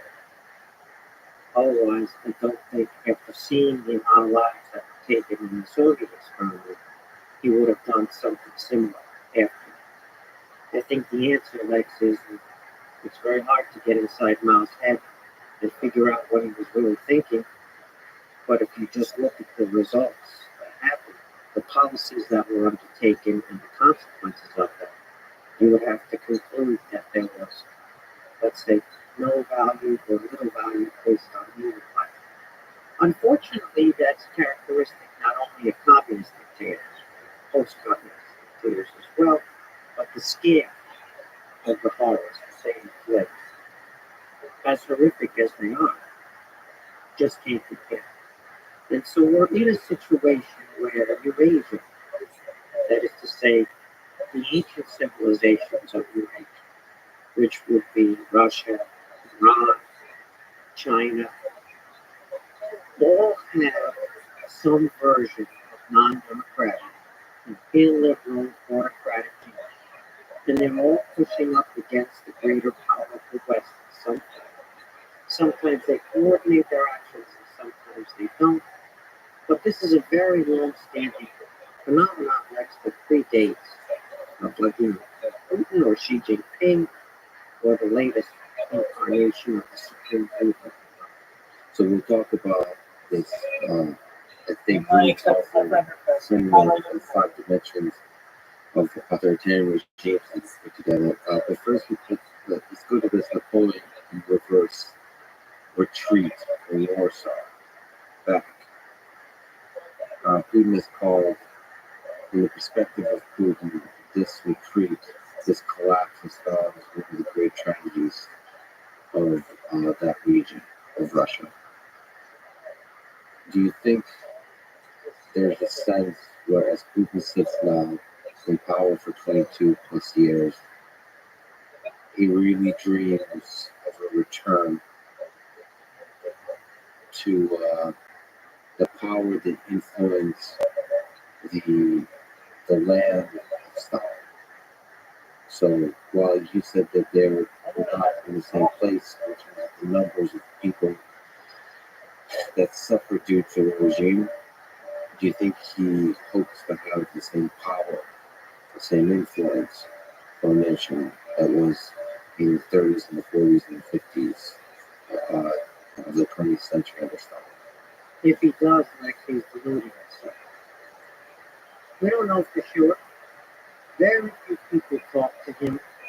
Very few people have access to him. A handful of Western leaders have met with him for short periods of time. Those inside Russia barely meet with him. His own minions in the regime barely have face time. We don't know exactly what he thinks. It could be that he has delusions of reconquering Russian influence, if not direct control, over the territories that broke away. But it's not going to happen. Let's talk a little bit about this guy, Nikolai Patrushev. Nikolai Patrushev is probably not well known to your listeners. He's the head of Russia's security force. And so you could probably call him the second most important or second most powerful man in Russia. Certainly inside the regime. Arguably Navalny is the second most important person in the country, and we'll talk about that later, I'm sure. In terms of influence. Yes, but Patrushev is a version of Putin's right hand. And Patrushev has been giving interviews in the press. You probably saw the interview with Nizami Gazeta not that long ago. He writes also his own blog-like interventions in the public sphere using the few channels that are left. And what's interesting about Patrushev, and this could well reflect similar thinking to Putin, which is why I'm bringing this up, is that he's got this conspiratorial theory that the West has been on forever campaign to destroy Russia, just like it destroyed the Soviet Union, and that everything the West does is meant to dismember Russia, and that Russia is fighting an existential battle against the West. And so, for example, the CIA and the American government wanted to bring down the Soviet Union. Never mind that the Bush administration, first Bush, was trying desperately to hold the Soviet Union together because they were afraid of the chaos that might ensue and the nukes that might get used as a result of the Soviet collapse. And it wasn't until the very last moment where Bush decided, his administration decided to back those Republican leaders who were breaking away from how Gorbachev and the Soviet Union. Right? So never mind the imperialism. Never mind that Bill Clinton's administration, following George Bush, sent boatloads of money, Western taxpayer money to Russia. We don't know exactly how much because it came from different sources. People talk about how there was no Marshall Plan. It was tens of billions of dollars from various sources, from the IMF and other sources. And Lex, it disappeared. It's gone. Just like the German money that went to Gorbachev for unification disappeared even before the Soviet collapse. The money disappeared, but the West sent the money. So how was that applied? And then you could go over the Obama administration, George Bush trying to do the business deals and reset the relations, and Obama administration trying to reset the relations, and doing nothing after the Georgian war and slapping Putin on the wrist following the seizure of force. But then you could go on and you could go on all the way through the Trump administration, telling Putin that he's right. Trump believes Putin and doesn't believe U.S. intelligence about Russian efforts to interfere in American domestic policy. So despite all the imperialism, you have Patrushev and likely Putin talking about this multi-decade Western conspiracy to bring Russia down. At the same time as that's happening, the Germans are voluntarily increasing their dependence on Russian energy.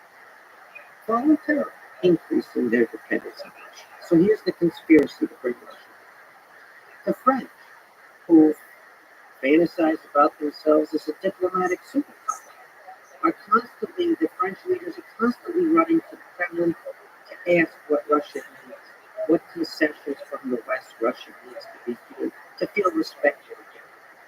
The British provide all manner of money laundering and reputation laundering services for the whole Russian oligarchy, including the state officials, who are looting the state and using the West British institutions to launder them. So all of this is happening, and yet Patrushev imagines this conspiracy to bring Russia down. And so that's what we've got to do. Stalin had that same conspiratorial mentality with the West. Everything that happened in the world was part of a Western conspiracy directed against the Soviet Union and not directed against Russia. Even though the West is trying to appease, the West is offering its services, the West is trying to change Russia through investment in a positive way, but instead the West is what's changing. The West is becoming more corrupt. Western services are being corrupted by the relationship with Russia. So you have to ask yourself, who are these people in power who imagine that while they're availing themselves of every service and every blandishment of the West, while they're availing themselves, that they're fighting a conspiracy by the West behind it. So this is what they call a vision in Russian, which is a term, as you know, that means those who are resentful, or you might call them the losers in the transition. So when the Soviet Union fell and there was a diminishment, a very substantial diminution in Russian power and influence in the world, a lot of people lost it.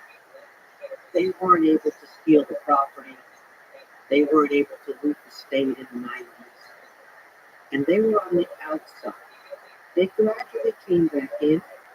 They were the losers in the transition domestically. And for them, right, they wanted to reverse being on the losing side.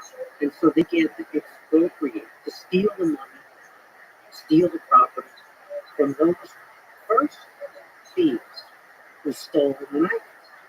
And the 2000s and on have been about re-stealing, taking the losers in the transition, taking the money from the winners, and reversing this resentment, this loser status. Those are your pocket shares and your Putin. But at the same time, this blows out to let's reverse the losses being on the losing side, the roiling resentment of the decline of their power internationally. Let's try to reverse that too. So you have a profound psychological whole generation of people who are on the losing end domestically and reverse that domestically. That's what the Putin regime is about. Remember Mikhail Khodorkovsky's Yukos. Remember all of the companies that are now owned by Putin cronies because they were taken away from whoever stole them in the first place. And now they're trying to do that on the international scale. It's one thing to put domestic opponents in jail. It's one thing to take away someone's property domestically. But you're not going to reverse the power of the West with the diminished Russia that you have. And so that project, that Patrushev project, which we see him expressing again and again, he speaks about it publicly. It's not something that we need to go looking for a quest, the secret, we can't find it, what are they thinking? It's right there in front of our face. And Putin has spoken the same way for a long time. People point to the 2007 speech at the Munich Security Conference that Putin delivered, and certainly your listeners could use a snippet or two of that, just like they could use a couple of quotes from Patrushev to contextualize what we're talking about.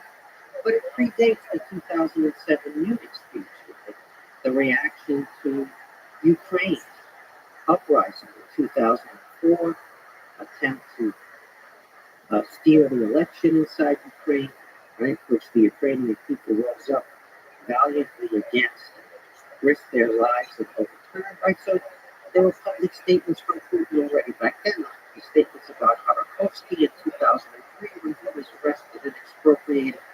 This is a long-standing psychological deeply psychological issue, which is about managing Russian power, and what was I was saying, the gap with the West, but has this further dimension of feeling like losers and wanting to reverse that. That's their life experience. Abusing that. So there's that resentment that fuels this narrative, fuels this geopolitics and uh, internal policy. But so resentment is behind some of the worst things that have ever been done in human history. Hitler was probably fueled by resentment. So resentment is a really powerful force, yes. Just to maybe not push back, but to give fuller context on the West. You said there's a narrative from Putin's Russia that the West is somehow an enemy. We position everything against the West. But is there a degree, and to what degree is the West willing to feed that narrative? That it's also convenient for the West to have an enemy. It seems like a place in this band, it seems like in geopolitics, having an enemy is useful for forming a narrative. Now, having an enemy for the basic respect of humanity is not good, but in terms of maintaining power, if you're a leader in the game of geopolitics, it seems to be good to have an enemy. It seems to be good to have something like a Cold War. We can always point your finger and say all our actions are fighting this evil, whatever that evil is. It could be like with George W. Bush, the war on terror. Terrorism is this evil. You can always point to something. So you've made it seem that the West is trying. There's a lot of forces within the West that are trying to reach out a friendly hand, trying to help, sending money, sending compassion, trying to sort of integrate Russia into a global institution. Exactly. Which was a long-standing, multi-decade effort across multiple countries and multiple administrations in those countries. But is there also one? Of course, Lex. Of course, you're right about that. But let's put it this way. People talk about the Cold War, and they usually looking to assign blame for the Cold War, as if it's some kind of mistake, a misunderstanding, or a search for an enemy that was convenient to rally domestic politics. So there's a coup in Czechoslovakia, and somebody installs a communist regime in February 1948. No reaction to that? That's just okay. There's a blockade of Berlin. Is that cool by you?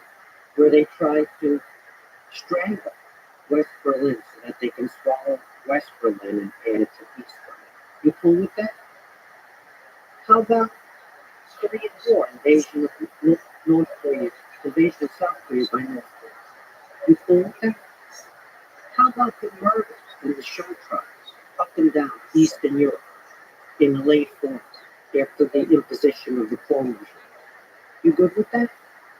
Yeah, it's very convenient to have an enemy. I agree with that. But there was some action. There was some threats to people's freedom. There was some invasion. There was some aggression and violence on a mass scale, like collectivization of Eastern Europe. We could go on with the examples. I'm just giving a few of them. And so the Cold War was not a mistake. It was not a misunderstanding. You don't have to blame someone for the Cold War. You have to give credit for the Cold War. The Truman administration deserves credit for standing up to Stalin's regime, for standing up to these actions, for saying, yeah, we're not just going to take this. We're not going to let this go on. We're not going to let this expand to further countries. We're going to create a neighborhood.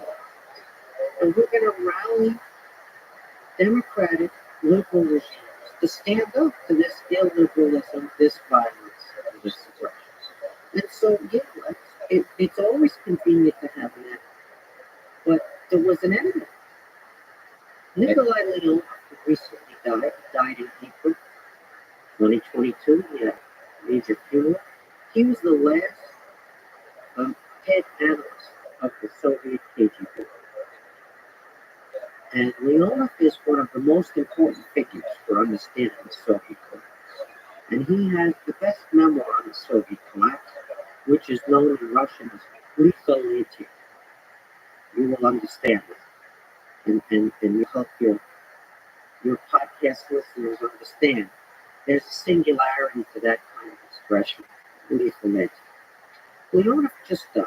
But one of the things, and in fact, the people who were supposedly arrested by Putin as scapegoats for the Ukraine war, the main one, Sergei Besieda, gave the eulogy at Leonov's funeral in April 2022, showing that it's a lie that all of these people have been arrested and purged and another nonsense in social media. But to get back to what Leonov said and get back to your enemy, Leonov said, the West spent all this time blackening the image of the Soviet Union. All these resources and propaganda and covert operations to blacken the Soviet Union. And they did. The West did it. And then Leonov wrote in the next sentence, and you know what? We gave them a lot of material to work with to blacken our image. Yeah, so you're saying kind of sober reality, which it is possible to some degree to draw a line between the good guys and the bad guys. Freedom is better than unfreedom, right? It's a lot better than unfreedom. And a guy like you understands that really well. Well, so yes, but those are all, these words like justice, freedom, what else? Love. You can use a lot of words that Hitler himself used to describe why he is actually creating a better world than those he's fighting. So some of it's propaganda. The question is, on the ground, what is actually increasing the amount of freedom in the world? Institutions, yes, right? We're not talking about propaganda. When we use words like freedom, we're talking about rule of law. We're talking about protection of civil liberties. We're talking about protection of private property. We're talking about an independent and well-funded judiciary. We're talking about an impartial, non-corrupt, competent civil service. We're talking about separation of power, where the executive branch power is limited, usually by an elected party. In fact, yes, let's talk about elections. Let's talk about freedom of speech and freedom of the public sphere. We're not talking about freedom as a slogan. We're talking about a huge array of institutions and practices and norms of the country, right? And if they exist, you know and you live on them. And if they don't exist, you fully understand that as well. Ukraine was a flawed democracy before Russia invaded. It's utterly corrupt, many ways dysfunctional, especially the elites were dysfunctional. The gas industry in Ukraine was absolutely terrible because of the corruption that it generated, the oligarch problem, a handful of people stealing the state resources. And yet Ukraine had an open public sphere and it had a parliament to function. And so despite its flaws, it was still a democracy. The regime in Moscow, you can't say that. It's not a comparable regime to Ukraine. You could say, oh, well, there are oligarchs in Ukraine and there are oligarchs in Russia. There's corruption in Ukraine, there's corruption in Russia. So really, what's the big difference? The answer is, well, Ukraine had the open public sphere. Ukraine had a real parliament. Can you call Russia's Duma a real parliament? I don't think so. I don't think you can. Can you say that there were any checks whatsoever on the executive branch in Russia? Can you say that the Russian judiciary had any independence or really full level of competence, even compared to the Ukrainian judiciary, which was nothing to brag about? No, you can't say that. So we can differentiate between the very flawed, corrupt oligarchic democracy in Ukraine and the very corrupt oligarchic autocracy in Russia. I think that's a fair distinction. Yeah, we should say that Russia and Ukraine have the great honor of being the number one and the number two most corrupt nations in Europe by many measures. But there is a fundamental difference, as you have highlighted. Russia is a corrupt autocracy. Ukraine, you could say, is a corrupt democracy. And to that level, there's a fundamental difference. Ukraine is not murdering its own journalists in systematic fashion. If journalists are killed in Ukraine, it's a tragedy. If journalists are killed in Russia, or Russian journalists are killed abroad, it's regime policy. And the degree to which a nation is authoritarian means that it's suffocating its own spirit, its capacity to flourish. We're not just talking about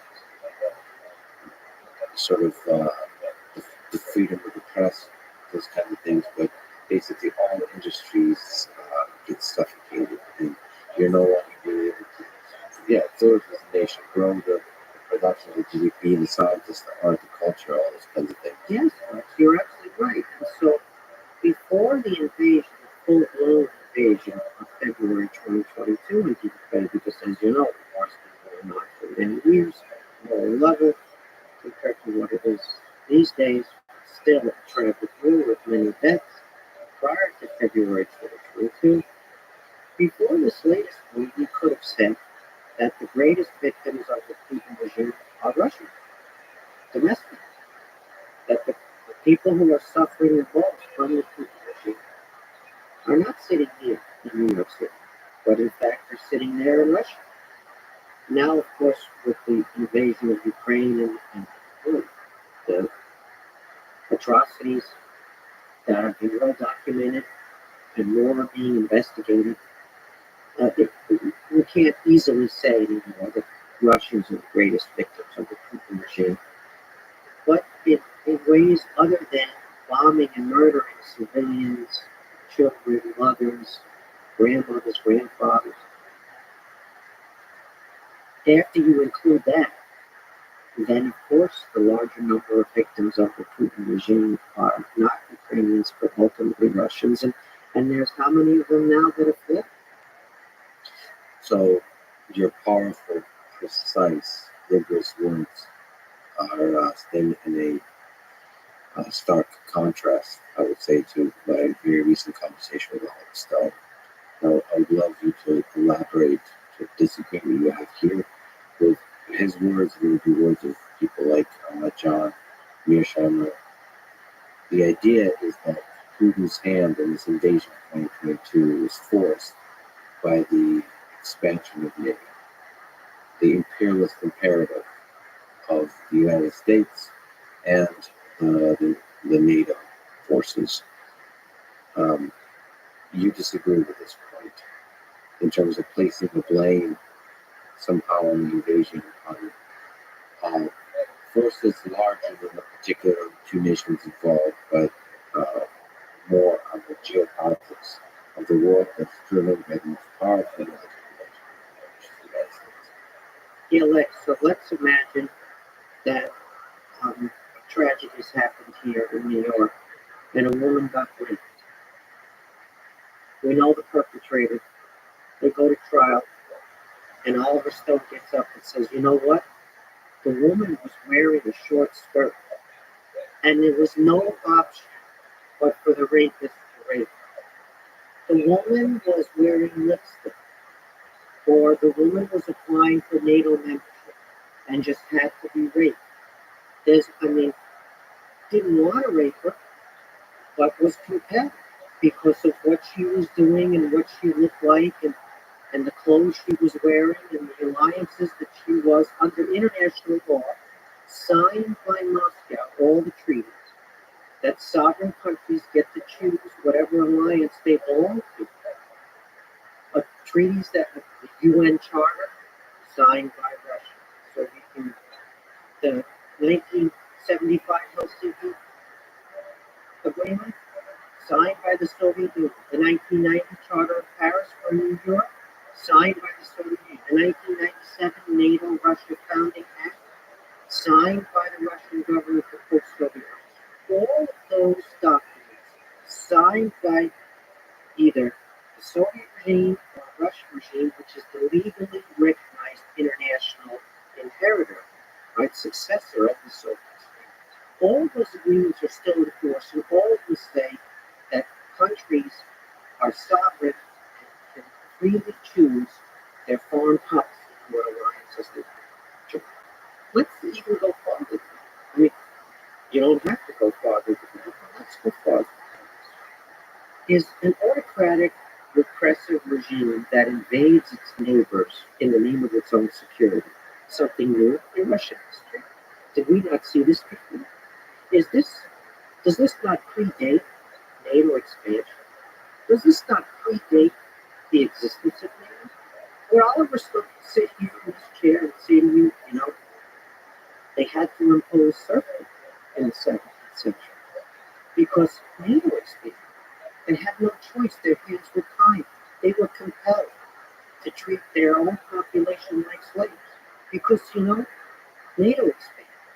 I mean, I could go on with the examples of Russian history that predate the existence, let alone the expansion of it, where you have behavior, policies, actions very similar to what we see now from the Kremlin. And you can't explain those by NATO expansion. And so that argument doesn't wash for me because I have a pattern here that predates NATO expansion. I have international agreements, founding documents signed by the Kremlin over many, many decades, acknowledging the freedom of countries to choose their alliances. And then I have this problem where when you rape somebody, it's not because they're wearing a short skirt. It's because you have raped them. You've committed a criminal act. That's I think there's a lot of people listening to this that will agree to the emotion, the power, the spirit of this metaphor. I was struggling to think, to dance within this metaphor because it feels like it wasn't precisely the right one, but I think it captures the spirit. I'm not suggesting, Lex, that everything the West has done has been honorable or intelligent. Fortunately, we live in a democracy. We live in liberal regimes. We live under liberal in the classic sense of liberal, not liberal in the leftist sense. We live in places like that, and we can criticize ourselves. And we can criticize the mistakes that we made, or the policy choices, or the inactions that we take. And there are a whole lot of things to answer for. And you can now discuss the ones that are your favorites, the dishonor or the mistakes, and I could discuss mine, and we could spend the whole rest of our meeting today discussing the West's mistakes and power. And you won't end up in prison for it. Yeah, Lex, and so I'm thankful for that. And I'm thankful that people may disagree and that people make the argument that NATO expansion is to blame. But you see, I'm countering two arguments here. I'm countering one argument, which is very deeply popular, pervasive, about how Russia has this cultural tendency to aggression. And it can't help but invade its neighbors, and it does it again and again. And it's eternal Russian imperialism, and you have to watch out. This very popular argument in the Baltic states, it's really popular in Warsaw, it's really popular with the liberal interventionists, and it's very, very popular with those who were part of the Iraq War squad that got us into that mess. So I'm against that. And the reason I'm against it is because it's not true. It's empirically false. There is no cultural trait, inherent tendency for Russia to be aggressive. It's a strategic choice that they made. Every time it's a choice made, it's not some kind of momentum. Every time it's a choice that we should judge for the choice that it is.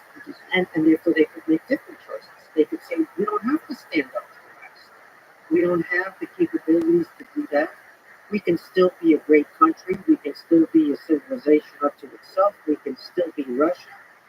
We can still worship in Orthodox cathedrals. Or we can still be ourselves, but we don't have to pursue this chimerical pursuit, this elusive quest to stand up to the West, be in the first ranks of powers. So I'm countering that argument, saying it's perpetual geopolitics. It's a geopolitical choice rising out of this dilemma of the mismatch between aspirations and capabilities. It's not eternal Russian imperialism. which is to say that it's the West's fault. It's Western imperialism. Right? Very popular on the left, very popular with realist scholars, very popular with some of the people recently on your podcast. And so it's neither eternal Russian imperialism, nor is it Western imperialism. Right? The mere fact that the West is stronger than Russia is not a crime on the part of the West. It's not a crime that countries voluntarily want to join us, but beg to get in, either the EU or NATO or other bilateral alliances or other trade agreements. Those are voluntarily entered into, and that's not criminal. If the West's sphere of influence, which is open, an open sphere of influence, which, as I say, people voluntarily join, if that expands, that's not a crime, nor is that a threat to Russia ipso facto. Right? NATO is a defensive alliance, and the countries are largely pacifists who are members of NATO. And NATO doesn't attack, it defends members if they are attacked. And so the idea that Ukraine, which had the legal right, might want to join NATO and the EU, which was not going to happen in our lifetimes and was not a direct threat to the Putin regime since the Western countries that make up the EU decided that Ukraine was not ready for membership. There was no consensus. It was not going to happen, but it's Ukraine's free choice to express that desire. And if your government is elected by your people, freely elected, meaning you can unelect that government in the next election, and that government makes foreign policy choices on the basis of its perceived interests, that's not a crime. That's not a provocation. That's not something that compels the leader of another country to invade you. Right? That is legal under international law, and it's also a realist fact of life. The realists like to tell you, that Russia here was disrespected, Russia's interests were not taken into account, et cetera, but the real world works in such a way that treaties matter, that international law matters. That's why people like me were not in favor of the U.S. 2003 invasion of Iran, Lex, because it wasn't equal, in addition to the fact that we thought it might backfire. But, Lex, like I said, there are a lot of things about the West that we ought to criticize as citizens, and we do criticize. But we have to be clear about where responsibility lies in these events that we're talking about today. So you get the trouble. It's largely erroneous to think about both the West or the United States from an imperialist perspective and Russia from an imperialist perspective. It's better, clearer to think about each individual aggressive decision on its own as a choice that was made. So let's talk about the most recent choice made by Vladimir Putin. The choice to invade Ukraine, which will escalate the invasion of Ukraine on February 24th, 2022. Now we're a few months removed from that decision, initial decision. Why do you think he did it? What are the errors in understanding the situation, in calculating the outcomes, and everything else about this decision, in your view? Yeah, Lex, when you don't know it go well, it looks like lunacy to have launched it in the first place. Does it ever do well? War never goes according to plan. All war is based upon miscalculation, but not everybody is punished for their miscalculation. All aggressive war, not defensive war, is based upon miscalculation. But you can adjust, you can recalibrate. When you're driving down the road and a very annoying voice is telling you 1,000 feet, make a right, and you fail to make a right, it recalibrates, right? Yeah. It tells you, okay, now, go turn around, U-turn, make a left. It doesn't say you're an idiot and turn around, but it does recalibrate. So you can miscalculate, and the problem is not the miscalculation usually, it's the failure to do that adjustment. People I know who are hedge fund traders, I asked them, what's their favorite trade? And the line from them all, this is a cliche, is, my favorite trade is when I made a mistake, but I got out early before all the carnage. So their favorite trade is not when they made some brilliant trades, but it's when they miscalculated, but they reduced the consequences of their miscalculation by recalibrating quickly. So let's talk about the calculation and miscalculation. Okay? Let's imagine, Lex, that you've been getting away with murder. I don't mean murder in a figurative sense. I mean you've been murdering people.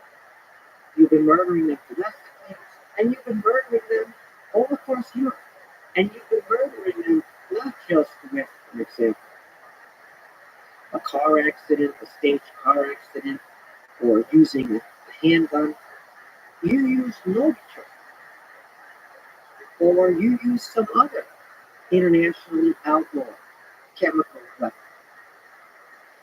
And let's imagine that you did it and nothing happened to you. It wasn't like you were removed from power. It wasn't like you paid a personal price. Sure, maybe there were some sanctions on your economy, but you didn't pay the price of those sanctions. Little people paid the price of those sanctions. Other people in your country paid the price. Let's imagine not only were you murdering people, but you decided to entice the idiotic ruler of Georgia into a provocation that you could then invade the country. And you invaded the country and bit off these territories, Abkhazia and South Ossetia. And what price did you pay for that? And then you decided, I think I'll now invade Crimea and forcibly annex Crimea. And I'll instigate an insurrection in the Donbass, in eastern Ukraine, in Luhansk. Let's imagine you did all that, and then you had to stick out your wrist so that, it could be slapped a couple of times. And you said, I can pretty much do what I want. They put in sanctions here and there, and they're doing this, and they're doing that, and you know what? They're more energy dependent on me than before. I get better money, luxury, and reputation services than anybody. Maybe the Middle East and the Chinese will disagree with you that you get better than them, but yours are pretty good. And the Panama Papers get released through dealing, all of your offshoring and your corruption, and what? Nothing happens. So the first and most important consideration here is, in your own mind, you've been getting away with murder, literally, as well as figuratively, and you think, I probably can do something again and get away with it. And so the failure to respond at scale, in fact, the indulgences, the further dependencies that are introduced, the illusion that trade is the mechanism to manage authoritarian regimes. The German cliche, Wandel durch Handel, a change through trade or transformation of trade, one of Uncle Murphy's favorite expressions. Right? You're going to get the other side to be better, rather than I never thought. in a cold war fashion, where you stand up to their aggressions and you punish them severely in order to deter further. So that's the first and most important part of the calculation. And there are a lot of other parts. It can be put on that real quick. So this is kind of idea like the giant red one in the bucket. Which is the more genuine description of what you said. That you don't incorporate into the calculation the amount of human suffering that decisions cause, but instead you look at sort of their success based on some kind of measure for you personally and for the nation, not in terms of in the humanitarian sense, but in some kind of economic sense, and the power, geopolitical power sense. Yeah. You're not sentimental. You say to yourself, the cause of Russian greatness is greater than any individual life. Russia being in the first rank of great powers, Russia realizing its mission to be a special country with a special mission in the world, a civilization of itself, first rank of the great powers, maybe even the greatest power. That's worth the price that we have to pay, especially in other people's lives. Right? We have a lot of literature on the Putin regime which talks about the kleptocracy. The place is a kleptocracy. And it is a kleptocracy. We all can see that. And anybody in London living in the High Life servicing this kleptocracy can testify that it's a kleptocracy. And not only in London, of course, right here in the United States. But it's not only a kleptocracy. That was the problem with the Russian studies literature. It wasn't just about stealing, looting the state. It was about Russian greatness. You see those rituals in the Kremlin, right in the Grand Kremlin Palace, in the St. George's Hall, some of the greatest interiors in the world. And you see war ceremonies, and you see marking holidays, and all of these leaders of the state have their uniforms on with their medals. And someone's giving a speech or singing a ballad, and their eyes are moist. Their eyes are moist. Because they're thieves and looters? No, because they believe in Russian greatness. They have a deep and fundamental, passionate commitment to the greatness of Russia, which in unsentimental fashion, they're all sentimental to the match. That's why their eyes are moist. But they imagine unsentimentally that any sacrifice is okay. A sacrifice of other people's lives. A sacrifice of their conscripts and militants. A sacrifice of Ukrainian women and children and elders. That's a small price to pay for those boys' lives about Russian greatness and Russia's position. That Cuban thing, that sentimentalities, I think can get us in trouble in the United States as well, and lead us to wars, that illegal wars and so on. But the United States, there's repercussions for breaking the law. You're going to pay for legal wars at the end. You're saying that authoritarian regimes, this sentimentality can really get out of hand. Like charismatic leaders that can take that and manipulate the populace that in the span of history led to atrocities, and in today's world lead to humanitarian atrocities. It's not just a kleptocracy, it's a belief system. It's passion, it's conviction. It's you can call them illusions, you can call them fantasies, whatever you want to call them, they're real. They're real for those people. And so, yes, they're looting that very state that they're trying to make one of the great powers in the world. And they resent the fact that the West doesn't acknowledge them as one of those great powers. So they resent that the West is more powerful. People talk about how Putin doesn't understand the world, and then he gets really bad at it. Like, if you're sitting there in that Kremlin, and you're trying to conduct business in the world, and you're getting reports from your finance minister or your central bank governor, your whole economy, everything that matters, somehow all your trade is denominated in dollars and euros. Do you have any illusions about who controls the international financial system? I don't think so.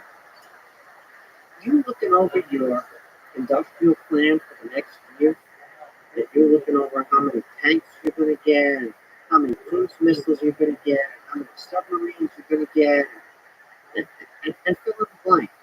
And you know what? It says right there in the paperwork where the component parts come from, where the software comes from. It comes from the West. Your whole military industrial complex is dependent on high-end Western technology. And let's say you're in Beijing, not just in Moscow, and you go to a meeting in your little neighborhood. You're the leader of China. You go to a meeting with other Asian leaders. Do they all speak in Chinese with you? No, they don't speak Chinese. You go to an international meeting as the leader of China, and guess what language is the main language of India? Yes, the same one you and I are speaking right now. And so you live in that world. You live in the Western world, and it's very hard to have illusions about what world you live in. When you're under that, you need those Western banks. You need that foreign currency, right? You need that high-end Western technology. That technology you're speaking, or you're forced to speak, or your minions are forced to speak at international gatherings in English. And I could go on. All the indicators that you live in, and so Putin lives in that world. He's no fool. Well, to push back, isn't it possible that, because you said the minions operate in that world, but can you, if you're the leader of Russia, or the leader of China, or the leader of these different nations,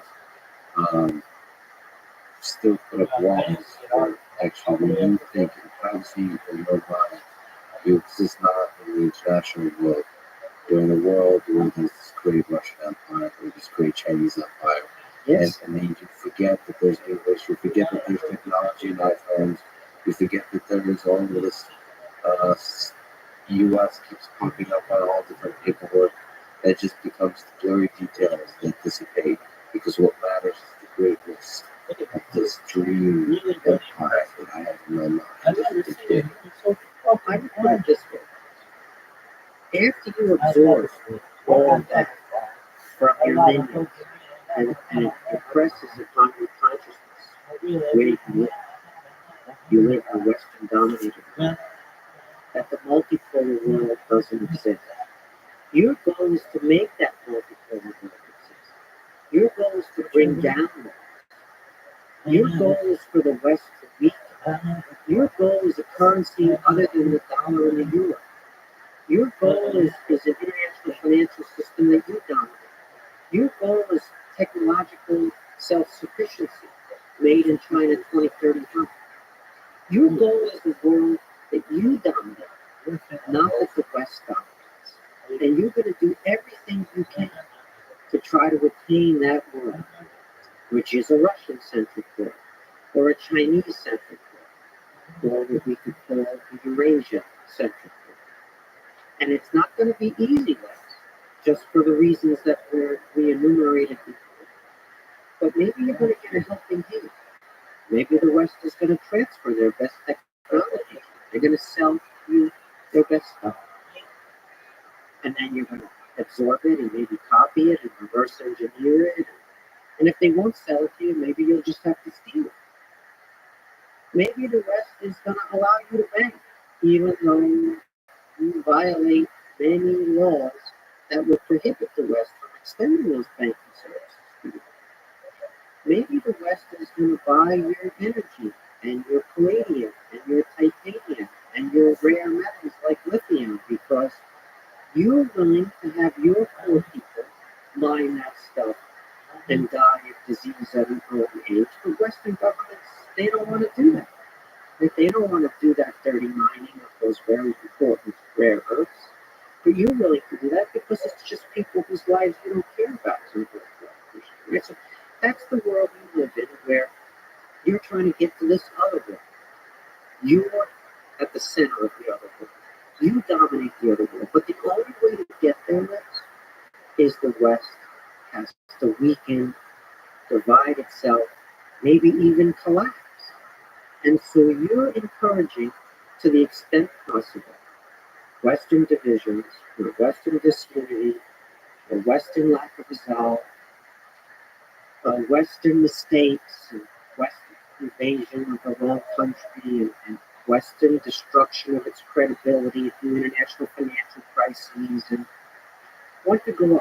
So if the West weakens itself through its mistakes and its own corruption, you're going to survive and maybe even come out into that world where you're the center. And so Russia's entire grand strategy, just like China's grand strategy, Iran, it's hard to say they have a grand strategy because they're so profoundly weak. But Russia's grand strategy is, we're a mess. We don't invest in our human capital. Our human capital flees. Well, we actually live it out. It goes to MIT, like you did, or it goes to fill in the blank. Right? We can't invest in our people. Our healthcare is terrible. Our education system is in decline. We don't build infrastructure. We don't improve our government. We don't invest in those attributes of modern power that make the West powerful. We can't, because when we try, the money is stolen. We try these grandiose projects of national projects. We're going to invest in higher ed. We're going to invest in high tech. We're going to build our own Silicon Valley known as Baltimore. We're going to do all those things in North Africa. They can't even build an airport for that technology. The Sochi Olympics, it cost them, officially cost them $50 billion. You look around at the infrastructure that endured from that $50 billion expense, and you're thinking, that's like the Second Avenue subway. You get almost nothing for your money. And so, yeah, it's corruption, yes. But it's also because they don't want it. They don't want to invest in their people. They couldn't do it if they wanted to, and when they tried, it doesn't work. But why invest in your own people? Invest in your hardware, your military hardware. Invest in your cyber capabilities.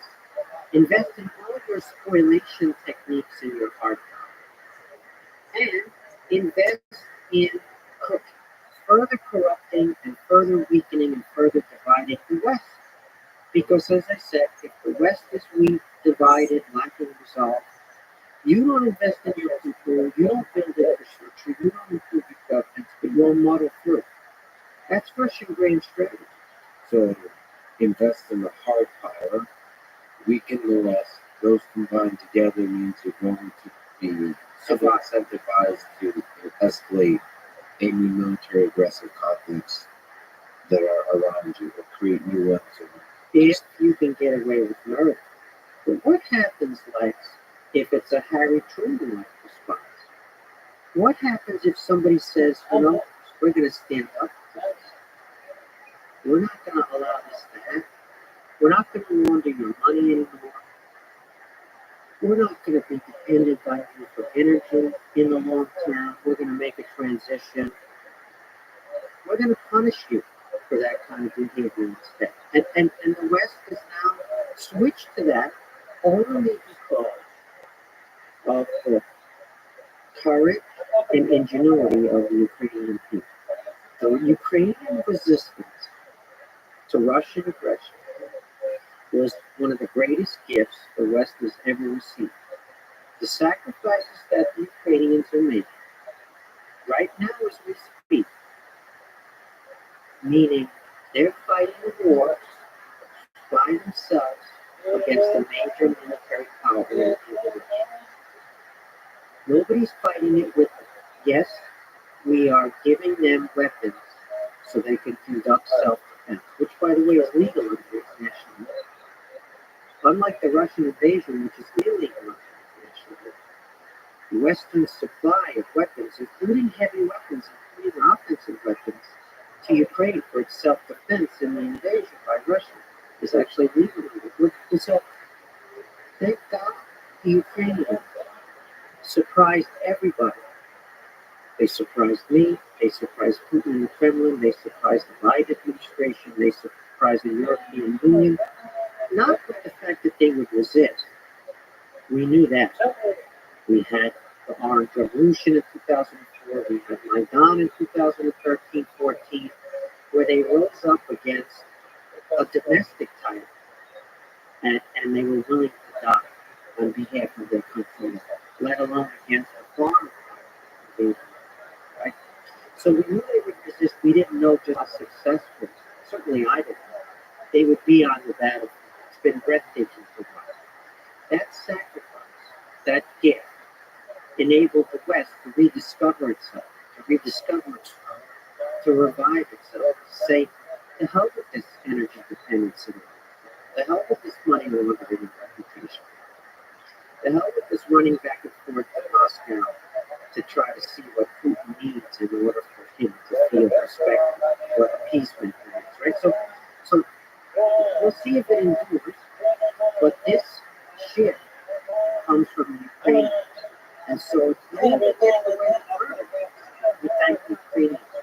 The people and the leadership and the separate faction make up Ukraine uniting. It's the unification, uniting against the common enemy, of standing up before anyone knew that they would be backed by all these other nations, by this money and all this kind of stuff.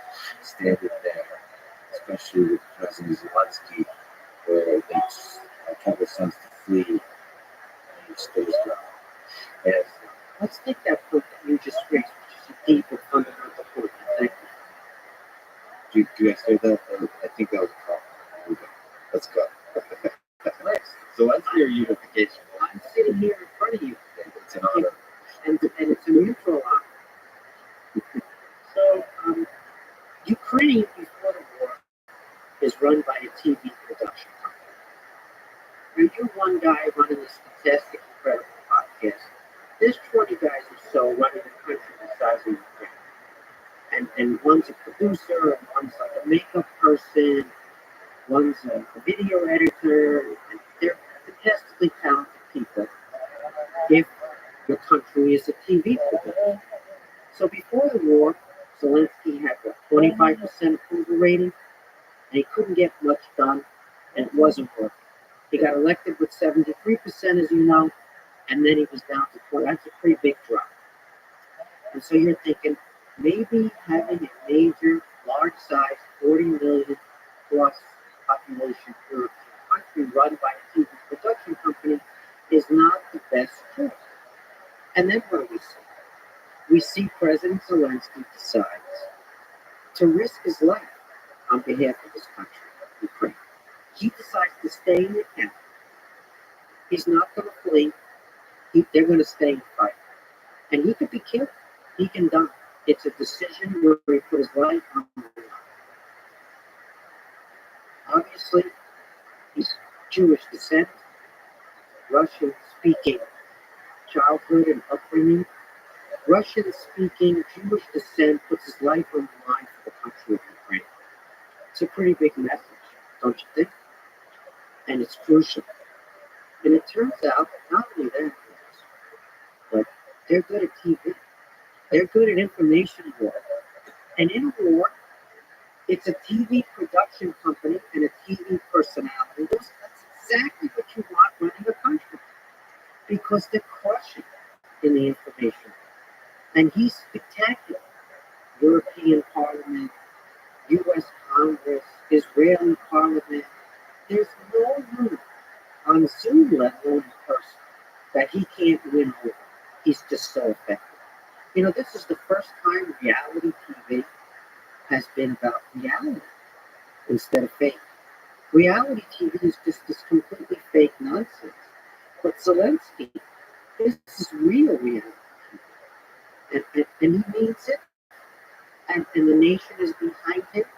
And they're just as courageous and just as ingenious in many ways. And it's spectacular.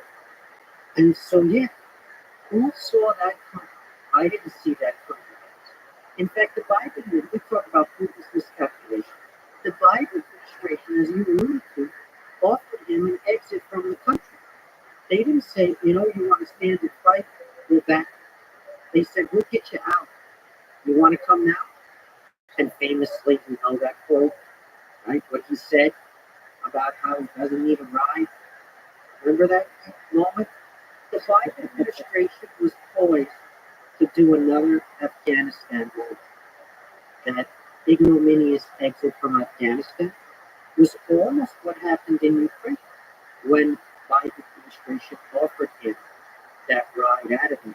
Unfortunately, he declined and helped rally people from below also rally to stop the invader without the presidency, without the government of Ukraine, and saving the Biden administration and European leaders who latched on. Fortunately, they had the presence of mind to latch on to this gift, this bravery and ingeniousness of Zelensky and the rest of the Ukrainians, and flipped and decided to support Ukraine's resistance. You know, first with 5,000 helmets only, as the Germans initially promised, and now with really heavy weapons. And so that's something that wasn't foreseen. I certainly didn't foresee that. I foresaw Ukrainian society being courageous and resistant, but I didn't foresee a television production company being exactly what you want to run a country with your a president, Zelensky, to sacrifice, lay down his life and rally others in the country to do that. And then the country being so effective, not just that courage, but at battlefield resistance to the Russian invasion. So I stand corrected by the Ukrainians, and I'm ecstatic that I was wrong, that I was proven. And like I said, there's clear factions of the West, the East is Ukraine. Here's a person that, like you said, was in the high 20s, low 30s percentage approval in the country before the war, and now was able to use. He's in the 90% approval rating. I mean, I think they stopped doing the polling. Once he hit 91% or whatever it was in the previous poll, I think they all understood that now they didn't need it for polling, that it's pretty clear the nation. So 25% and 90-something%. And just like the 25% was deserved, the 90-something% is also deserved, fully deserved. And the question is how that all stabilizes. It feels like this set of events, and maybe paying attention to Twitter too much, which is a concern of mine, whether the change I see is just surface level or deep level. But it seems like we're in a new world. It's something dramatic is shifting. That this power that's rooted in your study of the 20th century, so deeply rooted in history, that this power center of the world is now going to, has been shaken by this event. And how that changes the world is unclear. It's unclear less than China learned from watching this, but less than India learned from watching this. Both nations, as far as you can get polls about Chinese population, but both nations are largely supporting Putin. So Russia, India, and China are still supporting Putin quietly. I would maybe elaborate a little bit on that. I think you're right. The feeling that we're in an inflection moment, a reflection point, I think that's widespread. And I think it's widespread for good reason. We might be. But I also share your, let's say, modesty about where it's going and how hard it is to predict where this might go. It's only an inflection point if the trends continue, right? If the trends endure. There are plenty of non-inflection points. After 9/11, the whole world rallied around the United States if it was attacked. After the bombing of the towers here in New York City and hitting the Pentagon. And that didn't last. And it was not really an inflection point, was it? It felt like it might be, but it wasn't. And so this is not a comparable moment in terms of what happened, but it has the feeling that it might be a watershed. And maybe we'll squander it, maybe squander the post 9/11 rallying around the United States. Maybe we'll actually consolidate, endure, or maybe we'll endure despite ourselves. And we can't tell, we can't know yet. And it depends in part on what we do or what we don't do. But here's a few things that we understand already.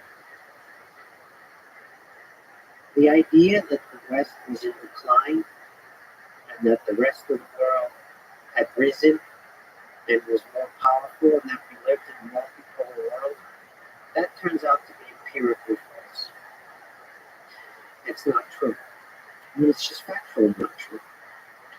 There are no major important multinational institutions, organizations that are run on behalf of or led by a South African, a Nigerian, a person from India. Even the Chinese don't run these institutions. They would like to in their trying, but they don't. And so whatever you pick, IMF, the World Bank, the Federal Reserve, which is the most powerful multinational institution, which is actually only a domestic institution, doesn't have a legal mandate to act multilaterally, but does. It's got the most power of any institution in the world.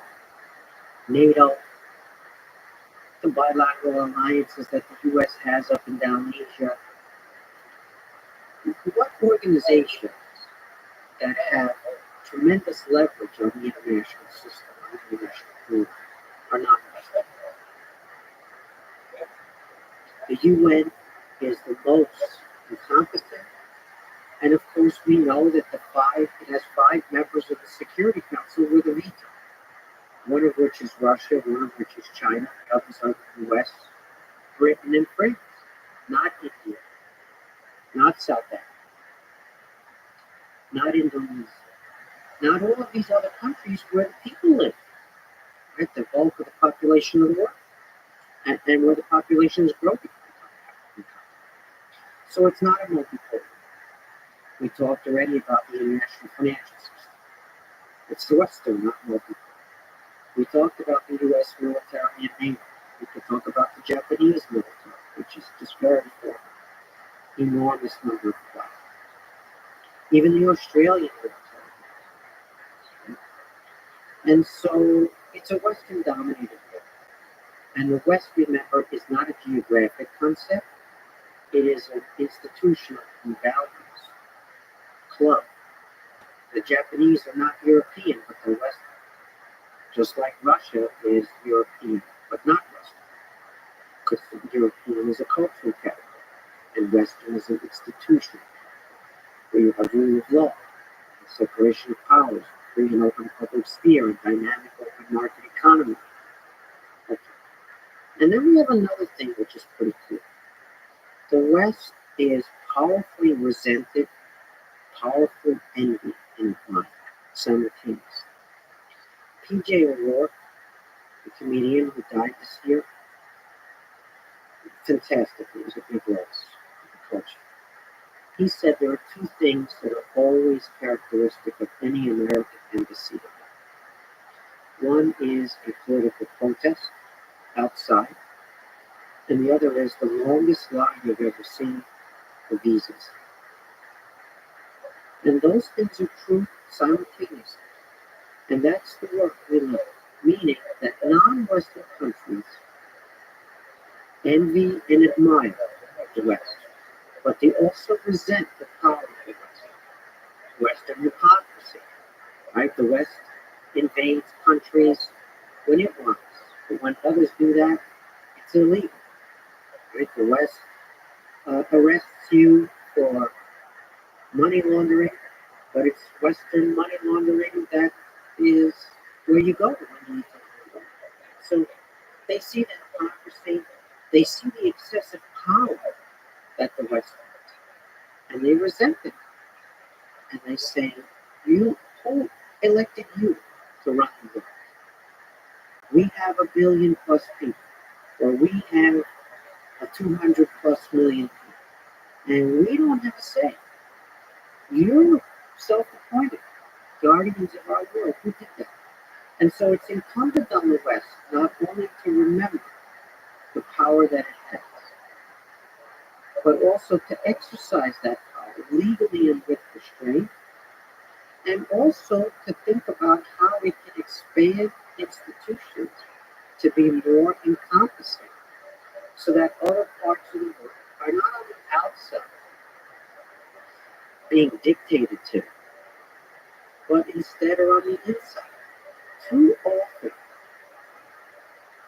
Western power is not consultative in a decision-making process. It's consultative after the fact. Okay, we got together in the EU, or we got together in NATO, we got together with the Federal Reserve. Here's our decision, and we're announcing it today.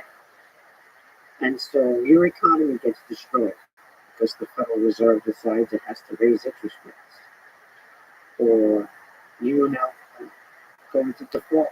You can't pay your debt because Western banks lent you money, and now the West has changed interest rates or other considerations, and you're in big trouble now. And so this is something which we fail to address.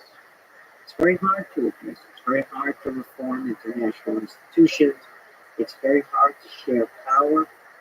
It's very hard to acknowledge that you have too much power, and that maybe having too much power is not good, not only for the rest of the world, but for yourself. And so it's great to read rediscover the West and rediscover its values and rediscover its authority and credibility and power. But that's not sufficient. So we know this now. We know that the rest of the world is not necessarily jumping on the Western bandwagon, right, to condemn Russia for its actions, because the West can do things like sanction your central bank, take away your reserves, deny you technology. It pretty much can do whatever it wants. And it can say that it's legal and it can go through various mechanisms and it can freeze your property. And you say to yourself, should anybody have that much power? And when do they come after me? Now there's a caveat. And the caveat, Lex, is they don't like the West having that power. And they didn't join in the condemnation of Russia. But they also didn't join in Russia's aggression. So Russia's domestic civilian aerospace aircraft civilian aircraft industry is in big trouble because of the export controls on spare parts, software. Brazil is a major power in aircraft manufacturing. Did they rush in and say, Vladimir Putin, we didn't condemn necessarily your actions in Ukraine, okay, that's one thing. And how about we give you all our aircraft technology and help you rebuild your domestic aircraft industry. And you can have the aviation that the West is doing. Did that happen? Didn't happen. And you can look at India, you can look at China, you can look at South Africa, you can look at what they've done in practical terms. Yes, they haven't always joined in a full-throated condemnation. Maybe they've been neutral, or maybe they've been playing both sides of the fence, like Turkey, for example. But are they rushing in to join Russia, to join Russia's aggression, to supply? And the answer is no. And the answer is no for two reasons. One, they actually don't want to be into that. And two, they understand that Western power. And they don't want to be on the receiving end by crossing the West and then getting caught up in a sanctions regime or worse. Can we go to the mind of Vladimir Putin? Because what you just said, China, India, they seem to sit back and say, we're not going to condemn the action of Vladimir Putin or Russia, and we would really like for this war to be over. So there's that kind of energy of, we don't just stop this because you're putting us in a very, very bad position, and yet Vladimir Putin is continuing the aggression. What is he thinking? What information is he getting? Is it the system that you described of authoritarian regimes that corrupts your flow of information, your ability to make clear-headed decisions, just as a human being, and goes to sleep at night? Is he not able to see the world clearly, or is this all deliberate, systematic action that does have some reason behind it? We're going to talk a little bit about China too, but let's answer your question today. So, on Twitter, we've lost the war. Whereas they say, there was 2 Russian soldiers having a smoke in Warsaw, and they're taking a break, having a smoke, and sitting there in Warsaw on top of their tank. And one says to the other, yeah, we lost the information. And there they are sitting in Warsaw having that smoke, right? So yeah, on Twitter, Russia has completely lost it. In reality, they failed to take Kiev, they failed to capture Kiev, and they failed in phase 2, as they called it, or Plan B, which is to capture the entirety of the Donbass. We're 3 months into the war. If you had made a judgment about, let's say, the Nazi invasion of the Soviet Union, a definitive judgment after 3 months, you might have got the outcome wrong. If you would judge the Winter War, the 1939-40 Soviet invasion of Finland, after 3 months, you would have got that wrong too, of what the outcome was. So we're early in the game here, and we have to be careful about any definitive judgment. But it is the case that so far, they've failed to take Kiev, and they failed to capture the entirety of the Donbass. Luhansk and Donetsk are provinces. Eastern Ukraine, a part of the state. And they've been driven out of Kharkiv in the area immediately surrounding. They never captured Kharkiv, but they came close, but now the Ukrainians drove them back to the Russian border in a very large and important. So those look like battlefield losses that are impossible to explain away if you're the regime in Russia, except by suppression of information. And as you know from Russian history, Lex, leaders in Russia have an easier time with a state of siege and deprivation than they do with explaining a loss. But let's look at some other facts that are important to take into account. One, the Russian army has penetrated farther into Ukrainian territory since February 2022, including in Kherson region, the famous Mariupol siege that just ended.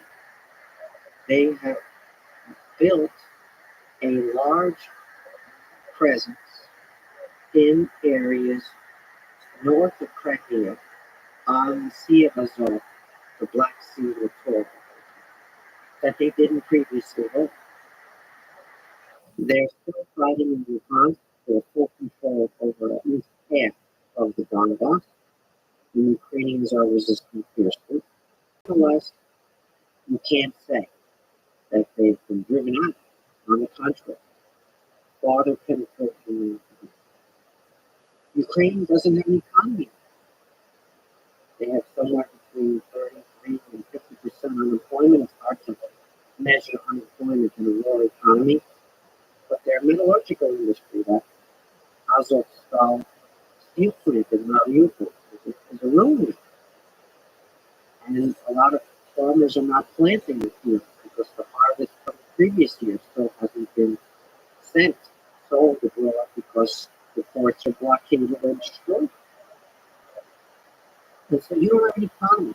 And you need $5 billion, $7 billion, or $8 billion a month to meet the payroll, to feed your people, to keep your army in the field. That's a lot of money per month. And that's indefinite. That's as long as this blockade lasts. And so you don't have an economy anymore, you're indigent. And even if you take the lower number, $5 billion, as opposed to Zelensky's asked for $7 billion, $5 billion is $60 billion a year. That's $60 billion this year, that's $60 billion next year. And so who's got that kind of money? Which Western taxpayers are ready? And if you use the $7 or $8 billion, you get up to $100 billion. The Biden just signed, President Joe Biden just signed the bill making it law, $40 billion in aid to Ukraine. It's just an enormous sum. The economic piece of that is a month and a half, 2 months of Ukrainians covering Ukrainian expenditures. That's it.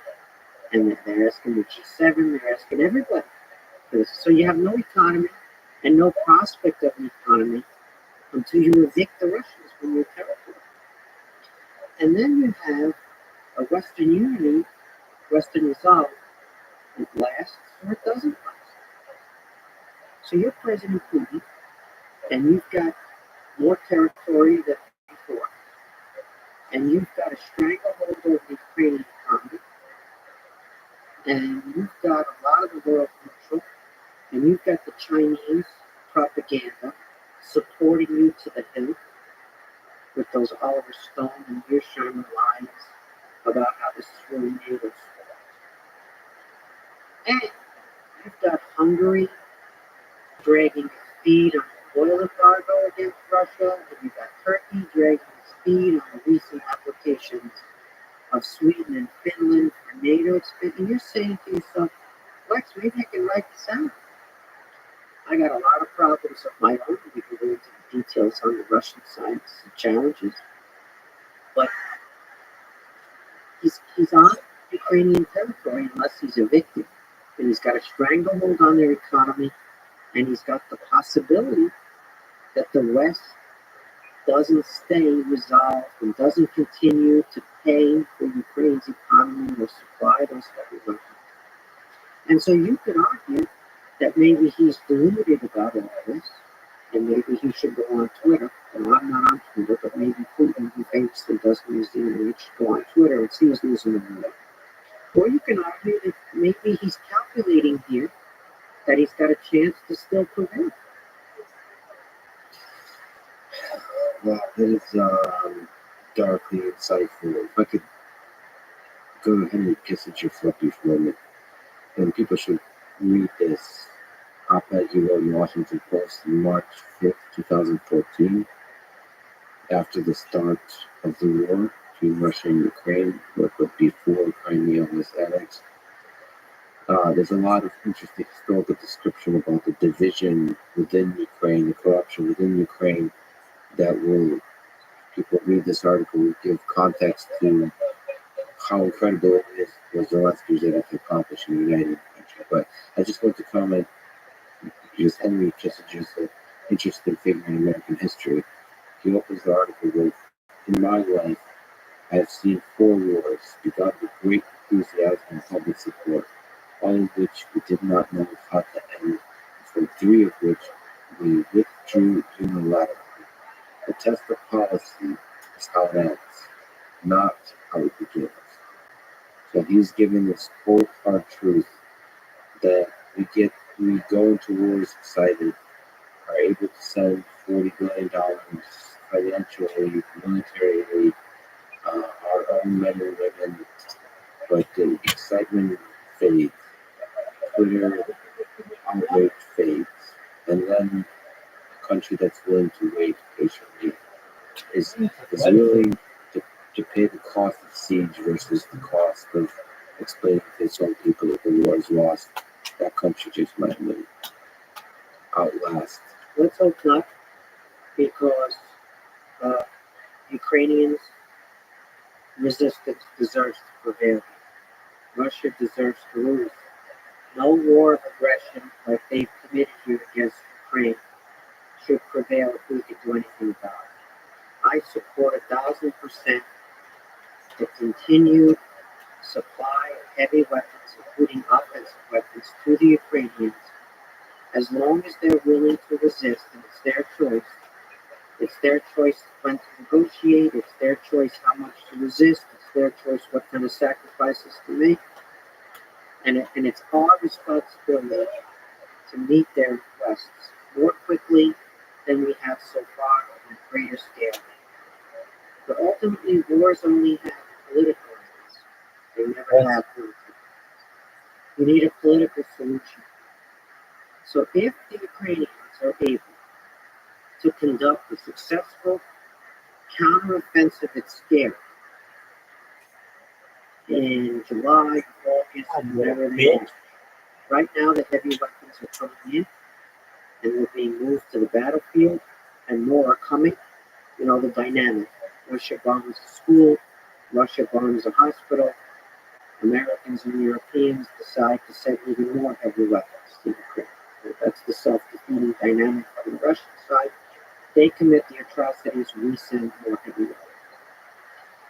Once those heavy weapons are on the battle lines, we'll see if Ukrainians can not just defend, which they've proven they're able to do in breathtaking fashion, not just conduct counterattacks, where the enemy moves forward and you cut behind the enemy's lines and you counterattack and push the enemy back a little bit, but whether you can evict the Russians from your territory with a combined arms operation, where you have a massive superiority of infantry and heavy weapons, but more importantly, you coordinate the air power, your tanks, your drones, your infantry at scale, which is something the Ukrainians have not done, something the Russians failed at in Ukraine.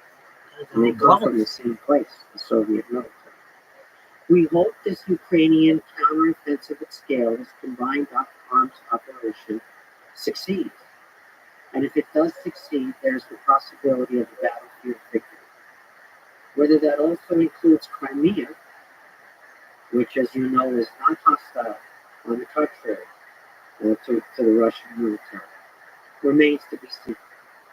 But however much they regain territorially back towards the 1991 borders, which is their goal, their stated goal, in which we support them properly in trying to achieve. However much they achieve of that in this counteroffensive that we're anticipating, that will set the stage for the next phase. And either Russia, which is to say, one person, Vladimir Putin, will acknowledge that he's lost the war because the Ukrainians won on the battlefield, or he'll try to announce a full-scale mobilization, conscript the whole country, go back, and instead of acknowledging defeat, try to win with a different plan, recalibrate. Remains to be seen. Will the Ukrainians negotiate any territory away, or must they capture also Crimea, which puts a very high bar on the summer counteroffensive that we're going to see, which could last through the fall and into the winter. So we don't know the answers to that. Nobody knows the answers to that. People guessing. Some people are better informed because they have inside intelligence. People are also worried about Russian escalation to nuclear weapons or chemical weapons if they begin to lose on the battlefield. Are you worried about nuclear war? The possibility of nuclear war? I think it's necessary to pay attention to that possibility. That possibility existed before the February 2022 full-blown invasion of Ukraine.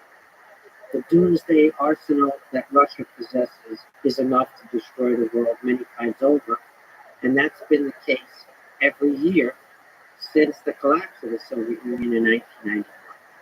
And so, of course, we're concerned about it. We do know, however, Lex, that they have a system known as dual key. Dual key for their strategic nuclear weapons. The strategic nuclear weapons means the ones fired from silos, the missiles, the ones delivered from bombers, or the ones fired from submarines. And they're ready to go. They're intercontinental. We watch that very, very closely. We watch all the movement of that and the alerts, etc. We have tremendously, tremendous inside intelligence on that. But dual key means that President Putin alone cannot fire. He has one key which he must insert. He must then insert the codes for a command to launch. That then goes to the head of the general staff, who must has his own key and set the codes. He must do the same, insert that key and codes for them to launch. And so, will the general staff keep going on with the destruction of the world over a battlefield loss in Ukraine? I don't know the answer to that, and I don't know if anybody knows the answer to that. Will those people fly those bombers if they get the order from, if the dual key system goes into action and both keys are used and all the codes are implemented? Will those young guys flying those bombers let those bombs go? Will those at the missile silos decide to engage and fire? We don't know, but you can see that it's more than one man making a decision in a system of strategic nuclear weapons. As far as the tactical, the so-called low yield or battlefield nuclear weapons, we're not sure the system that they have in Russia these days for their use of such tactical nuclear weapons. It could well be that Putin himself, he alone could fire or order them to fire. But you know, Lex, there's no tactical nuclear weapon fired in Ukraine that's not also fired simultaneously at Russia. If the Kremlin is 600 miles from Ukraine, and if the wind changes direction, or the wind happens to be blowing east, northeast, The fallout hits your Kremlin, not just Ukraine. Moreover, you have all those border regions, which are staging regions for the Russian offensive, and they're a lot closer than 600 miles. They're actually right there. And so you fire that weapon on Ukrainian territory, you can get the fallout, just like the Chernobyl fallout spread to Sweden, which is how the Kremlin fleet finally, first they denied it. Oh, we don't know why there's this nuclear cloud over Sweden. We don't know where this is. And eventually they admitted it. So Russia can't actually use a nuclear weapon tactical battlefield on Ukraine without also firing it at itself. And in addition, it's that same dynamic I alluded to earlier, which is to say, you bomb a hospital, you bomb a school, there's more heavy weapons going to Ukraine from the West. You can't get away with anything.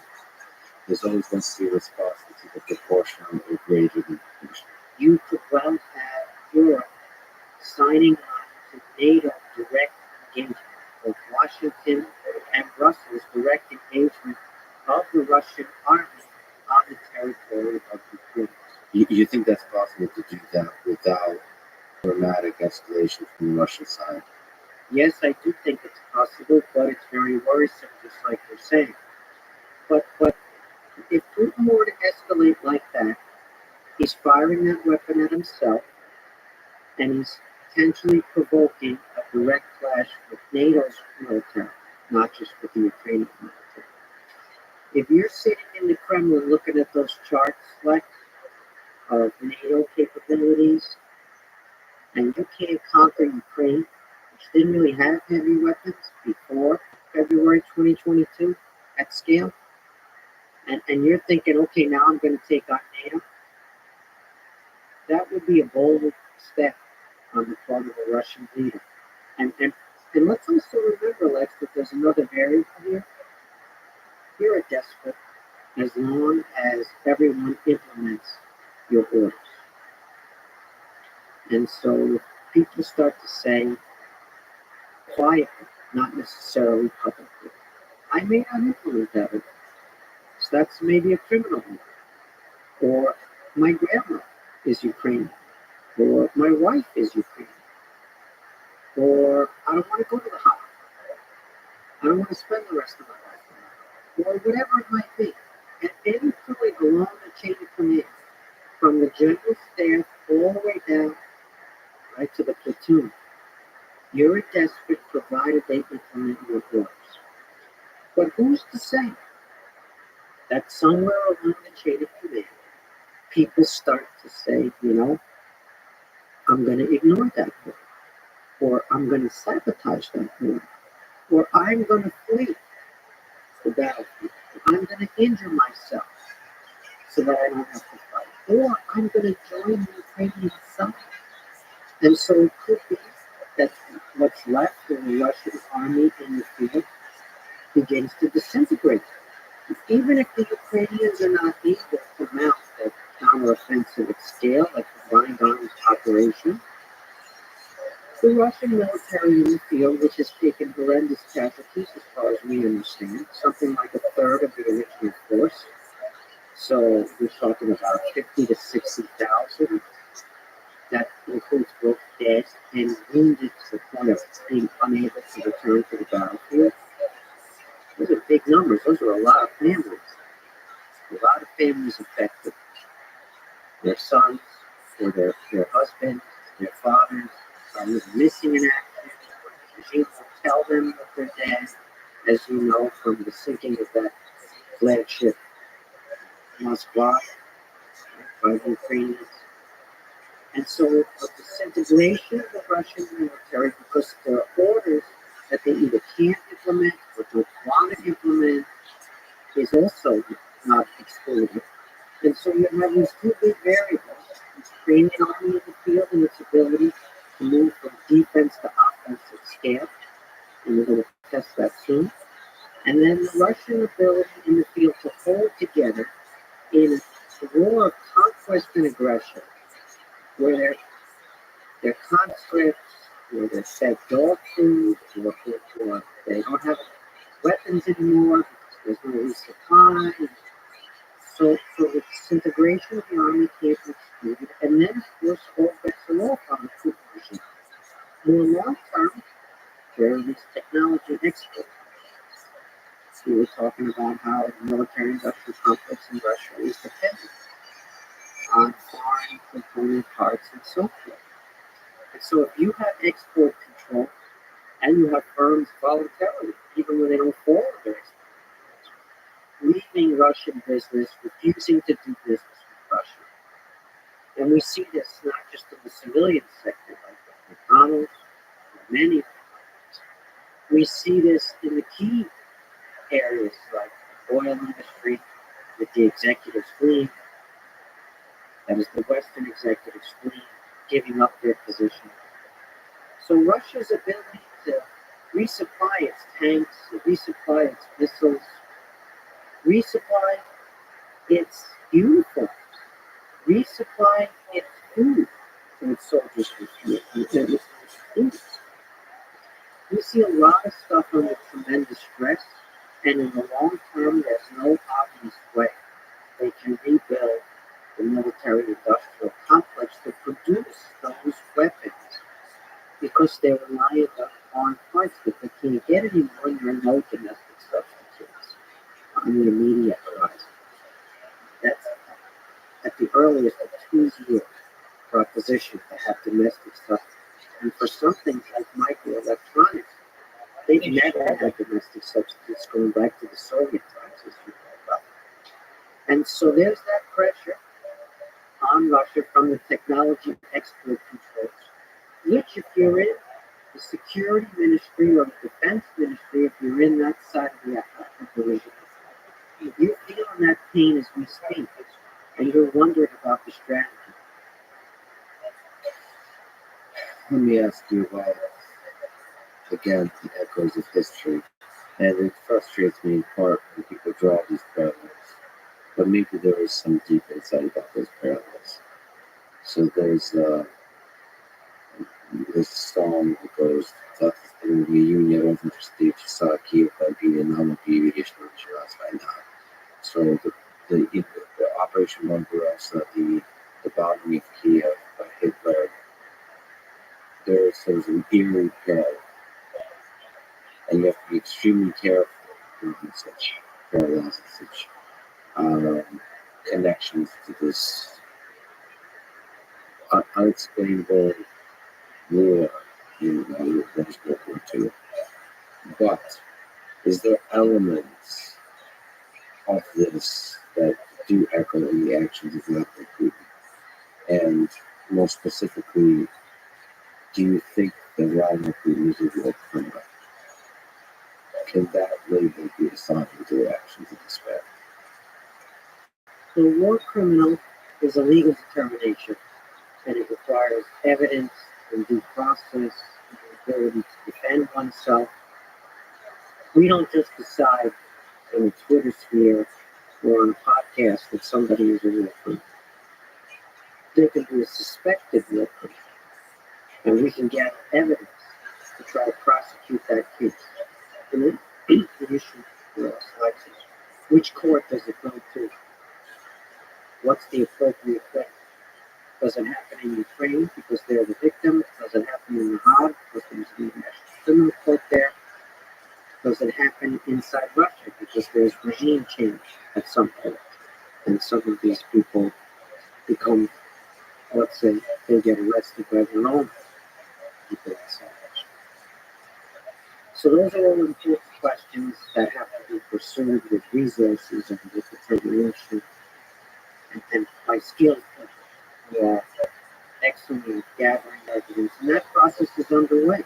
And Ukraine has a trial underway of one alleged war criminal who's pleaded guilty, and we'll see what the outcome of that trial inside Ukraine is. And the lower level official, not obviously Vladimir Putin, but the commander of the tank group. So, yes, the names are eerily familiar. Izium, Kharkiv, Kiev, Those are the names we know from the Nazi invasion and the Nazi occupation of Ukraine. And it's very deeply troubling to think that this could happen again. And there's a bizarre sense that the Russians, claiming, as Putin says, to denazify Ukraine, have invaded the same places that the Nazis invaded back in 1941. As somebody who's working on volume 3 of your work on Stalin, going through this period, is it eerie to you Yes, it is. that you're I've written the chapters of volume 3, drafted the chapters on the war. And as I said, the place names are very evocative, unfortunately. But you know, the Nazis failed us. They captured Ukraine for a time, but they were evicted from Ukraine.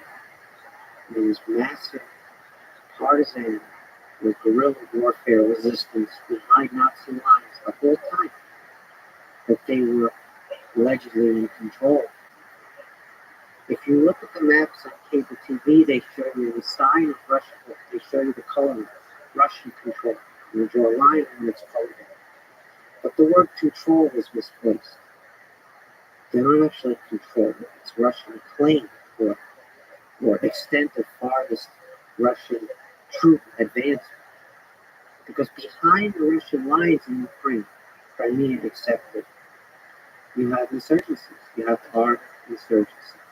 In Melitopol, for example, which is a place that you know, in southeastern Ukraine, there's a guerrilla war underway to hurt the Russians who are in occupation of that city and region.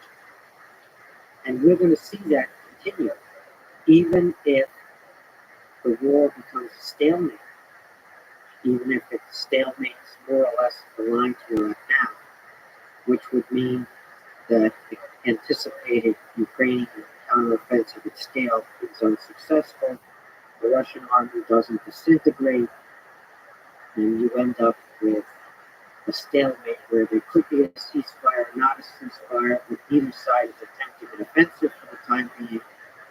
There will be resistance behind those Russian lines, and it will be fierce resistance, the kind of resistance we saw to the Nazi occupation.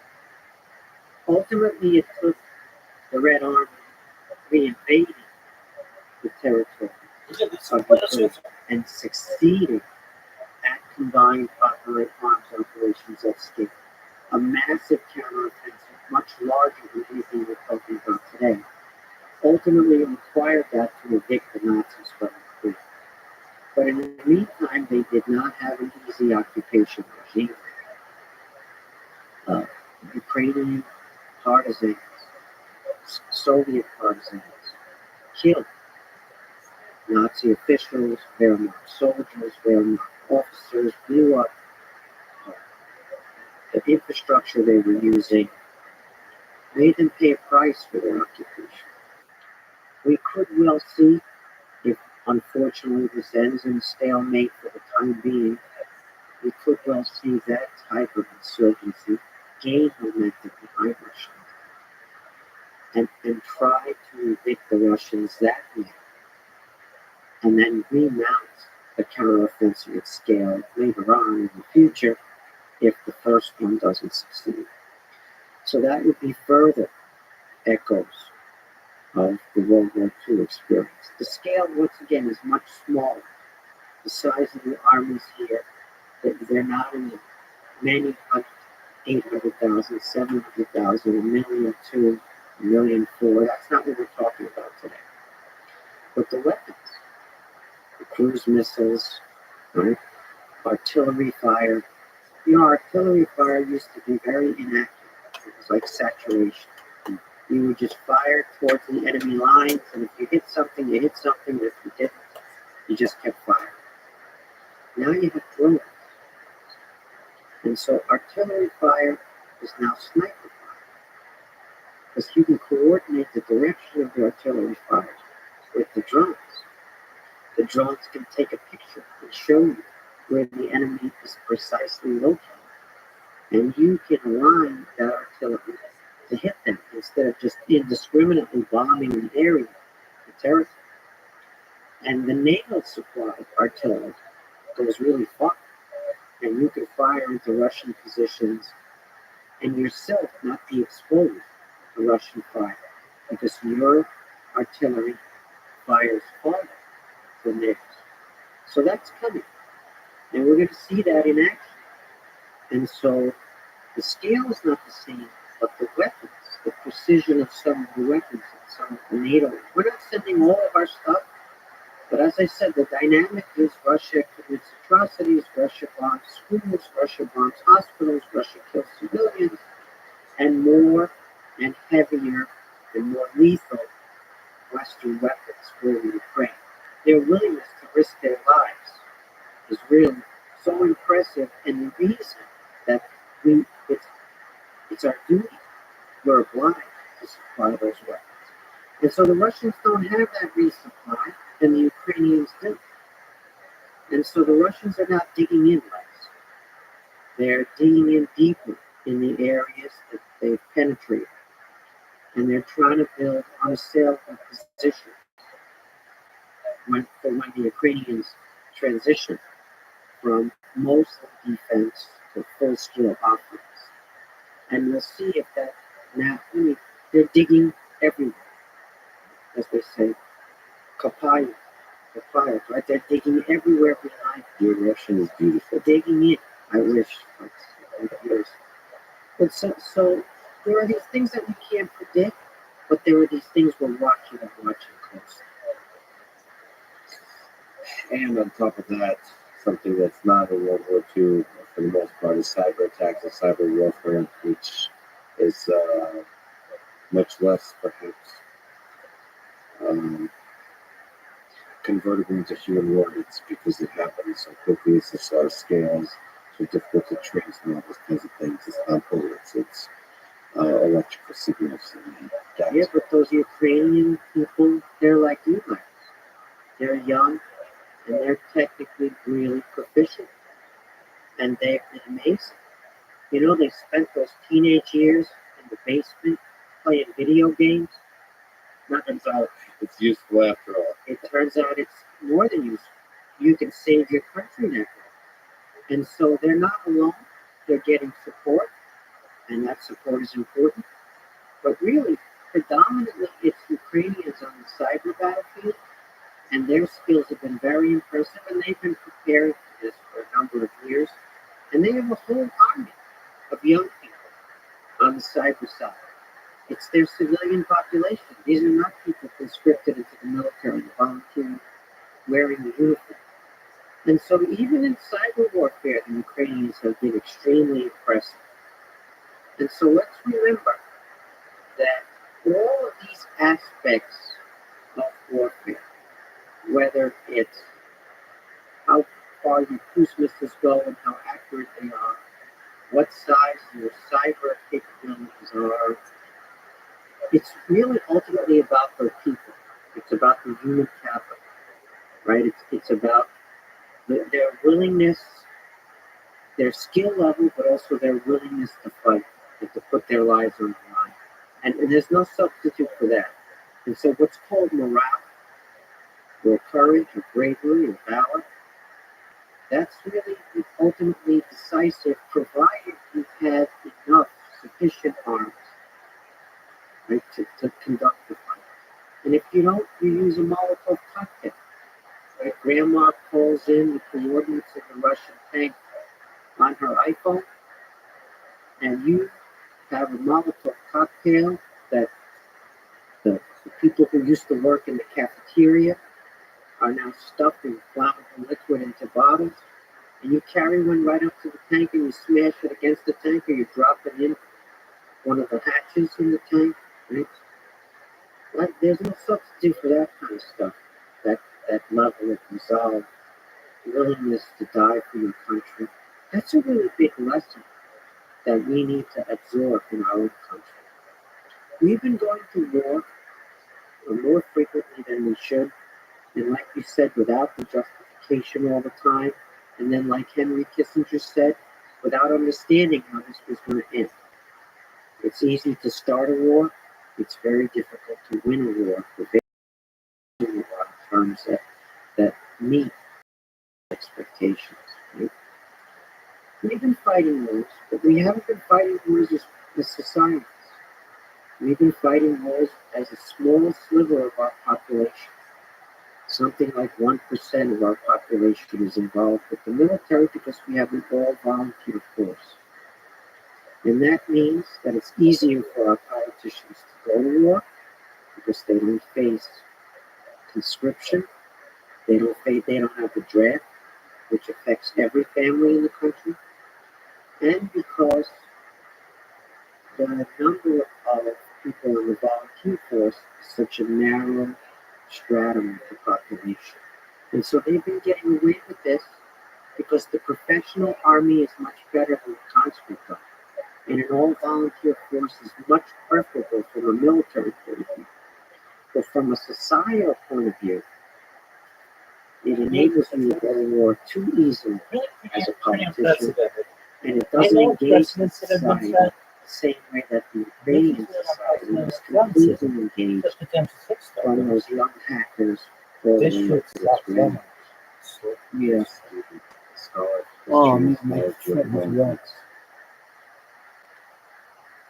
And you're also human. That's kind of nice. I'll take that.